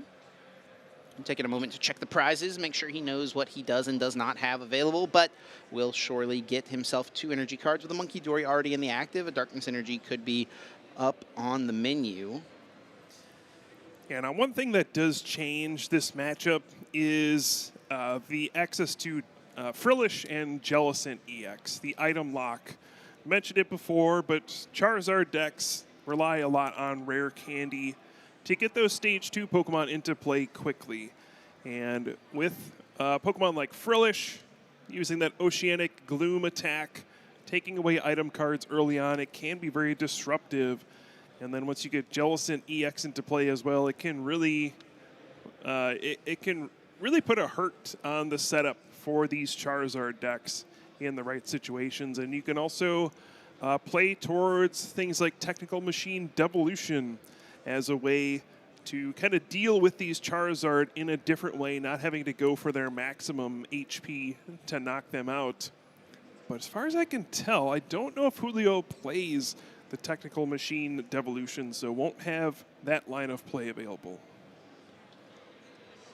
Julio's turn seems strong, right? Getting a couple of energy cards in the discard pile right away. Very, very nice. But the detriment for him is the fact that he missed out on getting a turn 1 Ralts. Kyle Best on the other side is going to open with a Buddy Poffin and also has an excellent starter in that Tatsugiri. Attract customers, the ability able to be used to search the top 6 cards for any supporter card and add it to the hand. And I also have to point out Kyle Best, excellent name. The best. Got to root for Kyle. And yeah, this is the best of us, Kyle's. So. Off of the Buddy Poffin, he's able to get down a Charmander and a Pidgey and immediately follows that up with a Lily's Determination, not even having to rely on Tatsugiri. He gets to save that for his supporter that he'll find for the next turn. Yeah, this is a pretty solid start for Kyle in this game. Again, you do have to worry about a Frillish potentially coming out next turn. I don't even know if we mentioned, Julio didn't get a Ralts into play. Yes. It's just a Monkey Dory. That's not an encouraging start for the Gardevoir player. Looks like the Secret Box is in hand for Kyle. We'll see if he decides to play it here, preparing for a potential item lock in this situation. And it looks like the answer is going to be yes. So we'll see what kind of trainer cards he'll be searching for. He does play the Technical Machine Evolution in this version of the deck. This is not to the version we've been seeing throughout the tournament with Noctowl in that engine. Just more of a traditional Charizard, Pidgeot, and then the Dusknoir line in there as well. So yeah, the Technical Machine Evolution is very powerful against this style of Gardevoir deck as well, kind of playing around that item lock a bit. Looks like that will be one of his choices off of the Secret Box. Also a Buddy Poffin, Artisan, and Lily's Determination added to the hand. He already was pulling a Charmeleon to the front of his deck, so yeah, looks like Evolution is indeed going to be one of the choices here. Now he does also play the Pidgeotto, so... Yeah, I was wondering if he discarded it to the Secret Box there. That can be an unfortunate thing that happens. You draw the card that you want to get off of Technical Machine Evolution. Well, maybe he's got a Super Rod to combo with it. I'm sure that's what I was wondering. He'd like to see that. And sure Indeed. enough, yeah, there it is, that Super Rod, able to shuffle in that Pokemon. Really, the only way he was going to be able to get Pidgeotto in play is if he found that exact combo of cards, right? Unless the Pidgeotto, of course, had not been drawn initially. But Kyle will go with another Buddy Poffin here, getting down a Duskull, and looks like another one. Yeah, maybe Kyle in this situation just seeing the weakness in Julio's board position, saying, oh, you know what, I can try to make this game end very quickly. If you don't get enough basic Pokemon out, I can start with these Cursed Blasts. Really just start to mow down all of your Pokemon very quickly, and let's just try to take advantage of a slow start. TM Evolution used to get out Charmeleon, get out Pidgeotto, unlock lots of potential, and Julio still with no out to Ralts in the hand, has to play Lily's Determination. Not a bad card to find, but he needs quite a bit off of this, at least another Pokemon, or else he may be on the receiving end of a turn 2 KO from Kyle Best. Yeah, seems pretty likely at this point. Once that Pidgeot EX comes into play, you have much lower confidence in this matchup. Your opponent being able to search for any card every turn. A lot of the time you're trying to disrupt Charizard, try to catch them on a turn where they're not able to find their resources. But once Pidgeot is out there, it's a much different game. It does look like he at least is able to get down a couple of Ralts, but... Yeah, unable to even get the Frillish for the Oceanic Gloom, so now Kyle will continue to be able to play item cards as well. He just has, full range to do anything on this turn. Kicks it off with Infernal Rain, putting down the Charizard EX and bringing a bunch of Fire Energy cards into play, searching the deck for up to 3. Have to think 2 will go on to Charizard. Could also just preload that Charmeleon so that the energy card's not in the deck.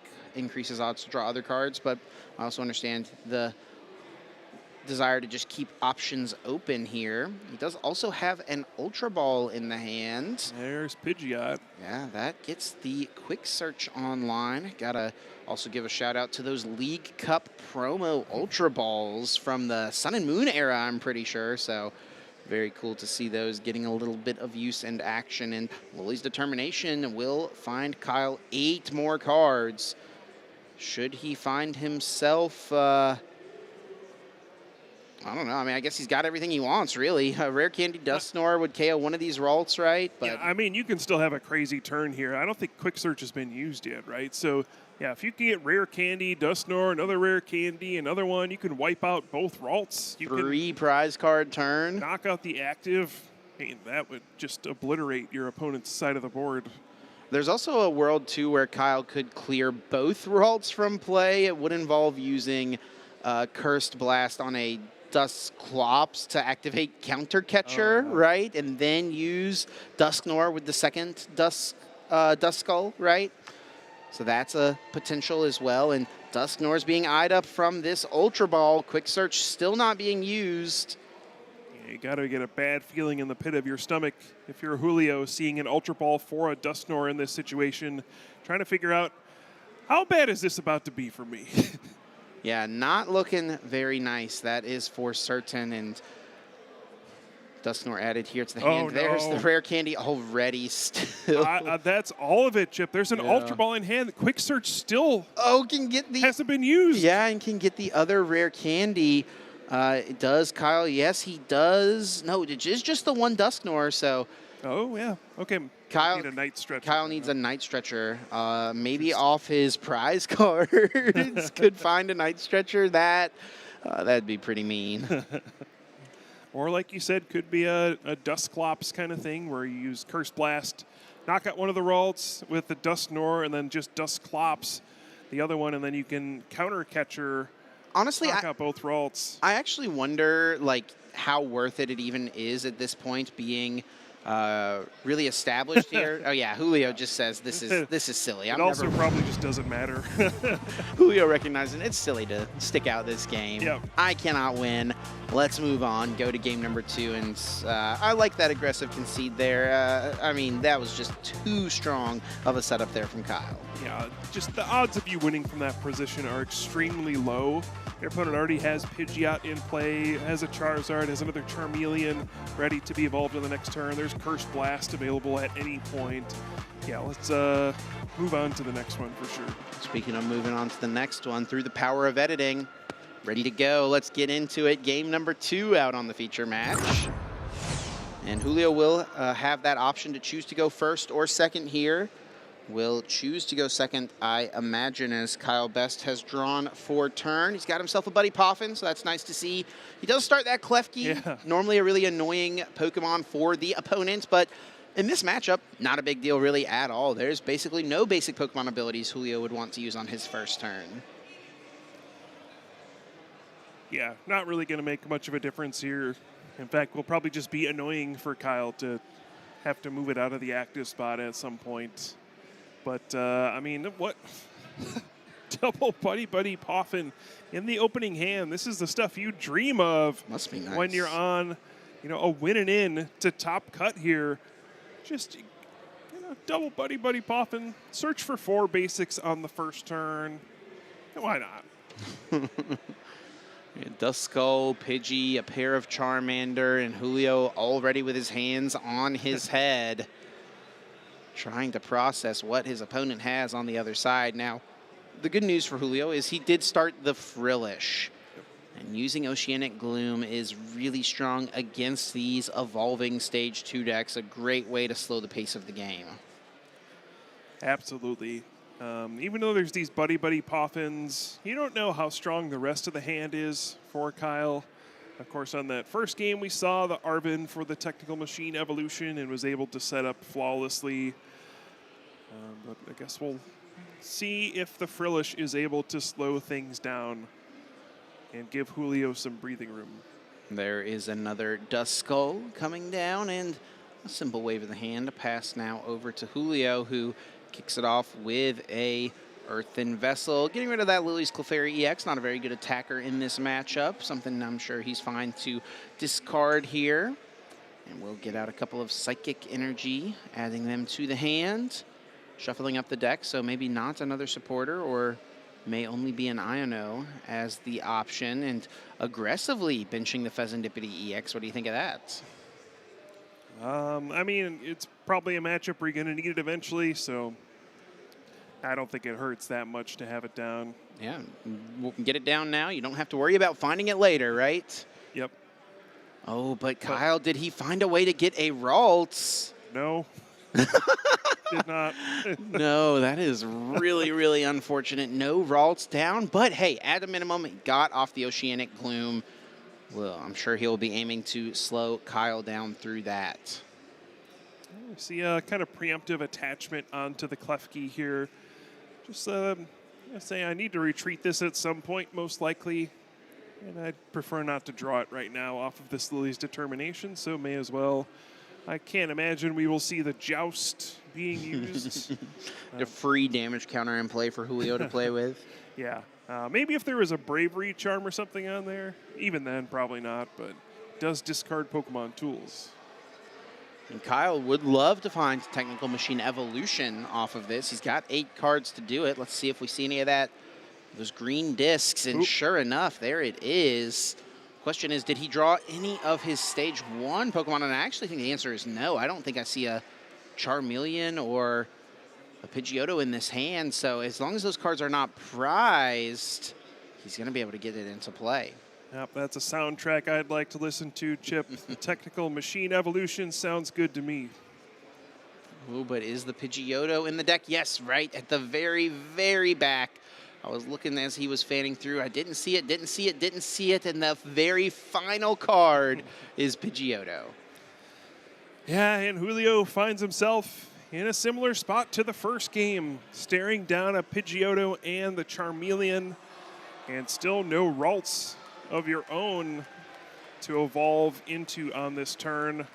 At least there's the Frillish to continue to try to slow things down.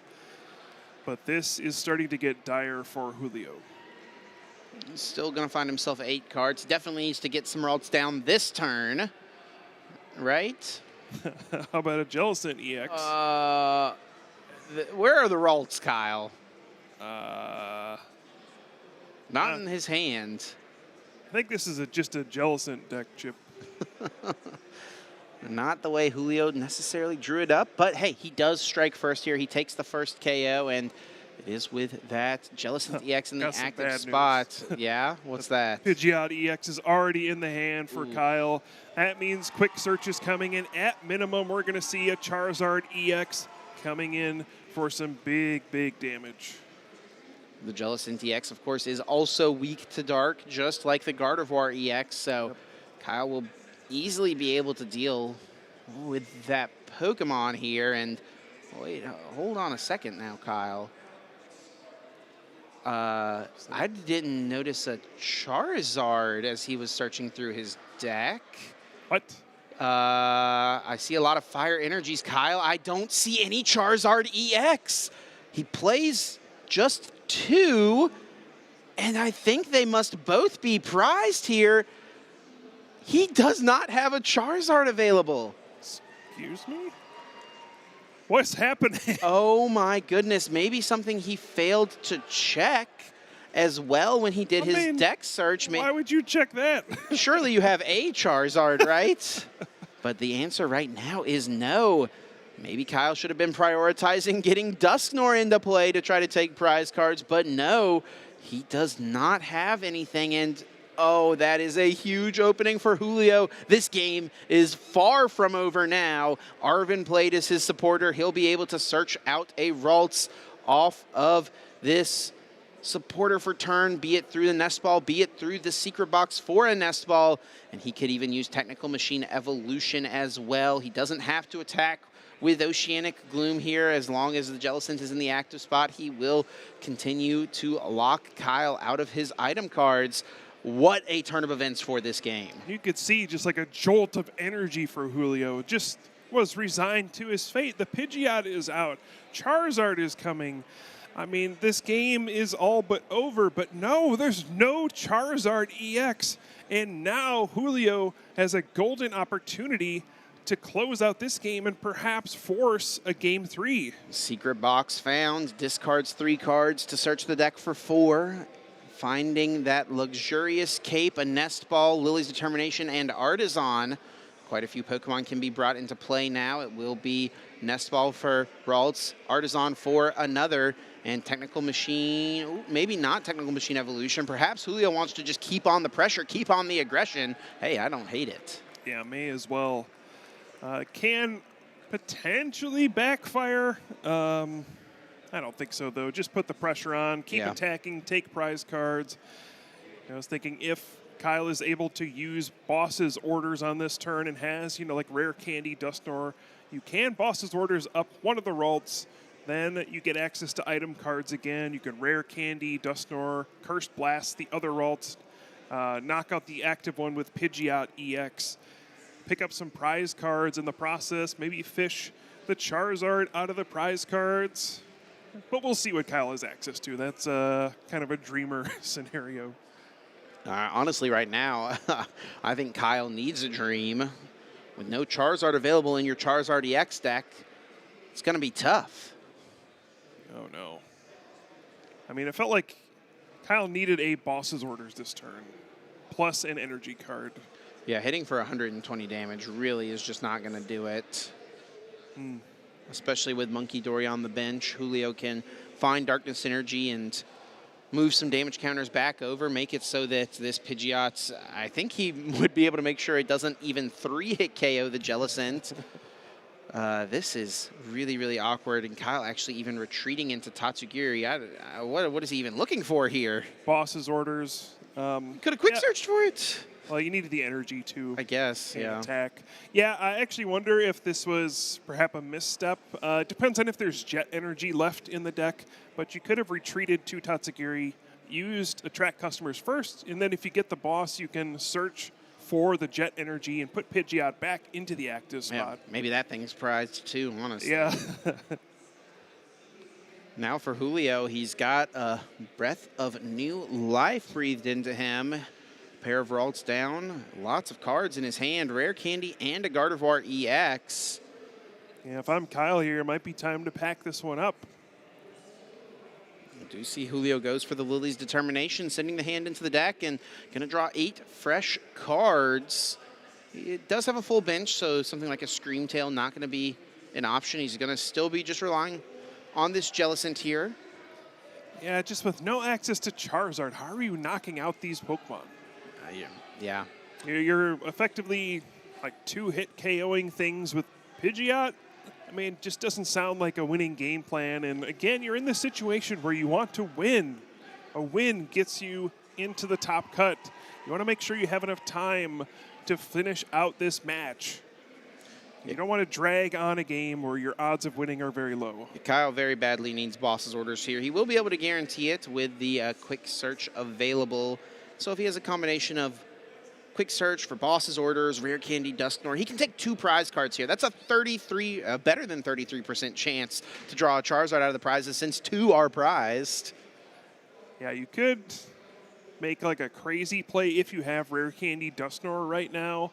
You could, like, boss's orders up the Gardevoir. And then if you have rare candy Dusknoir, you can use Cursed Blast to knock out the Kirlia and hope you get Charizard EX off of the prize cards. Looks like just a more conservative play from Kyle going after the Monkey Dory. There is the Ultra Ball in hand. So you can go for, I think the rare candy is there as well. So you can still go for this. Maybe this is a safer route if you have Counter Catcher as well. It would have been so good, though, if Kyle could have done this last turn, or maybe even 2 turns ago, though it is perhaps a situation where he just realized a little too late that the Charizard were prized, and now he finds himself in even more of an awkward spot. Julio has quietly taken 3 prize cards at this point. Now finds himself very close to winning this game, and especially with a Dusknoir being utilized here. Okay, does have Counter Catcher, so you can still pull off this play if this prize card is Charizard, and it is! It is a Charizard. Now, how many Fire Energy are left in the deck? Should be still enough, as there's only 2 on the active. Chip, this game just completely swung around. There's going to be no Ralts, no Gardevoir left in play, just the Jellicent with the 2 Psychic Energy. Charizard pulls a couple of energy cards out of the deck, and Burning Darkness will be dealing enough to KO the Dark Weak Gardevoir EX. There also is, I mean, maybe an argument to KO the Jellicent, but no, let's just deal with Gardevoir here. Takes that Pokemon out, down to 3 prize cards. Julio now with only 2. And how are you getting those 2? This is not a deck that plays aggressive counts of boss's orders, sometimes doesn't even play any. You just are doing 80 damage with the Jellicent EX. I mean, your main hope would be to try to set up another Ralts to try to get a Gardevoir on the following turn. But that was just a massive swing in the game. You know, kind of a 1/3 chance to get a Charizard EX off of that single prize card, and he got it. With Counter Catcher not being live here, Julio's going to have to deal with the fact that this Charizard EX is in the active spot. Kyle does still have his Pidgeot in play, so he can handpick any card he would like from his deck next turn. With 3 prize cards remaining, it's still quite the mountain for Julio to climb. Yeah, and with 1 Ralts, I mean, if you can get 2 Ralts down, this still feels pretty decent. Just 1, your opponent can just quick search for boss's orders and target it down. You're not going to be doing enough damage with the Jellicent EX to threaten any sort of a big knockout. I think the bright side is that Julio has a lot of cards in hand. Yeah, and one of those is a Night Stretcher, so that is a way he can guarantee get another Ralts down to guarantee get himself a Gardevoir EX on the next turn, and he does only have 2 prize cards remaining, so can push for a potential game-winning play on the next turn. Yeah, this is going to get interesting now. May just come down to getting a Gardevoir EX into play on the following turn for Julio. Kyle's best plan of action at this point might just be to grab the Iono and disrupt Julio and hope that he's not able to find the Gardevoir on the following turn. Kyle's best plan of action? Sure is, yes. There is the Ralts coming down. Julio has already played Rare Candy Gardevoir once in this game, so he's going to need to find a way to do it once again on the next turn. And that's before considering the fact that Kyle Best could play an Iono on his next turn to leave Julio with only 2 cards. Yep, that Pheasantipity EX that was put into play on the very first turn is still hanging out there, so it does have that sort of defense against the hand disruption. And it looks like Frillish is the choice for Julio here instead of Jellicent EX as well. This is a guaranteed way to cut off item cards. Also just puts a single prize Pokemon into the active spot instead of that Pokemon EX, which gives up 2 prize cards. You would have to worry about Briar in this situation as a way to lose as well. So heads up play from Julio. Yeah, Briar plus a counter catcher would be the win. So by utilizing the Frillish, that's not on the table. Yep. Will be 6 cards found. Hard to believe Julio had not played a supporter yet after he played so many cards on that turn already. But he does find himself 6 fresh ones here and will use Oceanic Gloom. 20 damage to the active. Draw for turn now on Kyle Best's side. It is the INO. There's a energy to potentially attach somewhere, should he like to.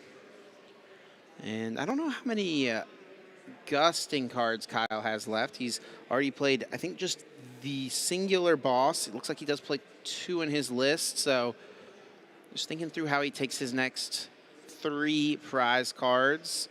Perhaps some combination of KO this Pokemon and look to Rare Candy Charizard next turn. Be nice to get Charmeleon.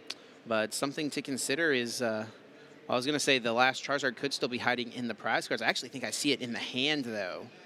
Yeah, I mean, it doesn't matter at this point. If your Charizard gets knocked out, you lose. Right. You're not going to need another one. This is an interesting situation. You know, the way you're probably going to lose here as Kyle is Mew EX copying your attack. And this is a situation where it might actually be better to attack with Pidgeot EX, a much more difficult Pokemon for the Gardevoir deck to knock out. You still need to get a 2 prize knockout if you're Julio. Looks like Kyle's just going to commit the Fire Energy to the bench Charmander instead. It would be costly to retreat into the Pidgeot EX, but that is a potential line of play here. We'll see if Kyle retreats this Charizard and attacks with the Pidgeot, or will he just swing in with this active Pokemon? And it looks like he will indeed retreat. You have to discard energy to do that. That is a piece of the puzzle there. And so he will send up the Pidgeot EX. It does look like the Blustery Wind is online to get himself this knockout. And yeah, Julio does have an opening to win the game, but he's only going to have 2 cards to work with off the INO. Can, of course, find some more through the Fezandipity, but right now it's just 2. Yeah, this actually made things a lot more challenging for Kyle, potentially. You know, if Julio's able to knock out that Charmander with the energy on it, let's say, you know, has a counter catcher. Well, I guess counter catcher isn't an option, so maybe it's a little bit safer. But yeah, there's no potential for a Charizard EX from a Charmeleon next turn. So the energy situation is going to be really weird. Essentially right now, Kyle has nothing in play that is able to do an attack powerful enough to knock out a Pokemon EX. Charizard EX was that only thing. I wonder if Kyle should have put that energy on the Charmander that's on the bench, right? Could have retreated the Charizard EX, right? And left 1 energy on it so that he's just an attachment away from attacking this coming turn. Exactly. And now the Jet Energy confirmed it was in the prize cards. That would have been another way to make this a bit easier. Just took it off of the prize cards. So that not being available was an annoyance as well. Here is an Earthen Vessel to discard a Psychic and find a couple of energy cards. Looks like Julio does have a Gardevoir EX in the hand, but is there a Rare Candy to accompany it? It's already evolved one of these Ralts into a Kirlia. Will attach to the Monkey Dory and goes for the INO. So conceding to the fact that there will be no Gardevoir EX in play here. Just has to hit with the Jellicent. And does establish the Monkey Dory, so that this Jellicent, when it takes a hit from the Pidgeot, he can bounce some of that damage back over. Yeah, we'll see what the plan of attack is here. Just going to be 80 damage from the Power Press. And now how can Kyle win this turn? I don't know if there's a good way. We could see something like just a Boss's Orders onto the Kirlia at this stage to take that out of play and make it more challenging for a Gardevoir EX to come out. But again, now Charizard is not powered up. If he could win this turn with the combination of Boss's Orders, Super Rod, Rare Candy, and Charizard. Yeah. That's 4 specific cards, and he only has 3 in his hand currently. Yes. I'll tell you, the ones in his hand are not any of the ones you just described. If he'd have drawn 3 of them, he could quick search for the 4th. Yeah, exactly. Oh, what a back and forth game here. Twists and turns all throughout this second one in the final Swiss round. Seemed like it was all but over for Kyle as both of his Charizard EX were in the prize cards. And Kyle, he's lined up Boss's Orders here off the Pidgeot, and he may chase the Curlia, like you mentioned, but this is his final Boss's Orders. He only plays 2. That means that Julio can leave this Jellicent in the active spot, and Kyle doesn't have a way to get back any fire energy unless he plays one right now this turn, and I don't see it. Huh. Okay, I was wondering if this would be the route as well. You can just hope your opponent doesn't have an energy card to retreat. His hand is so small. And he doesn't have one at the moment, but there is an Arven found. Does he still have an Earthen Vessel in the deck? Looks like there's a Night Stretcher, so you can at least do that. Night Stretcher can grab back a Psychic Energy to retreat this Pheasantipity, and Julio could just go right back into the Jellicent. Kyle would never have a way to move this Pokemon out of the active spot. He'd never gain access back to his items, and if Julio can establish another Monkey Dory on his next turn, the Pidgeot is never going to be doing enough damage to KO the Jellicent before Jellicent takes it out. Yeah, I think Julio's in a pretty good position to win this game. What a back and forth game. We went from saying there's no way Kyle could ever lose here to now Julio is the one in the driver's seat. Kyle is the one looking for the answers. I don't know if there's any answers left. Like you said, a lot of the resources are just gone. Can't use item cards because of Jellicent EX's ability. Oh. Boss's Orders seem to be gone. There's no Charmeleon in play. This is a sad scenario where you can search your deck for any card, but there's not a card out there that can help. It's pretty rare that quick search is rendered useless. The power to find any singular card so strong in the Pokemon TCG, but Kyle recognizes he cannot win. Julio steals a game and forces game number 3. Wow. I mean, just what a roller coaster, especially with considering what is on the line in this game. A spot in the top cut. You know, there had to be a moment where Kyle was considering, oh, both my Charizard are prized. Maybe I should just concede this game. Decides to play it out a little bit. Gets the Miracle Charizard out of the prize cards. Feels like now things are turning around, only to end up losing the game. And now there might not be a lot of time left for that third game. Yeah, that's certainly a factor here. And if those players finish in a tie, neither of them will make it into Top Cut. Just like we saw in our streamed match as well. Don't do it to us twice. Wow, what a game. That is so crazy to see how that one played out. I mean, Kyle, if he just has a single Charizard EX, there's no way he loses that game. He would be so far ahead and just did not have it available. And the way things worked out as well, I have to wonder, you know, had he checked his prize cards, had he known those Charizards were not available, and had he leaned into the Dusknoir early on, I mean, that first prize card he took, what was it? Charizard EX. Yep. Maybe he would have been able to steamroll that. Maybe he would have had the 2-0 victory. Yeah, it did sound like ultimately Julio was able to take the match. Wow. So kind of a miracle comeback in that second game and was able to close out the third one. Wow, just shows you how close, how thin the margins are in these, you know, high-level games, these final rounds where there's so much on the line. Just one or two small decisions, one or two factors can be the difference between, you know, losing or continuing your tournament and going on to the top cut. Wow, and it does sound like it was a crazy long match as well. It took 62 minutes to conclude. That's overtime. It is very much overtime. +3 turns certainly coming into effect there, and Julio finding a way to close it out in +3 turns to lock himself up a spot in top cut at EUIC. Oh, congratulations to Julio. I mean, that shows some resilience there. The first game really didn't go very well. The second game was going amazingly until a crazy turn of events. Probably thought, oh, my run is over. And then all of a sudden, it's like, oh, wait. No, I just win this game instead. And then to close it out, winning the third one. I mean, that's just awesome. Keeping your composure in a high-pressure situation and figuring out a way to win. And yeah, now you're out of the top cut.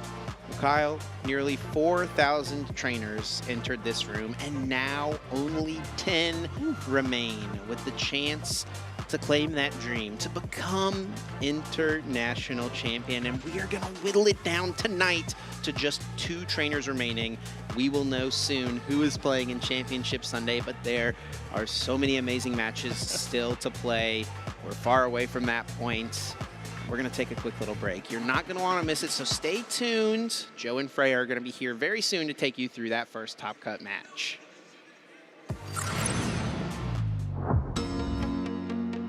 Our 2022 senior world champion making a name for himself. Feels amazing to win Orlando Regional Championships. Winning a regional is an event that's always eluded me. I've made the finals a couple times when I was younger, but a win has never been something I've been able to hit.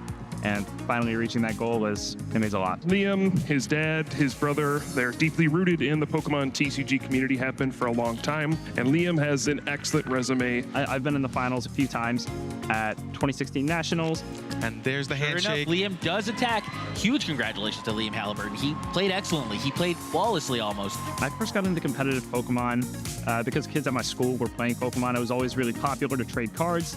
And so when I tried to get into the game, my dad said, it'd be cool if you really tried to get into the game and got into the competitive side. And so we went to my local game store, got a few cards. The woman who was running the store absolutely pounded me like 3 times in a row with Verzi and Genesect. After that first time that I got destroyed, we realized we're gonna need some better cards. And so once we got better cards, which were Plasma Lugia cards, the next time I went to an event was a few months later. It was a Maryland State Championship, and I made it to the win and in. I went 4-2, where I lost, unfortunately. Ladies and gentlemen, one last time, Liam Halliburton, your Orlando Regional Champion. The thing that keeps me coming back to tournaments is the friends and community that I know will meet me there. One thing that I've learned since I started competing in this game is it's not really the competition that makes Pokemon what it is, but it's the community and friends that you make along the way. Heard there's a bit of a curse lately where it just keeps taking second place at tournaments, so maybe break that curse here. I took a break when the game moved online for the pandemic. I stopped playing during that era. Came back in 2022, I think. When events came back to in person. It was honestly my dad. He told me that the events were coming up, and he kept a podcast about the game throughout the entire pandemic. And so when he told me events were back, I said I'd give it a shot. And once again, I haven't put it down. It is time for the grand final match of the senior division of the Pokemon trading card game. Are you ready to meet your players? From the United States, Liam Halliburton. The finals experience that will stick with me forever is the 2022 Worlds Finals. My opponent was Sebastian Lashmet. The matchup was Palkia versus Urshifu Italian. We have hit all zeros on the clock. We're going to a sudden death third game here. The series went 3 games. It went to sudden death. It was a long match and definitely a nail biter. Origin form Palkia V-Star. We see the star portal. That's it. Subspace Swell takes down the Sobble, and Liam is your world champion. Some advice that I'd give to future Pokemon trainers is to always set your goals high. The sky's the limit when it comes to Pokemon, and while progress towards your goals may not be immediate, you don't have to lower your expectations in the game. Anybody can do well. Your 2022 Senior Division World Champion. From the United States, Liam Halliburton.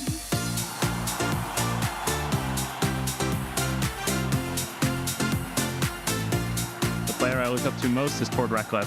Tord is an incredible player. Every time I see him play on streams, he's constantly finding brilliant ideas, whether it's in the form of decks or play. Everything about his game is just incredible. Who's your starter Pokemon? Any series, anything like that? My starter Pokemon's Rowlet. He's a cute little guy. I love owls.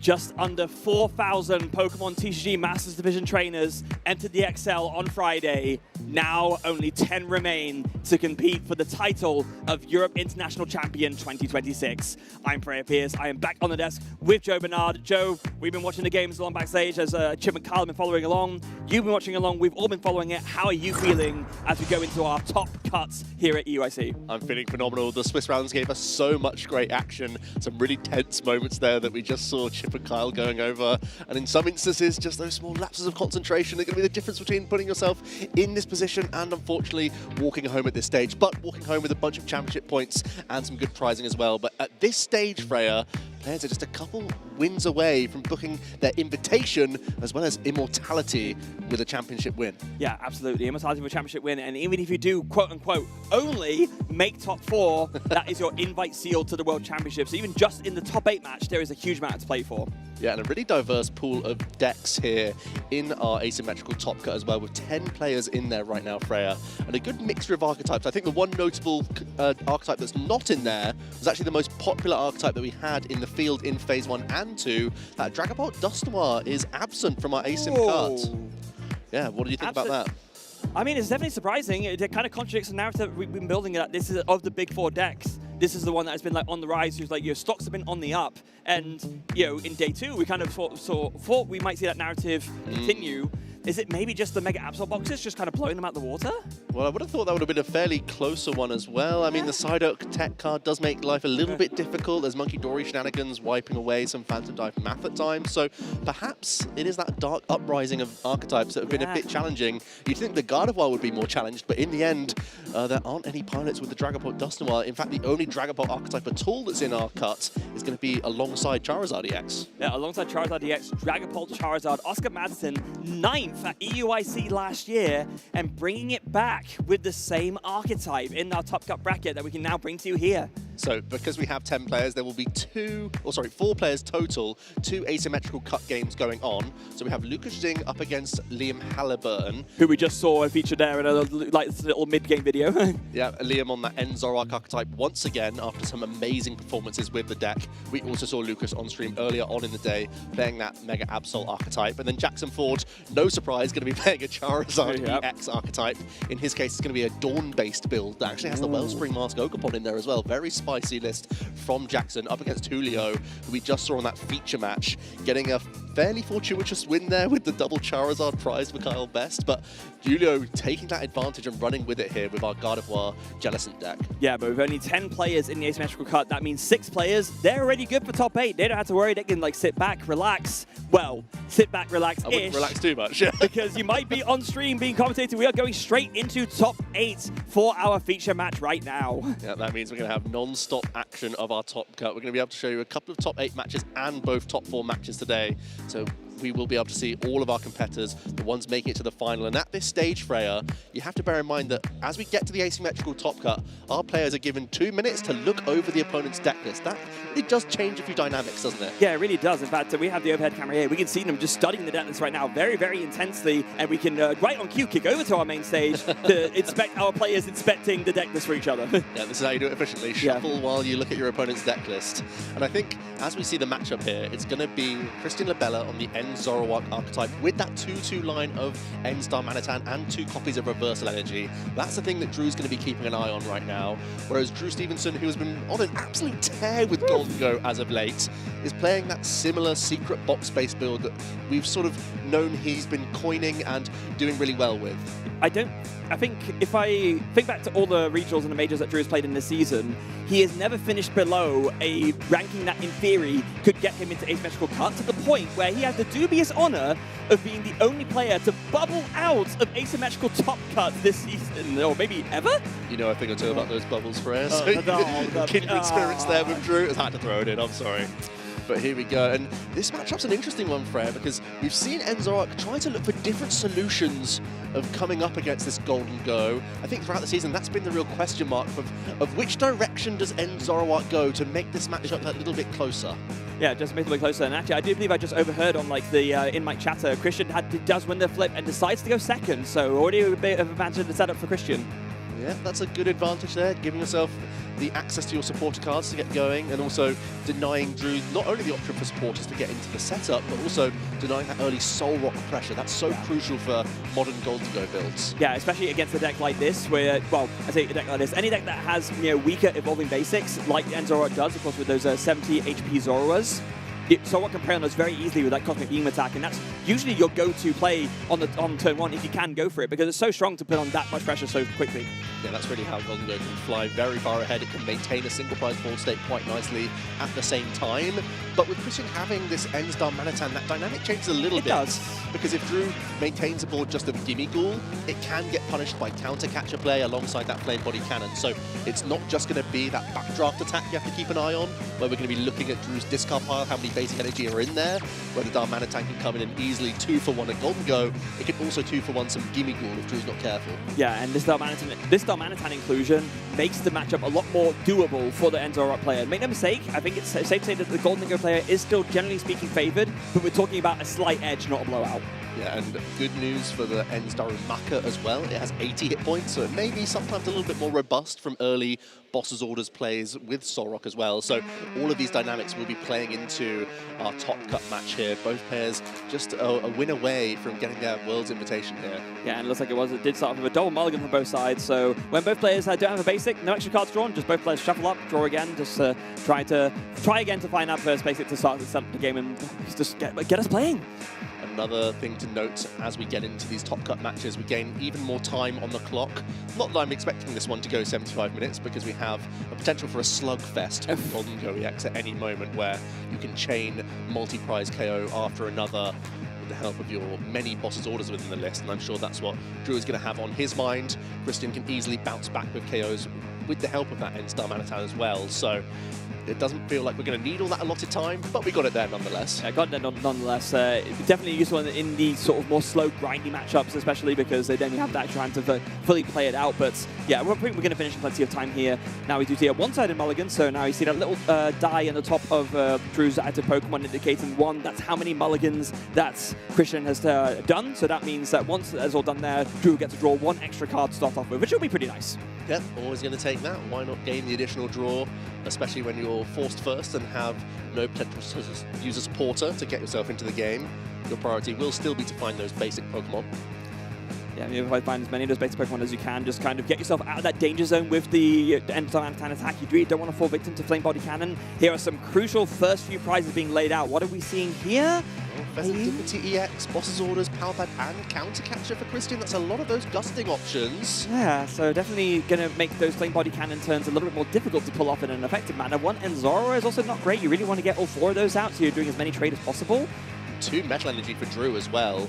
haven't yet been able to scout just how many are in the list, but it's either 2 or 3 copies. He normally gets to play 3 with his lists. Yes. That's been his pattern as of late, but that could make life a little bit more awkward. Yeah, especially when you actually want to power up the attack cost, doesn't make it rain, but maybe not going to be too much of an issue if you can get those early KOs in with the Solrock on the using Cosmic Beam to KO Zoras. Maybe you can start to get those Metal Energies out the prizes.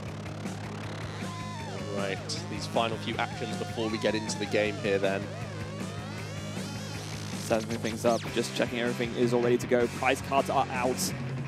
Just taking their last few breaths, through taking this moment, recognizing just how much is on the line. The winner of this match will book themselves an invite to the World Championships. That cannot be overstated, just how important that is. Even for just this top 8 match, there is so much on the line here considering that. Even players as experienced of this, with so many great accomplishments already under their belt, the International Championships simply hit different. This is where you pole vault yourself into the echelons of only the very few privileged players to make it there. And here we go, Freya, getting into our top cut action. Drew Steven kicking things off with a Genesect EX lead here. And we'll be using a Metallic Signal immediately to grab a couple of those Golden Go EX. Yeah, really, one of the great new tools that the Golden Go deck gained out of course, the Black Bolt, White Flare dual sets. Just once per turn with that Metallic Signal ability, you're able to search the deck for 2 Metal Evolution Pokemon and put them into your hand. That is exactly what Golden Go is, which means that 1 Nest Ball turns into 2 Golden Go. And at the same time, Drew will have a quick scout of what's in those prize cards. Nothing too painful as of right now. Actually playing 4 copies of Metal Energy. So those 2 in the prizes that we mentioned may not be as detrimental as it looked on first appearance there. Yeah, and this is something that we see more commonly when you're playing a list that has that Mega Mawile as a backup attacker, which Drew does. You really need those extra Metal Energies to power up the Mega Mawile's attack cost, so it makes sense that you're going for the high metal count here. And Drew has literally said to me in person that Mega Mawile is like one of his favorite cards in the deck. It's not like a tech inclusion. He will try and weave it in a lot of scenarios, so keep an eye on that, folks. Especially in a matchup like this, where it might feel safe to be put into play at times. Yeah, it might be safe to put into play at times. Although with that fire weakness, maybe you could get victimized by the flame body cannon, so something to bear in mind as well. Or a surprise backdraft, like you mentioned, Joe. If there's a blood engine in the discard pile, definitely going to want to make use of it, but just bear that in mind as to not get a little bit too greedy, putting it down too early. Yeah, so that will be his sort of wall-breaking mega of choice rather than the Lopunny. Yeah. For the other attacking threats in Drew's list, other than the Solrock and the Golden Go, as you would expect, there is a sneaky Hops Cramorant in here. Okay. But beyond that, not too many other tech cards. Like, the only real mirror tech that I'm seeing here is a Bravery Charm. Well, the Hops Cramorant's a mirror tech, to be fair. Yeah, I guess it is as well, yeah. Fair point. But yeah, other than that, yeah, really it's just those 2, those kind of being the tech slots of choice, other than, I guess, Mega Mawile, but as Drew said himself, he doesn't see it as a tech card, he sees it as a mainstay. Now, Nestball, a couple of Nestballs coming down for, oh wow, Gimme Ghoul, Solrock, Lunatone, that is exactly what you want to see, but no fire energy for Lunacycle, no fighting energy for Lunacycle, unfortunately. Yeah, all things considered, a very good opener here, and Christian looks to be on one as well.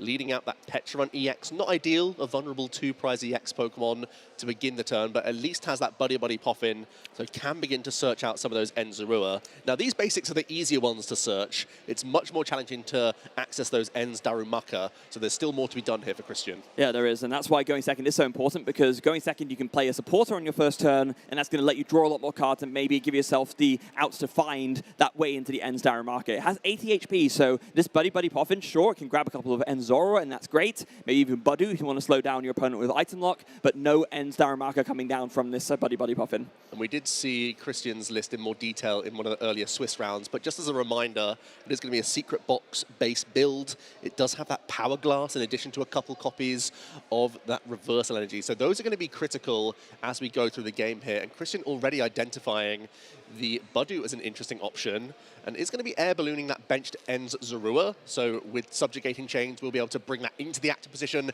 then freely retreat towards a Budu. So already has lined up a really nice Itchy Pollen, and that's before seeing these 8 cards from Lily's Determination. Yeah, and Itchy Pollen is always going to feel good when you can get it off before your opponent is even able to play a supporter to find item cards to set up. Drew has had a pretty good turn 1, considering he wasn't able to play a supporter, but this item lock is going to make a turn 2 a lot less impactful than it could be otherwise. At this stage, we're looking for those Darumaka. Also, any additional Enzura would be welcome, no doubt.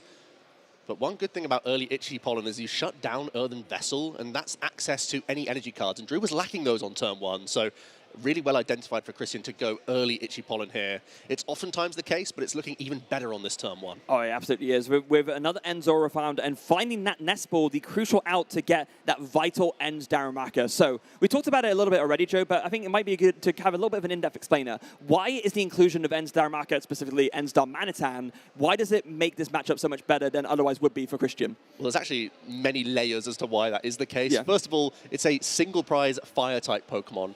And when Golden Go commits too many energy to score big knockouts with the Make It Rain attack, that's where the backdraft is going to be such a great option. You can respond KO with a single prize option, forcing more out of Drew. And as the game develops, you can start combining this attack alongside Iono, which can be very detrimental for Drew. But at the same time, because of reversal energy, you can also look towards that Flame Body Cannon attack as well that deals 90 and 90 to one of your opponent's benched Pokemon at the same time. So if Drew even wants to maintain some more single prizey Pokemon in play, you can take out Gimmighoul in multiples, so then you're completely denying the Golden Go in the first place. So there's a lot of reasons why that could be handy, whether you're using it with Night Joker or actually using its physical form, the Darmanitan itself, with weakness. Yeah, a lot of advantages to it. Now, unfortunately for Christian, that opportunity to maybe do a double Gimmighoul snipe has been passed by because we do see the double Gimmighoul evolution into that Golden Go EX, the big bad Golden Go coming in with that coin bonus ability, lets you once per turn draw a card, or it said if it's in the active spot, you get to draw one more, so that makes it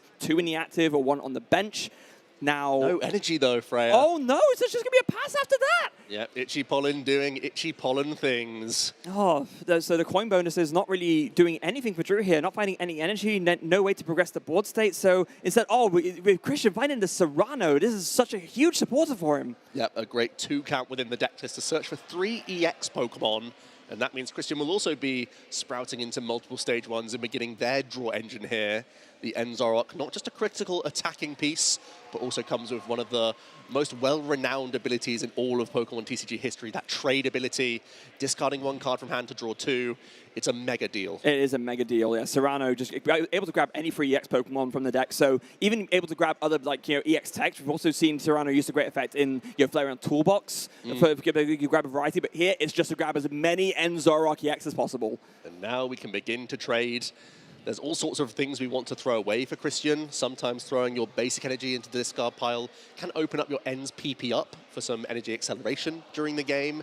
At the same time, you can throw away certain tech cards that you don't require, or simply work your way towards the likes of this Ends Darmanitan. Also getting the backup Ends Darumaka would be pretty handy here, knowing that Drew would likely look to try and take that Pokemon out if he had the chance. Yeah, but of course, even with the 80 HP, that is going to be a little bit less. Oh, okay, hold on. Never you mind. That is going to be evolved into the Darmanitan. So that is definitely safe now from even a Cosmic Beam with a Vitality Band. But there is no backup Darumaka. So yeah, as you rightly said, Joe, maybe if Drew can find the energy to do it, would really like to take out that Darmanitan so that option isn't there for Night Joker to copy. And even though there is an Enzarok ready to rumble, Christian is going to continue to Itchy Pollen for 0 damage, thanks to the resistance now on that Golden Go EX. Yeah, and I think Christian just pointing out, oh yeah, it doesn't do any damage. It's resist grass. We just care about item lock. Yes. And who could blame him? A couple draws coming in from coin bonus. Then Drew really needs to find some physical basic energy cards here. I see an Arven, and it looks to be a tourist scenario, perhaps. 1 more card drawn. Yeah, most of your support, most of your engine just comes in the form of Arven, and that's no good when you're under Itchy Pollen here. I mean, you can grab a tool. Maybe that can help. Rare Balloon to retreat and coin bonus in the active twice for 4 cards, but even with that, yeah, it doesn't feel amazing. Not looking great at all here. Drew, holding on to a bunch of support cards. None of them feel too helpful. You can't even do any stalling Boss's Orders plays because there's an Air Ballooned End Zoroark and a Petron EX in play. So, as it turns out, there is an energy, but it's a metal energy, which will power up the attack cost to Make It Rain, but that attack does 50 damage for each energy card you discard from your hand. There are no more energy in Drew's hand. As you can see, a little peek at those prizes. That's not helping the odds here at all. Is Drew thinking of using a Professor Toro scenario just as a decent window of opportunity to weave it in here? Yeah, I guess so. But yeah, just to go for it, pick up this Genesect, right? It can be such a liability for stalling later on because some combination of either tool discarding or jamming tower. These Enzarok lists can play all sorts of different tech cards for different matchups. So just get it off the board while it's safe, while you can, and when you don't have a better supporter to weave in anyway. Especially when oftentimes Enzarok's damage output can be a little bit mediocre if the backdraft isn't online and if Flame Body Cannon doesn't have many good options. Late game, it can look toward that Blood Moon Ursaluna EX. So removing this Genesect after getting some value from it UNITE has removed a later on line of play for Christian. So if he can't do much this turn, plan for the late game. Yeah, it's one of those things where you're thinking, 5 or 6 turns ahead in terms of, there's not much you can do now, but maybe this small action could be the difference between winning or losing in the late game. Let's keep a track of that as this game goes on. A reversal energy is going to come onto the N-Star Manitan proactively before an Iona comes in. And Drew might actually be sighing relief, even though his hand size is massive. There wasn't too many good things there. No, not at all. In the immediate future for him. So maybe there can now be 6 good cards from this hand. Now, what does Christian draw for what it's worth? I see a bunch of supporters, but I mean, that's fine. Serrano, you already have used the one that you need, so that can be very easy fodder for trade. There's a Dark Engine coming in, another Buddy Poffin. You've got to think Christian's still happy with this situation. Like, what else do you want? Just another Darumaka coming down would be more or less your ideal board state here. Yeah, so there is an Ultra Ball that you could use to find that. Now, do you want to spend that on the Darumaka, or do you would rather say let's find a Darmanitan later? I mean, that's a bit of a tricky one because, you really would like to get down a second one if possible, and you can see that Christian's thinking about it. Yeah, I think that more or less completes your objectives, and you can once again announce Itchy Pollen. Just make sure you have the surplus of attachments. Seems to be the best thing to go for here. And there is the Ends Darumaka, and that's more or less objective complete for Christian. That's like the ideal board state from my position. Yeah, it really is. So now you're not worried about losing that attacking option. There's even the reversal energy pre-equipped onto the Ends Darmanitan in case Drew tries to get funny with any early 2-price KOs. So it's a really, really ideal board state for Christian, honestly. Yeah, and the Flame Body Cannon, it's like still relatively dangerous here. You can sometimes, with weakness, get fruity, and especially after one Professor Toro scenario has been used, you can attack into these Golden Go for 180 damage, and maybe that sets you up for multiple Flame Body Cannon over the course of the game. So you don't necessarily have to take out Evolving Basics. And actually, because of that situation, we are going to go for coming in early with the 90 damage and also set up some damage onto the Lunatone here. That might be playing well into the fact that Ends Darmanitan can come in and respond and mop up a bunch of prizes on the following turn. Yeah, kind of well recognized that at this point, Itchy Pollen, sure, it will stop Drew from setting up even further, but he's picked this turn to say, I want to go aggressive now. Let's get this damage in. Let's start setting up this Flame Body Cannon damage around the board. Let's try and get some damage counters on, knowing that it can't be moved across. There's not going to be any healing shenanigans with Picnic Basket or Monkey Dory or anything like that. We see that's another thing about open deck lists, right? Christian would have been looking at Drew's deck list and knowing that because Drew doesn't play any cards like that, there won't be any way for this move to be punished. And there's no guarantee that Drew can even reach into this End Zoroark because Christian opted to use an Iono. There are no energy currently in the discard pile for Drew, which is quite a rare thing for the Golden Go, but without any access to Lunar Cycle early on, he's really starved for both draw power and having that resource in the discard pile to synergize with his superior energy retrieval, which normally flows so smoothly with the deck. So Christian is both pinning him down with this Ends Darmanitan in the back and sort of goading Drew into taking the first 2-prize knockout, but also, if there is no knockout at all here, Christian's going to be laughing. Yeah, absolutely laughing. And he's already, in a way, kind of won because, I'm not sure if you noticed, Joe, but there's a Buddy Poffin already ready to go in Drew's hand. He could have just played that to go ahead and grab 2 Gimme Ghoul, but Drew knows that if he does that, Christian's going to be thinking, yummy, yummy in my tummy, let's go for the Flame Body Cannon and take them both out. That's one way to put it. That's exactly how Darmanitan sounds. Uncanny. Let's see how Drew does respond to this. He will have to time his Gimme Ghoul coming into play very carefully. I think that's the point you're trying to get at with your wordplay. Here comes the Lunar Cycle then. 3 more cards with Lunatone. So long as you have a Solrock in play, you can discard a basic fighting energy and draw 3. Actually, you get to discard any energy and draw the 3, right? Yeah, discard any with what, Lunar Cycle? Yeah. No, it's only it is a fighting. Yeah. Getting ahead of myself. Yeah. But it is going to be a Gimme Ghoul coming down. So I didn't realize that would throw you off that much. I wasn't ready for that. Neither was I, to be honest. It kind of just came. Let's see then. Drew, just 1 energy in that discard pile right now. Needs to start accessing those Earthen Vessel. Secret Box is a good way to get there, but no access to it. Oh no, that is already in the hand. So now it is good. Decide to go for the Buddy Poffin afterwards. Just going to grab 1 Gimme Ghoul. There is still a potential for a double knockout with Flame Body Cannon if you can bring up the Gimme Ghoul, because you can, of course, just target down this Lunatone and go for a double knockout that way. But here comes Team Secret Box represents. Secret Box coming down for Drew Stevenson. Yep, discarding 3 cards in order to search for a supporter, an item, a tool, and a stadium card. This is normally used much earlier on in the game, albeit this is still going to be useful for Drew. And it looks like there's some easy fodder discards here. Whenever you're throwing energy into the discard pile, you know it's almost like a refund because you can use superior energy retrieval later in the turn. and exactly what Drew needs to find. That Earthen Vessel, one of the crucial pieces he's picking up now. Yeah, one of the crucial pieces indeed. Those energies are exactly what he needs the most. And Boss's Orders being the choice here. So are we thinking if we can't reach for the energy to KO a Zoroark, maybe we can reach for a KO on this Petra run just to get two prizes in? Well, I think we want to stop that Darmanitan doing what it wants to be doing. Yeah. I feel like taking that 2-prize KO is certainly bait. Yeah, what we were just talking about earlier, right? Ooh, it's I'm sure. Oh, never mind. Maybe we didn't have the ideal turn lined up. Maybe Drew is confident racing here. Even though Christian can take 3, you could still just win by Drew taking out 2 and Zoroark and that Petra on EX. There are 3 EX Pokemon in play after all. Yeah, that's the thing, right? It's because Christian can take a free prize turn, but I don't think Christian can take 2 free prize turns back to back. So especially with the Bravery Charm on that Gimme Ghoul for Drew, saving yourself against the Flame Body Cannon double knockouts.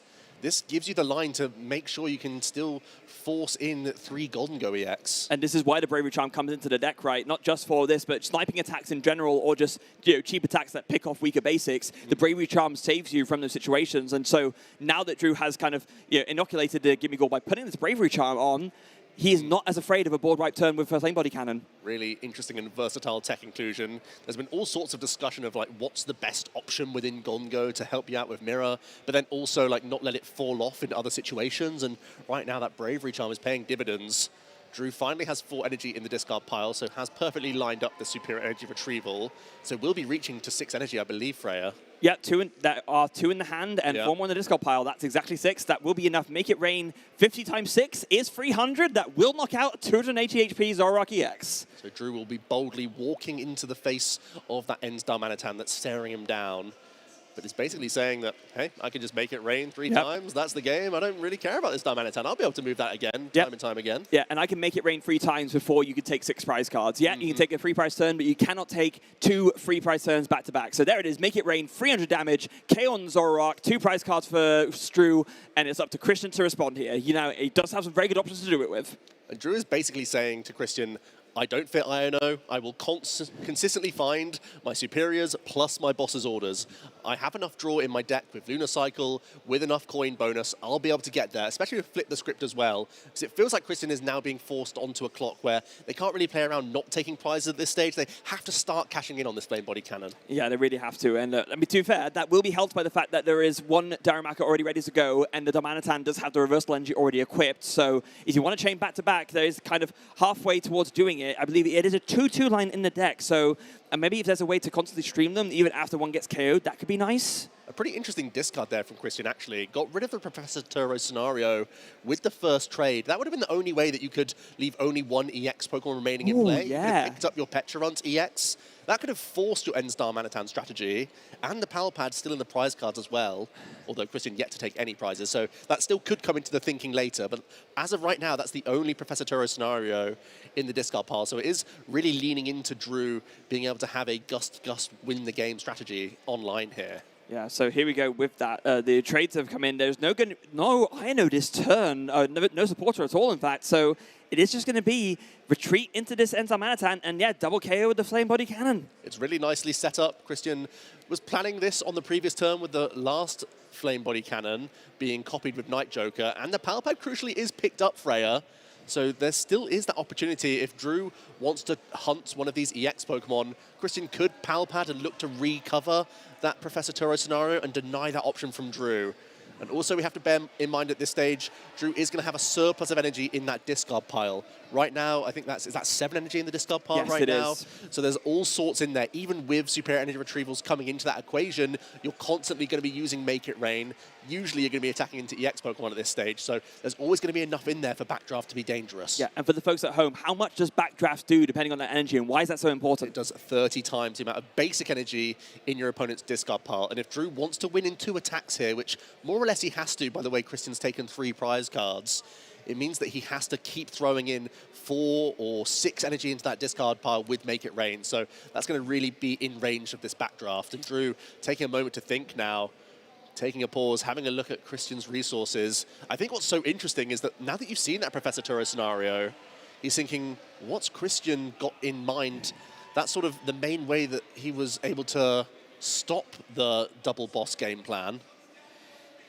Yeah, it is a bit of an interesting one. Now, granted, if you chase down one of these 2 prizes with a boss's orders this turn, like you mentioned, if you can pal pad the Tour scenario and bring it back to the hand withdrawing, you don't have a lot of draws to get there, which makes it a little bit tricky. But if you do that, then you can still, use 1-2 prizes get KO'd, pick up the Zoroark, but you leave yourself with a single prize board with no Zoroark down, which doesn't feel great necessarily, but if it wins you the game, it wins you the game. It's just Darmanitan take the wheel at that stage. Yeah. You could use a reversal energy, then look to PP up the Darumaka. Because, of course, Backdraft is too colorless in the attack cost, so you don't need the reversal energy always. It's only really for the Flame Body Cannon. But first of all, let's see if Drew even has access to boss's orders. I haven't scattered the hand too much. There's still a Flip the Script to go, and 1 more coin bonus. I'm on the assumption that Golden Go has it because they so often do, but not yet. Well, I mean, not only that, but to be fair, look at the hand size and look at the deck size. Yeah. There it is. It's sitting in the hand already. All right, so we already have a 2 prize play lined up, and that's before any other action here. So at this point, Drew wants to tidy up the discards and see if he can fix the board in any way. At this stage, it's still relatively safe to put down another Gimmighoul if he can access it as well. Here comes 4 energy coming back from the Superior Energy Retrieval. It's very interesting to see the way Drew's gesturing. It's like he's debating whether he wants to use Flip the Script or not. Is he? Yeah, it could be a strange situation. Maybe it even is just the coin bonuses first. Or perhaps not doing this is indicating that he has what he needs this turn. He doesn't want to draw into more boss or more Superior Energy Retrieval, so they're not Iono'd away again. Yeah, so knowing what's in the deck, basically thinking, you know what, if I get Ionode, I'm actually more likely to draw into what I need to win. This is a super smart heads up from Drew. Yeah, that's one of the things. Golden Go is more or less confident going down to 1 or 2 prize cards. Actually, we are going to see the coin bonus coming in. And actually, some good cards there. The Cramorant and the Gimmighoul, those are safe cards. Yeah, they absolutely are safe cards, and so it's kind of paying off for him. But yeah, the sequencing is a little bit interesting here, because it looks like now, after all that discussion we just did, he's changing his mind and deciding to draw anyway. Yeah, commitment to the play. It's still working out pretty well, actually. No boss's orders picked up. I think that was a Superior Energy Retrieval picked up, which isn't ideal. It's not, but there was also an Earthen Vessel, so you can maybe use that if you want to thin some cards out of the hand, so maybe not some energies, of course, but thin out some other things just to make any Iono less dangerous. And yeah, it might even be that Ops Cramorant hitting the discard pile. Maybe in the back of Drew's mind, he's also thinking about that Itchy Pollen. Doesn't want to be caught short with resources in that regard by throwing too many energy away at this stage. You can knock out the Budu with 1 energy, either from Make It Rain or with Zoroark. So you have to keep an amount back here so you can get through that Pokemon. You know what I'm thinking actually here, Joe? I'm thinking that Drew really wanted to find that Super Rod this turn, actually. Just get those fighting energies back into the deck so that if you get Ionode, you have a likelihood of hitting Lunacycle. And also, very important to note, the second Lunatone's prized. Yeah, that second Lunatone and a couple energy in those prize cards. That's what's coming into Drew's thinking here. Wasn't able to access the Super Rod. And with that second Lunatone in the discard pile right now, this is going to put 7 energy into the discard. 1 committed, so that's 8 accounted for now. Yeah, now we'll be kind of rewarded here with 2 energies from the prize card, so that'll be quite nice at the very least. This is huge. Yeah. Drew is banking on the fact that they can pick up some energy here to safeguard themselves around an Itchy Pollen lock. And that's taking 2 metal is amazing. Yeah, and that's exactly what's happened, right? You've picked up those 2 more energy, and you probably had a good idea that that was at least somewhat, but there was a chance of that happening because at this point you know what's prized. You look through your whole deck, so Drew's going to be seeing these 2 metal energies. He's going to be smiling ear to ear. Yeah, look at that. And it's another reason why the Hops Cramorant came into play. With Christian at 3 prize cards, if he wanted to slow things down, the Cramorant could simply fickle spitting its way through the Budu as well. So heads up from Drew all around there, wanting to hold things back from an Iono, also recognizing that he wanted to reignite his Lunacycle if ever possible. But here he's kept just enough resources to not be locked out of the game from Itchy Pollen. And Christian in a strange position where, yes, you have a single prize Pokemon that can launch a pretty devastating attack here. Can you do it alongside a reversal energy? Are you forced into Ends PP up? And can you use an Iono is the critical question, Freya. Yeah, but it looks like it's not going to be an Iono. It's going to be a boss's orders instead. Also, interestingly enough, Christian not even trying to go for the tourist scenario before going for that trade, just giving up on that line of play entirely, thinking, yeah, you know what, Drew, if you have the energy plus boss's orders, you have it. It clearly just wasn't in Christian's thinking. It looks like the Zoroark is going to be part of the attacking lineup to close out this game at some point.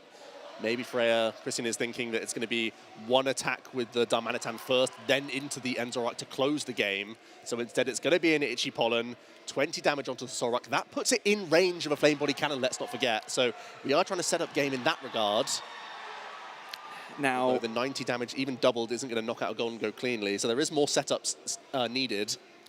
Yeah, there is. I'm trying to think of the counts here. Based on what Drew has discarded, so there were 3 in the discard pile, 4 more got added, so that's 7 total.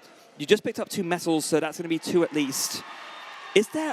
Are there even enough energy in the deck for this KO to happen? No. No, I there's don't not. think there are. No, 7 in discard, yeah. And Freya, what this sets up is, next turn, if Christian can access the Black Belt's training, that would push up that End Star Manitan's attack. If we can draw into Reversal Energy plus Black Belt's training, plus the Counter Catcher, Christian could take a 3-prize turn next turn. And I don't think there's any way that Drew can win this turn. No. So Christian just kind of taking a different approach and saying, you know what, instead of just denying a 2-prize knockout, I'm going to set up this 20 damage on the Zorok perfectly, and then I can pull off this combo to do another 3-prize turn and steal the game away from Drew. So when Drew said makes sense, that's exactly why. Yeah. Because that 2 damage right now is huge. Can Drew use their final Professor Turo scenario to deny this 2 damage on the Zorok? I mean, either that, or maybe you can just use Boss's Orders just to KO the Darmanitan, you know, force Christian to have another one. An extra piece, yeah. I really want to get rid of the Budu, though. I feel like you can only really afford to throw away 1 energy here. Drew with so few cards remaining in the deck. What is that, 4 cards? Yeah. Do they have a way to take the Zorok out of play? Failing that, what else is there? No, we're just going to take the single prize knockout. Christian going to be promoting the Ends Zorok with the air balloon right now. So we're looking for a counter catcher, a Black Belt's training, and a reversal energy. Let's see trade number 1. That's a Lily's Determination. Trade number 2 coming down with the Zorok. What does he find? Discards Lily's Determination. Is he going to find the pieces he needs? Is there any access? Ooh, is the Night Stretcher there? Oh, you surely would have slammed it, right? Is Pheasantipity EX a piece? No, that's in the prize cards. Oh, no. Counter catcher also in the prize cards. I mean, he doesn't even need the Counter Catcher anymore, right? Because it's already... True, yeah, because the Gold Thing's already inactive. But he just needed a Black Belt's training, but still did not find it.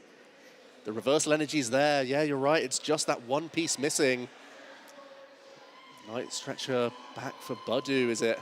So is it going to be a Boss's Orders play once again here? Gosh. Yeah, you got Fez in the prizes. We talked about it right at the beginning of the game, how brutal it's ended up being. That could have been a way to dig for more, to dig for that Black Belt's training to close things out, but not quite getting there. Christian lined it up perfectly, gave themselves 2 trades to get there. Instead is having to go for this panic play. There's the reversal energy. Bringing up the Pheasantipity EX, going back into our Budu, poking for 10. Does Drew have just enough here? He's going to need something to... A Sectoral Search. There is the Professor Turo scenario in the deck.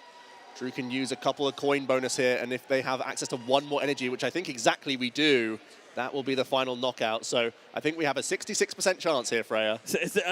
Drew giving over to the judge for the judge shuffle, recognizing the situation. It's 2 cards drawn out of a 3-card deck to find the Professor Turo scenario, to take this Budu, and to... There it is! Professor Turo scenario bringing up the Golden Go EX. Drew's final energy will finish off the Budu. What a tense game 1. On a knife's edge the entire time. Both players so close to a victory, but just missing that final piece until Drew there right at the end, finding the Professor Turo scenario to retreat that, lock that Pheasantipity and put it back to the hand and do a 1 prize, make it rain KO on a Budu to win the game. Whew. That was a sweat for both players. Drew there coming out ahead. It looked at some points like Christian was pretty much in the ascendancy, setting some really good traps there. Drew getting hurt by that item lock in a few moments, but kept just enough resources. And Freya, let's think back to those prize cards where Drew took 2 energy from the prizes. If it was any other option there, he may have been in a lot of trouble. Yeah, no, it was legit. Those last 2 energies were the make it rain fodder to KO Budu twice to win, right? Yeah. There you go. Incredible stuff. Let's go back over and just like look at that game. So right at the beginning, we saw this really big 2-prize KO with the Make It Rain onto the Enzorok EX, and we were thinking, is this the right way to go about things? Because, yeah, then you get hit with this Flame Body Cannon for 3 prizes, but then we thought, hold on, maybe Drew can actually race well enough with what he has to make this work, and did go for the Petron KO. But then Christian comes in with this sneaky plan with the Budu. Yeah, that's one of the things. I was thinking about Professor Turo as a means of denying many EX knockouts, but Christian had other plans, trying to weave in that Black Belt's training. The first time I looked over the deck list, I thought it was mostly a combo for Blood Moon Ursaluna, but the fact that you can combine it with weakness, with the Ends Darmanitan, another thing we really have to keep an eye on in this next game. Yeah, it's because it does 90 plus 90, right? So then do 150 instead, or no, 140 130. 130, but that's exactly enough. 260, yeah, exactly. Incredible stuff. So that Itchy Pollen for 20 as well, thanks to weakness. So many elements going into that setup from Christian there. Very sly play. No side play, but Drew just about squeaking out in the end, and we'll be very glad about that. Just one game win away from booking his invite to the World Championships in San Francisco. I don't think it was ever in doubt. Drew's already got an absurd amount of championship points. It's always nice. Just have it on the A firm. You know what I mean? Just have to worry about it. Maybe, I don't know, something crazy happens. So like, and why not chase some travel awards as well on the way? For Christian, also having a great season so far, but this would definitely be the crowning moment for him. Already a regional champion. This will be another great accomplishment to his resume. Now one mulligan again for Christian. 7-card drawn, does find a basic this time. It is going to be an Enzora start, so again, got to be feeling pretty good about that. I imagine we'll choose to go second again. Yeah, you'd have to opt to go second here. Still give yourself maximum outs. There's the fist bump getting into this game number 2. Plenty of time on the clock as well. 46 minutes remain, so no real jeopardy here as of yet, even with a sort of slower approach in that game number 1. Yeah, and once again, for going first hand, Drew's hand is really not that bad here. I see Artisan and a couple of nest balls, so can get out a good amount of basics here.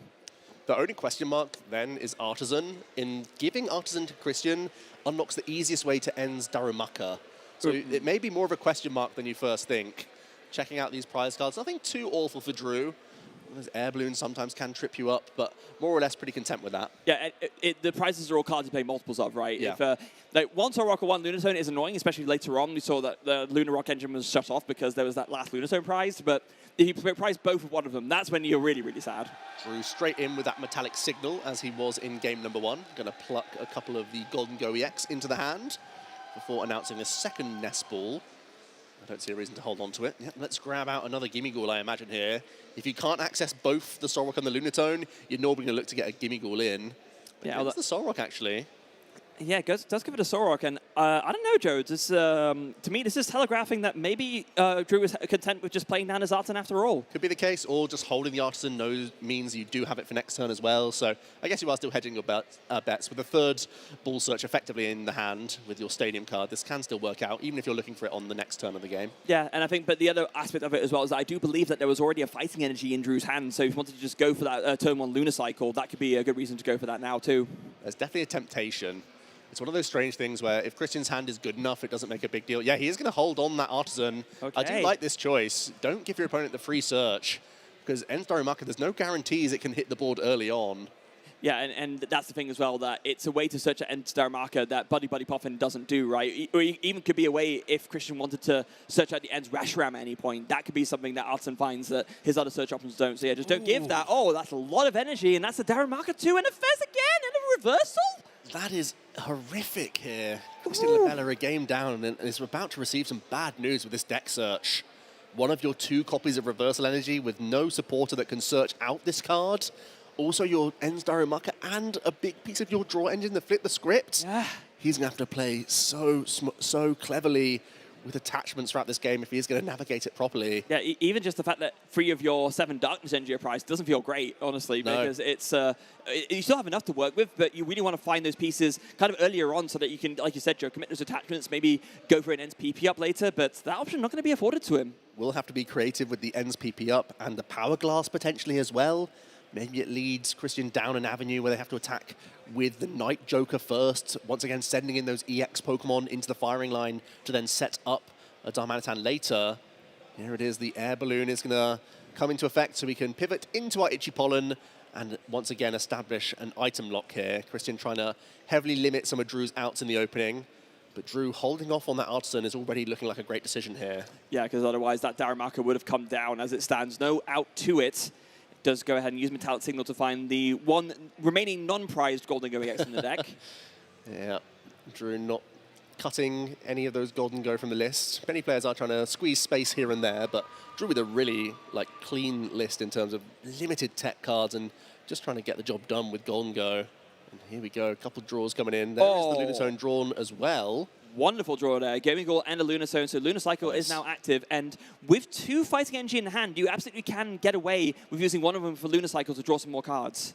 Not only that, you are basically guaranteeing the Solrock attack here.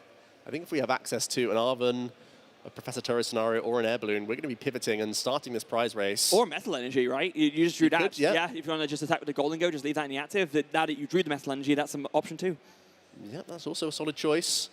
You'd like to attack with the Sorok if you can. Again, just going to weave in a Professor Turo scenario early here. Drew knowing that with 2 copies, will have access to a card like that again. And will launch a Cosmic Beam here. Yeah, the first one of the game, actually.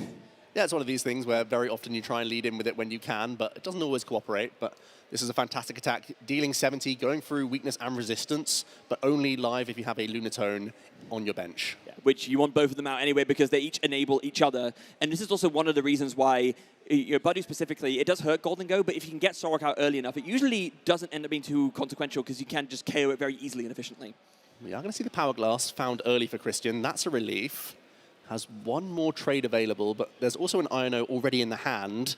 So maybe debating, yeah, we are going to use the Iono first here. See a fresh 6 cards. Also throw, well, at least some of those Golden Go in hand for Drew to the bottom, even though there's a Genesect. Anyway, these are just the cards that happen to be in Drew's hand. And Christian looking for some more fodder here. Really, if they want to launch any sort of attack, they need to find some ends PP up.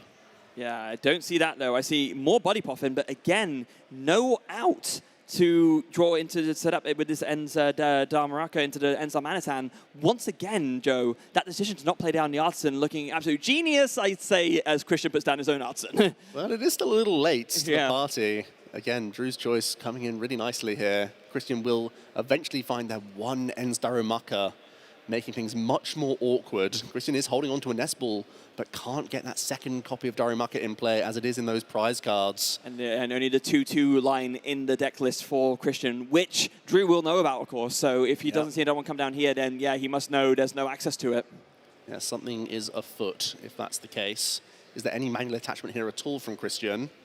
No, not even that, so just a pass. Oh, so it's kind of like the minimum required for an okay turn, but really not what you want to be seeing. If Drew can just go ahead and find a Boss's Orders combined with a Vitality Band, you can just deal this Ends Darumaka straight away, and then all of a sudden, Christian is looking in a really bad way.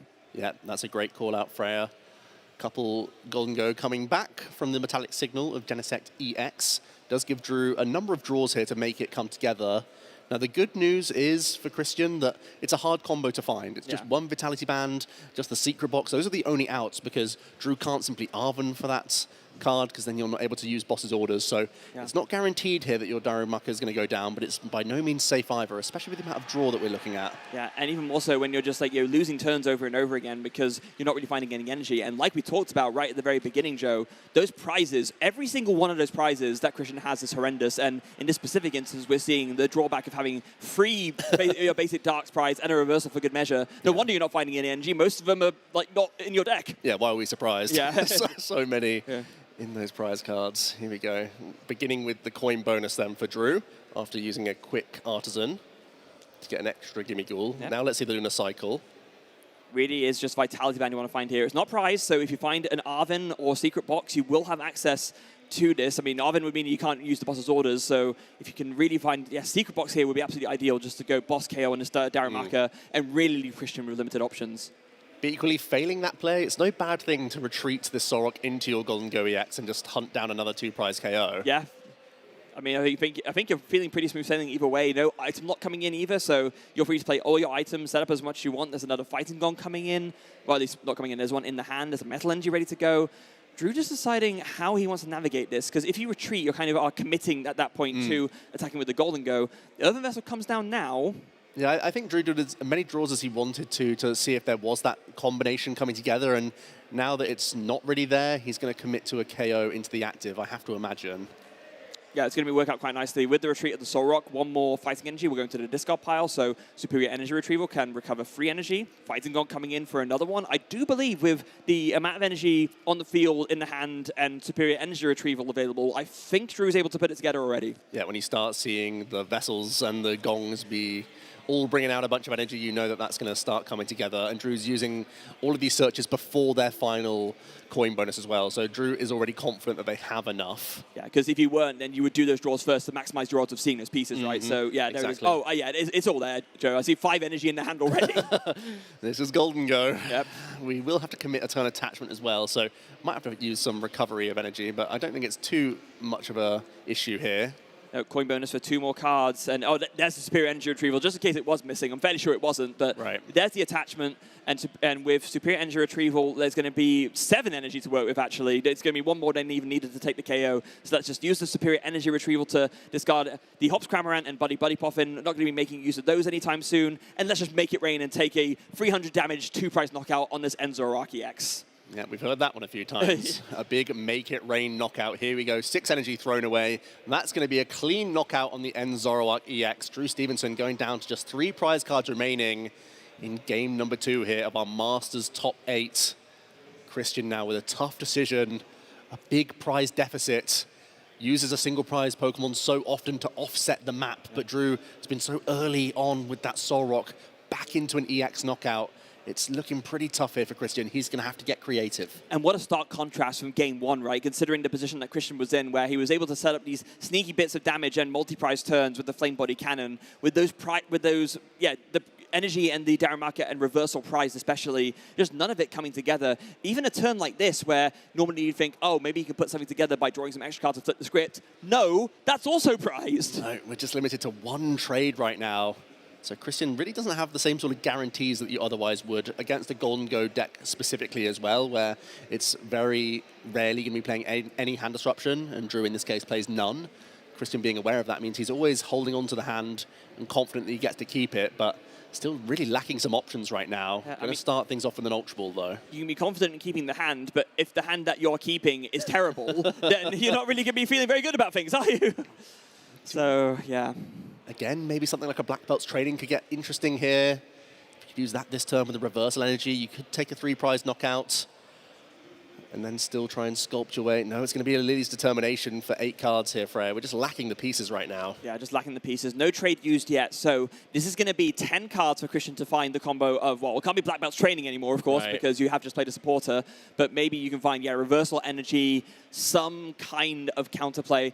To be fair, a backdraft at this point would KO a Goldengo at this. I think that's the other route here. Rather than trying to get too creative and falling prey to that final Professor Turo scenario, just accepting that Reversal Energy backdraft is still pretty solid here.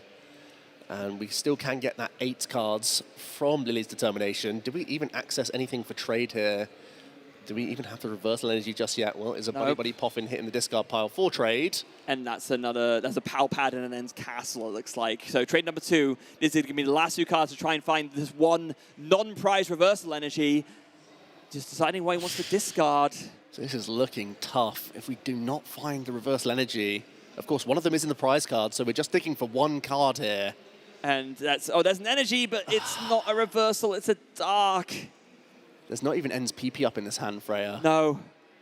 There's Ends Castle. You can retreat into the Reshiram. Oh, it's poor, though. Yeah, there's the face says it all. You've got to feel for Christian here. I mean, what do? Your deck is just not cooperating you. And again, I mean, it's not, I say the deck not cooperating. The draws are going okay. It's not like you aren't set up. You are drawing for your cards. It is just those cards in the prize cards which are being so brutal to Christian right now. Yeah, that's been the real pain here. Pal Pad's going to come in. You can grab Iono. I think really that's all you can do at this stage. Drew even asking, hey, have you prized that Pheasantipity again? Christian is going, yeah. You figured it out. You got me. Yeah, I mean, at this point as well, if you're Drew, you don't even need to take a 2-price turn here. You just KO the Darmanitan, and then there's not much you're even scared of at this point, right? Ends Castle comes in, Reshiram up, and like you said, Freya, taking this 1 prize no matter what. So now, now you can ignore this Ends Darmanitan so happily. Yeah, I mean, I guess it's still like the more threatening thing to that is an attacker for Christian. So it is. So if you can take it out, it'll be nice, but you need to take 3 more prizes to win. Your opponent has not even done a single point of damage to you. It's looking like a lock for Drew, but he still has to capitalize on this advantage that he has. And even more draw power hitting the board for Drew as they can Metallic Signal out a 3rd Golden Go EX and evolve it up this turn. So I think at this stage, Drew, knowing that he's so far ahead in the prize race, simply has to make sure he doesn't overcommit energy at any moment. We saw Christian later on in that game number 1 where things got pretty close. The Itchy Pollen became a real nuisance. So Drew just has to bear in mind that there is that backdoor option for Christian. Yeah, backdoor option with the backdraft, or with the item lock with the Budu in case Drew just got too many energy. But Drew's going to play smart. I'm fairly sure he knows that that's not a trap he wants to fall into. And unlike last time, there's that Super Rod already sitting in the hand to kind of ensure himself a little against both energy denial and also INO. Yeah, it works both ways as you have more to draw into, but also seeing those fighting energy gives you more Lunar Cycle play as well. So it works on so many levels here. Another coin bonus coming in before Drew has to make any action. Is there even access to boss's orders in the hand? Yeah, of course there is. You've drawn a bajillion cards. That's Golden Go always does. Of course you're going to have access to the boss's orders. What was it called? A millionard? A millionard of cards? A milliard. A milliard of cards. Yes. Very appropriate. There's your Britishisms coming into play. I'm sure Drew knows those Britishisms, being a UK player himself. So the hometown hero representing here at EUIC, so close to sealing up a game 2 and sealing up a spot in top 4, sealing up his world invite for sure, but it's just going to take these last few steps to get there. He knows that he's so close to it. He wants to get there. He's hungry for it. He has had so many top cup finishes this season, but he is still hungry for that big win, and he is one step closer to getting it here as long as he can pull this off. And you can see how relaxed he is. He knows the position he's in. He's making all those right moves. There's no fear whatsoever. He's going to use boss's orders, bringing up Christian's and Zoroark here as well. I guess the logic being here, if I just take a 2-prize knockout, no matter what is in the active, all I need to do is make it rain on it, and then I can just seal up my last prize and seal up this top 4 game. Yeah, it makes even Iono far less effective for Christian now, where he will simply have to dodge a number of superior energy retrieval as Drew goes down to just 1 prize card remaining and has a super intimidating board here. So much draw power, even if Christian can't hand disrupt, he's going to have to dodge a lot here. And the one thing that Drew isn't even worried about having to dodge is Christian finding an INO. One trade has been done that INO has not been found, so Drew gets to keep his hand as well. The jaws are shutting on Christian now. With no hand disruption available, Drew may already be holding on to the game. Very sure he is, actually. I mean, there are a lot of energy in that hand. Yeah, how many cards is that? Like 6 or so cards, but the ones he's kept onto is looking great. Blood Moon Ursaluna might be the last chance saloon for Christian here. Use that plus Counter Catcher onto another Golden Go just for not quite a KO. Yeah, well, it's going to be the Cyrano. Grabbing some EX Pokemon out of the deck. Nothing useful, just burning it. That's not an INO, Joe. No. And Drew can have a sigh of relief now if ever he was feeling nervous. What is... Christian just going over the motion saying, my hand is awful here. Yeah. What is your last chance saloon? What is your last move here, Christian, to try and pull this back? What have you got? You're looking for your discard pile. You can see the doors closing on you. I think he's recognized the situation. Yeah, Counter Catcher is going to bring up this Golden Go EX in one last attempt to do something. That's going to be the Blood Moon for 240 damage for no energy because of the season skill, but I'm fairly sure Drew has all the pieces to put it together. Let's see who has it. There's the Arvin, there's the Earthen Vessel. That's going to be enough energy, surely, Joe. He's going to start bringing the pieces out of the deck here. Earthen Vessel, couple energy. Also Drew spying the superior in the discard pile. Arvin can get us there. Air Balloon to shimmy. There's the superior. He's shown 6 energy to use. Is going to retreat, going through the actions, but Drew Stevenson booking his place into the top 4. Superior energy retrieval. There's the handshake. Christian acknowledges. Blood Moon Ursaluna EX goes down. A 2-0 victory for Drew Stevenson. Match point for Drew Stevenson. World's invite secured for Drew Stevenson here at the European International Championships. And how easy did he make it look? Very calm, knows the job is not done. Has one more match today to book himself into the final of an international championships. Golden Go's strongest soldier makes one step closer to a win. The only Golden Go in top 8, in top cut at all, I believe, right? He was the lone, the lone soldier for it. What a phenomenal victory there.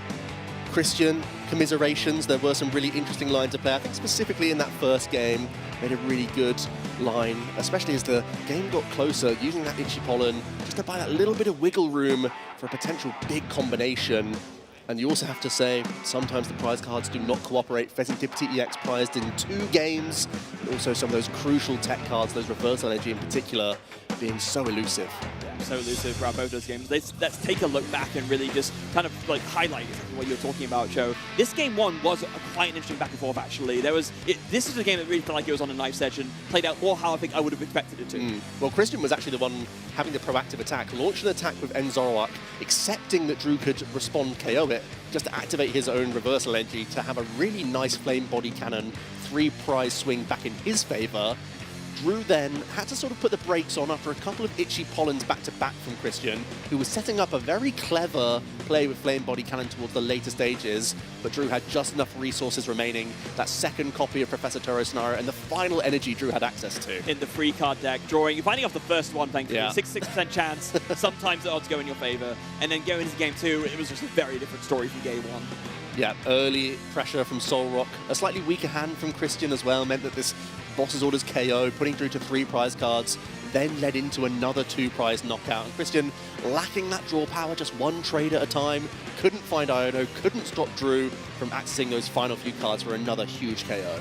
So a huge KO and a huge congratulations once again to Drew. Commiserations to Christian Labella, a phenomenal player, piloting an archetype that was not in that big 4, you know, going into this event, but piloting it so strongly, and I'm sure he's going to be really proud of a top 8 finish here at UIC. Yeah, it's a phenomenal performance for Christian, just another in his resume of great results. Drew, though, continues onwards with that Golden Go. So Golden Go fans can be happy. Enzoro fans, you can still be happy even though you just come away with a loss, because there are some other Enzoroark in the field. Yeah, there's more Enzoroark in the field than there are Golden Go, believe it or not. Who saw that coming? Well, with Liam Halliburton at the helm of one of those Zoroark builds, I'm sure it's not that much of a surprise. But that's some amazing top-cut action, Freya. There is going to be another top 8 game that we get to show you as well. So it's just going to be around the corner. It's going to be a quick turnaround with players, and we're going to show you even more of our top-cut games. Yeah, so don't go anywhere. We're going to go off to a very quick break, but we're going to be back very soon with our other top 8 match. You can join us to find who is going to make their way to Championship Sunday. Don't go anywhere.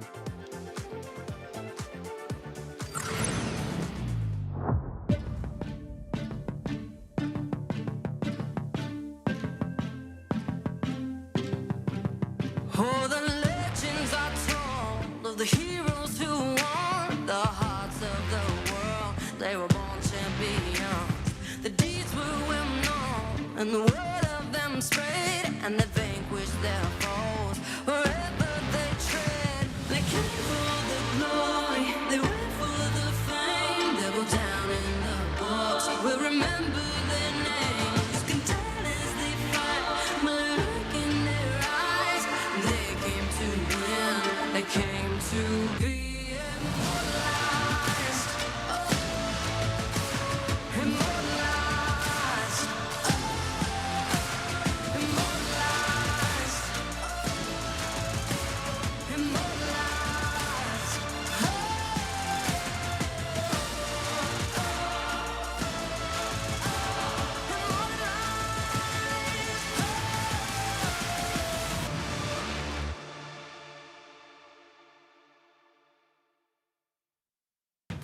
And from Japan, Yuya Okita!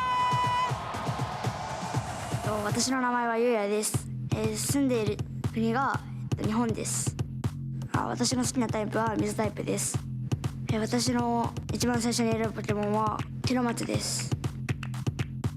今年が初めてです。これまででっかい大会とかは全然なくて、16人の日本の中で行われる大会があるんですけど、その中では決勝に行ったりしたんですけど、緊張とかは全然違いました。 It all comes down to this. Staring off, face to face, one match in between these players and that title. この大会に持ってきたデッキは、竹浦イコで、なぜかというとずっと使っていて、デッキタイプがとてもアグロな方なので、BO3 でも時間をなるべく気にせずに戦えるところがあるからです。なるべく決勝まではなるべくプレーを早くして、もう時間をあんまり使わないようにしてました。 And Yuya, with us being, just over 10 or so minutes left gone in this finals, is already 2 prize cards away from closing out game number 1. なるべく相手が手札を、変えたりするときに強くなる場面を作ろうと思って、そういう作戦を立てました。スチースです。もう山札にないというかサイド落ちにサイドにあったりしたら一瞬で状況が悪くなってしまうような場面が多いからです。準決勝でとてもでかいミスを犯してしまったのでそこから負けるところです。Oh wait, Yuya, no! Yuya misattached the energies and I think may have gotten rid of the energy switch from the hand. Did get rid of the energy switch, just needed to attach the lightning energy, but instead, that small mistake all of a sudden throws everything out of place. そのミスを犯したんですけど、それをうまく使って、相手になるべくサイドを取ってほしい状況だったので、取ってもらうようにして、それで勝ちました。And Yuya Okita, after a bit of a misstep, claws back and wins game number 1. 相手のナンジャも打ってきたときに、そのサイドが1枚だったので1枚でエネルギーを必要だった頃です。Big one card here for Yuya as Jose will disrupt. It's lightning energy. If that's true, that would spell disaster here for Jose. Yeah, here we go. Got Phantom Dive being used. This Raging Bolt is being knocked down in the active spot, and if Yuya has an energy card, this game is all over. Raging Bolt charges him. There it is! Lightning energy in the hand. Yuya Okita takes the game and becomes your Junior Division 2025 World Champion! Huge congratulations! 今の気持ちはとても嬉しいです。こうやって大会とかでやっぱり一番大事な場面とかで運が味方してくれたりする人なんだなって思いました。最初は全然回らなかったりこの時意外と弱いなって思っててもずっと使ってたら使い慣れてとても強くなってくることがあるので一手はなるべく長く使ってちゃんと回し方というか強さを知ることが大事だなって思います。皆さんに応援してくれてありがとうございますって言いたいです。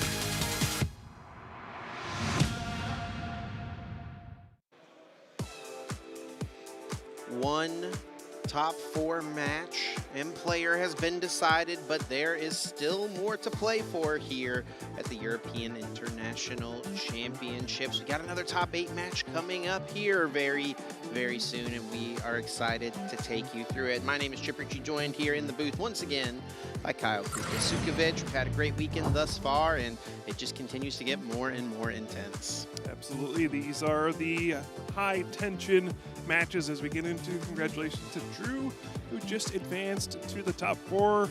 Great run for Christian with that En's Zorark EX deck, but it does fall short in the end. And yeah, we're still down to, I guess, technically less than 8 players at this point, as we know.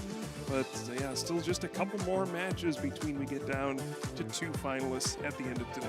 Yeah, and as we get ready for this next top 8 match, Daiichi Tamai versus Jackson Ford. Before we get into it, we're going to take just a quick look at our updated bracket. Now that we've sent at least one of those players into top 4, I'm looking forward to seeing if any of those asymmetrical cut matches have concluded, and it looks like that is the case, as Jackson Ford was one of those players, and Liam Halliburton able to defeat Lucas Singh in that top 16 round. It will be Liam versus Makani, 2 players who I'm sure are very familiar with one another. On one side of the bracket, we've got Edwin Messman versus Oscar Madsen battling it out in top 8, but the match we are focused on here right now, Jackson Ford versus Daiichi Tamai. Yeah, Daiichi, of course, our player who started 10-0 through the first 10 rounds. He won them all and then stumbled a little bit and then had to win the final round to make it into this top cut, and was able to rebound and do that. Going up against Jackson, who we actually saw in one of our feature matches yesterday, but still a good spread of decks left here in the top 8. We got a Gardevoir, got some Mega Absol, of course that Golden Go deck did advance to the top 4. Lots of fun stuff still to watch. So much exciting action, lots of great players as well, and there's accomplished players here, you know, players here who have won regional championships in the past, but also lots of players who have been very close before. Oscar Madsen, one of those who was 9th at the last EUIC. Now he's already improved on that finish. Looking to continue to push that forward. Of course, he's playing that Dragapult Dragapult Charizard deck. No Dragapult Dusknoir present in our top cut for this event. He's playing Dragapult Charizard, a deck of his own creation. Yeah, and I think, you know, whoever ends up winning this tournament will be, at this point, a first-time international champion. We won't have any repeat international champions left in this field, so someone's going to add a massive accomplishment to their resume by the end of the weekend. Absolutely. You know, Liam Halliburton up there, he's won Worlds, he's won regionals, but no internationals. That'd be a nice one to add to the trophy case. Check them all off the list, why not? Yeah, of course, Liam was world champion in the senior division. The transition to the Masters division has gone very well for him. I'd say winning so. Regionals, but yeah, maybe eyeing up some bigger fish to fry here, looking for an international win in the Masters division. I believe he's also got a title that is pretty hard to come by, in fact impossible to come by now, as being a national champion, right? Closed out in the U.S. National Championships. I think that final one in 2016 was able to win that in the juniors division. There you go, yeah. Yeah, we did, of course, switch over to international championships at about, I guess it's been almost 10 years, hard to believe. To 2016 to 2026. Here we are, man. How's that make you feel? Old. Very old. Yeah. But yeah, we still have plenty of matches here. We will be covering again Jackson versus Daiichi here as our next top 8 match. And we'll, at the end of this top cut round, we'll be down to just 4 players. Hard to believe. I know we've talked about it several times, but we started the event with nearly 4,000 players. Phase 2 was over 700 players still. And to think we'll be down to just 4 in probably less than an hour or so. The tournament goes by fast, Chip. It sure indeed does. Jackson Ford, of course, is going to be playing Charizard, something he's well known for. He won the Milwaukee Regional Championships with Charizard. He's got a different take on it here this time, perhaps borrowing from some of the strong European finishers by choosing to play Noctowl and Dawn as the engine of his deck. We'll be going up against Daiichi Tamai's Mega Absol, Mega Kangaskhan, which we did feature to start the day today. Yeah, again, I mean, it's impressive how many different decks have made it just to this top 8. I think we have a Gardevoir deck up there, an Zoroark deck still hanging around, Golden Go, you know, some Mega Absol decks. Got Charizard and then Charizard Dragapult as well. So, yeah, good mix. Of course, yeah, the one missing is the Dragapult Dusknoir. That is the one that did not make it into our top cut this time, but still, I think pretty fun representation of the different decks that are playable in the standard format right now, at least at the top levels. Yeah, absolutely. I mean, coming in, you would think, I mean, if I want to do well at this event, I've got to play one of these best 2 decks, one of the 2 decks that almost everyone is playing. Golden Go or Dragapult, that's got to be my choice. There's a decent chance you would have been wrong, as Drew Stevenson is the lone representative for either of those 2 archetypes here in Top Cut. He's the lone Golden Go player. No Dragapult Dusknoir represented. Tons of different lower meta share decks. You know, we got the Zoroark, a couple of players on that. You know, other popular choices like Gardevoir and Charizard, of course, but Mega Absol, Mega Kangaskhan is the most interesting one to me, as there are 2 players remaining still playing that archetype. And both of them are going to be going up against Charizard EX, different variants, of course. So I guess we'll find out what that matchup is going to look like and who is favored there. Yeah, interesting again, looking at Drew, did just defeat Christian and the Zoroark EX deck in that top 8.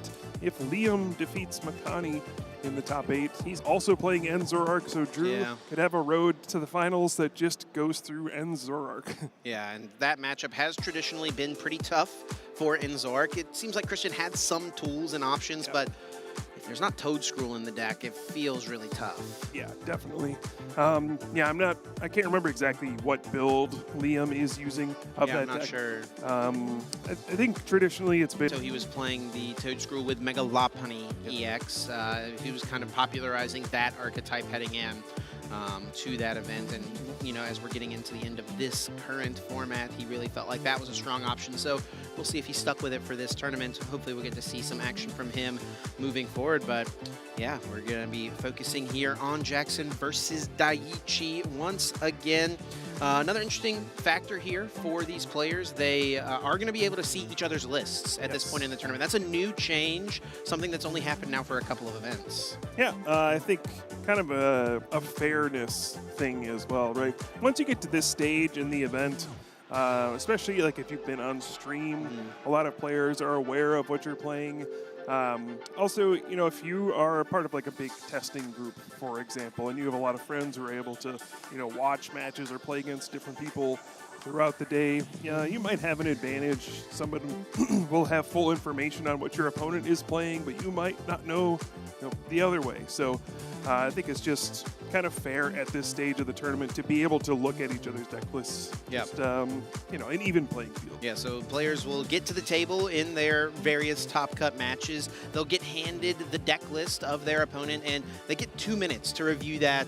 Take mental note of what they are seeing on the list. They can't take actual notes until the game itself starts, but making sure they're logging in the back of their mind, okay, they play this tech card for the matchup. They play, this many bosses orders. This is the count of counter catcher or recovery cards. All important things to make note of. Yeah, or even how many energy cards does your opponent play? That can be a variable amount depending on the player, maybe 1 or 2 difference even within the same archetypes. And I think we've even seen recently that did have an impact, being able to see a deck list, knowing exactly how many energy cards a player had changed a play that one of the players made. Yeah, I mean, it changes the way you approach every single game, having perfect information or having a general idea. There's a big difference between those two. Yeah, exactly. So, yeah, I think a step in the right direction, and we'll see if that comes into play at all with our players here today. Yeah, that's certainly a factor. I wonder how many players are going to look at Jackson Ford's deck list and say, oh my goodness, there are 28 Pokemon here. Once again, something we mentioned when we looked at it yesterday. Yeah, quite the list. Not very often do you see a player having Pokemon be the largest percentage of their deck. So often, like over 50% of players' decks are dedicated to trainer cards to help make their deck function. But when you have options like this Charizard deck does, and you can pick out specific pieces at any given time with Pidgeot or with Noctowl and its Jewel Seeker ability, you don't need nearly as many trainers. Yeah, I think that's one of the fascinating parts about the Pokemon TCG over the years. We've seen decks that have skewed to basically all different directions. I remember back to World Championships with Tord Reklev's deck, which was like a very fire-based deck, Reshiram and Charizard GX, and he ran, I think, almost 20 fire energy in his deck. And it worked for that specific deck. And we see decks that run as few as like 4 energy, and sometimes you see like 40 trainer cards in a deck. Depending on your strategy, you can build decks so much differently, and it's fun to see the variety. Well, Kyle, I think that's enough vamping for you and me. I'm ready to get into this top 8 match. I think our players are ready as well. Let's get down to the stage and take a look at Daiichi and Jackson Ford. It looks like Jackson is there on the left, coming over from Canada to compete, of course, playing that Charizard Noctowl engine deck, and Daiichi on the right, coming from Japan to play in this event with Mega Absol EX Mega Toolbox. Yeah, this is a high-stakes game here in the top 8. The top 4 players at this event earn an automatic invitation to the World Championships, and that can be especially relevant for someone like Daiichi, who has traveled here from Japan, kind of out of region. And this is an opportunity to earn a World Championships invitation, which can be very difficult to come by. Yeah, it's very difficult for players in Japan to get even into their events, to have a chance to play for a shot at an invitation to Worlds. Jackson, of course, already locking up his invitation to Worlds by winning the Milwaukee Regional Championships this season. And you can see Jackson, though he is a younger player, maybe by some metrics, he is very experienced, as he has been playing the game since he was very young, dating all the way back to 2014, where he's the Canada national champion in the juniors division. So we have more than one national champion left, you're saying. It's good to know, good to know. I'm not sure that I realized that about Jackson, but of course I think one of the landmark achievements for him was that senior division championship in Columbus in 2018. He was able to take down Isaiah Bradner, 2 incredible young players who have turned into 2 of the best players in the Masters division all these years later. Yeah, interesting journeys for both of these players throughout this tournament. As we noted, Daichi started 10-0 in this event, and we do see each other reviewing the deck lists before we get this match started. Yeah, Daichi cruised to a 10-0 start, took a couple losses, was sitting at 11-2 heading into the final round, and then won that last one to make it in to the top cut. Jackson, his only loss in this tournament was round 2 to a Crustal deck. Imagine starting off your day like that and ending up here. Just shows you that it doesn't matter how you start, it's how you finish in these tournaments. And Jackson has rebounded beautifully from that early loss. Finds himself here, won the asymmetric cut round as well, and has to be feeling good heading into this match.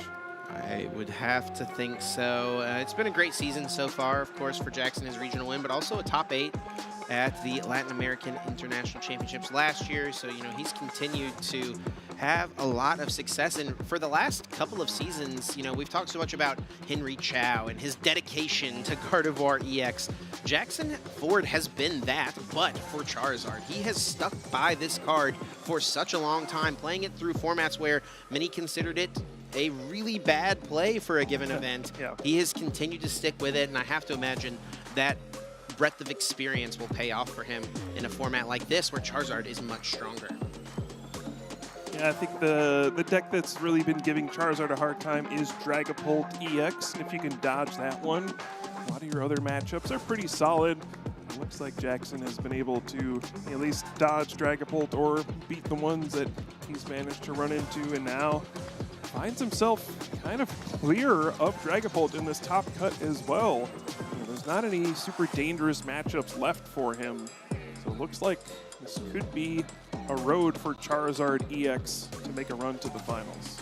And Jackson has played technically against 2 Mega Toolbox players, but both of them were in his final 2 rounds.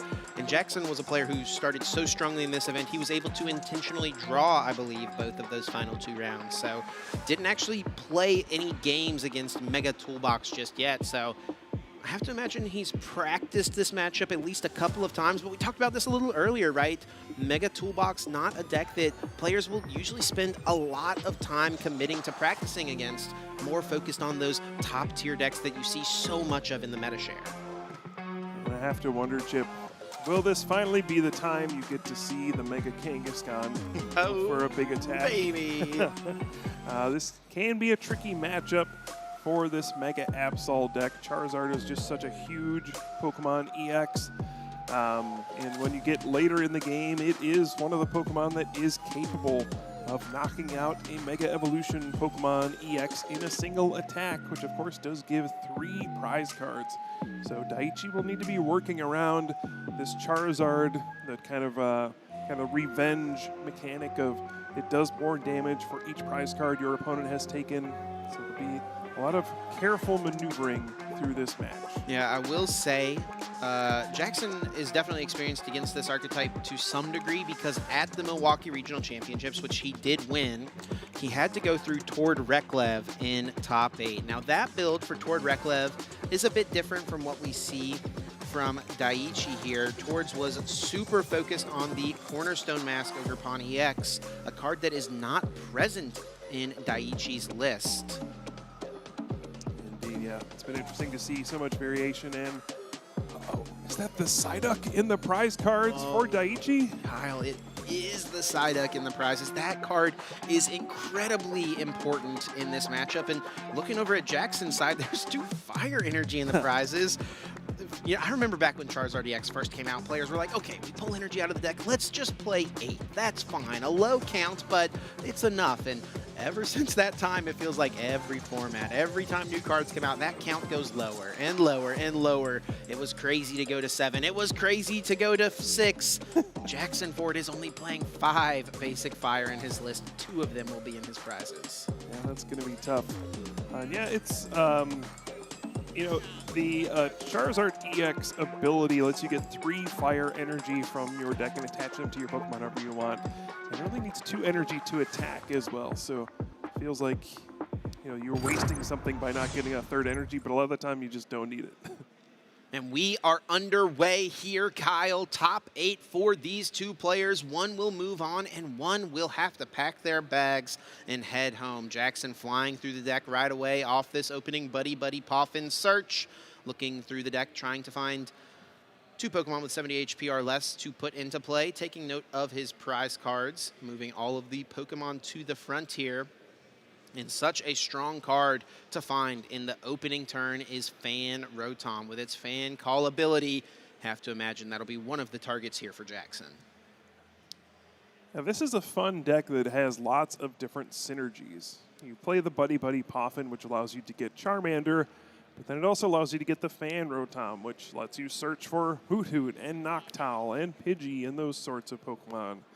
And then, you have the Noctowl, which can Jewel Seeker for item cards, which lets you get rare candy to get your Pidgeot EX in play. It's just this long string of combos being formed, but it all does start with that Fan Rotom Fan Call, allowing you to set up a lot of your basic Pokemon on the first turn. Here for Jackson, he is going to use the Fan Call, searching for those 3 colorless Pokemon. He's got a Hoot Hoot down as well as a Ditto. Grabbed himself a Noctowl to add to the hand, and he will swap in that Ditto to the active spot after retreating his Pidgey, and he grabs out that Klefki. Mischievous Lock, shutting off the basic abilities of the Pokemon for both players in play. Yeah, this could be really annoying for Daiichi. Of course, stops Mega Kangaskhan EX from using that ability to draw 2 cards. Stops Pecharunt EX from being able to switch your Pokemon into the active spot. Latias EX from giving you no retreat costs on all of your basic Pokemon. It's just going to be a minor annoyance that may slow down Daiichi in the early parts of this game. And a big card as well in the matchup in general. Well, that must be nice. Daiichi making up for the fact that he prized the Precious Trolley earlier in the day, right? Yeah. He's going to just open it up here, searching his deck for as many basic Pokemon as he would like and put them directly onto the bench. And I think one of the things he'll note here as he checks his basic Pokemon is that Psyduck is prized. And that's another ability that's really important for the Klefki to impact as the game goes on. Yeah, we see the variety of A-Spec cards used in different decks. Of course, you can only have 1 A-Spec card in your deck. They are extremely powerful effects. I think, when the Precious Trolley was revealed, a lot of people didn't pay it much attention. You have Buddy Buddy Poffin, you have Nest Balls, you have ways to search out basic Pokemon pretty easily. Why would you use your 1 A-Spec card on an item card that just searches for basic Pokemon? But you can see why right here. It's not always easy to find a bunch of Pokemon EX. And this Precious Trolley is just 1 card. You can search for it with Arven, and it instantly allows you to set up all of your basic Pokemon onto your bench. Yeah, it feels especially strong with these mega Pokemon as well. I mean, Daiichi just put like over 700 HP worth of Pokemon into play. That was not a great first turn, though. No Turbo Energize or anything like that. So just the attach and pass. No supporter card either for Daiichi. And speaking of supporter cards, that is one of the strongest right there for Jackson's second turn. Dawn will search the deck for 1 basic Pokemon, 1 Stage 1, and 1 Stage 2. Add them all to the hand. Now, worth noting, in order to use Noctowl's Jewel Seeker ability, Jackson does need to get a Terra Pokemon into play. He's got a couple of basic Terras, but he's also got the potential to Rare Candy into Charizard. Not before using Rare Candy into Pidgeot EX, however. Quick Search is online, and we have seen through the weekend how strong Quick Search is. Yeah, I was going to say, it's never a good sign when you see your opponent plays Dawn for the Pidgeot EX and does not get a Noctowl as well.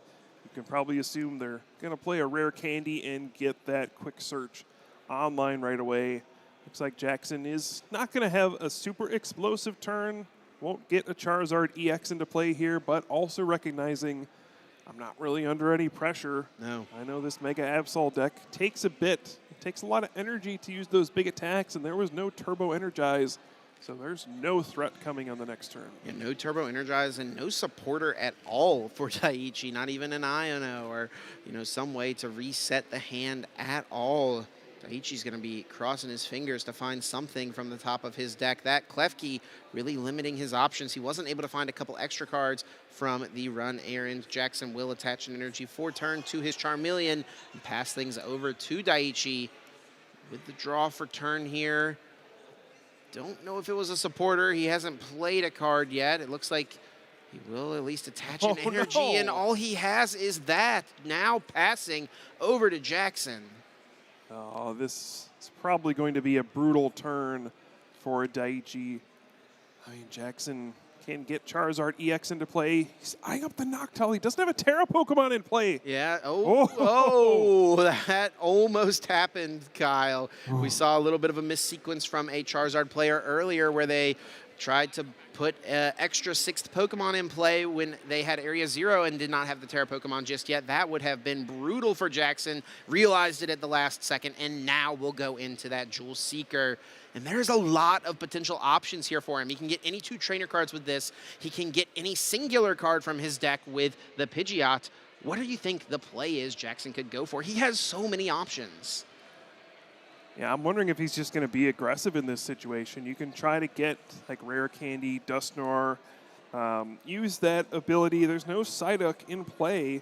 Maybe you can go for the Prime Catcher and just try to knock out like a Mega Absol EX that's got an energy on it and take a 3 prize card turn.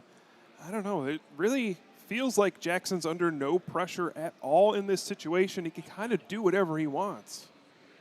Could play it slow still if he wanted to and just wait until he has all of the pieces that he wants.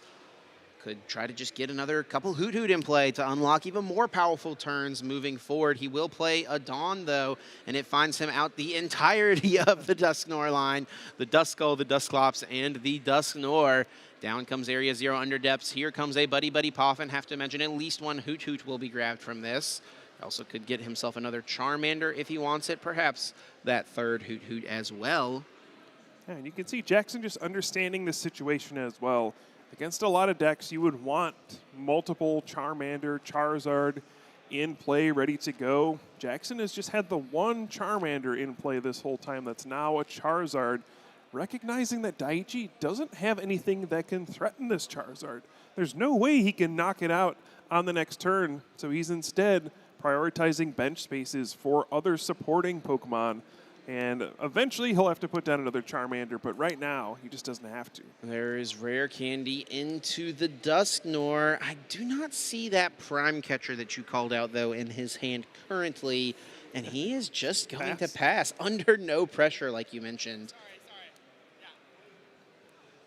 And Daiichi, still nothing. Yeah, he drew a Bravery Charm for turn. Very frustrating in your first game here in the top 8 to have this happen.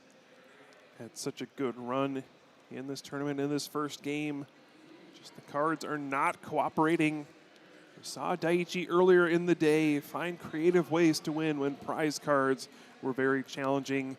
But in this situation, he just does not have much to work with. Yeah, not much at all, and he attaches for turn to this Absol, but he has to know that the potential is here on this turn for Jackson to chase that Pokemon down, effectively erasing the last 2 turns of work that Daiichi has done.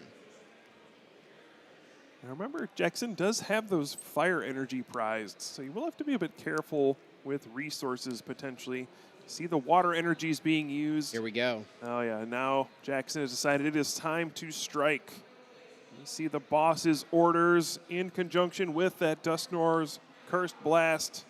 And that's going to mean it is enough damage with Charizard EX's Burning Darkness. And that's going to be 1 prize for Daiichi, but 3 for Jackson. A worthy trade-off, one Jackson is certainly happy to make. And now Daiichi really needs a top deck, I would say. He does finally have access to the Mega Kangaskhan and its run errand ability, and now finally he finds himself a supporter card in that Arven, so he can pull off the TM Turbo Energize. But Kyle, is it too late? Jackson already has another Dusclops in play, so all he needs is a Dusknoir next turn, and he could knock out yet another Mega Pokemon to just win the game.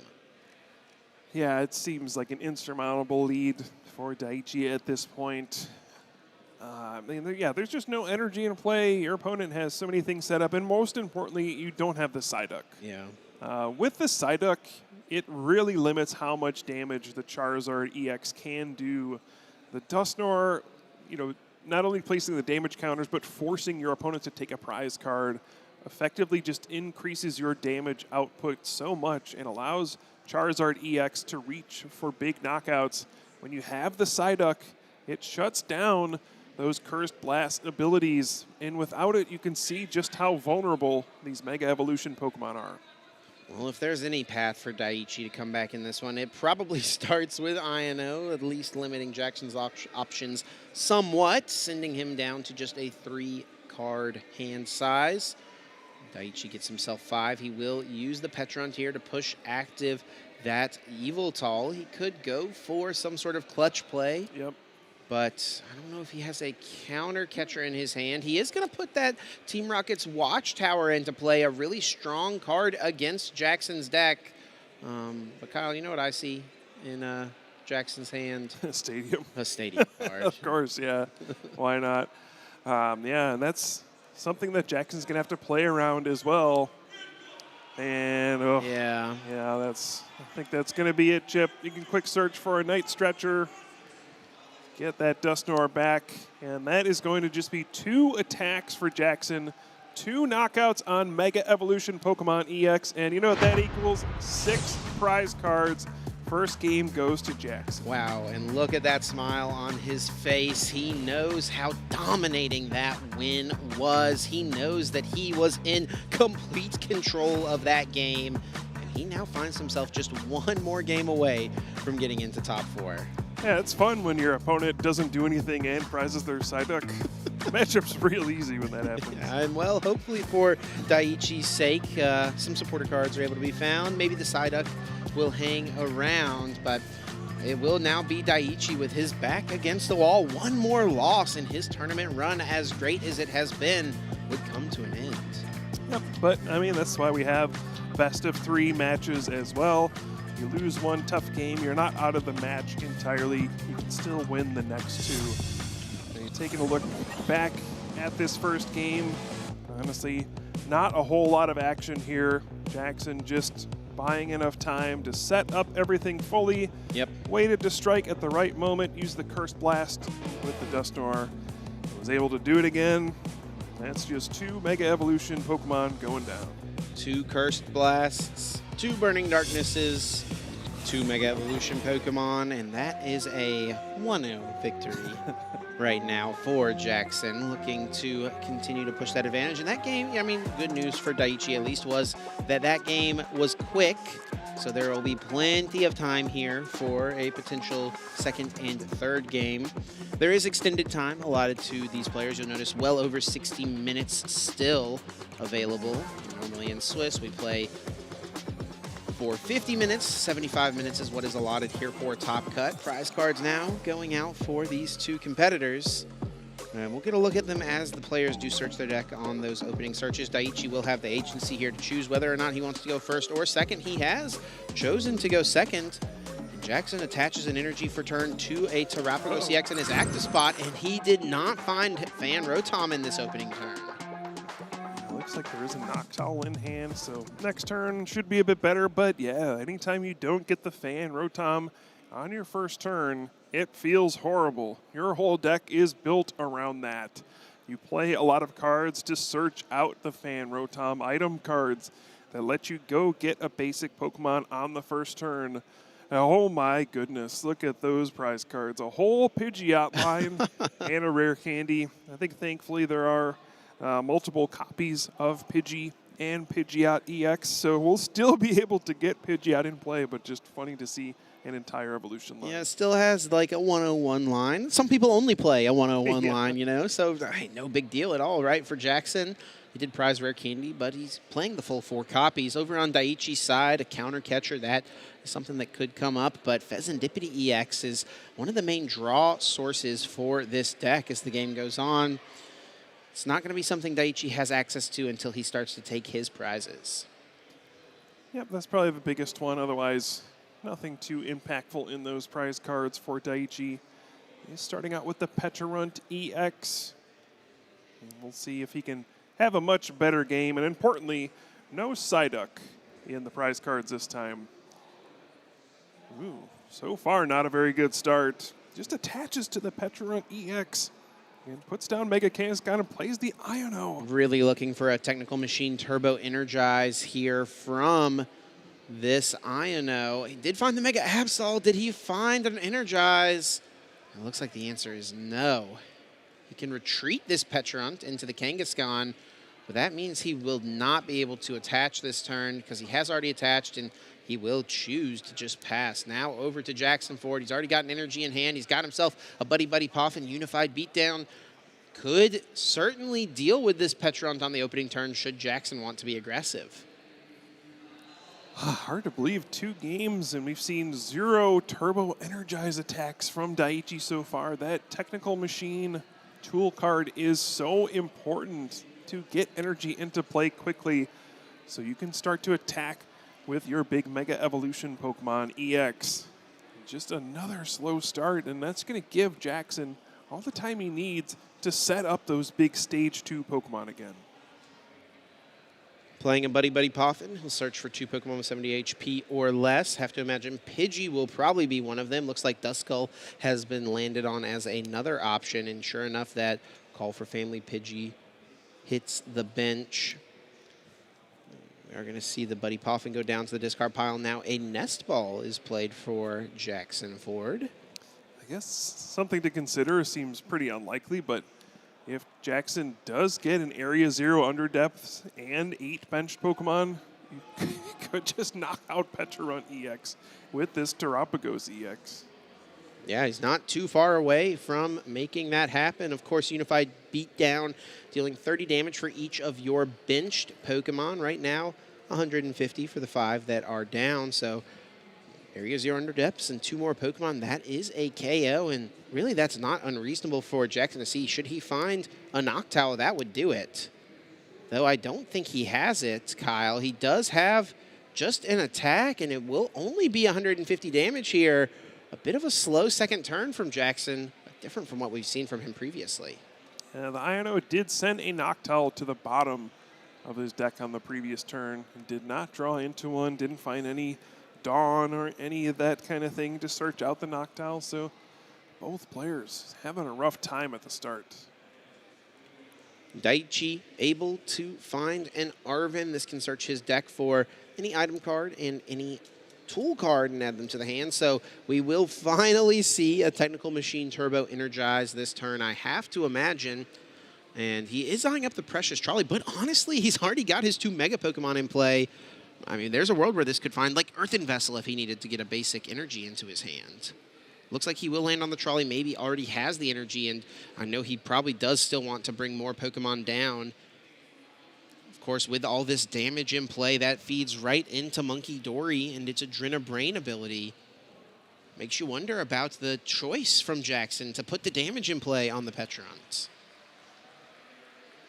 Yeah, although it is, now an easier knockout. Something like a Dusclops could just knock it out with Curse Blast. If you have a boss's orders, an easy attack can knock it out. We do see the Psyduck this time, not in the prize cards.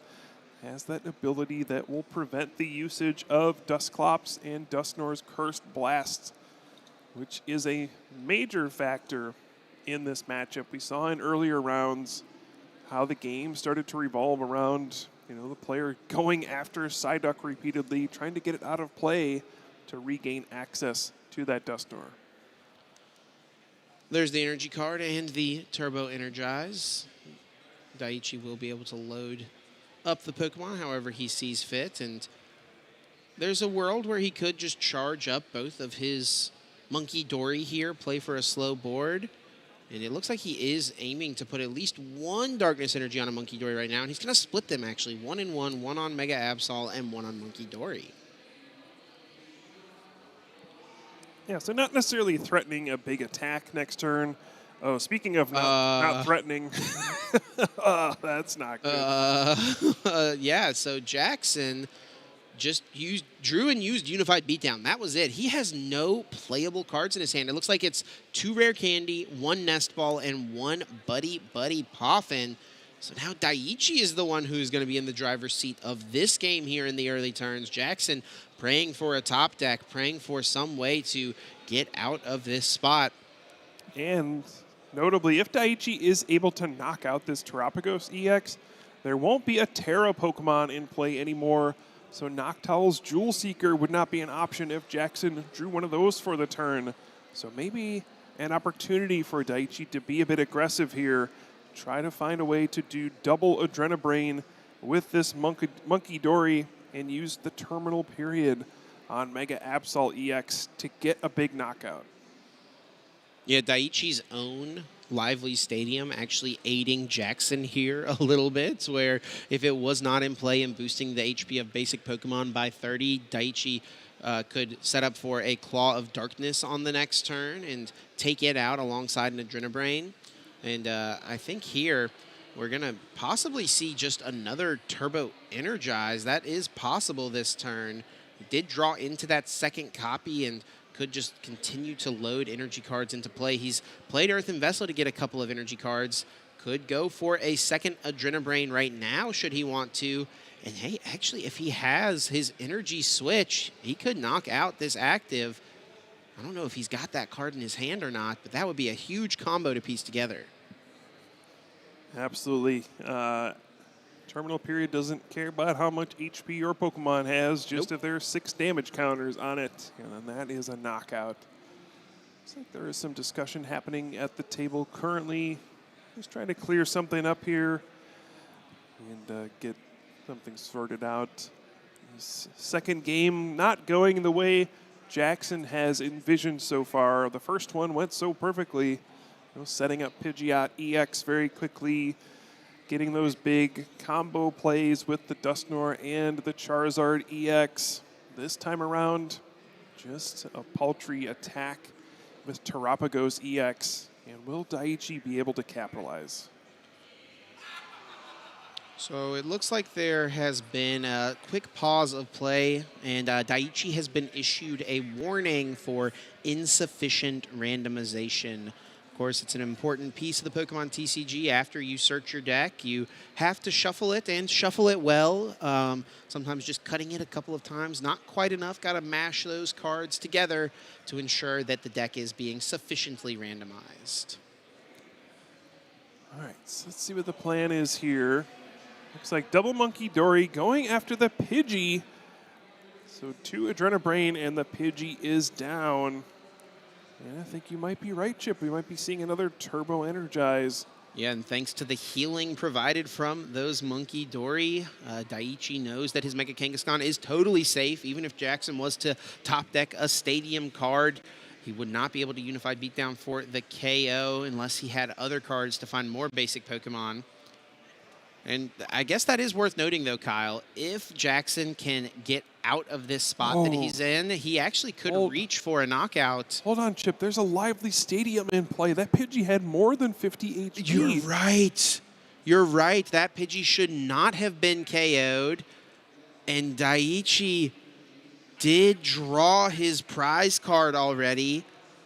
And that is a bit of information that he should not have access to. He took a prize card. He's seen something that he should not have. And usually this is followed with a penalty, Kyle. Yeah, not something, you really think about. Yes, obviously Pidgey is a basic Pokemon, but when you're thinking about the Lively Stadium, you're thinking about those big Pokemon. Your Mega Kangaskhan EX gets bigger, the Terapagos EX gets more HP. Sometimes you just forget, oh yeah, Pidgey also gets more HP. Oh, wow. And so the judges will try to figure out how to resolve this situation. Yeah, we'll get word on if any sort of penalties are given for this infraction. Keep track of what happens here. As Jackson, all you can do is just sit and wait for the ruling. Daiichi as well, crossing his fingers. I mean, what a tough spot to be in, down a game, and now you find yourself with a bit of an error, a bit of a misstep. Yep, so we'll just wait to hear what the resolution will be here on this judge call. Yeah, nothing we could do but wait and see. Let them sort this out here at the desk. This second game does look like it's going a little better for Daiichi. You know, even looking at the situation, Jackson's going to need to top deck something because his hand is still pretty much unplayable. Yeah, he actually probably would not mind for the Pidgey to get KO'd because he's got a nest ball, right? Oh, yeah. Go get Pheasantipity and draw some cards, get himself out of this spot that he's found himself in. Yep. Another aspect of this, of course, is the fact that Daiichi has added a card to his hand. That card now needs to be placed back into his prize cards. We know what card it is, right? Because we have the power of technology, the prize cam. It's easy enough to figure out which card should be in the prizes, but Daiichi also doesn't need to know where that specific card is, so the judges will probably shuffle the prize cards here, I imagine, and lay them back out. Sure seems like it. And it looks like we do have a result from one of our other matches in the top 8. Looks like Edwin was able to take down Oscar. We'll get confirmation on that, but it looks like that may be the case here for one of our top 8 matches. So that means a Kangaskhan has moved on to top 4, taking down Oscar with his Dragapult Charizard deck. An incredible run, of course, 9th place at EUIC last year, top 8 this year. Yeah. A couple years down the road, you know. Oscar just keeps up this trend, right? Just slowly increase one round at a time. A great run, nonetheless. And yeah, in 3 years, he'll be the winner. I think he'd take it, honestly. I mean, that's a pretty great run of tournaments. I think any player would be pretty happy with that one.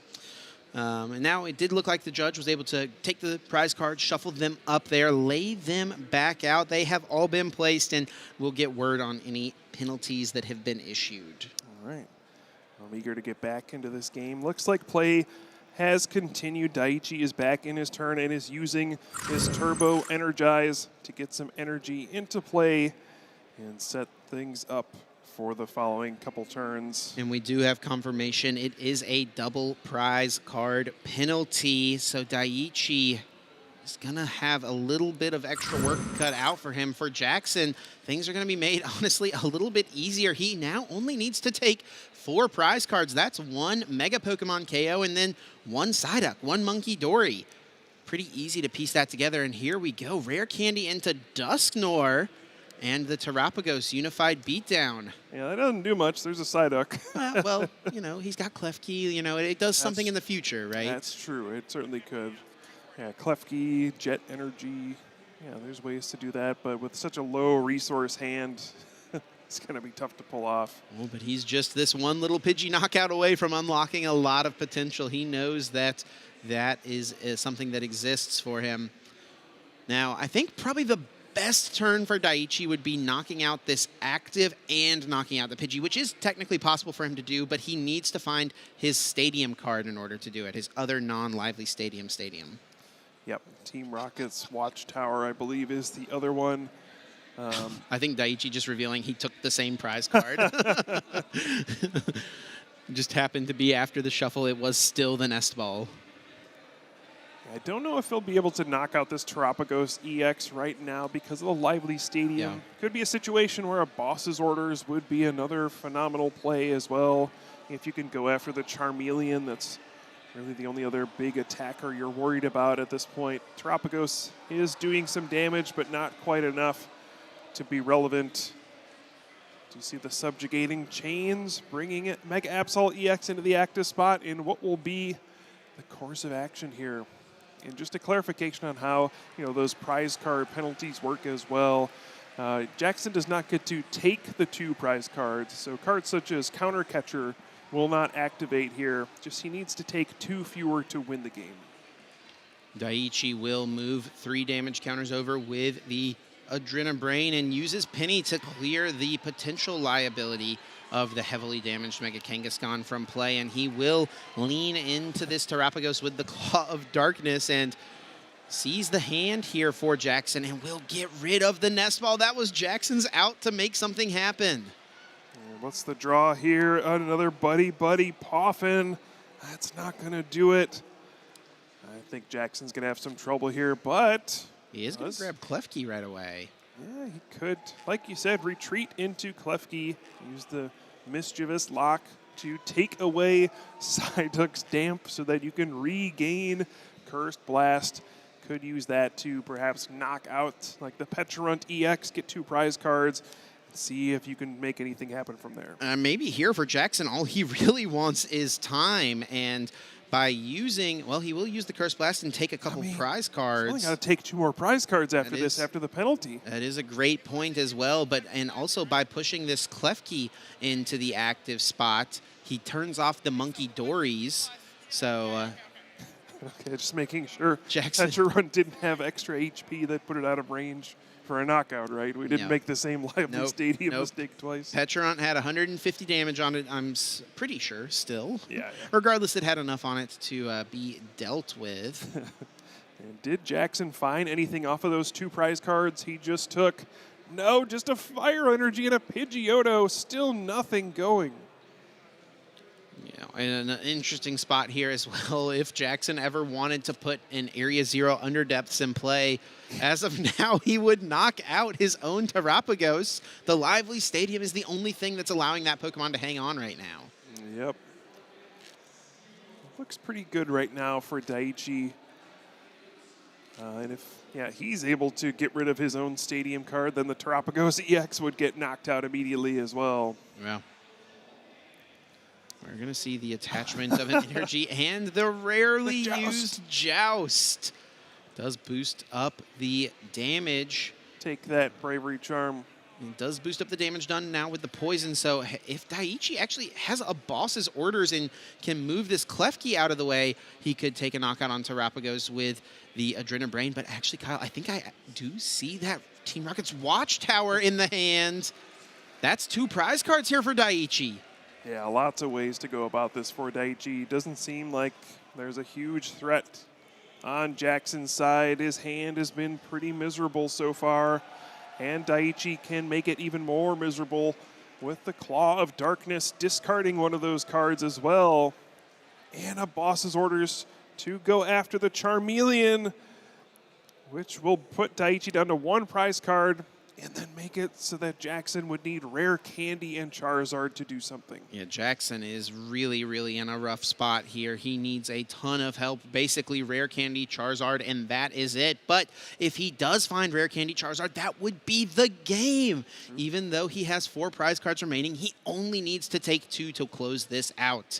Daiichi is going to be hoping that there are valuable resources in Jackson's hand he can take away.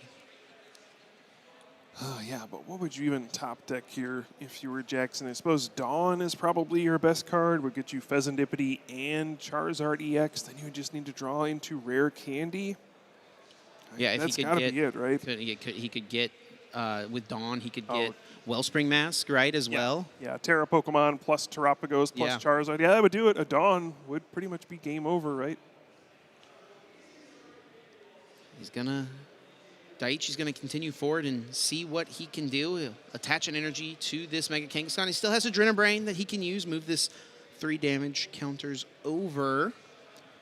Probably not super consequential where these go, to be honest. He's going to put them on the Charmander as it stands and rips the Rare Candy. What a card for Jackson to have.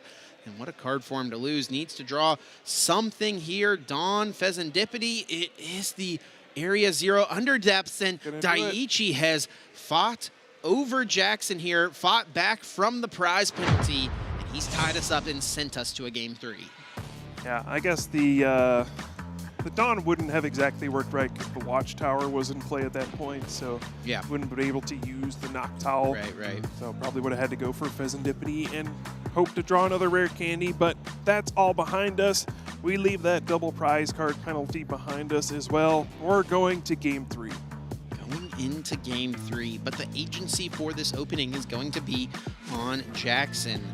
And it's an interesting choice, right? As Jackson, you really want to go first. You want to use that fan call and set yourself up for really powerful turn 2s. But also at the same time, you know in the back of your head, Daiichi's deck wants to go second to get off the turn 1 Technical Machine Turbo Energize. Generally in the Pokemon TCG, in any given specific matchups, both players should want to do the same thing to take the option and power away from their opponent. I don't know what that answer is right now in this matchup, though. Yeah, that's a good point. Yeah, I don't know. I think I would probably choose to go second as the Charizard player here. Give yourself an additional out of playing Dawn on your first turn. But I don't know. Might just be overthinking it. Maybe just go first. I don't know. Yeah, maybe just going first is the move. And it doesn't look like he's got the Fan Rotom in his opening hand.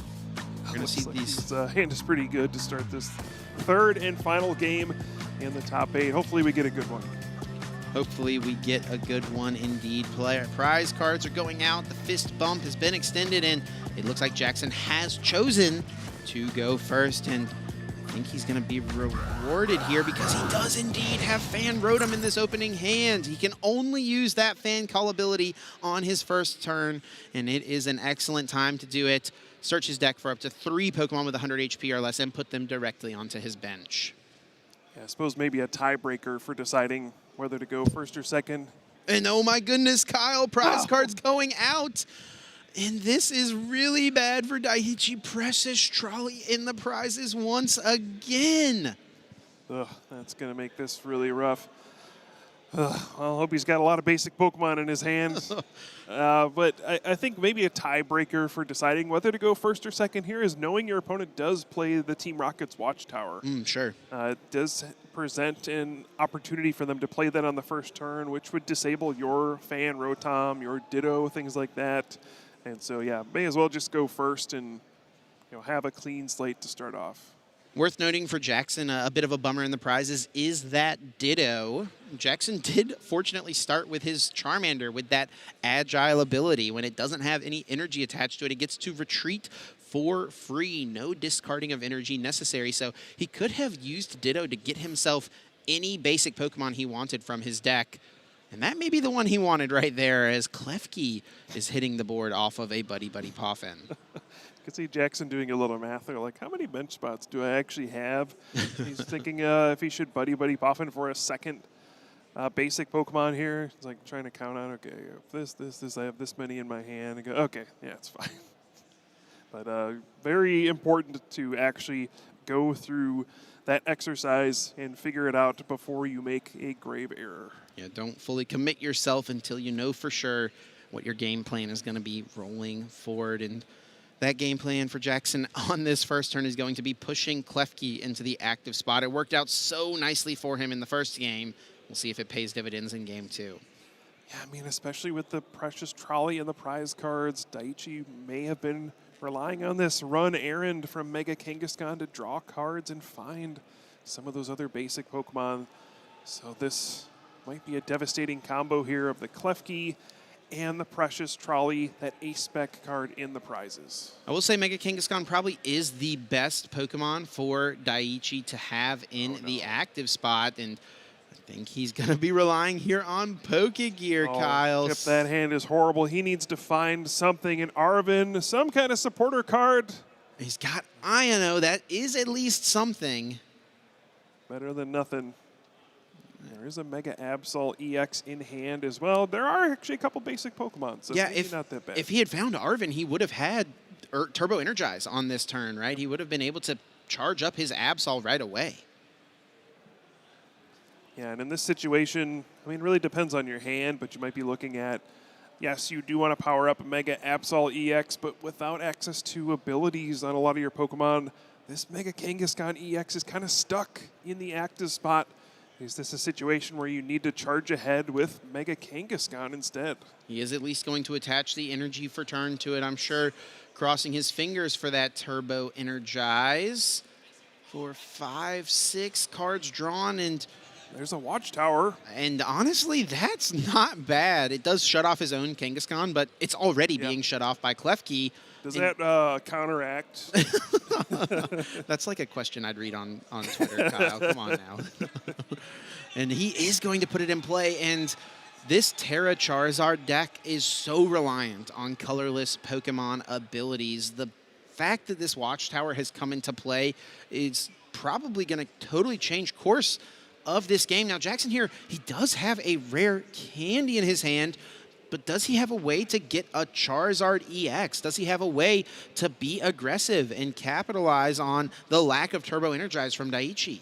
Just looks like a rare candy and a Dusknoir, and he just passes the turn. I don't even think the Watchtower mattered, to be honest. Just so much clunk in Jackson's hand. And Daichi has an Arven now. He can use Turbo Energize. He can maybe find himself Nest Ball to get Psyduck established. This is looking not too bad. Yeah, looks like this is going to be a scrappy third game here to decide who will head into the top 4 at EUIC. Again, an invitation to the World Championship hangs in the balance here for Daichi. And a win gets him there. Yeah, a win gets him there. And really, I mean, for Jackson, he's got his Worlds invite. He obviously wants to become international champion. But for Daichi, this moment right now, could be his best shot of the whole season to qualify for Worlds. Yeah, and we do see the Turbo Energize.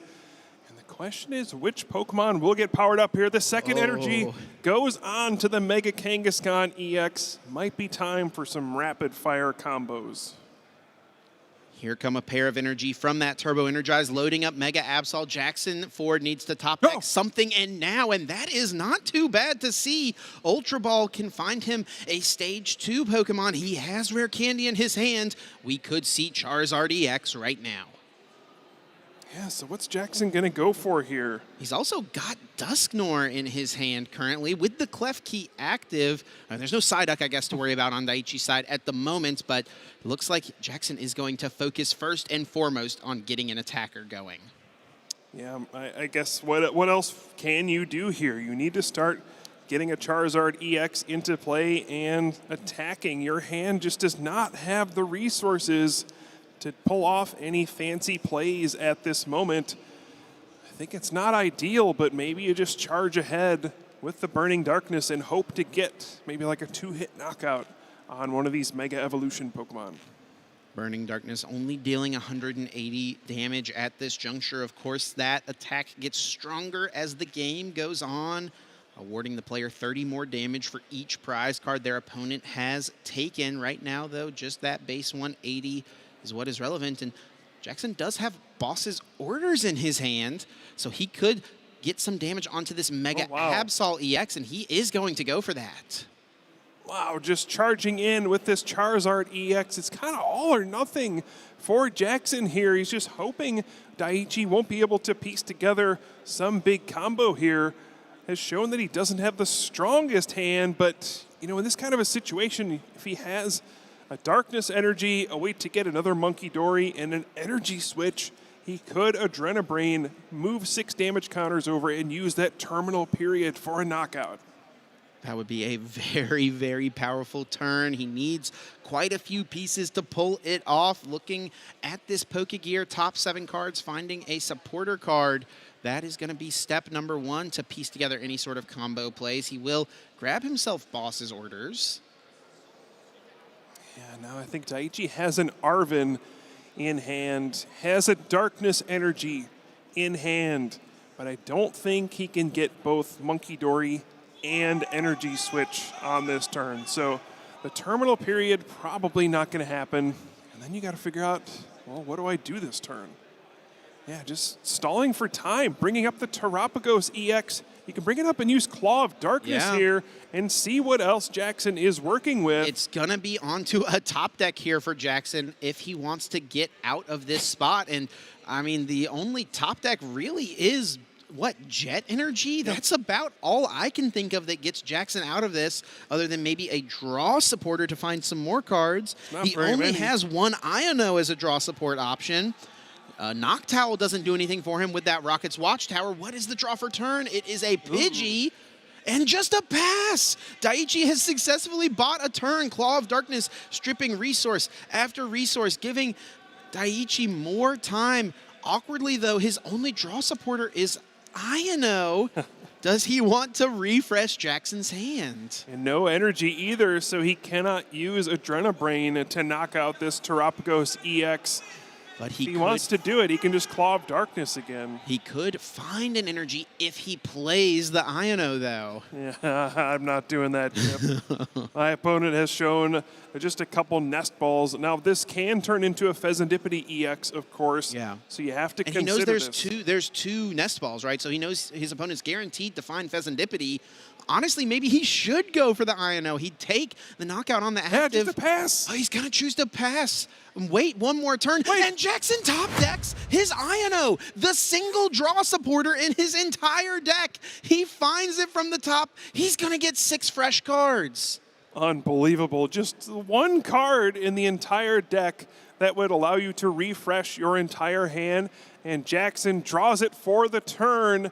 Is going to threaten an attack on the following turn with the Terapagos. It does have a 2 retreat cost, so it is stuck for now. But this completely changes the game. Rocket's Watchtower still proving to be a nuisance, though.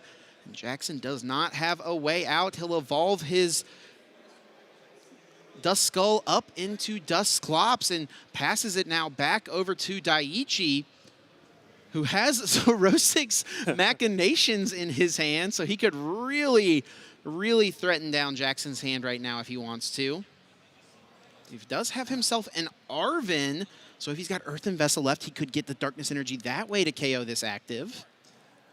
Yeah, I think the problem is it gets a little scary now. Your Mega Absol has so much damage on it already. If you take a knockout, that will just enrage the Charizard EX, and it'll get an easy knockout back onto your Mega Absol EX. And then what? Are we relying on Mega Kangaskhan's Rapid Fire combo?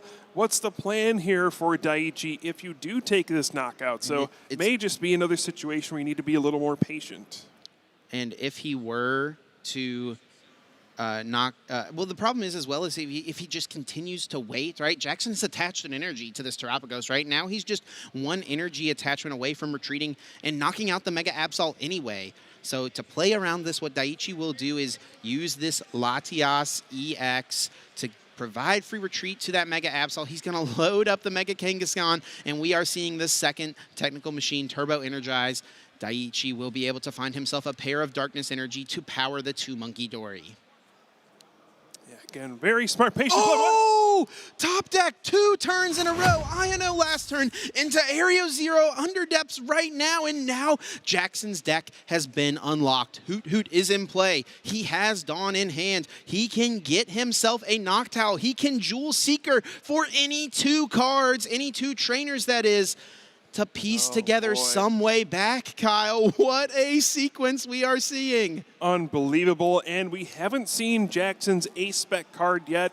It is Prime Catcher. That is one of the trainer cards that you can get from this Noctowl Jewel Seeker and go after that Mega Absol EX that's heavily damaged on the bench. Are you kidding me right now? 2 turns in a row, Jackson finding a way to just stay alive, to have one little breath of hope for this game.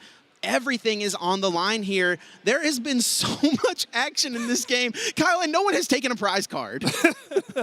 That's about to change right now, It Chip. is. We're going to see a lot of prize cards being taken for Jackson. And not only is this going to be a knockout on the Mega Absol, but it takes away all of the damage counters that Daiichi would have in play to use Adrenabrain. He was kind of being conservative, waiting for a time to move 3 damage counters over to the Terapagos EX and get that knockout later, but now he won't even have any damage in play to move.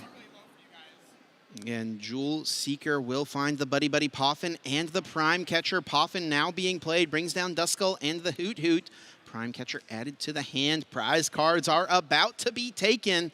Let's not forget, though, Kyle, there's still a lot of damage on this Terapagos. And that Mega Kangaskhan is fully powered up. Sure is. We've hinted at it all weekend long, and has it led now to this moment? Could this game come down to that rapid fire combo? Prime Catcher being played, the Ace-Spec card for Jackson is going to flip this game on its head. And we see the Mega Absol EX come into the active spot. Charizard EX switches in from the bench.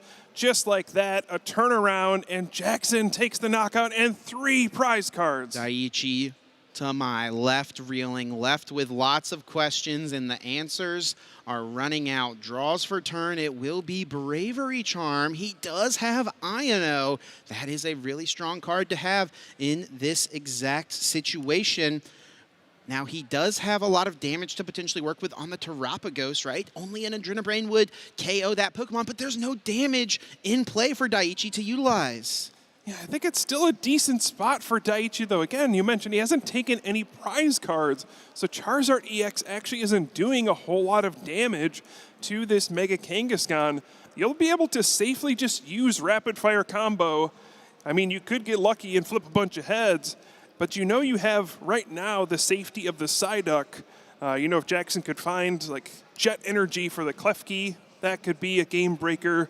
We'll get into that later, but right now, I mean, I think you feel pretty safe after this Ino to 3 cards that you can just attack with Mega Kangaskhan, try to flip a bunch of heads, but even if you don't, I think you're probably making it through the turn.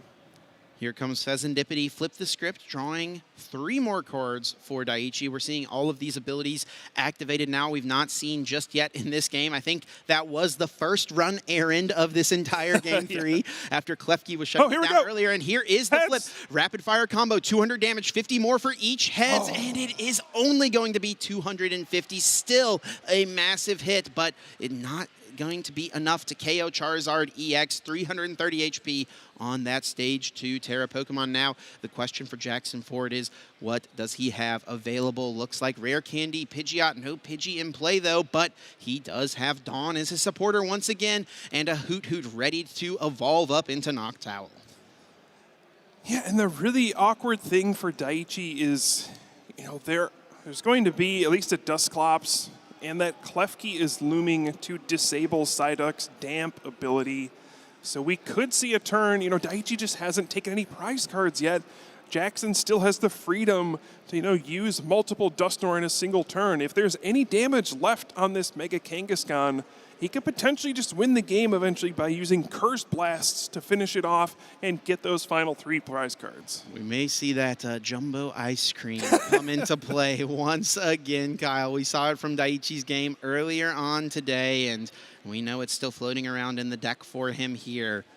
Off of the Dawn for Jackson, he's found himself a Pidgey, a Charizard EX, and most importantly, Noctowl added to his hand. Yeah, Chip, there's no additional Charmander in play. We don't have another backup attacker after this besides the Terapagos. And if you attack with Charizard, the Terapagos is just going to go down to an Adrenabrain. Yeah, can he afford to attack here, Jackson, that is? Is he going to... I mean, he can't really wait, right? The Charizard's going down, but if he attacks, Charizard and Terapagos go down. Is he going to retreat this Pokemon? My goodness. He debated last turn between benching the Duskull and the second Charmander, chose the Duskull in this situation. I wonder if he's regretting that now. What a strange situation we're in. Jackson now has locked himself out of bench spots as well. And yeah, without a Fire Energy on the Charizard EX, cannot threaten an attack on the following turn. There's no other Charmander in play. Feels like Daichi might have taken control back, and he finds a counter catcher. Oh yeah, we could see a big, big turn here. Yeah, and I wonder what he would go after for the KO here. You could take 2 prize cards on either Terapagos or the Charizard EX, but honestly, Kyle, maybe the most threatening thing on Jackson's board is the Klefki. It might be, strangely enough. He's going to start off this sequence with an Arven, searching the deck for any item card and any Pokemon tool. Energy Switch being brought up as a potential target. You do see the Jumbo Ice Cream at the bottom of the deck as well. He is going to grab out that Energy Switch. Not much for him to really switch over to here at this point. Perhaps just thinning out the deck a little bit here. Jackson has played his 1 Iono, but Daichi doesn't necessarily know that, right? He's got that he does. He saw his deck list. Oh, good point. If he remembers, it's another story. That is true, and that is an aspect of the open deck list format. And Daichi has locked himself into, I guess not fully locked himself in, but he looks like he wants to play the counter catcher, and he is going to choose to do just that, and he will target down Terapagos EX, and that is going to be the Pokemon he aims to KO here. Oh, and what can Jackson do in this situation? There's not another Charizard ready to go. There's no energy on the one that's already in play. There's no attack he can pull off this turn in any way. Whew. What do you do? There's no Charmander. He could take a prize with the Fan Rotom could KO the Psyduck, right? That's about all I'm seeing. He is going to start off, though, by promoting the Pidgey, and he does have Rare Candy into Pidgeot. Finally, quick search online in this Game 3. And that's a great start. Now you can start searching for what you need. I think one thing to keep track of as well is the energy cards. Jackson does not have a lot of energy in this deck, just the 5 fire energy, and they're all in the discard pile. He is going to need to find that Super Rod he plays as soon as possible. My goodness. Yeah, whatever it is for Jackson, it's going to be multiple turns, and every single turn for Daiichi is more and more and more threatening. If Jackson can get a Charmander in play here, I mean, Daiichi could potentially just chase it down and really limit his options. Thinking through, you can tell this is a tough scenario. He's going to start off with a Noctowl's Jewel Seeker. Super Rod seems like a safe bet to start with. Yeah, this is such an interesting spot to be in at this point. One card to factor in is potentially a Briar at some point. I don't know how that's going to weave into this game, but just thinking of any potential options Jackson could have at some point to take 3 prize cards in a single turn. The obvious one is knocking out this Mega Kangaskhan EX, but are there any other alternate routes to take in this game? Oh, he's just so low on resources at this point as well. Okay, it is technically possible for Jackson to piece together a win right now. Not necessarily this turn, but maybe what he'll play towards here. If he uses both of his Dusknoir with the Klefki active, he can KO both the Monkey Dory, and then Jet Energy on the Fan Rotom could KO the Psyduck. So he can't quite do it all here. He's committed himself to playing his Dawn as his supporter. But if he finds Boss's Orders on his next turn in combination with the Jet Energy, that would work. Whew, yeah, that's a lot to pull off. 3 prize cards without having to deal with this Mega Kangaskhan. Yeah, exactly. And, you know, if Daiichi is able to just, Boss's Orders, bring out the Charizard, take 2 prize cards, it effectively takes away a lot of your ability to use Dusknoir at that point as well. Yeah, you have to give up a prize card when you use that ability. And let's remember, too, Daiichi has drawn so many cards over the last couple of turns. He will have access to nearly anything available in his deck. Yeah, I have to wonder, I mean, do you have to get down another Charmander here? Is there some way to piece together a knockout? This is not a deck that plays something like the Blood Moon Ursaluna or anything like that, which could be useful in this kind of a situation where you just don't have any other options. Looks like Charmander will come down and at least threaten another Charizard EX, which could be crucial. Whew. This game is close. It certainly is, and Jackson will choose to retreat into that Fan Rotom. Let that be the thing to go down to a Kangaskhan, potentially. Daiichi now drawing for turn. Leaning on this Mega Kangaskhan EX as his sole attacker in this spot. Does he have Boss's Orders to target down something more valuable? He's going to start with a run errand. He draws 2, and there is that Boss. That becomes an option. He also drew into Lively Stadium, which, funnily enough, Kyle, boosts the Monkey Dory's HP out of range of Dusknoir KOing them. Yeah, you also have to be careful. If you play the Stadium, you'll want to play something like Boss's Orders or Counter Catcher first if your plan is to go after the Charizard EX on the bench. Otherwise, Jackson could potentially discard it from play and deny that resource, or deny that target. So many complications here. And yeah, Daiichi identifies the Charmander is the threat right now. That's the only thing that can turn into an attacker, and does not play the Lively Stadium. Does this open up an opportunity for that play that you discussed? It would be a heck of a play to pull off, but with the power of Quick Search, Jackson can guarantee one of those combo pieces. He's going to draw a card for turn here. If he has Pheasantipity EX, he can flip the script to draw even more cards right now. Does draw for turn. It is that Dusknoir. That's a piece of the puzzle. He's got Rare Candy in his hand for the Duskull. He needs a Jet Energy. He needs a Boss's Orders. He needs a way to get the Dusknoir back once again. It's quite a bit, Kyle. Yeah, I don't know. That seems like quite a lot to have to do at this stage in the game. We'll see what Jackson's able to pull off, though. He is going for quick search, searching the deck for any singular card to add to hand. Yeah. Trying to identify what his most likely win condition is. I think the Fezandipity is still in the deck. He is going to look at the Boss's Orders as a potential option, and that will be what he almost lands on. Yes, maybe. Yes, it is going to be Boss's Orders as his grab. Yeah, I guess what is the plan, though? You can go after the Psyduck, maybe knock it out, but what are you doing after that? He can't really lock anything active.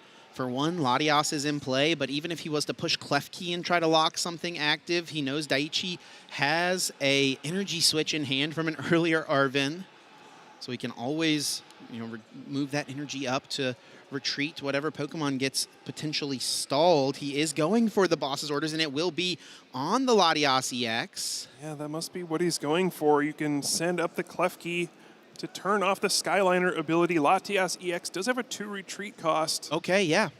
So it would force, something like a Penny energy switch plus an energy to retreat. Yeah. Or even a Boss's Orders would work. There's lots of ways out of this. We're so used to seeing Latias easily move across the board. Forget it does have a thick 2 retreat cost. Wouldn't think that for a Pokemon with a Skyliner ability. Now the draw for turn for Daichi. Does he have a Penny? Look at all these cards in hand. You have to think he's got some sort of option. He'll start with the Night Stretcher, bringing back a Pokemon or basic energy card from his discard pile and adding them to the hand. He actually, with the energy switch in hand, he could technically attack with the Fezandipity EX here and Cruel Arrow into one of those benched Pokemon if he finds the Dusclops to be the threat. And he is attaching to the Fezandipity here. Ooh, that is a dangerous play, Chip. That can open you up to a Briar play. You can play Briar, then use Dusknoir potentially, and then attack with Pidgeot EX. But Briar, it only grants the Terra Pokemon the extra prize card when it attacks, right? Yeah, that's not going to work. Penny does pick up the Latias EX, and up comes the Fezandipity. Looks like Cruel Arrow is on the menu, and that Dusclops, I have to imagine, will be a target of choice. That or the Duskull. Yeah, just please do not target Charizard. No, yeah. Charizard, of course, being a Terra Pokemon, cannot be damaged while it is on the bench. Bravery Charm will boost the Fezandipity's HP at least a bit here. And here comes the Cruel Arrow, 100 damage to one Pokemon, and it will be Dusclops going down. Daichi with just 2 prize cards remaining. Jackson Ford running out of options, looking for some sort of answer. Now, it may be worth taking stock of Daichi's switching and retreat options. Jackson just drew into his Wellspring Mask Ogerpon. In theory, he could stick the Psyduck active for a turn or two, maybe try to get a Charizard into play somehow, some way. I think this turn, you can Rare Candy into Dusknoir. Since Klefki is in the active spot, you can use Curse Blast. You can put the damage counters onto Fezandipity EX, Jet Energy into the active spot. But no, Jackson's already used his 1 Iono, so won't be able to disrupt Daichi's massive hand. We are searching so hard for some route here for Jackson. He has expended so many resources. All the other plays as well with gusting options, Boss's Orders, Prime Catcher. Like, so many of those cards have already been utilized. Yeah, at this point, I don't think Jackson can really win the game this turn unless there's something we're missing. Again, if there were something like a Blood Moon or Ursaluna, you could see a situation where you could pull this off. But, I mean, Daichi's got most of his deck in his hand. You got to assume there's a game-winning Boss's Orders in there somewhere. But, again, maybe not. I mean, maybe you're just in this situation saying, I just got to hope. This is my only chance of winning. Yeah. At this point for Jackson, sadly, maybe his only chance is for Daiichi to make some sort of mistake, right? With this Charmander coming down, it could easily be targeted by the Cruel Arrow, but should Daiichi draw and think he has game, immediately go after the Charizard, that may be what the out Jackson Ford is sticking around to. He does have that rare candy, as we mentioned, in hand with the Dusknoir, so thinking through that as a potential play. Will be the Wellspring Mask Ogerpon coming down. The awkward thing as well is the Pheasantipity EX can just Cruel Arrow the Charmander. Yes, yep. Always something that can be targeted right here for Daiichi, and now it will be on him. If Daiichi can find a boss's orders, he will win the game right now. He can bring the Charizard EX up into the active spot. He does not have it just yet. He could retreat his Pheasantipity into the Kangaskhan and draw some cards. He does not go for it, plays it a bit safer, using the Arven, and will be content to, I assume, just Cruel Arrow this Charmander. Take that Pokemon out of play, go down to just one prize card remaining, and again, it's a similar situation. Jackson Ford with just no real options, expended all resources, drawing for turn, finding rare candy, powerful card, and now with Quick Search gets any one additional card. He's gonna look through this deck, try to find any answer, and there is not one. Daiichi Tamai punches his ticket into top 4 and punches his ticket to the World Championships. What a hard-fought match by both players. Daiichi finding a way to win through the awkward start of that game. Did not have access to the precious trolley at the beginning, did not have access to run errand with the Mega Kangaskhan early on.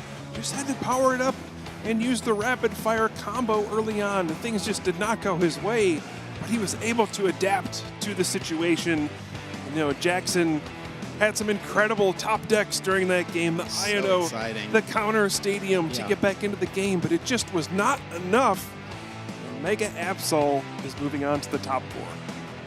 Congratulations to Jackson, an incredible tournament run, an incredible season for him so far. You know, last year he got top 8 at LAIC, wins the Milwaukee Regional Championships this year. He gets a top 8 finish there, certainly a round of applause due for him. But now this moment, all about Daiichi Tamai.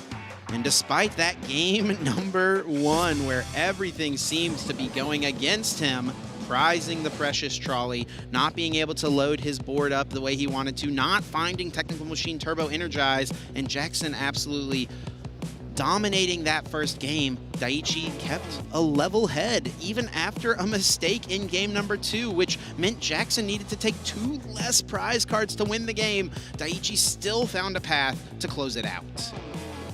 Just a lesson in resilience. You know, it's very easy to get frustrated when things don't go exactly your way, but I think during an interview earlier, Daiichi did mention, you know, this deck is just resilient. You have options to win every game. That's what's so fun about it. That's what's so amazing about it. Back to that top deck of the Area Zero Under Depths, it really felt like the game was going to swing into Jackson's favor at that point. Just was never able to establish a second Charizard EX after he had retreated the first one and just had no attackers at the end of the game. And I wonder if Jackson will watch this one back and wish that a Charmander had come down as opposed to that Duskull. That could have been the difference for him in this game, because Daiichi was able to ensure that no second Charizard EX ever came into play and that he would be the one moving on in this event. So congratulations to our player who started the event 10-0, had a few stumbles after that, but then managed to rebound. And I think that's just been the story for Daiichi so far, just being able to be resilient in the face of adversity. Prize cards are challenging, doesn't matter. He still finds a way to fight through it and win. So what, we've seen Daiichi play 5 games on stream, and he's prized Precious Trolley in 3 of them. Something like that. I don't think that's how we draw it out. Yeah, but he still manages to make it work. So, yeah, I know a lot of players get frustrated, you know, when they search their deck, like, oh, the thing I needed was prized. But I think this is a good lesson. That's not the end of the story. You can try to adapt to different situations when things don't go your way. Always look for another path to victory. Of course, some decks are a bit more flexible than others in that regard, but sometimes, yeah, you just have to think of new strategies, ways that you can win games, because at the end of the day, you just have to give yourself the best chance to win. And that is exactly what Daiichi did. Congratulations. Always playing to your outs, always continuing to keep that level head and not get too frustrated. It's easy to see the trolley being prized and roll your eyes. And I mean, sometimes on PTCG Live, I've played against players who they search their deck initially and just immediately concede the game because they've prized something pivotal to their deck. But those are some of the most interesting games, I feel like, of the Pokemon TCG, when things don't go according to plan, when you have to pivot your strategy, when you don't have access to every little thing you'd love to piece together. You have limited resources from the start, right? You only have 60 cards, right? You don't have every single thing available in the format, only 60 cards, of course. And you have 6 less to start with, so just each game is like a puzzle, and I think it's fun to try to figure out what the best optimal route is in any given moment, regardless of what you don't have access to. And personally, I feel like it's important to practice those games because, as you're seeing here, that's what happens in real life situations. That's what happens in tournament play. You don't always get the perfect thing to go your way. So it's important to practice situations where you're not comfortable, where you don't have access to everything, because when you run into it in situations like this, you'll be more prepared and perhaps you'll give yourself a chance to win a game that you may have lost otherwise. What a game for our top 8. And Kyle, I think I need to take a little break after that one. I'm not going to lie. An incredible back and forth set from those players. Congratulations once again to Daiichi. And I've got excellent news. Both top 4 matches coming up very soon for all of you viewing at home or in the crowd. We hope you'll stick with us. We're going to take a quick little break. Freya and Joel will be back shortly to take you through this next match.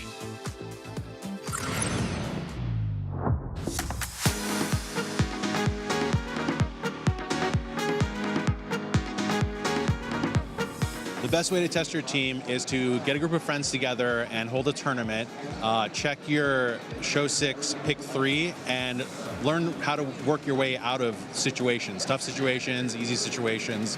So when I'm preparing for a regional, what I usually do is I play a lot of live, and I have a spreadsheet next to me with like every single deck I play, what deck I'm playing against, whether I went first or second, and then every single mistake I made, and whether just like everything that I could get from a single game, and that helps me just like condense all my knowledge and get better at my deck as quickly as possible. I think it's very important that you never cut out your team or a team member too early.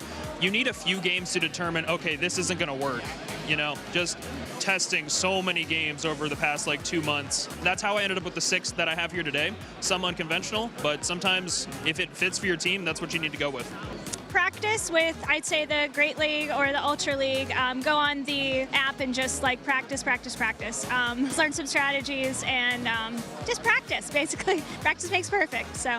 Personally, live and going to locals, I go once or twice a week as best as I can. You know, and going against people, it's different from live, but like it's good to get the reps in. I think that there are a few good ways to test your team. Some of the best include just competing at locals and going out and getting real experience with other players, because sometimes what looks good on paper doesn't always do well in practice, so that's always good. But also working with friends and other people who are interested in the same Pokemon and archetypes that you are, because a lot of times we all see the game differently, and you never know what you can learn from those people, even though they want to use the same things as you. So.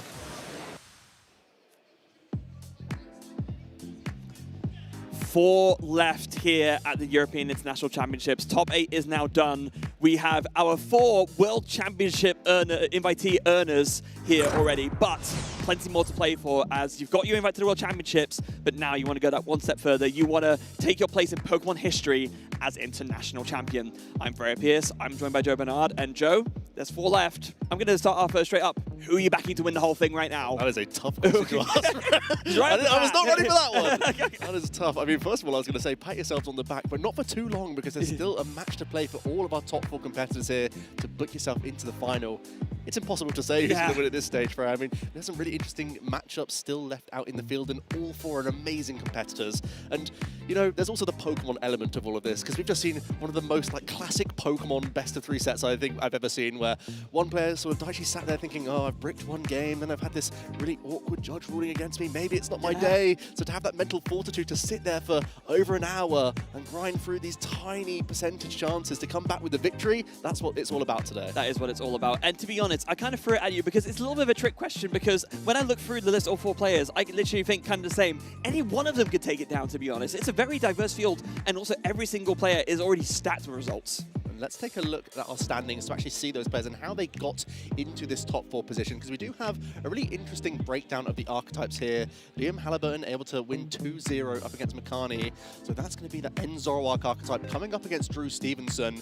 Drew, of course, in their mission to get into top 8, recently did quite well against Christian Labella, that matchup that we saw earlier on in the day. And what do we have on the other side of that bracket? We have Edwin and we have Daichi. Daichi, who we just saw win that absolute slogfest in the previous match, truly earned that win after the double prize penalty anything, up against Edwin. So I do believe that makes it, what, 4 different decks? Well, 2 Absol. No, 2 Absol, right. On the Absol, right, so yes, of course. So we have a guaranteed Mega Absol Kangaskhan in the finals, that means. Ultimately, when you look at this, like, I want to be backing Liam because End Zoroark is my pick. Yeah, of course. But I'm looking at Drew Stevenson's run, having to get through an End Zoroark and then potentially a Mega Absol archetype. It's got to be looking good for Drew. I'm sure he was backstage thinking, "Come on, Daichi, get that win. Don't let Jackson through." Yeah, and I mean, to add to that, of course, I mean, Drew's current list, not Drew's current list, the list for Mega Absol that we're seeing from these 2 players, I believe these are both the variant of the list that isn't playing that Cornerstone Mask Ogerpon that would usually be the wall against Golden Go. So yeah, Drew's got to be fancying his chances here. Yeah, you'd think in theory, but nothing is guaranteed in the Pokemon trading card game. That much we can tell you. It means we have some tantalizing top 4 games. We'll be showing both of these matches in the last few hours of today's broadcast. So really looking forward to this one. Liam Halliburton, an expert of the End Zoroark archetype, already got regional victories this season with the deck and has come again, once again, with a new innovative list, taking out the Toedscruel, moving back to the Enstar Manitan, which has been such a great choice throughout the weekend. Such a great choice throughout the weekend, indeed. I think if there's another way to put it, in the words of the late, great Murray Walker, anything can, or to paraphrase rather, anything can happen in Pokemon, and it usually does. Exactly that. Drew Steven, also a champion of their own archetype. We've mentioned that Golden Go so many times, and very often you're seeing Drew Stevenson, the pilot, the one taking it furthest throughout these tournaments. And then that Mega Absol archetype for both Edwin and Daichi here. Daichi must be feeling a huge wave of relief after that last top 8 match up against Jackson, where it really was fine margins, even as it came down to it in the later stages, where it looked like that board position was getting easier and easier for Daichi to pick apart. Really, really great choice to weave in that Pheasantipity EX as well. I think that was really determinative of that overall outcome. Cruel Arrow, but sometimes still, even though it's mainly played for Flip the Script, Cruel Arrow is a bit of an underrated attack. The amount of times that it can sneak in there just with 100 damage to finish off, like we saw there, Dusclops there, just to get that 1 price further. It can really buy you that last little bit of clutch damage that you need. Yeah, it really paid dividends for Daichi there. And Edwin, someone who we haven't actually seen on the broadcast just yet, sort of been dodging it for most of the weekend, but definitely an experienced competitor here in the European circuit, sort of repping Europe, as is Drew Stevenson right now, and jumping onto this Mega Absol archetype. It seems like such a great call for the weekend in hindsight. The Dark archetypes have really won over the tournament here, Freya. Yeah, I mean, your caster prediction is sort of paying off beautifully there. Yeah, the Dark types ruling the day, apart from one lone soldier for Golden. Yeah, it's been like one of the strongest soldiers for it for the entire season, and now not that far away from being able to cement his legacy as a European international champion. You know what? I think I'm with you, Joe. It's if you're looking at if you follow your heart, it's one thing, but if you're looking at the field currently, I think Drew's got a very good chance of taking this one home. Without any further ado, we will be bringing you that game first. Leon up against Drew. They are on the stage, so let's head down there and reintroduce these players, Freya. Yeah, reintroduce these players, both of them. No stranger to the stream in any kind of capacity. Already, I mean, I completely forgot about this. Already a senior finalist in 2023, of course, the previous UIC winner, lower age division, but just going into Masters, and that is 3 top 8s in the same season already for Drew. Yeah, not too shabby. And if you're looking at seniors accomplishments, look no further for Liam. In this very hall, Freya, winning a World Championships at London 2022. Also, again, these championship victories and the finalists also this season and also in Orlando. So Liam is right on top of his game right now with an archetype he loves. Yeah, with an archetype he loves. Both of them with an archetype they love. Yeah. Both of them with an archetype that they've had repeated success with this very season. So this really is going to be the matter of like who is the strongest soldier for their own pet deck in a way. They're both making the claim for their Stage 1 EX archetype. And there's going to be a bit of back and forth with weakness. Of course, Liam is playing that N-Star Manatan, and this has been a weapon we've seen quite often here to try and sort of get around this really awkward Golden Go, which is so good at churning through prize cards, attack after attack. Yeah, so good at either in the early game with, of course, that Lunatone Solrock combo, Solrock coming in with the Cosmic Beam to just do 70 damage and pick off weaker things, and then basically with almost an unlimited damage cap, you're limited by the amount of energy in your deck. Make it rain 50 damage for every energy you discard from your hand for the cost of just 1 metal energy. You're basically destroying anything in front of you, and I'm sure that's what Drew has exactly done to make his way all the way to top 4. Both these players are at the moment exuding calm, which I think is so important to the mentality of both these players. They've been in these high pressure situations before, but they always take things with a pinch of salt.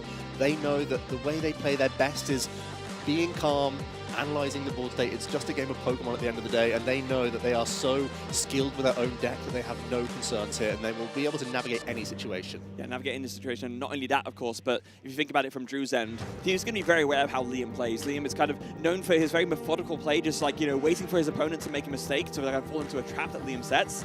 I think if there's anyone who's going to be able to avoid that pitfall, it's going to be Drew with a deck that he has so much experience piloting. Yeah, sometimes you can see the Golden Go list and sort of talk about that archetype in that it's limited in its options and that it has kind of like 2 modes, either you're going for a single prize KO or a big 2-prize knockout with the Make It Rain. But we definitely saw with a very similar list that Christian Labella was piloting with that Enzoroark list, Drew wasn't getting tripped up, even by late game Budu Lock and stuff like that. I think that those are going to be weapons that Liam still has in his arsenal, but Drew is already very cognizant of these things. Very cognizant of these things, and not only that, of course, but cognizant of his own deck in general and the kind of strategy that he wants to go with in order to approach this matchup and any matchup, because that is the advantage of playing one deck throughout the whole season, is that you do just get so many reps with it in a tournament setting as well, which testing is one thing, going on games with your friends, going on PTCG Live, that's going to be one thing, but when you have so much specifically tournament reps that you can't really replicate otherwise with a deck, that's really going to help pay it off for you. And to be fair, Liam has the same with Enzoroark. Yeah, absolutely. Flawless runs with this archetype time and time again. Both players are starting to see their openings hands here. No information being given away just yet. We're going to be getting ready for some prize cards any moment now, Freya. I'm so excited to see this one. Both players so happy to have already, well, Liam already had his invite. And right, yeah. Drew was basically secured as well with so many great placements, but now they're looking even more likely for that travel award. But the thing they're more thinking about is getting into the final tomorrow. Let's see some prize cards. Oh, that Mega Mawile and the prizes. That is Too superior! Too superior! Oh my goodness! Those are terrible prizes for Drew. That is not ideal. This is your main mechanism for recovering lots of energy and making sure your Make It Rain is getting clean at knockouts. A little bit awkward for Liam as well. That flip the script Pheasant Gift to EX often coincides with your trade ability so smoothly. So a couple of hiccups for both players here to navigate. The Mawile also can come in as a late game attacking threat, but usually doesn't come up unless you have a surplus of energy throughout the game. Yeah, and it's definitely not going to come up here, given that it isn't the prize card. It's kind of right at the top as well. So just going to be the Golden Go really to lean on. And yeah, the placement of the prize is especially brutal. But let's see it then. Here comes the handshake, getting into our Masters top 4. 75 minutes on the clock. It's going to be Drew Stevenson kicking us off here. It looks like it's a fighting gong right off the rip. Already has that Gimmighoul lead. Straight away searching out a Solrock. Searching out a Solrock, that's one half of that Lunatone and Solrock package that has been oh so vital for every single Goldengo tournament run that has existed since the release of Mega Evolution. Solrock picking off the weaker basics and the weaker Pokemon in general. That Lunatone letting you draw extra cards and fuel that discard pile with your fighting energy. And why might you want to get a bunch of fighting energy into the discard pile when you're playing Goldengo? Well, it's exactly that item card that we've already seen a couple of in the prize cards. That Superior Energy Retrieval is a great way to use your discard pile as a reservoir, very akin to Gardevoir EX in many ways, actually. Like Gardevoir would Psychic Embrace a bunch around, but you're going to use this item card to get a huge surplus back into your hand with that Superior Energy Retrieval. Drew taking some notes here of those prize cards. He's definitely going to keep an eye on those Superior, which means he might lean into the Solrock a little bit more than you might traditionally look to do. Yeah, it's especially at this stage of the game as well, because you're going first, so Liam definitely having won the coin flip, forcing Drew to go first, with him wanting to go second. Drew is going to be wanting to try and draw as many cards as possible, and having the Lunatone and the Solrock down turn 1 going first is an especially effective way to do it. Already getting that Lunatone out means we will be cycling some cards here. Drew making those final few adjustments with those prizes and making sure that he's not going to be tripped up by anything. At this stage, you know you're so close, and I've just tipped him off to win the whole thing. The matchups within this top 4, so he does not want to miss a beat here. Knows that he just has to stay focused here. His opening seems to be pretty solid. As long as he has a fighting energy in his hand, which I do believe I saw like a flash of brown there, so I think that should be okay to draw some extra cards. Wouldn't be too surprising with 7 of them in the list. Yeah, notes done, deck shuffle. Lunacycle, oh, just to go for it straight away, kind of letting him know, yep, I've got it. 3 cards drawn. Oh, a Buddy Puffin off of the Lunacycle. What an amazing find. That means Drew can get additional Gimme Ghoul into play. There's a lot of reasons why you want to get multiple of these out quickly, not just so you can use your coin bonus as quickly as possible, but also because Liam might try and pick apart your board that little bit with that Flame Body Cannon and deal with some vulnerable Gimme Ghoul. Drew already making a great point of that, grabbing with Nestball that Genesect DX, and going to be using that Metallic Signal to grab a couple Golden Go EX immediately. Such a strong search ability, especially given that the fact that you can just go ahead and search these 2 now to fin the deck, and then if you get hit with an INO, you just search them straight back out again. Yep, you are completely proofing yourself and giving yourself a ton of draw no matter what happens. Let's see action pass over to Liam, who's also holding on to a good amount of ball search here. I already see the Buddy Puffin. I think I see some Nestball as well, Freya. Yeah, at least 1, maybe even 2. And if nothing else, there's a Lily's Determination. So going to be able to get a lot onto the board and then still shuffle in and draw 8 to set up even further. So Liam here with a very strong start too. And that's what you want to hear. Both players getting into the game quite nicely with their openings. And that means it's going to come down more to how they navigate their turns in the opening here. It's going to be an Enzarua and a Badoo coming out early on from Liam, who started with that Petra EX. That means he can try and pivot some Darkness Pokemon in and out of the active position to get into this Badoo. And the Nestball, very important find. We talked about earlier how in this Enzara deck, when you're playing that Enzar Manitan line, you really need to find a way to get that Darumaka down. It does have 80 HP, so Buddy Puffin can't find it, but Nestball can. Yeah, that's a real result for Liam, getting early Enz Darumaka. Ideally, could even look for more of them on this turn, because this is your main weapon against the Fire Weak Golden Go EX. That backdraft being such an integral attack, dealing 30 times the number of basic energy in your opponent's discard pile. They're naturally going to flood in there as soon as Drew starts announcing knockouts would make it rain.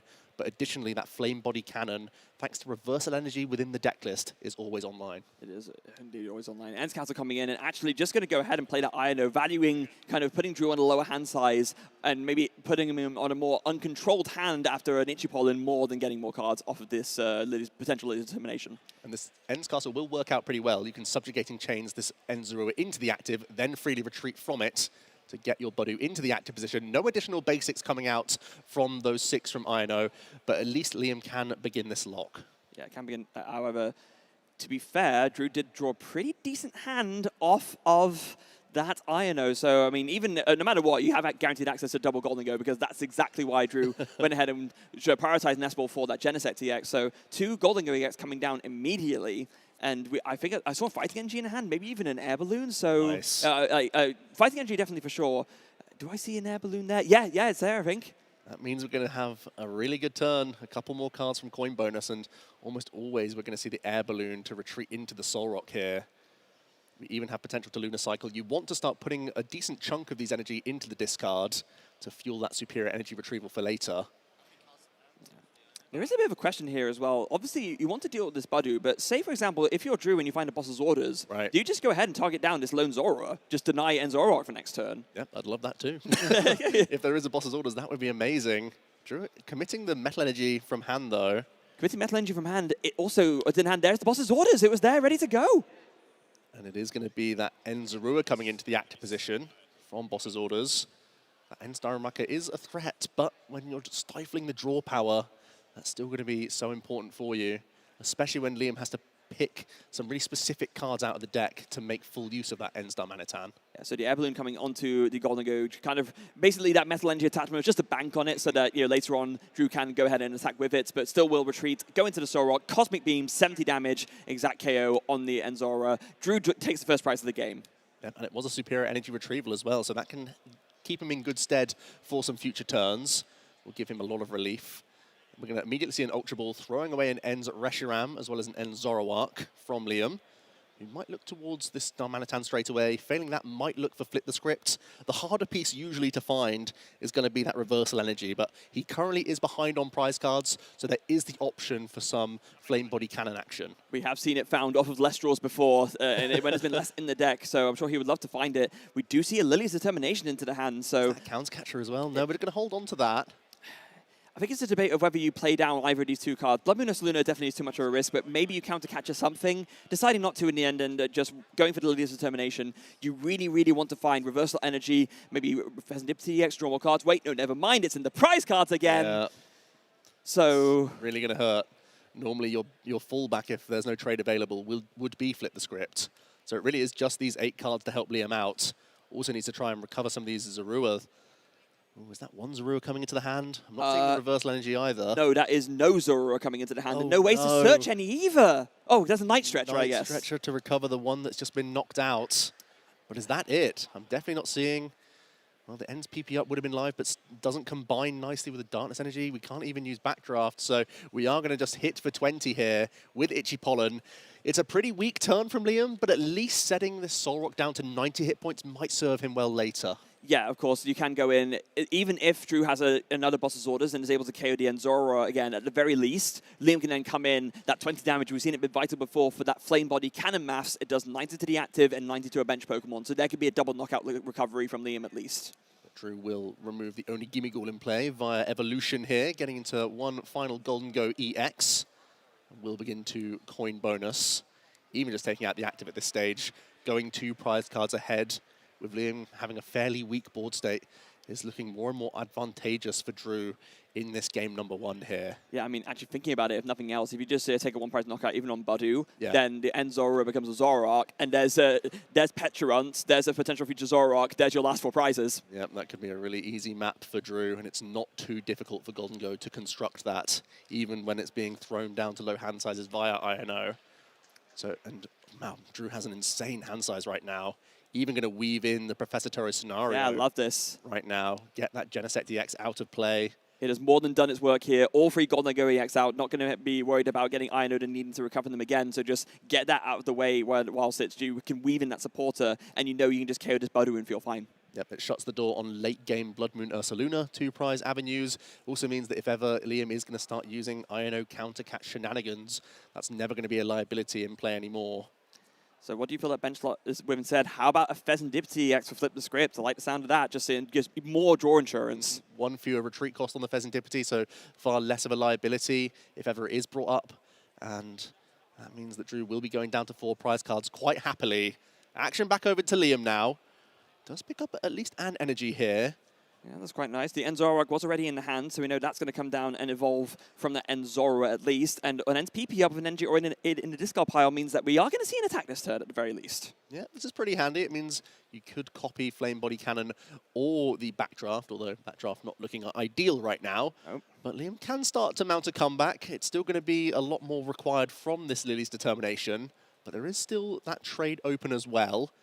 So Liam still needs to get to work on getting additional Zorua into play here. He's once again letting Drew maintain this hand size. It's not ideal, but it's something that you can work on future turns also. Yeah, I mean, speaking of working on future turns, Joe, so if you're Liam right here, you're quite far behind right now. You only have 1 Zoroark down. You can maybe do a decent attack here. But what is your game plan to recover? Given that Drew's already 2 prize cards ahead, how do you think Liam can kind of turn it around for himself at this point? You're almost already accepting that Drew will go down to 2 prize cards next turn, and then you're hoping that you can Iono Drew down low and take full advantage of Ends Darmanitan, ideally over a couple of turns. But even then, there's so much draw on Drew's side of the board. It's by no means guaranteed that Liam can evade Boss's Orders combinations with Petulant. Again, he may try and look towards Badu later on in this game, maybe even setting up damage onto a Lunatone for potential more shenanigans with Flame Body Cannon to make big catch-up plays. Yeah, but no matter which way you look at it, it is very tough. At least 1 more Dark Energy banked into the discard pile for future Ends PP up, which actually does get drawn straight away. There is another Enzora down just from the natural draw, and then, or rather from the Buddy Poffin, and there's no one in the hand. So 2 more are going to go down at the very least. But I mean, at least we have some good draw here coming back for next turn. If you're willing to sacrifice your Enzoroark this turn, You're kind of saying, well, at least I have some replacements now. Yeah, is there a consideration to try and do a line of Flame Body Cannon and just combine that with a Black Belt's training counter catcher play later on? Possibly. The End's Reshiram is going to come into play here. It's going to be a counter catcher interfacing Dippity EX. Does that mean Liam, well, yeah, is going to come into the active position with this End Zoroark? We've seen him be patient before by not taking a ton of prize cards at once, but it's still looking fairly vulnerable from this position. Yeah, so what's the attack copy going to be? It is just going to be that Virtuous Flame, just setting up for the 170. And we have seen players do all this a lot before. Just bearing in mind, KO means 3 more cards to flip the script. So just set up the damage as much as possible. So if I get hit by a Turo, okay, fair enough. That's rough, but my opponent's been through one already. I think Liam is recognizing that this might be the best way back into this game currently. Yeah, forcing payment of retreat plus 6 energy thrown into the discard pile with a big make it rain to get a knockout. Sounds amazing for Drew, but it might open the door for Liam later on with Itchy Pollen. So Liam might already be thinking about that as well here. Yeah, it's actually something that we've neglected to mention up until now. We've seen a lot of lists of Golden Go for Lana's aid supporter, of course, that can get you back energy and non-rule box Pokemon, even under item lock, because of being a supporter. That card is not in Drew Stevens' list, so he has to be extra mindful about how many energy are in the discard pile if the threat of item lock is imminent. Well said, Freya. Here is the Earthen Vessel coming in. Going to be pitching a Buddy Buddy Poffin for Drew, who's starting to accumulate those energies straight away here. So it looks like he is more than likely willing to take this 2-prize knockout. Will go down to 2 prize cards. Then he'd be threatening game on that benched Pecharunt EX next turn. Liam could try and deny that with finding another Darumaka, using Darmanitan, using a Professor Turo's scenario to take the only EX Pokemon out of play at that stage. So Liam could still win in a couple of attacks, realistically. But it's not going to be easy. No, it's really, really not. I mean, maybe it would be cool if you could re-win something like, yeah, KO on this Pecharunt, whilst also combining that with, say, Super Rod to shuffle these energies back into the deck, just so you're extra protected from an Iono. That could be really cool, maybe, just so the ordering of the energy discard feels a bit better. Yeah, it feels unintuitive to not take out the End Zoroark that's staring you down, but if it keeps enough energy rooting around to close the game, even under item lock, it might be the right avenue. Yeah, but it looks like it's going to be the Arven here, so no boss's orders this time. Drew deciding, Arven is the way to go here. I would rather just, find an air balloon as the tool from this Arven and just thin the deck as much as possible, just thin out my hand, take the KO on this Zoroark, and just trust that I'll be able to close it out with one last 2-price knockout. Yeah, so air balloon is the priority here, as Drew's already slammed it into play, but the other option from the Arven will be a Fighting Gong, and we're going to grab a Lunatone from that. Yeah, definitely not needing any more energy for the KO, so just instead prioritizing a card that you don't mind going to the bottom of the deck. Or potentially fodder if we have to use any superior energy retrieval here, or any additional Earthen Vessel. But let's retreat into our Golden Go that already has the Metal Energy attached. And let's try and get this big knockout. 6 energy required for this KO. It looks like Drew's already lined it up. I see 6. I also see a Bravery Charm. Maybe this can go somewhere. Oh, very wisely onto that Soul Rock. Huge heads-up move from Drew. Yeah, no doubt about it. Liam was trying to line up Flame Body Cannon plays turn after turn. So the fact that Drew's identified that, used this Bravery Charm at the perfect time. Really excellent use here of a card that's not really in the list for the matchup, but it's ended up being so useful. I feel like I'm going in blue in the face repeating it, but what do we say about good tech cards that have a specific use but are useful in multiple situations? Value for the slots. That's what Bravery Charm is in this instance. And there it is. Make it rain. 6 energy discarded for a clean knockout on the Zoroark EX. Only 2 prize cards left for Drew to take down this game 1. And he picked up a Super Rod and a Boss's Orders. Those are some pretty good prize cards to take, Freya, to help him get towards the end of this game. Liam now going to have a real think about the resources spent from Drew. I believe that was 8 energy in the discard pile, 1 currently on the board. Oh, sorry, 2 energy currently on the board. So that's 10 of the 11 energy accounted for right now. So this is definitely a chance for Liam. If he feels confident enough that Drew isn't going to have the resources to just knock out 2 Budu in a row, maybe he could try and make something of this here. But it never feels great to have to rely on that line because that Budu is so weak, of course. That's 30 HP, and yeah, you can see Liam's got his head in his hands. He just doesn't see it, I think. Oh, but promoted the Ends Darmanitan, so can't use the Ends PP up. Could have promoted the Pecharunt, used Professor Turo's scenario. I'm not sure what the actual top tech was. That might have changed the entire situation here. Oh, okay. Could have used Ends PP up, maybe an energy attachment, pick up the Pecharunt and get involved with either a Backdraft or a Flame Body Cannon there. But I'm not seeing any draw at all from this hand from Liam. Oh, no, there's a tourist scenario. There's There's Serrano. Serrano, which means we're going to leave EX Pokemon around on this board for Drew to potentially capitalize on next turn. But Liam simply needs to draw cards here. It just maybe a bit of a head slap moment, yeah, with the top deck just kind of changing everything. And I think both players kind of discussing it, recognizing what is happening on the current board. But Liam's still going to proceed to play this out. There's plenty of time. Maybe you can make something of it. Trade number 1 coming in from this first Enzoroark. Discarding, yeah, going to be way too late to use that Power Glass. Time is up for the Power Glass. That's going to be discarded. We can also trade again. This time Liz's Determination is going to have to go. Oh, no Iono picked up. Darumaka, no Reversal Energy either, Freya. Not great draws from trade at all. And Drew just asking Liam, did you prize Fairs? And yep, it happened. Like, Drew's had a lot of luck with his opponents prizing Fairs in the games we've seen him. Serendipity EX, so vital, even in an archetype that has that trade ability. So it is going to be payment of retreat here to get into our Budu. That was subjugating chains into the Zoroark, then paying 2 energy straight back off it so that we can initiate the item lock here via Itchy Pollen. Yeah.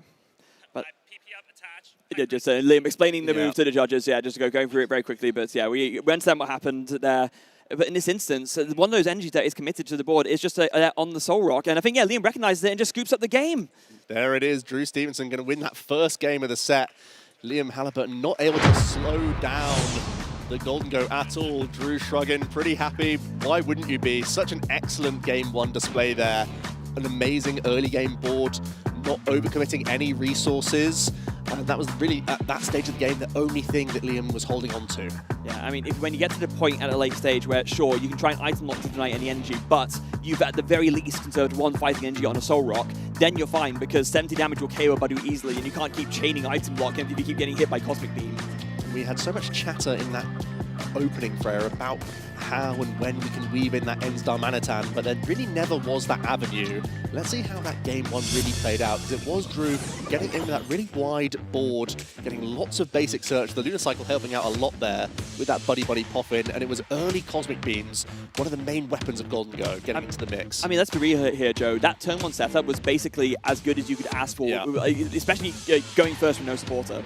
Yeah, and even with Liam being able to launch an early Itchy Pollen, Drew finding a means of getting towards a nice end Zoroark KO after a couple of turns here, and Liam realizing that having missed so many pieces from their trades was just so far away from making any comeback at that stage. Yeah, it was just 2 Cosmic Beams away from 2 Budus getting knocked out for the KO. Like, you can try and item lock out the game, but if there's just enough attacking power to do 30 damage, that strategy is not going to work. Yeah, and Drew just being like, well, I'm not in any danger. Free, take 1. Yep. I have such a nice prize buffer that there's really not much Liam can do from that stage, as long as he didn't overcommit that final energy. Yeah, and then as long as he had a way to say, maybe Liam was thinking I can stall something and make it so it can't retreat, but I think there was even still 1 Tura left for Drew, so so there was basically no way for that to be prevented. Yeah, something to be said about that with Drew, keeping enough around, being pretty liberal with that first use of Professor Turo scenario, but always keeping that second one waiting around, as we're going to see some prize cards coming in for this game number 2 for our players. And for Liam, it's a tough comeback. No, Joe. Well, are you seeing this? Liam's going to have some bad news very shortly. But the fist bump comes down. We're coming into game 2 here.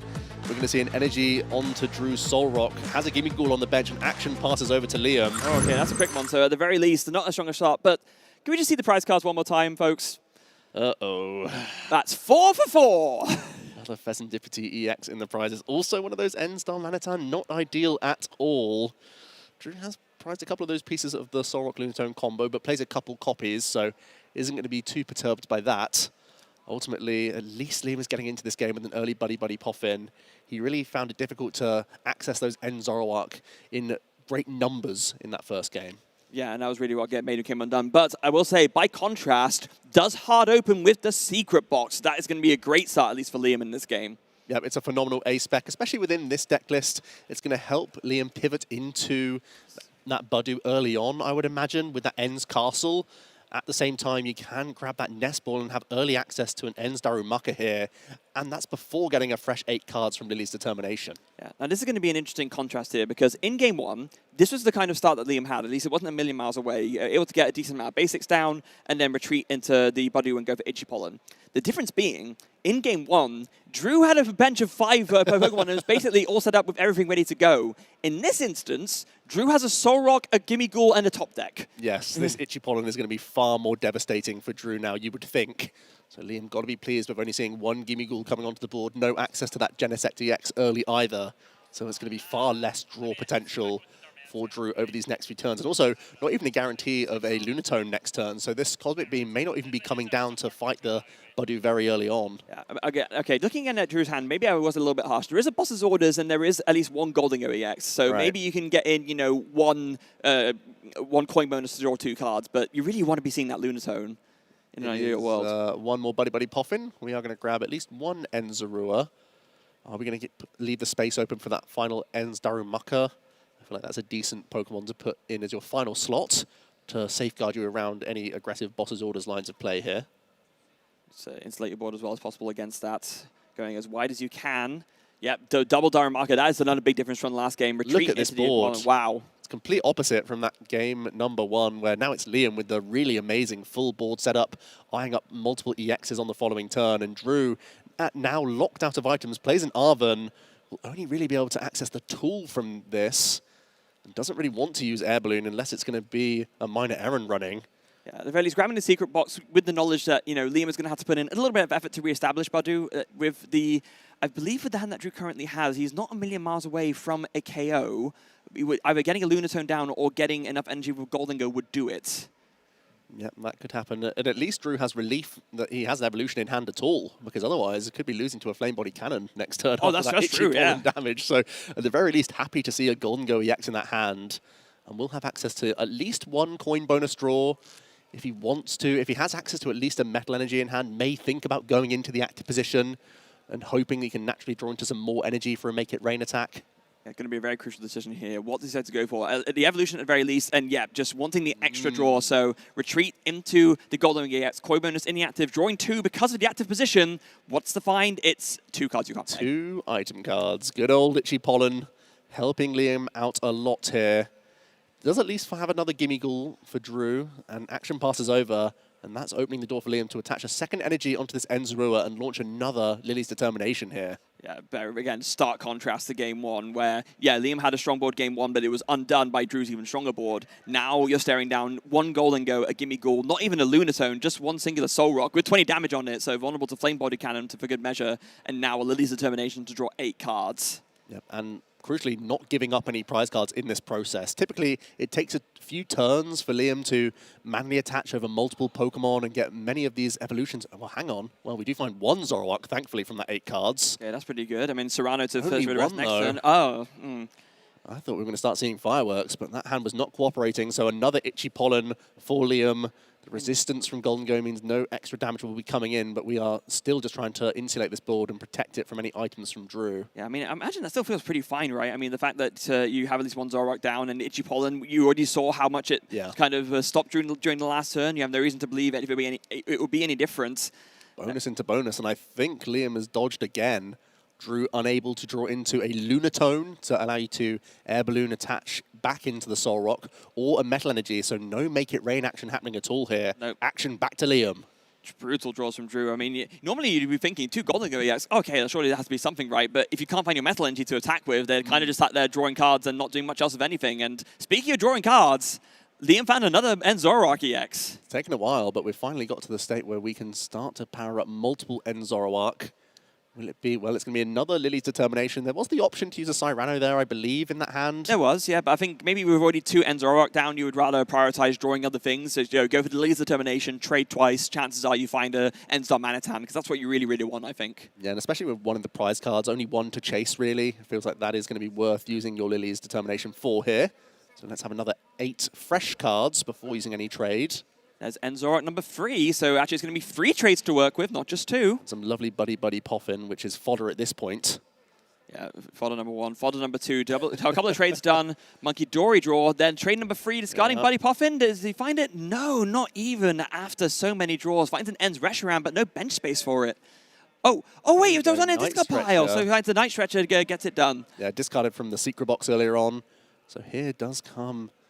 Is it going to be retreating into the Enzorok with a couple energy attached? It does look like it. It, of course, has the Power Glass on as well. So we're going to copy the Flame Body Cannon, take away potentially a drawing option for Drew, and in the process, start putting damage onto this Golden Go. We saw Christian Labella execute this exact strategy earlier on in the day, Freya, and it did really help out a lot in that game. Yeah, it really did. And this is the point where it could get a little bit dangerous given that that Flame Body Cannon damage is set up. But Drew's counterplay to this would be if you can find a Professor Turris scenario and just heal off that damage whilst also getting a KO on this Enzorok EX, then he might be feeling a little bit better. And let's not forget that the floodgates are now open for Drew. Items are available, which means we're going to have an easy way to launch a comeback here. First, we're going to see that coin bonus from the active Golden Go, and then we're going to pivot into the next one here. Yeah, it's always great when you can pivot between the two of them, get that kind of extra bonus card from the coin bonus from the active slot positioning twice. So that's 4 cards drawn now off a coin bonus. The secret box, as we already know, was stashed in a hand earlier from that Arven, so that's going to be able to find even more pieces for him. The hand is already huge. We can start doing that filtering system. Well, first we're going to see the flip the script for 3 additional cards. I believe there's only 1 energy in the discard pile right now, but what Drew can do is do some sneaky discards using earthen vessels and whatnot to pitch your energy and then get them back all with 1 superior energy retrieval. Yeah, that's the most efficient way to do kind of the discard fodder, right? Is to discard the things that you can later then recover so that you're wasting less resources overall. It looks like Drew's trying to piece that together. Has a ton of ball search available, so might even look to re-establish that Solrock and Lunatone. Of course, Solrock is in the prize card, so we'd have to have some recovery now that one's been taken down. So might have to go without Lunacycle for a couple of turns here. Yeah, because I don't think you want to be playing Super Rod this early, and if you did go for the Lunar Rock package, you'd essentially be forced to do that, and that's not going to feel great. So I think you'll find just prioritizing getting a bunch of energy out and just taking a KO on this Zoroark. It has a Power Glass on it, so it feels like a pretty good target to go for. It takes you 2 prizes. It's right there in front of you. Just why not deal with it? Yeah, and crucially, attacking with your healthier Golden Go EX makes you a little bit less vulnerable to Flame Body Cannon. It would force Liam to have something like a counter catcher to really make the most of that damage, or maybe even a Black Belt's training. And that's always hard to weave in alongside that reversal energy, because that's the piece that's never easy to find. You just have to draw it. Yeah, having said that, at least in this instance, Liam would have, assuming a KO, would have 2 trades left to do it with. So got to be feeling pretty good in that aspect. But here it comes, the big bad secret box discarding. This could be a Nest Ball, a Professor Turris scenario, and an Arven. Maybe thinking Professor Turris scenario at this point, I mean, it'd be nice to play it, but at the same time, I need to be playing other things. Yeah, Drew once again welcoming 1 discarded Professor Turo, knowing that keeping 1 for later could still be very valuable if there is going to be any late Budu action. So it is going to be, first of all, an Artisan Stadium card picked. We can also pick out a tool card, a supporter, and an item. Earthen Vessel is going to be one of those choices. I believe there's also another one in the hand here for Drew, so he's finding that critical mass that he requires for the knockout this turn. Yeah, so then what is the supporter choice going to be? Is it just going to be another Arven, or is it going to be the second Turris scenario? Interestingly enough, just kind of stashing that in the hand there. Yeah, get your refund on the Professor Turris scenario now. That means you still have that option if required. And with that Bravery Charm pickup, you are free to put down another Gimmighoul here as well, Freya. Yeah, that is but now true. It's going to be a Genesect DX, just searching out another Golden Go. Is this just for fodder? I think it is just for fodder, and with the acknowledgement that establishing Lunacycle would mean doing a very inefficient Super Rod, just really wanting to thin out the deck as much as possible. There is plenty of Earthen Vessels left to go. There's a bunch of Air Balloon. There's the Bravery Charm, as you mentioned, and very wisely, but putting that Gimmighoul straight down with the Bravery Charm almost preloaded on it. It's incredible that Drew's been able to recognize this a couple times over, because it's faced Liam's essentially exact list earlier on in the day. And I've seen just how useful this is when the Enstar Manatan is normally trying to combine these spread knockouts onto the vulnerable evolving basics. Yeah. And he's been very sensible here with looking over, like, he has Ion approached himself beautifully here. Like, I don't know, did you see in the deck just how many superior energy retrievals there? It was like, there's got to be at least 3, right? That's the whole deal. Yeah. That's what you're all banking on. Drew Stevenson starting to count out how many energy for this KO. There's going to be the Arven used for the turn here. Is it going to be another Earthen Vessel? Is it going to be a Fighting Gong, perhaps, to get us to that critical mass? Well, yeah, I mean, if you go for the Fighting Gong here, you thin out the Fighting Gong itself and 1 more energy, and then suddenly, if you get Ionode, you're almost guaranteed to draw into superior energy retrieval, which is basically all you need to really make your progress here. Well, let's see. It will be the Fighting Gong picked up, and it's going to be a basic Fighting Energy here. I'm just confirming that the secret box was played, but no supporter used just yet, so the Fighting Gong can come grab that Fighting Energy to hand. Also, the Air Balloon immediately committed to Genesect EX on the bench, not wanting to be tripped up by that too quickly.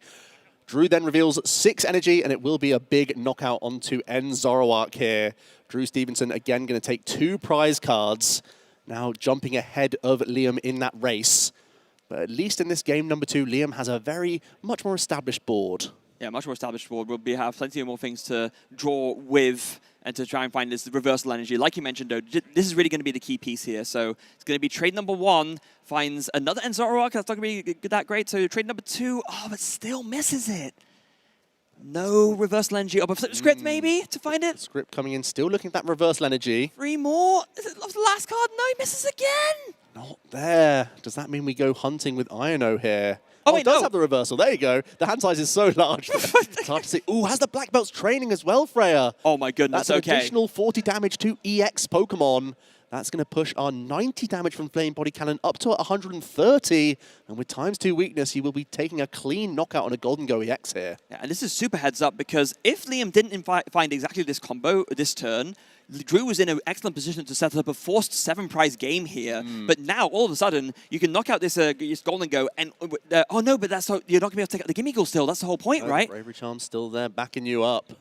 Okay. But maybe you put some damage into something like Pheasantipity EX. And then say that with another Black Belt's training, which I believe was just power padded back into the deck. Yeah, it was. Just still try and get a little bit closer. But it is still a really beautiful setup to kind of force a 7-prize game here. So with that acknowledgement, I guess, yeah, Drew... 80 now going on to that bench Golden Go EX.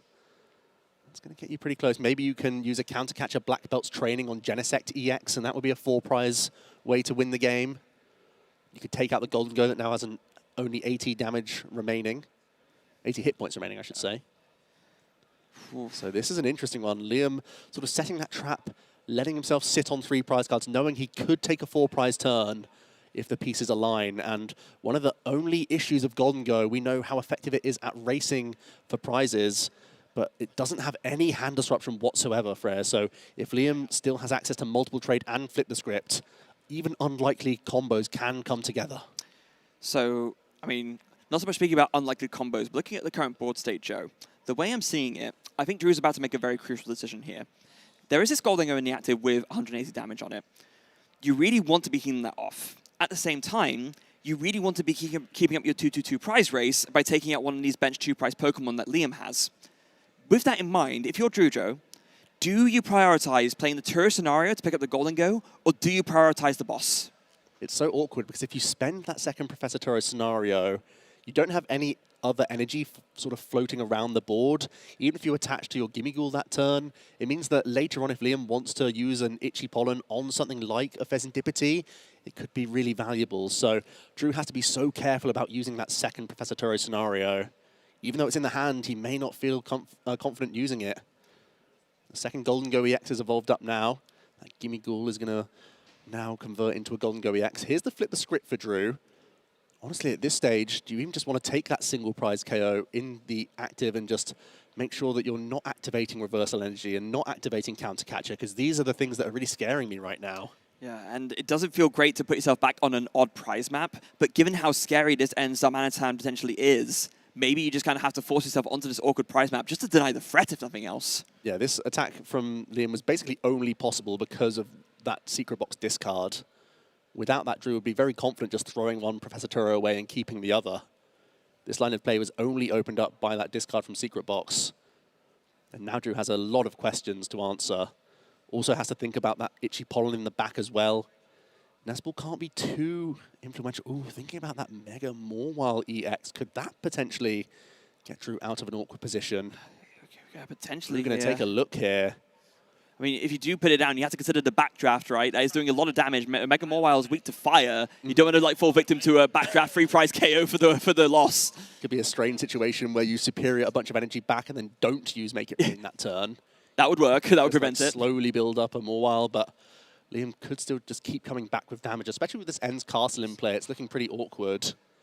You don't want to let Liam pivot quickly from this Darmanitan into something else. So you can tell that Drew is kind of agonizing over that same decision that we just discussed. Already flashing the Professor Turo scenario. You can see that Drew's tempted to use it. Going to start off with a retreat into the next Golden Go, though. Still has that second coin bonus to use, so we'll see maximum cards here. Yeah, because there's no kind of like benefit in terms of the cards drawn to use Turo first. You might as well just see 2 extra cards before you make this supported decision. 2 more cards seen. Super Rod is a great one to put some more energy back into the deck, so that's got to feel pretty nice. It kind of protects you from that backdraft a bit as well. But now it's the decision. Do you boss or do you Turo here? What is that commitment? It is going to be the Professor Turo scenario, picking up the Golden Go with a lot of damage on it. Drew very aware of the threat of Liam having a 4-prize swing turn. We're also going to start to see some superior energy retrieval here. That means we're loading up for a 2-prize knockout, Freya. Yeah, we sure are. But at the same time, it's not going to happen this turn. We know there is no item gust in Drew's list, so it is just going to be a KO on this active Darmanitan, unless you just want to pass here without attacking. I can't see that being the play. No, like, it would deny Pheasantipity at the very least, but you just have to just deal with the Darmanitan, right? Multiple superior energy retrieval coming in, so Drew is getting creative, no doubt about it. Has already committed energy. He's just going to bring back 1 metal energy here. Also, of note, Super Rod open. Drew discarded Boss's Orders twice with that superior energy retrieval, Joe. Yeah, these are some painful choices from Drew. Is he just kind of saying to himself, I just need to hit what's in front of me every single time, so Boss doesn't make sense to play? Possibly, but losing that option is obviously difficult for you, and Liam could take advantage of it at this stage as well in top 4. Both players are fully aware of the counts in lists. So Liam knows exactly how many Drew has access to. But you can see that Drew is just not happy about the situation. No, he has played very nicely around backdraft. That's one thing we already talked about, and we mentioned... It's just the knockout. Yeah, just the knockout. But is it... Yeah, you need to discard 3 to do it, so... Yeah, he was thinking about putting 4 in there just for superior energy retrieval. I think that you're still safe from backdraft then, right? Because 120 would double to 240, so that would still be fine. And yeah, then it makes the superior energy retrieval a little bit more neat. You can see that Drew is suffering over it. Instead, he's just going to do the 3 energy. Doesn't want to take the risk, of course, because the Black Belt's training can then come in again. Yeah. And by only taking a single prize, that means you're not afraid of countercatcher or reversal energy right now. At the very least, it's and a saving the grace. backdraft would also not be dealing enough damage. But Liam going to have a look at how many cards remain in the deck, and that's always a telltale sign that there's the option for flip the script and trade here. Liam's going to be going low. Countercatcher, a dead card currently. And if you can reach this 1 Golden Go, like Drew has nothing left on this board. Oh, yeah, that's true. So even if you're not taking the final 3 prizes all in 1 go here, just taking out the lone Golden Go is like certainly good enough. I think it's important to mention that other ends Darmanitan is still prized. Yeah. Now, I don't believe... Did I see a Night Stretcher in Liam's hand? I mean, it's a massive hand. Yeah, There's got to be a lot of options. That reversal is hiding. Maybe this one's hiding too, but no, it is just going to be the attachment of the Dark Energy onto the Zoroark. And then, oh, there is a Night Stretcher. Okay, so we do have it, but it's actually going to be for the Darumaka. Yep, so Liam now going to use a Professor Turo scenario, picking up the, what was that, the Pheasantipity EX? And then replacing it with an Ends Reshiram. And we'll just be going in at this stage. And it looks like with the Ends Reshiram going to come in with the Virtuous Flame and set this Golden Go up for a 2-hit knockout. Liam feeling the safety of setting that up with that Darmanitan, perhaps. What are you seeing, Freya? You're sitting back in your chair. The cogs are turning. I think he's still setting up this 3-prize play with the countercatcher. Liam is going to remain at 3 prize cards and say that this line cannot be denied from him as Drew does not have hand disruption. I mean, that's exactly what the cogs in my brain were thinking, because I was wondering to myself, is there a way that Drew can do something clever? Maybe, you know, take out a Budu just or something with a single prize attacker, but then it opens up countercatcher again, and that 3-prize play is still online because 170 plus 90 is exactly 260, and that's a knockout. Yeah, you have to think that Liam will just simply sit back and relax now. If Drew doesn't take prize cards, that's fine by him. He's just happy to attack again if he has to. Drew is really forced to act here. There's no way he can wipe this damage off the Golden Go EX. If he takes 2 prize cards, you have to imagine with the absolute huge hand that Liam has, he would be able to access Countercatcher Black Belt's training to close the game by knocking out that Genesect EX on the bench thanks to weakness, as well as the Golden Go being pushed to the bench with that Flame Body Cannon. So Liam has really set this up beautifully. And that's exactly why Drew is doing a very, very, not immaculate, what's the word I'm looking for? Intricate count of the discard pile just to see what exactly is available. Don't forget, once again, we need to keep reminding these players have perfect knowledge of each other's lists. So Drew there was counting the Night Stretchers, saw 2 in the discard pile, knows that there is 1 left in Liam's deck. And that's all Liam needs. Drew cannot feel good about being worried. Is it a call my bluff situation from Liam at this stage? Do you ever win the game if Liam has access to the cards? You know that he can get to the bottom of his deck with Flip the Script and these trade. Drew can have one last look at that discard pile. Is there ever a bluff from Liam? We know that there is one End-Star Manatan in the prize cards, but it would also have to be that Night Stretcher. I mean, it might be a situation where if those... Drew just said to himself, maybe. Yeah, maybe. maybe. I mean, you play to your outs, right? Because if you don't have that, if there isn't that combo price for Liam, you lose anyway. So play to the small out that you have, if nothing else.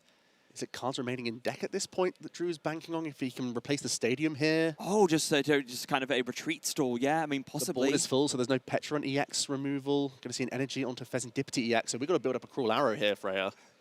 Again, Drew is hoping this Ends Reshiram could be trapped. Oh, no, but there's still the Ends Castle in play, so we can retreat here quite happily. Will Liam take out the only Golden Go in play, or will he just continue to pass back? He can just wait around for the combo that he's holding on to. I mean... He could deal even more damage on the board right now. He could hit the Pheasantipity EX for 170 damage. That would mean he needs less in future. I mean, surely you just take out the Golden Go, right? Like you said, then yeah. I would think so. Yeah. I would think so. Drew having discussion about what's where. Yeah, it's like if you don't have this, you lose. I mean, that is true, but he has it. So how many stories have you heard of? Oh, if they didn't have this, that, or the other, yeah, I would have won that game. Yeah. Are they just discussing it? I think Drew is conceding to a game 3 here. Wow. Yeah, Drew accepting the fact that this Ends Reshiram can move out the way, and Drew is out of options. It's a game win for Liam Halliburton, sitting back and knowing that his counter cards could give him a 4-prize swing whenever he needed it. Yeah. It always brings a smile to my face when you have two players who are this knowledgeable about how everything works, that Drew is just able to recognize, yeah, if you don't have this, you lose, but you have it, so I recognize that that's all I can do. Let's pick it up and go to game 3. We are going to a game 3 in this top 4 match with 1 game apiece for each of these players. And what an interesting back and forth it's been. Liam can play with such certainty of lines of play because there is no hand disruption whatsoever for Drew. Drew, looking at the discard pile, can work with pretty much certain terms as well. As soon as we get to later stages of the game, there's been enough trades, there was Flip the Script live, that at any point Liam can capitalize and draw the entirety of his deck. And at any point, given that he could do that, he could just pull together that combo and take the win, no matter what Drew tried to respond with. And yeah, that's how we saw it play out in that game too. It really just was a complete contrast for game 1, where Liam had a similar board, but Drew's start was absolutely awful. Yeah, the Itchy Pollen was so effective in this game number 1. Drew took a long time to start evolving up into these Golden Go, so much so that Liam felt confident with enough energy scattered around the board could launch the early Flame Body Cannon just to take out a Soul Rock there. And also, let's not forget that Drew did prize their other copy of Soul Rock, so couldn't really establish that Lunar Cycle as you traditionally would look to do as the Golden Go player. But then at this stage of the game, Liam's just happy to sit back and relax. Nothing can slow him down at this stage, and it's a strange checkmate when it looks so difficult from that board position, but Liam has access to all of the cards he requires, and if ever Drew takes 1 or 2 prize cards, his board was well insulated for that situation.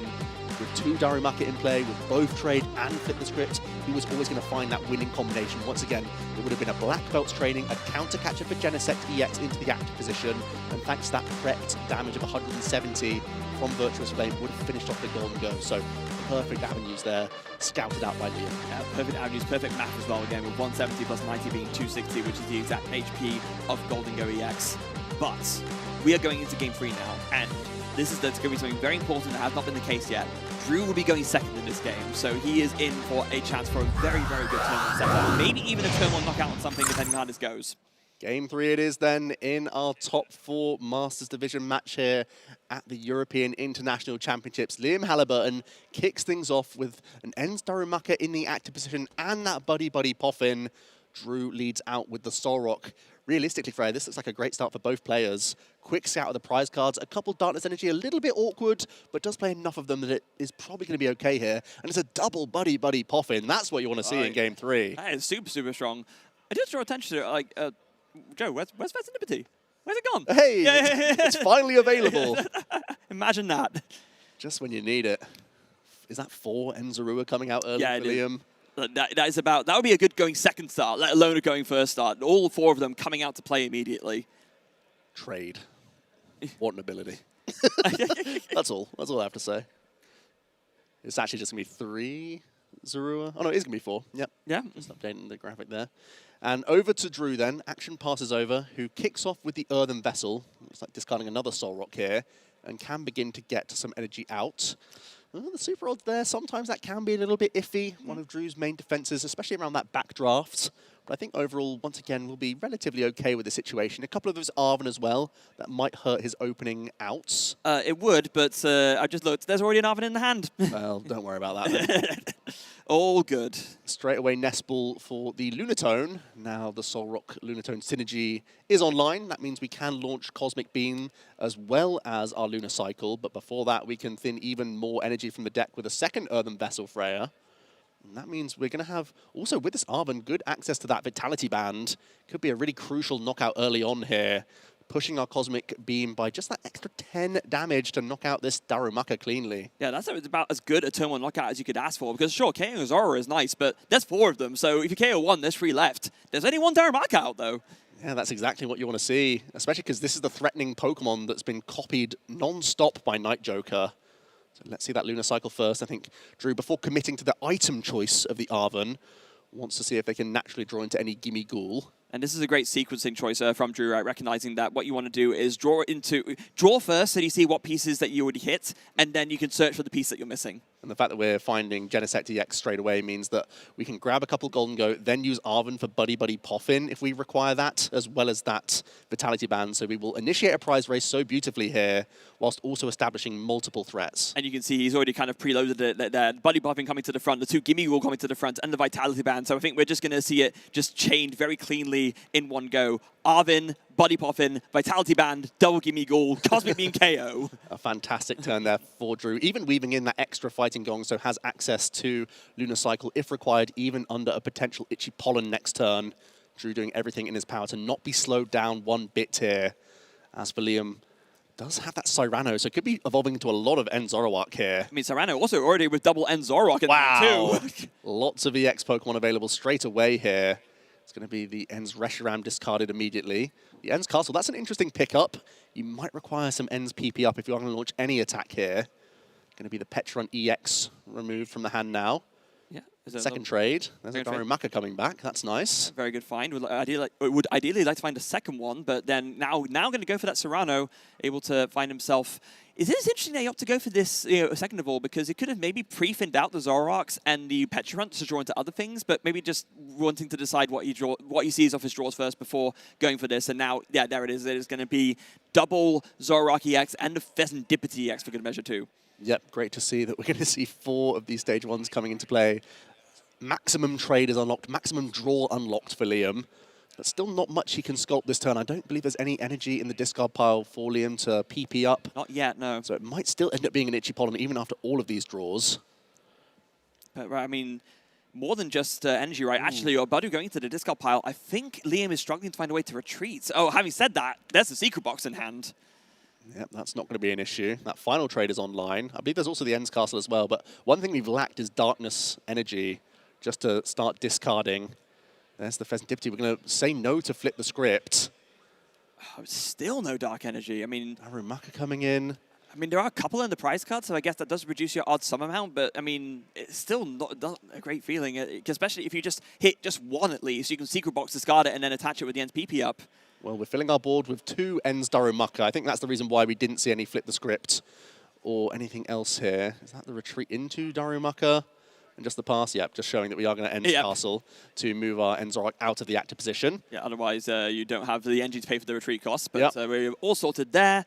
Now over to Drew, who is, again, it's going to be a bit of a crucial decision here. The Darumaka is there in front of you. You can just go ahead and KO it.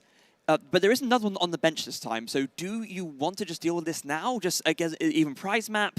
Or do you want to just take away another 2 card draws of trade? We've seen that it's been time and time again this use of Flame Body Cannon that's been such a headache. So Drew just constantly targeting the Darumaka does seem reasonable, but at the same time, it's staring down a lot of End Zoroark. Yeah. I would like to work towards a 2 prize knockout myself here, Freya. I feel like if you go to 3 prize cards, then even if Liam comes in with the first Darmanitan, going down to just 2 prize cards away still feels valuable. It means you just simply need less boss's orders in the late game where your hand is going to be more disrupted.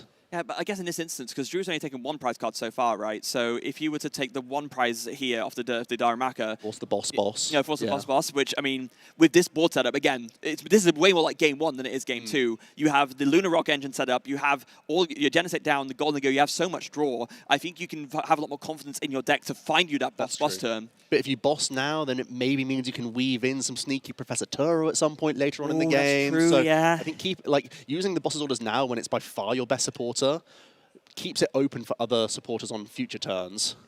The boss is there in the hand ready to go, so no matter what, the option is there for him. So it's just going to be up to Drew to decide which does he think will be the best way to approach this matchup. You could even, to be fair, talk about weaving in Turo, never mind, he's going to play the Arven, but there was a universe in which you could just go for the KO on the Darumaka whilst weaving in Turo to pick up the Genesect. That could have been something to kind of weave in that supporter in the same way. Yep, also a sneaky option that would have been open to Drew, but is going to go for the Arven here. So accepting a single prize knockout, and it will just continue to be with the Sorok. We're not going to commit any more energy to our discard pile. That's at least playing around backdraft pretty smoothly. Yeah, and that's probably ultimately what could sort of weighed up that decision in favor of that single prize knockout. Just minimizing the amount of energy in the discard pile so that backdraft isn't as powerful as it otherwise could be. Big important find from trade as we do see that reversal energy from before Liam. Finally, some basic darkness energy can hit the discard pile. Also picked up an Ends PP up. A couple of them actually in the hand now. Actually going to trade one of them away because we have a surplus. More basic energy finally coming into that hand. There's the Power Glass as well. A few cool options for Liam to trade his way through this hand. He's going to get rid of the Power Glass, incidentally. Does have access to Nest Ball. That's not looking too useful. I'm still trying to see fodder, whether or not... Ooh, the Black Belt's training already in the hand. Okay, so there it is with the reversal energy. You could definitely put on a pretty powerful turn here. Secret Box could also find it the counter catcher. Yeah, that's right. I believe, have all trades been used here? Yes, they have. Black Belt's training coming in. Already the counter catcher it's already in hand. Yeah, okay, so don't even need to... You can just hold on to the Secret Box. Up comes Drew's Golden Go, and we're going to see the Pal Pad. Recycling the Black Belt's training, no doubt. And from there, I mean, you've used your supporter. Are you ever going to Secret Box a way to get back a follow-up Darumaka here? That's my only final question. I mean, I think in an ideal world you would like to, and I think that is what he's going for. I just thought something though, Joe. So, taking out the Darumaka now, right? This Amanatan's going to come in and do the same body cannon. Is there... No, I might have to cut on my own thought here. I was just wondering if you can now weave in a Turo scenario to kind of undo the residual bench damage from Flame Body Cannon, but actually... Oh, from Drew's side? Yeah, from Drew's side. But now this goes into the other point where it's kind of more awkward to weave that in because you're being attacked with a single prize or in the active. So your point's kind of been proven beautifully here. Thank you. As Liam can have full confidence that he has access to these cards next turn as well. That's what's so integral here. A little bit of fodder with that Team Rocket's Watchtower can be binned later with some trades, and Liam crucially recovering that Darumaka just in case Drew is forced to go through this active Pokemon. Yeah, here we are with the Flame Body Cannon. Yeah, 130 doubling to 260 for the knockout. And yeah, it's just going to be double knockout on Gimmighoul and Golden Go, leaving one Golden Go out for Drew. That can't be a good feeling. Liam takes a big 3-prize swing here, finally finding an option where there's not a Bravery Charmed Gimmighoul for once. And Drew now in a really strange position where wants to line up double boss's orders, but that lines up another nice Darmanitan play, and we know that Liam can bring back Itchy Pollen and deny Drew from having that boss game plan that we've mentioned so often, Freya, in order to boss up and knock out one of these Enzorok who often need the superior energy retrieval. And you can't do that twice in a row if Liam weaves in that item lock. And even more so with that, there's something else that I just realized. So with this KO, right, 2 more Gimmighoul have hit the discard pile. So that means that Drew is only going to be able to get 1 more out because that Super Rod is still in the prize cards. You cannot establish double Gimmighoul this turn, and that is dreadful for Drew because that is the only way you can really make a boss game plan work. Drew taking a look here with Genesect DX's Metallic Signal just to see what options he's working towards this turn. Like you said, it may look on paper strong for Drew to go down to 2 prize cards this turn, ignore this Darmanitan one last time, take out an Enzorok, but it would allow Liam to pivot into this spot where you maybe Itchy Pollen, a Lunatone, bring that up into the active position, then set you up for a Flame Body Cannon Black Belt's training play again here. It would require a lot of gusting effects, but Liam has so much draw available that it could be open to him. But I suppose, Drew, all he can really do is give Liam as few turns as possible to create that combination. I'm just sat here kind of like shaking my head a little bit because Drew still has access to his Bravery Charm as well. So if Liam wants to make that line of play, maybe Drew can block that in some way. But that's how it has to be, right? You have to get this Gimmighoul down with a Bravery Charm because otherwise you do just fall to a Flame Body Cannon. Yep, or a Backdraft at this stage. If you're going to knock out an end Zoroark, you'd be walking straight into Darmanitan with those flaming fists. Fighting Gong will just grab one fighting energy by the looks of things. Yeah, there was only one more target in the whole deck for both of them, so yeah, one just essentially being burned. There is the Lunar Cycle coming in for another 3 cards drawn, and doing a counter to deck just to see exactly how much is left. Finds another Metal Energy, it looks like. I'm starting to feel like Liam's board position is so tough for Drew to overcome here. I mean, I know Liam's going to have to get creative on the following turn and might require Chain of Gust, but with that many trade, it always feels possible. And doing a very quick counter to the deck and just kind of asking, okay, how thick is your deck? How much can you dig through to find what you need to close out this game? It's a scary position no matter which way you look at it. Drew, will he be able to sculpt a Boss's Orders play? Is going to use Flip the Script here for 3 additional cards, so isn't happy with the current position. Like, you really just want to find this Bravery Charm here, because if you find it, then you can go ahead and you don't have to Arven for it, but you don't find it. Because Boss plus Bravery Charm means that you can keep up this 2-2 plan. If you don't find the Bravery Charm, though, now you're feeling really stuck. You almost have to hold on to it as well and see where Liam commits damage, I feel like at times. You're thinking about trying to weave in an extra Gimmighoul here, and I do think that's also the case. It is going to be Poffin for that final Gimmighoul, and that would... Was it going to be the fail? Well, now that you don't have the access to the Bravery Charm, you cannot put this Gimmighoul down. Yeah. That is a big, big miss from Drew. That was what he needed to really carry on this plan and just did not find it. Drew thinking about removing the Ends Castle. Now can still artisan out the gimme if required, but it might even be the Hops Cramorant being searched out here from Drew. Liam is currently on 3 prize cards remaining, so it would be open, but Drew definitely having to think a lot here about whether or not it's safe to put down this Gimmighoul. He knows that Liam is holding on to that, that Black Belt's training already. Yeah, I mean, a Hops Cramorant will be able to KO this Darumaka, but instead, no, it's just going to be the Gimmighoul down. Do you really just have to hope that there isn't another reversal energy found? Is that the only thing you can lean on? Taking a single prize knockout feels awful. Leaving this Golden Go EX in the active position feels pretty poor if you're walking into a backdraft. This is such a precarious turn for Drew. And he knows it. Yeah, could go ahead in the prize cards, but that unleashes so many weapons for Liam. There's Metal Energy finally committed to the active Golden Go. It is going to be a superior energy retrieval. Drew decided to pitch quite a few cards sort of for free there. Some Fighting Gongs thrown away, a Buddy Buddy Poffin thrown away, which means Drew still has so much fodder here. We'll throw his Mega Morwell EX and Lunatone into the discard pile. They're definitely not going to be able to be weaved in considering the state of the game that we're in. And now, is it just going to be KO on the active, or are you going to just chase down this 2-2 prize map? Just hope that Liam doesn't have to find it, but of course he finds it. The deck isn't even that big, and there's so much draw power. I mean, this is the real issue here. You can see why Drew is really taking a moment, because if you give Liam more turns, he'll just trade his way to the bottom of the deck and once again be in checkmate. So he's going for it now. To do it now. I feel like it's the only way he can win this game number 3. You're not playing to not lose. You are playing to win. That is the move that Drew is going for here. That's the philosophy. Make it rain, 300 damage. Drew Stevenson going down to 2 prize cards remaining. Liam Halliburton has the opportunity to close the game this turn. Already has the Black Belt's training in hand. Could combine that, as he did on the previous turn, for a 3 prize knockout on the active Golden Go EX and the benched Gimmighoul. Liam also has access to that reversal energy at this stage. I believe he's just using an Artisan here. I think it's the Judge Shuffle again. Oh, I love the drama. I live for it. Yeah, Drew already shaking his head, fully aware of what Liam is drawing towards here with 3 trade at least. Reversal energy will win you the game here. Like you mentioned, Black Belt's training is already in hand, so it's 3 trades to find this reversal energy, to win the game, to win the match, to seal your place in Championship Sunday. Trade number 1, that's a miss. Well, more bullets to dodge here for Trade Drew. number 2. Did he find it there? No, it's a miss again. Monkey Dorian, easy fodder piece now. Trade number 3. He misses it! He misses the reversal energy! Well, Drew, my goodness. Liam can't believe it. Let's see the outs. Drew even just said never punished at the table.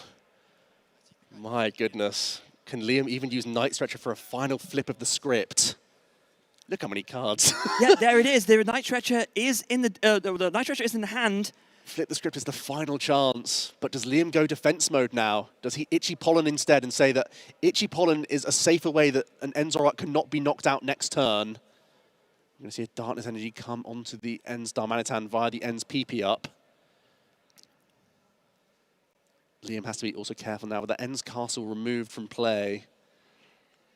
Is it the Professor Turret scenario the only way he can move this Enzorok at the active position for an Itchy Pollen line? Quite possibly. Does he risk it all with the flip the script? That's the decision, right? No, there's an air balloon. That's the air balloon, Okay, so so that's that works. something. So now it's decision time. Do you Night Stretcher for the Badu, or do you Night Stretcher for the Festivity and go for this flip the script? If I know Liam, and he's just checked the discard pile for Drew, I'm pretty sure Liam is safe making this avenue. Drew still has to take a 2-prize knockout. There's 7 energy in the discard pile, 2 already in play. You can still Itchy Pollen and work towards the same line of play on the next turn. I think Liam is still safe here. Yeah, I think Liam is making, it's not the flashy decision, but it is the sensible one, I think. Yeah, we wanted to see it. It would have been absolute drama. But here comes 2 damage that you can place on Lunatone. We've already scouted out this line of play, Freya. Can I change the target on that or no? Oh, wait, just asking about the change of target here. I mean, on the boss's orders, because you might want to do it on Solrock instead, because it's already got a tool committed to it. Well, that's true. If you do it onto the Solrock, it can't be Bravery Charmed up. But Drew now has the avenue to Bravery Charm this Lunatone and evolve the Gimme Ghoul. That would take away the 3-prize play that Liam's just tried to line up here. And that's Liam may have to dodge Bravery Charm now. I think that's exactly what Liam's realized, that, yeah, hold on, that actually that was the wrong target. So now Drew has an opportunity to come back into this. What does he find? It's a fighting energy, and there's the Golden Go EX. There's one evolution. Well, here we go, Genesect EX. If we can also find the Bravery Charm for this active, you're blocking Liam from a Flame Body Cannon 3-prize play here. It is not a thick deck, Joe, and you have a fair amount of draws to do it. Drew might have found a way to just dodge the bullet here. If he can find this Bravery Charm and secure this Lunatone away from being knocked out, he might just have enough to take him through to Championship Sunday himself. Liam was playing so perfectly, only had to choose the Solrock in this instance. But Drew, there's no guarantees here from the coin bonus. Talk about drama in our top 4 match. Oh, wait, to be fair, Drew did already have the Professor Turret scenario in hand. So that could have undone it anyway, right? There's a fighting energy on the Lunatone. Let's see. If you commit your Professor Turret scenario, you're going to fall prey to another Itchy Pollen, though. Oh, that's true, yeah. That Genesect could easily be trapped. But it is going to be the Professor Turret scenario. Okay. Back into Solrock, you would imagine. Just KO the Badu, right? Replay the Lunatone. No, we're going into Genesect. Sorry, the Golden Go EX, perhaps. We could just spend 1 energy. Well, we're still playing down the Lunatone. Well, I mean, you're still safe from the double knockout potentially here, right? No, I guess you're the same to trade. Oh, wait, are you? There can't be a 3-prize play from this board. No, they can't. Yeah, that's right. Yeah. After that heal, we're pretty safe. The air balloon's going to come down. Just 1 more energy thrown away. Drew Stevenson going down to 1 prize card remaining. And at the same time was able to undo Liam's last turn. And now there's no avenue for Liam to win. He could have won on the previous turn if he'd dug further, if he'd hit off the trade, obviously, or had looked to flip the script and win it right then and there. Attacking into the Solrock would have been safer, but Drew still had the Professor Turret scenario, so it's null anyway. But now Liam has to really construct something. I was going to say, watch that be reversal energy, but no, it isn't Ultra Ball. Oh my goodness, it's tough for Liam now. The Genesect TX has already received an air balloon. So hand disruption is looking tough. Yeah. I think there was a bit of a debate about the energy, whether there was an energy discarded. It was to make it rain, right? Yeah, it was definitely to make it rain for 50 damage. Yeah, okay. Yeah, all clarified there, so all good. Ultra Ball now coming in for Liam. What is even left in that deck? That's the first thing Liam has to look towards. He's going to find that next N-Star Manitan. There's the reversal energy. Yep, it's there in the deck. That's been eluding him on that previous turn. I think he also just wanted the information of like, well, would I have drawn into it from Flip the Script? No. Okay, good. I made the right line. It's also like kind of a relief, right? It's kind of a cold comfort, but it is a comfort nonetheless. We take that, and even then, he's got to stay locked in. There's still a chance to close out this game. It's not going to be easy for you. And you might have to start spending your final few pieces of Gust here to make something come together. It's going to be a combination of Flame Body Cannon at this stage. And at this point, you can't go for Itchy Pollen again. You can't go for Item Lock because the Solrock is already there ready to go, and you can just take a KO, you can retreat very easily and do it that way, right? Would you ever look to backdraft the active and say there's only one Golden Go and one Flip the Script in play? Do you say that Iono can get you there? It feels difficult. We're going to start seeing some trade now from Liam.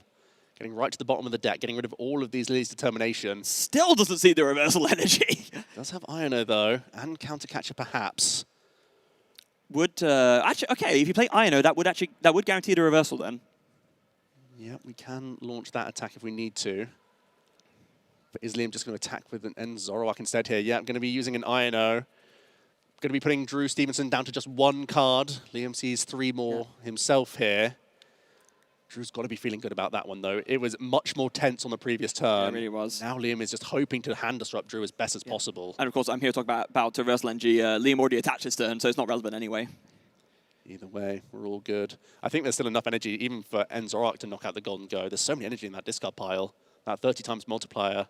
It's even a lot, yeah. You should be able to take a KO. Yeah, it's going to be what, 240? No. Well, I'm pretty sure there's enough to deal with this Golden Go EX. There wasn't any counter-cat shenanigans going on here. Both players just taking a moment. I think we're making sure about the shuffle going on here. I haven't seen Drew draw his 1 card yet, so even more drama in this late stage.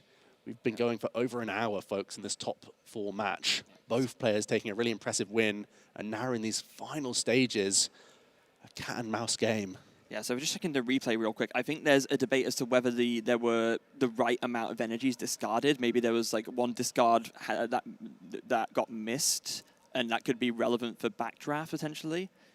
Yeah, just checking the replay. 8 energy in the discard pile right now. Yeah, so that would be. I didn't see any additional manual attachments that were illegal. I'm pretty sure. Well, we're going to get confirmation here, folks. So let's just take a breather. Let's see where we're at in the tournament. Top 4 of the Masters Division. Both players having taken a game. Liam had the chance on the previous turn to win on the spot. The trades were not helpful. Missed that winning combination. Didn't want to risk a Flip the Script to get there. Drew very cleverly with the use of Professor Turo and an evolution of Golden Go EX, even under Itchy Pollen Lock, found a way to go down to a single prize card remaining. Yeah, just really just dodging that win with the reversal energy there and then. Liam opting for what I guess felt a bit like the safer play, but with, you know, the Professor Turo scenario already in the hand, even with that little misstep with the choice of target of the boss's orders, was Drew was able to undo that turn. We're just going to have a look at these final few moments here. We're waiting on our judges to figure this out for us. We'll get you the information as soon as we know it. Liam holding on to his 3 cards, and now we are going to see the cut of the Ino, or perhaps not. Drew will just get that 1 card. And there we go. Action still on Liam's turn, let's not forget. Who has got an air balloon in the active, so does have choice of what to attack with, but it looks like the Zoroark that he powered up this turn is ready to go. So, yes, here we go. Is it just going to be 240 damage? You were right, Freya. Yeah, 8 times 30 is 240, so it's actually not quite enough for a KO here. So, what do you find, Drew? That secret box? Hold on a second. Can you just draw 2 cards and get game here? Do you have enough? See, are there enough cards to actually make it happen? Secret box normally pluses your hand, but with so many resources spent, is it possible? Drew Stevenson going to use Genesect EX for a final look and perhaps use this Golden Go EX full fodder. The cards are coming towards the top, Freya. I think there he's counting Air it out. Balloon, there's Arven, there's already the Superior Energy Retrieval. I think Drew's getting there. I think so as well. I mean, to be fair, with Secret Box and Boss's Orders, you don't need that much to win, right? You can, yeah, you just get it there. You definitely have the means to get enough energy with enough discard fodder. Yeah, Drew just showing it there with the Superior Energy Retrieval with the Boss's Orders. That'll do the trick! Yeah, Drew Stevenson taking that final prize card. Superior Energy Retrieval. Boss's Order up, one of those easy single prize Pokemon. Drew Stevenson making it to the finals of EUIC. Our first finalist for Championship Sunday secured, and it is our hometown hero, Drew Stevenson, representing the UK here in London. He has got to be chuffed about that. My goodness, so happy with that one. The fist bump to the crowd, and who can blame him? Liam Halliburton, what a competitor, and what a match we've just seen in this top 4. Make no mistake, Liam, at points in that game, could have closed it out. Drew had to take the gamble, had to say, let me get down to 2 prize cards. I know my opponent has a huge number of outs to win that game, but if I extend the game any longer, Liam will have guarantees at his side. Just had to take a moment as well to say, again, huge commiserations to Liam. You could tell that that loss could really hit him hard. He was really so hungry for it. He played, like you said, Joe, so well throughout this whole series. To have it come undone like that, you know he's going to be kicking himself a little bit. Having said that, a top 4 finish at EUIC, come on, that is a huge accomplishment. Yeah, and so many elements of his game on display during this set. In game number 1, Liam got into the mix quite well with some prize cards, and Liam simply wasn't able to deny, even with Itchy Pollen, the amount of resources remaining for Drew, who also credited that Pheasantipity EX prize in that game number 1 that was so awkward for Liam, who missed many pieces. Let's not forget, missing lots of those reversal energy. Straight into game number 2. It's quite a different situation though, Freya.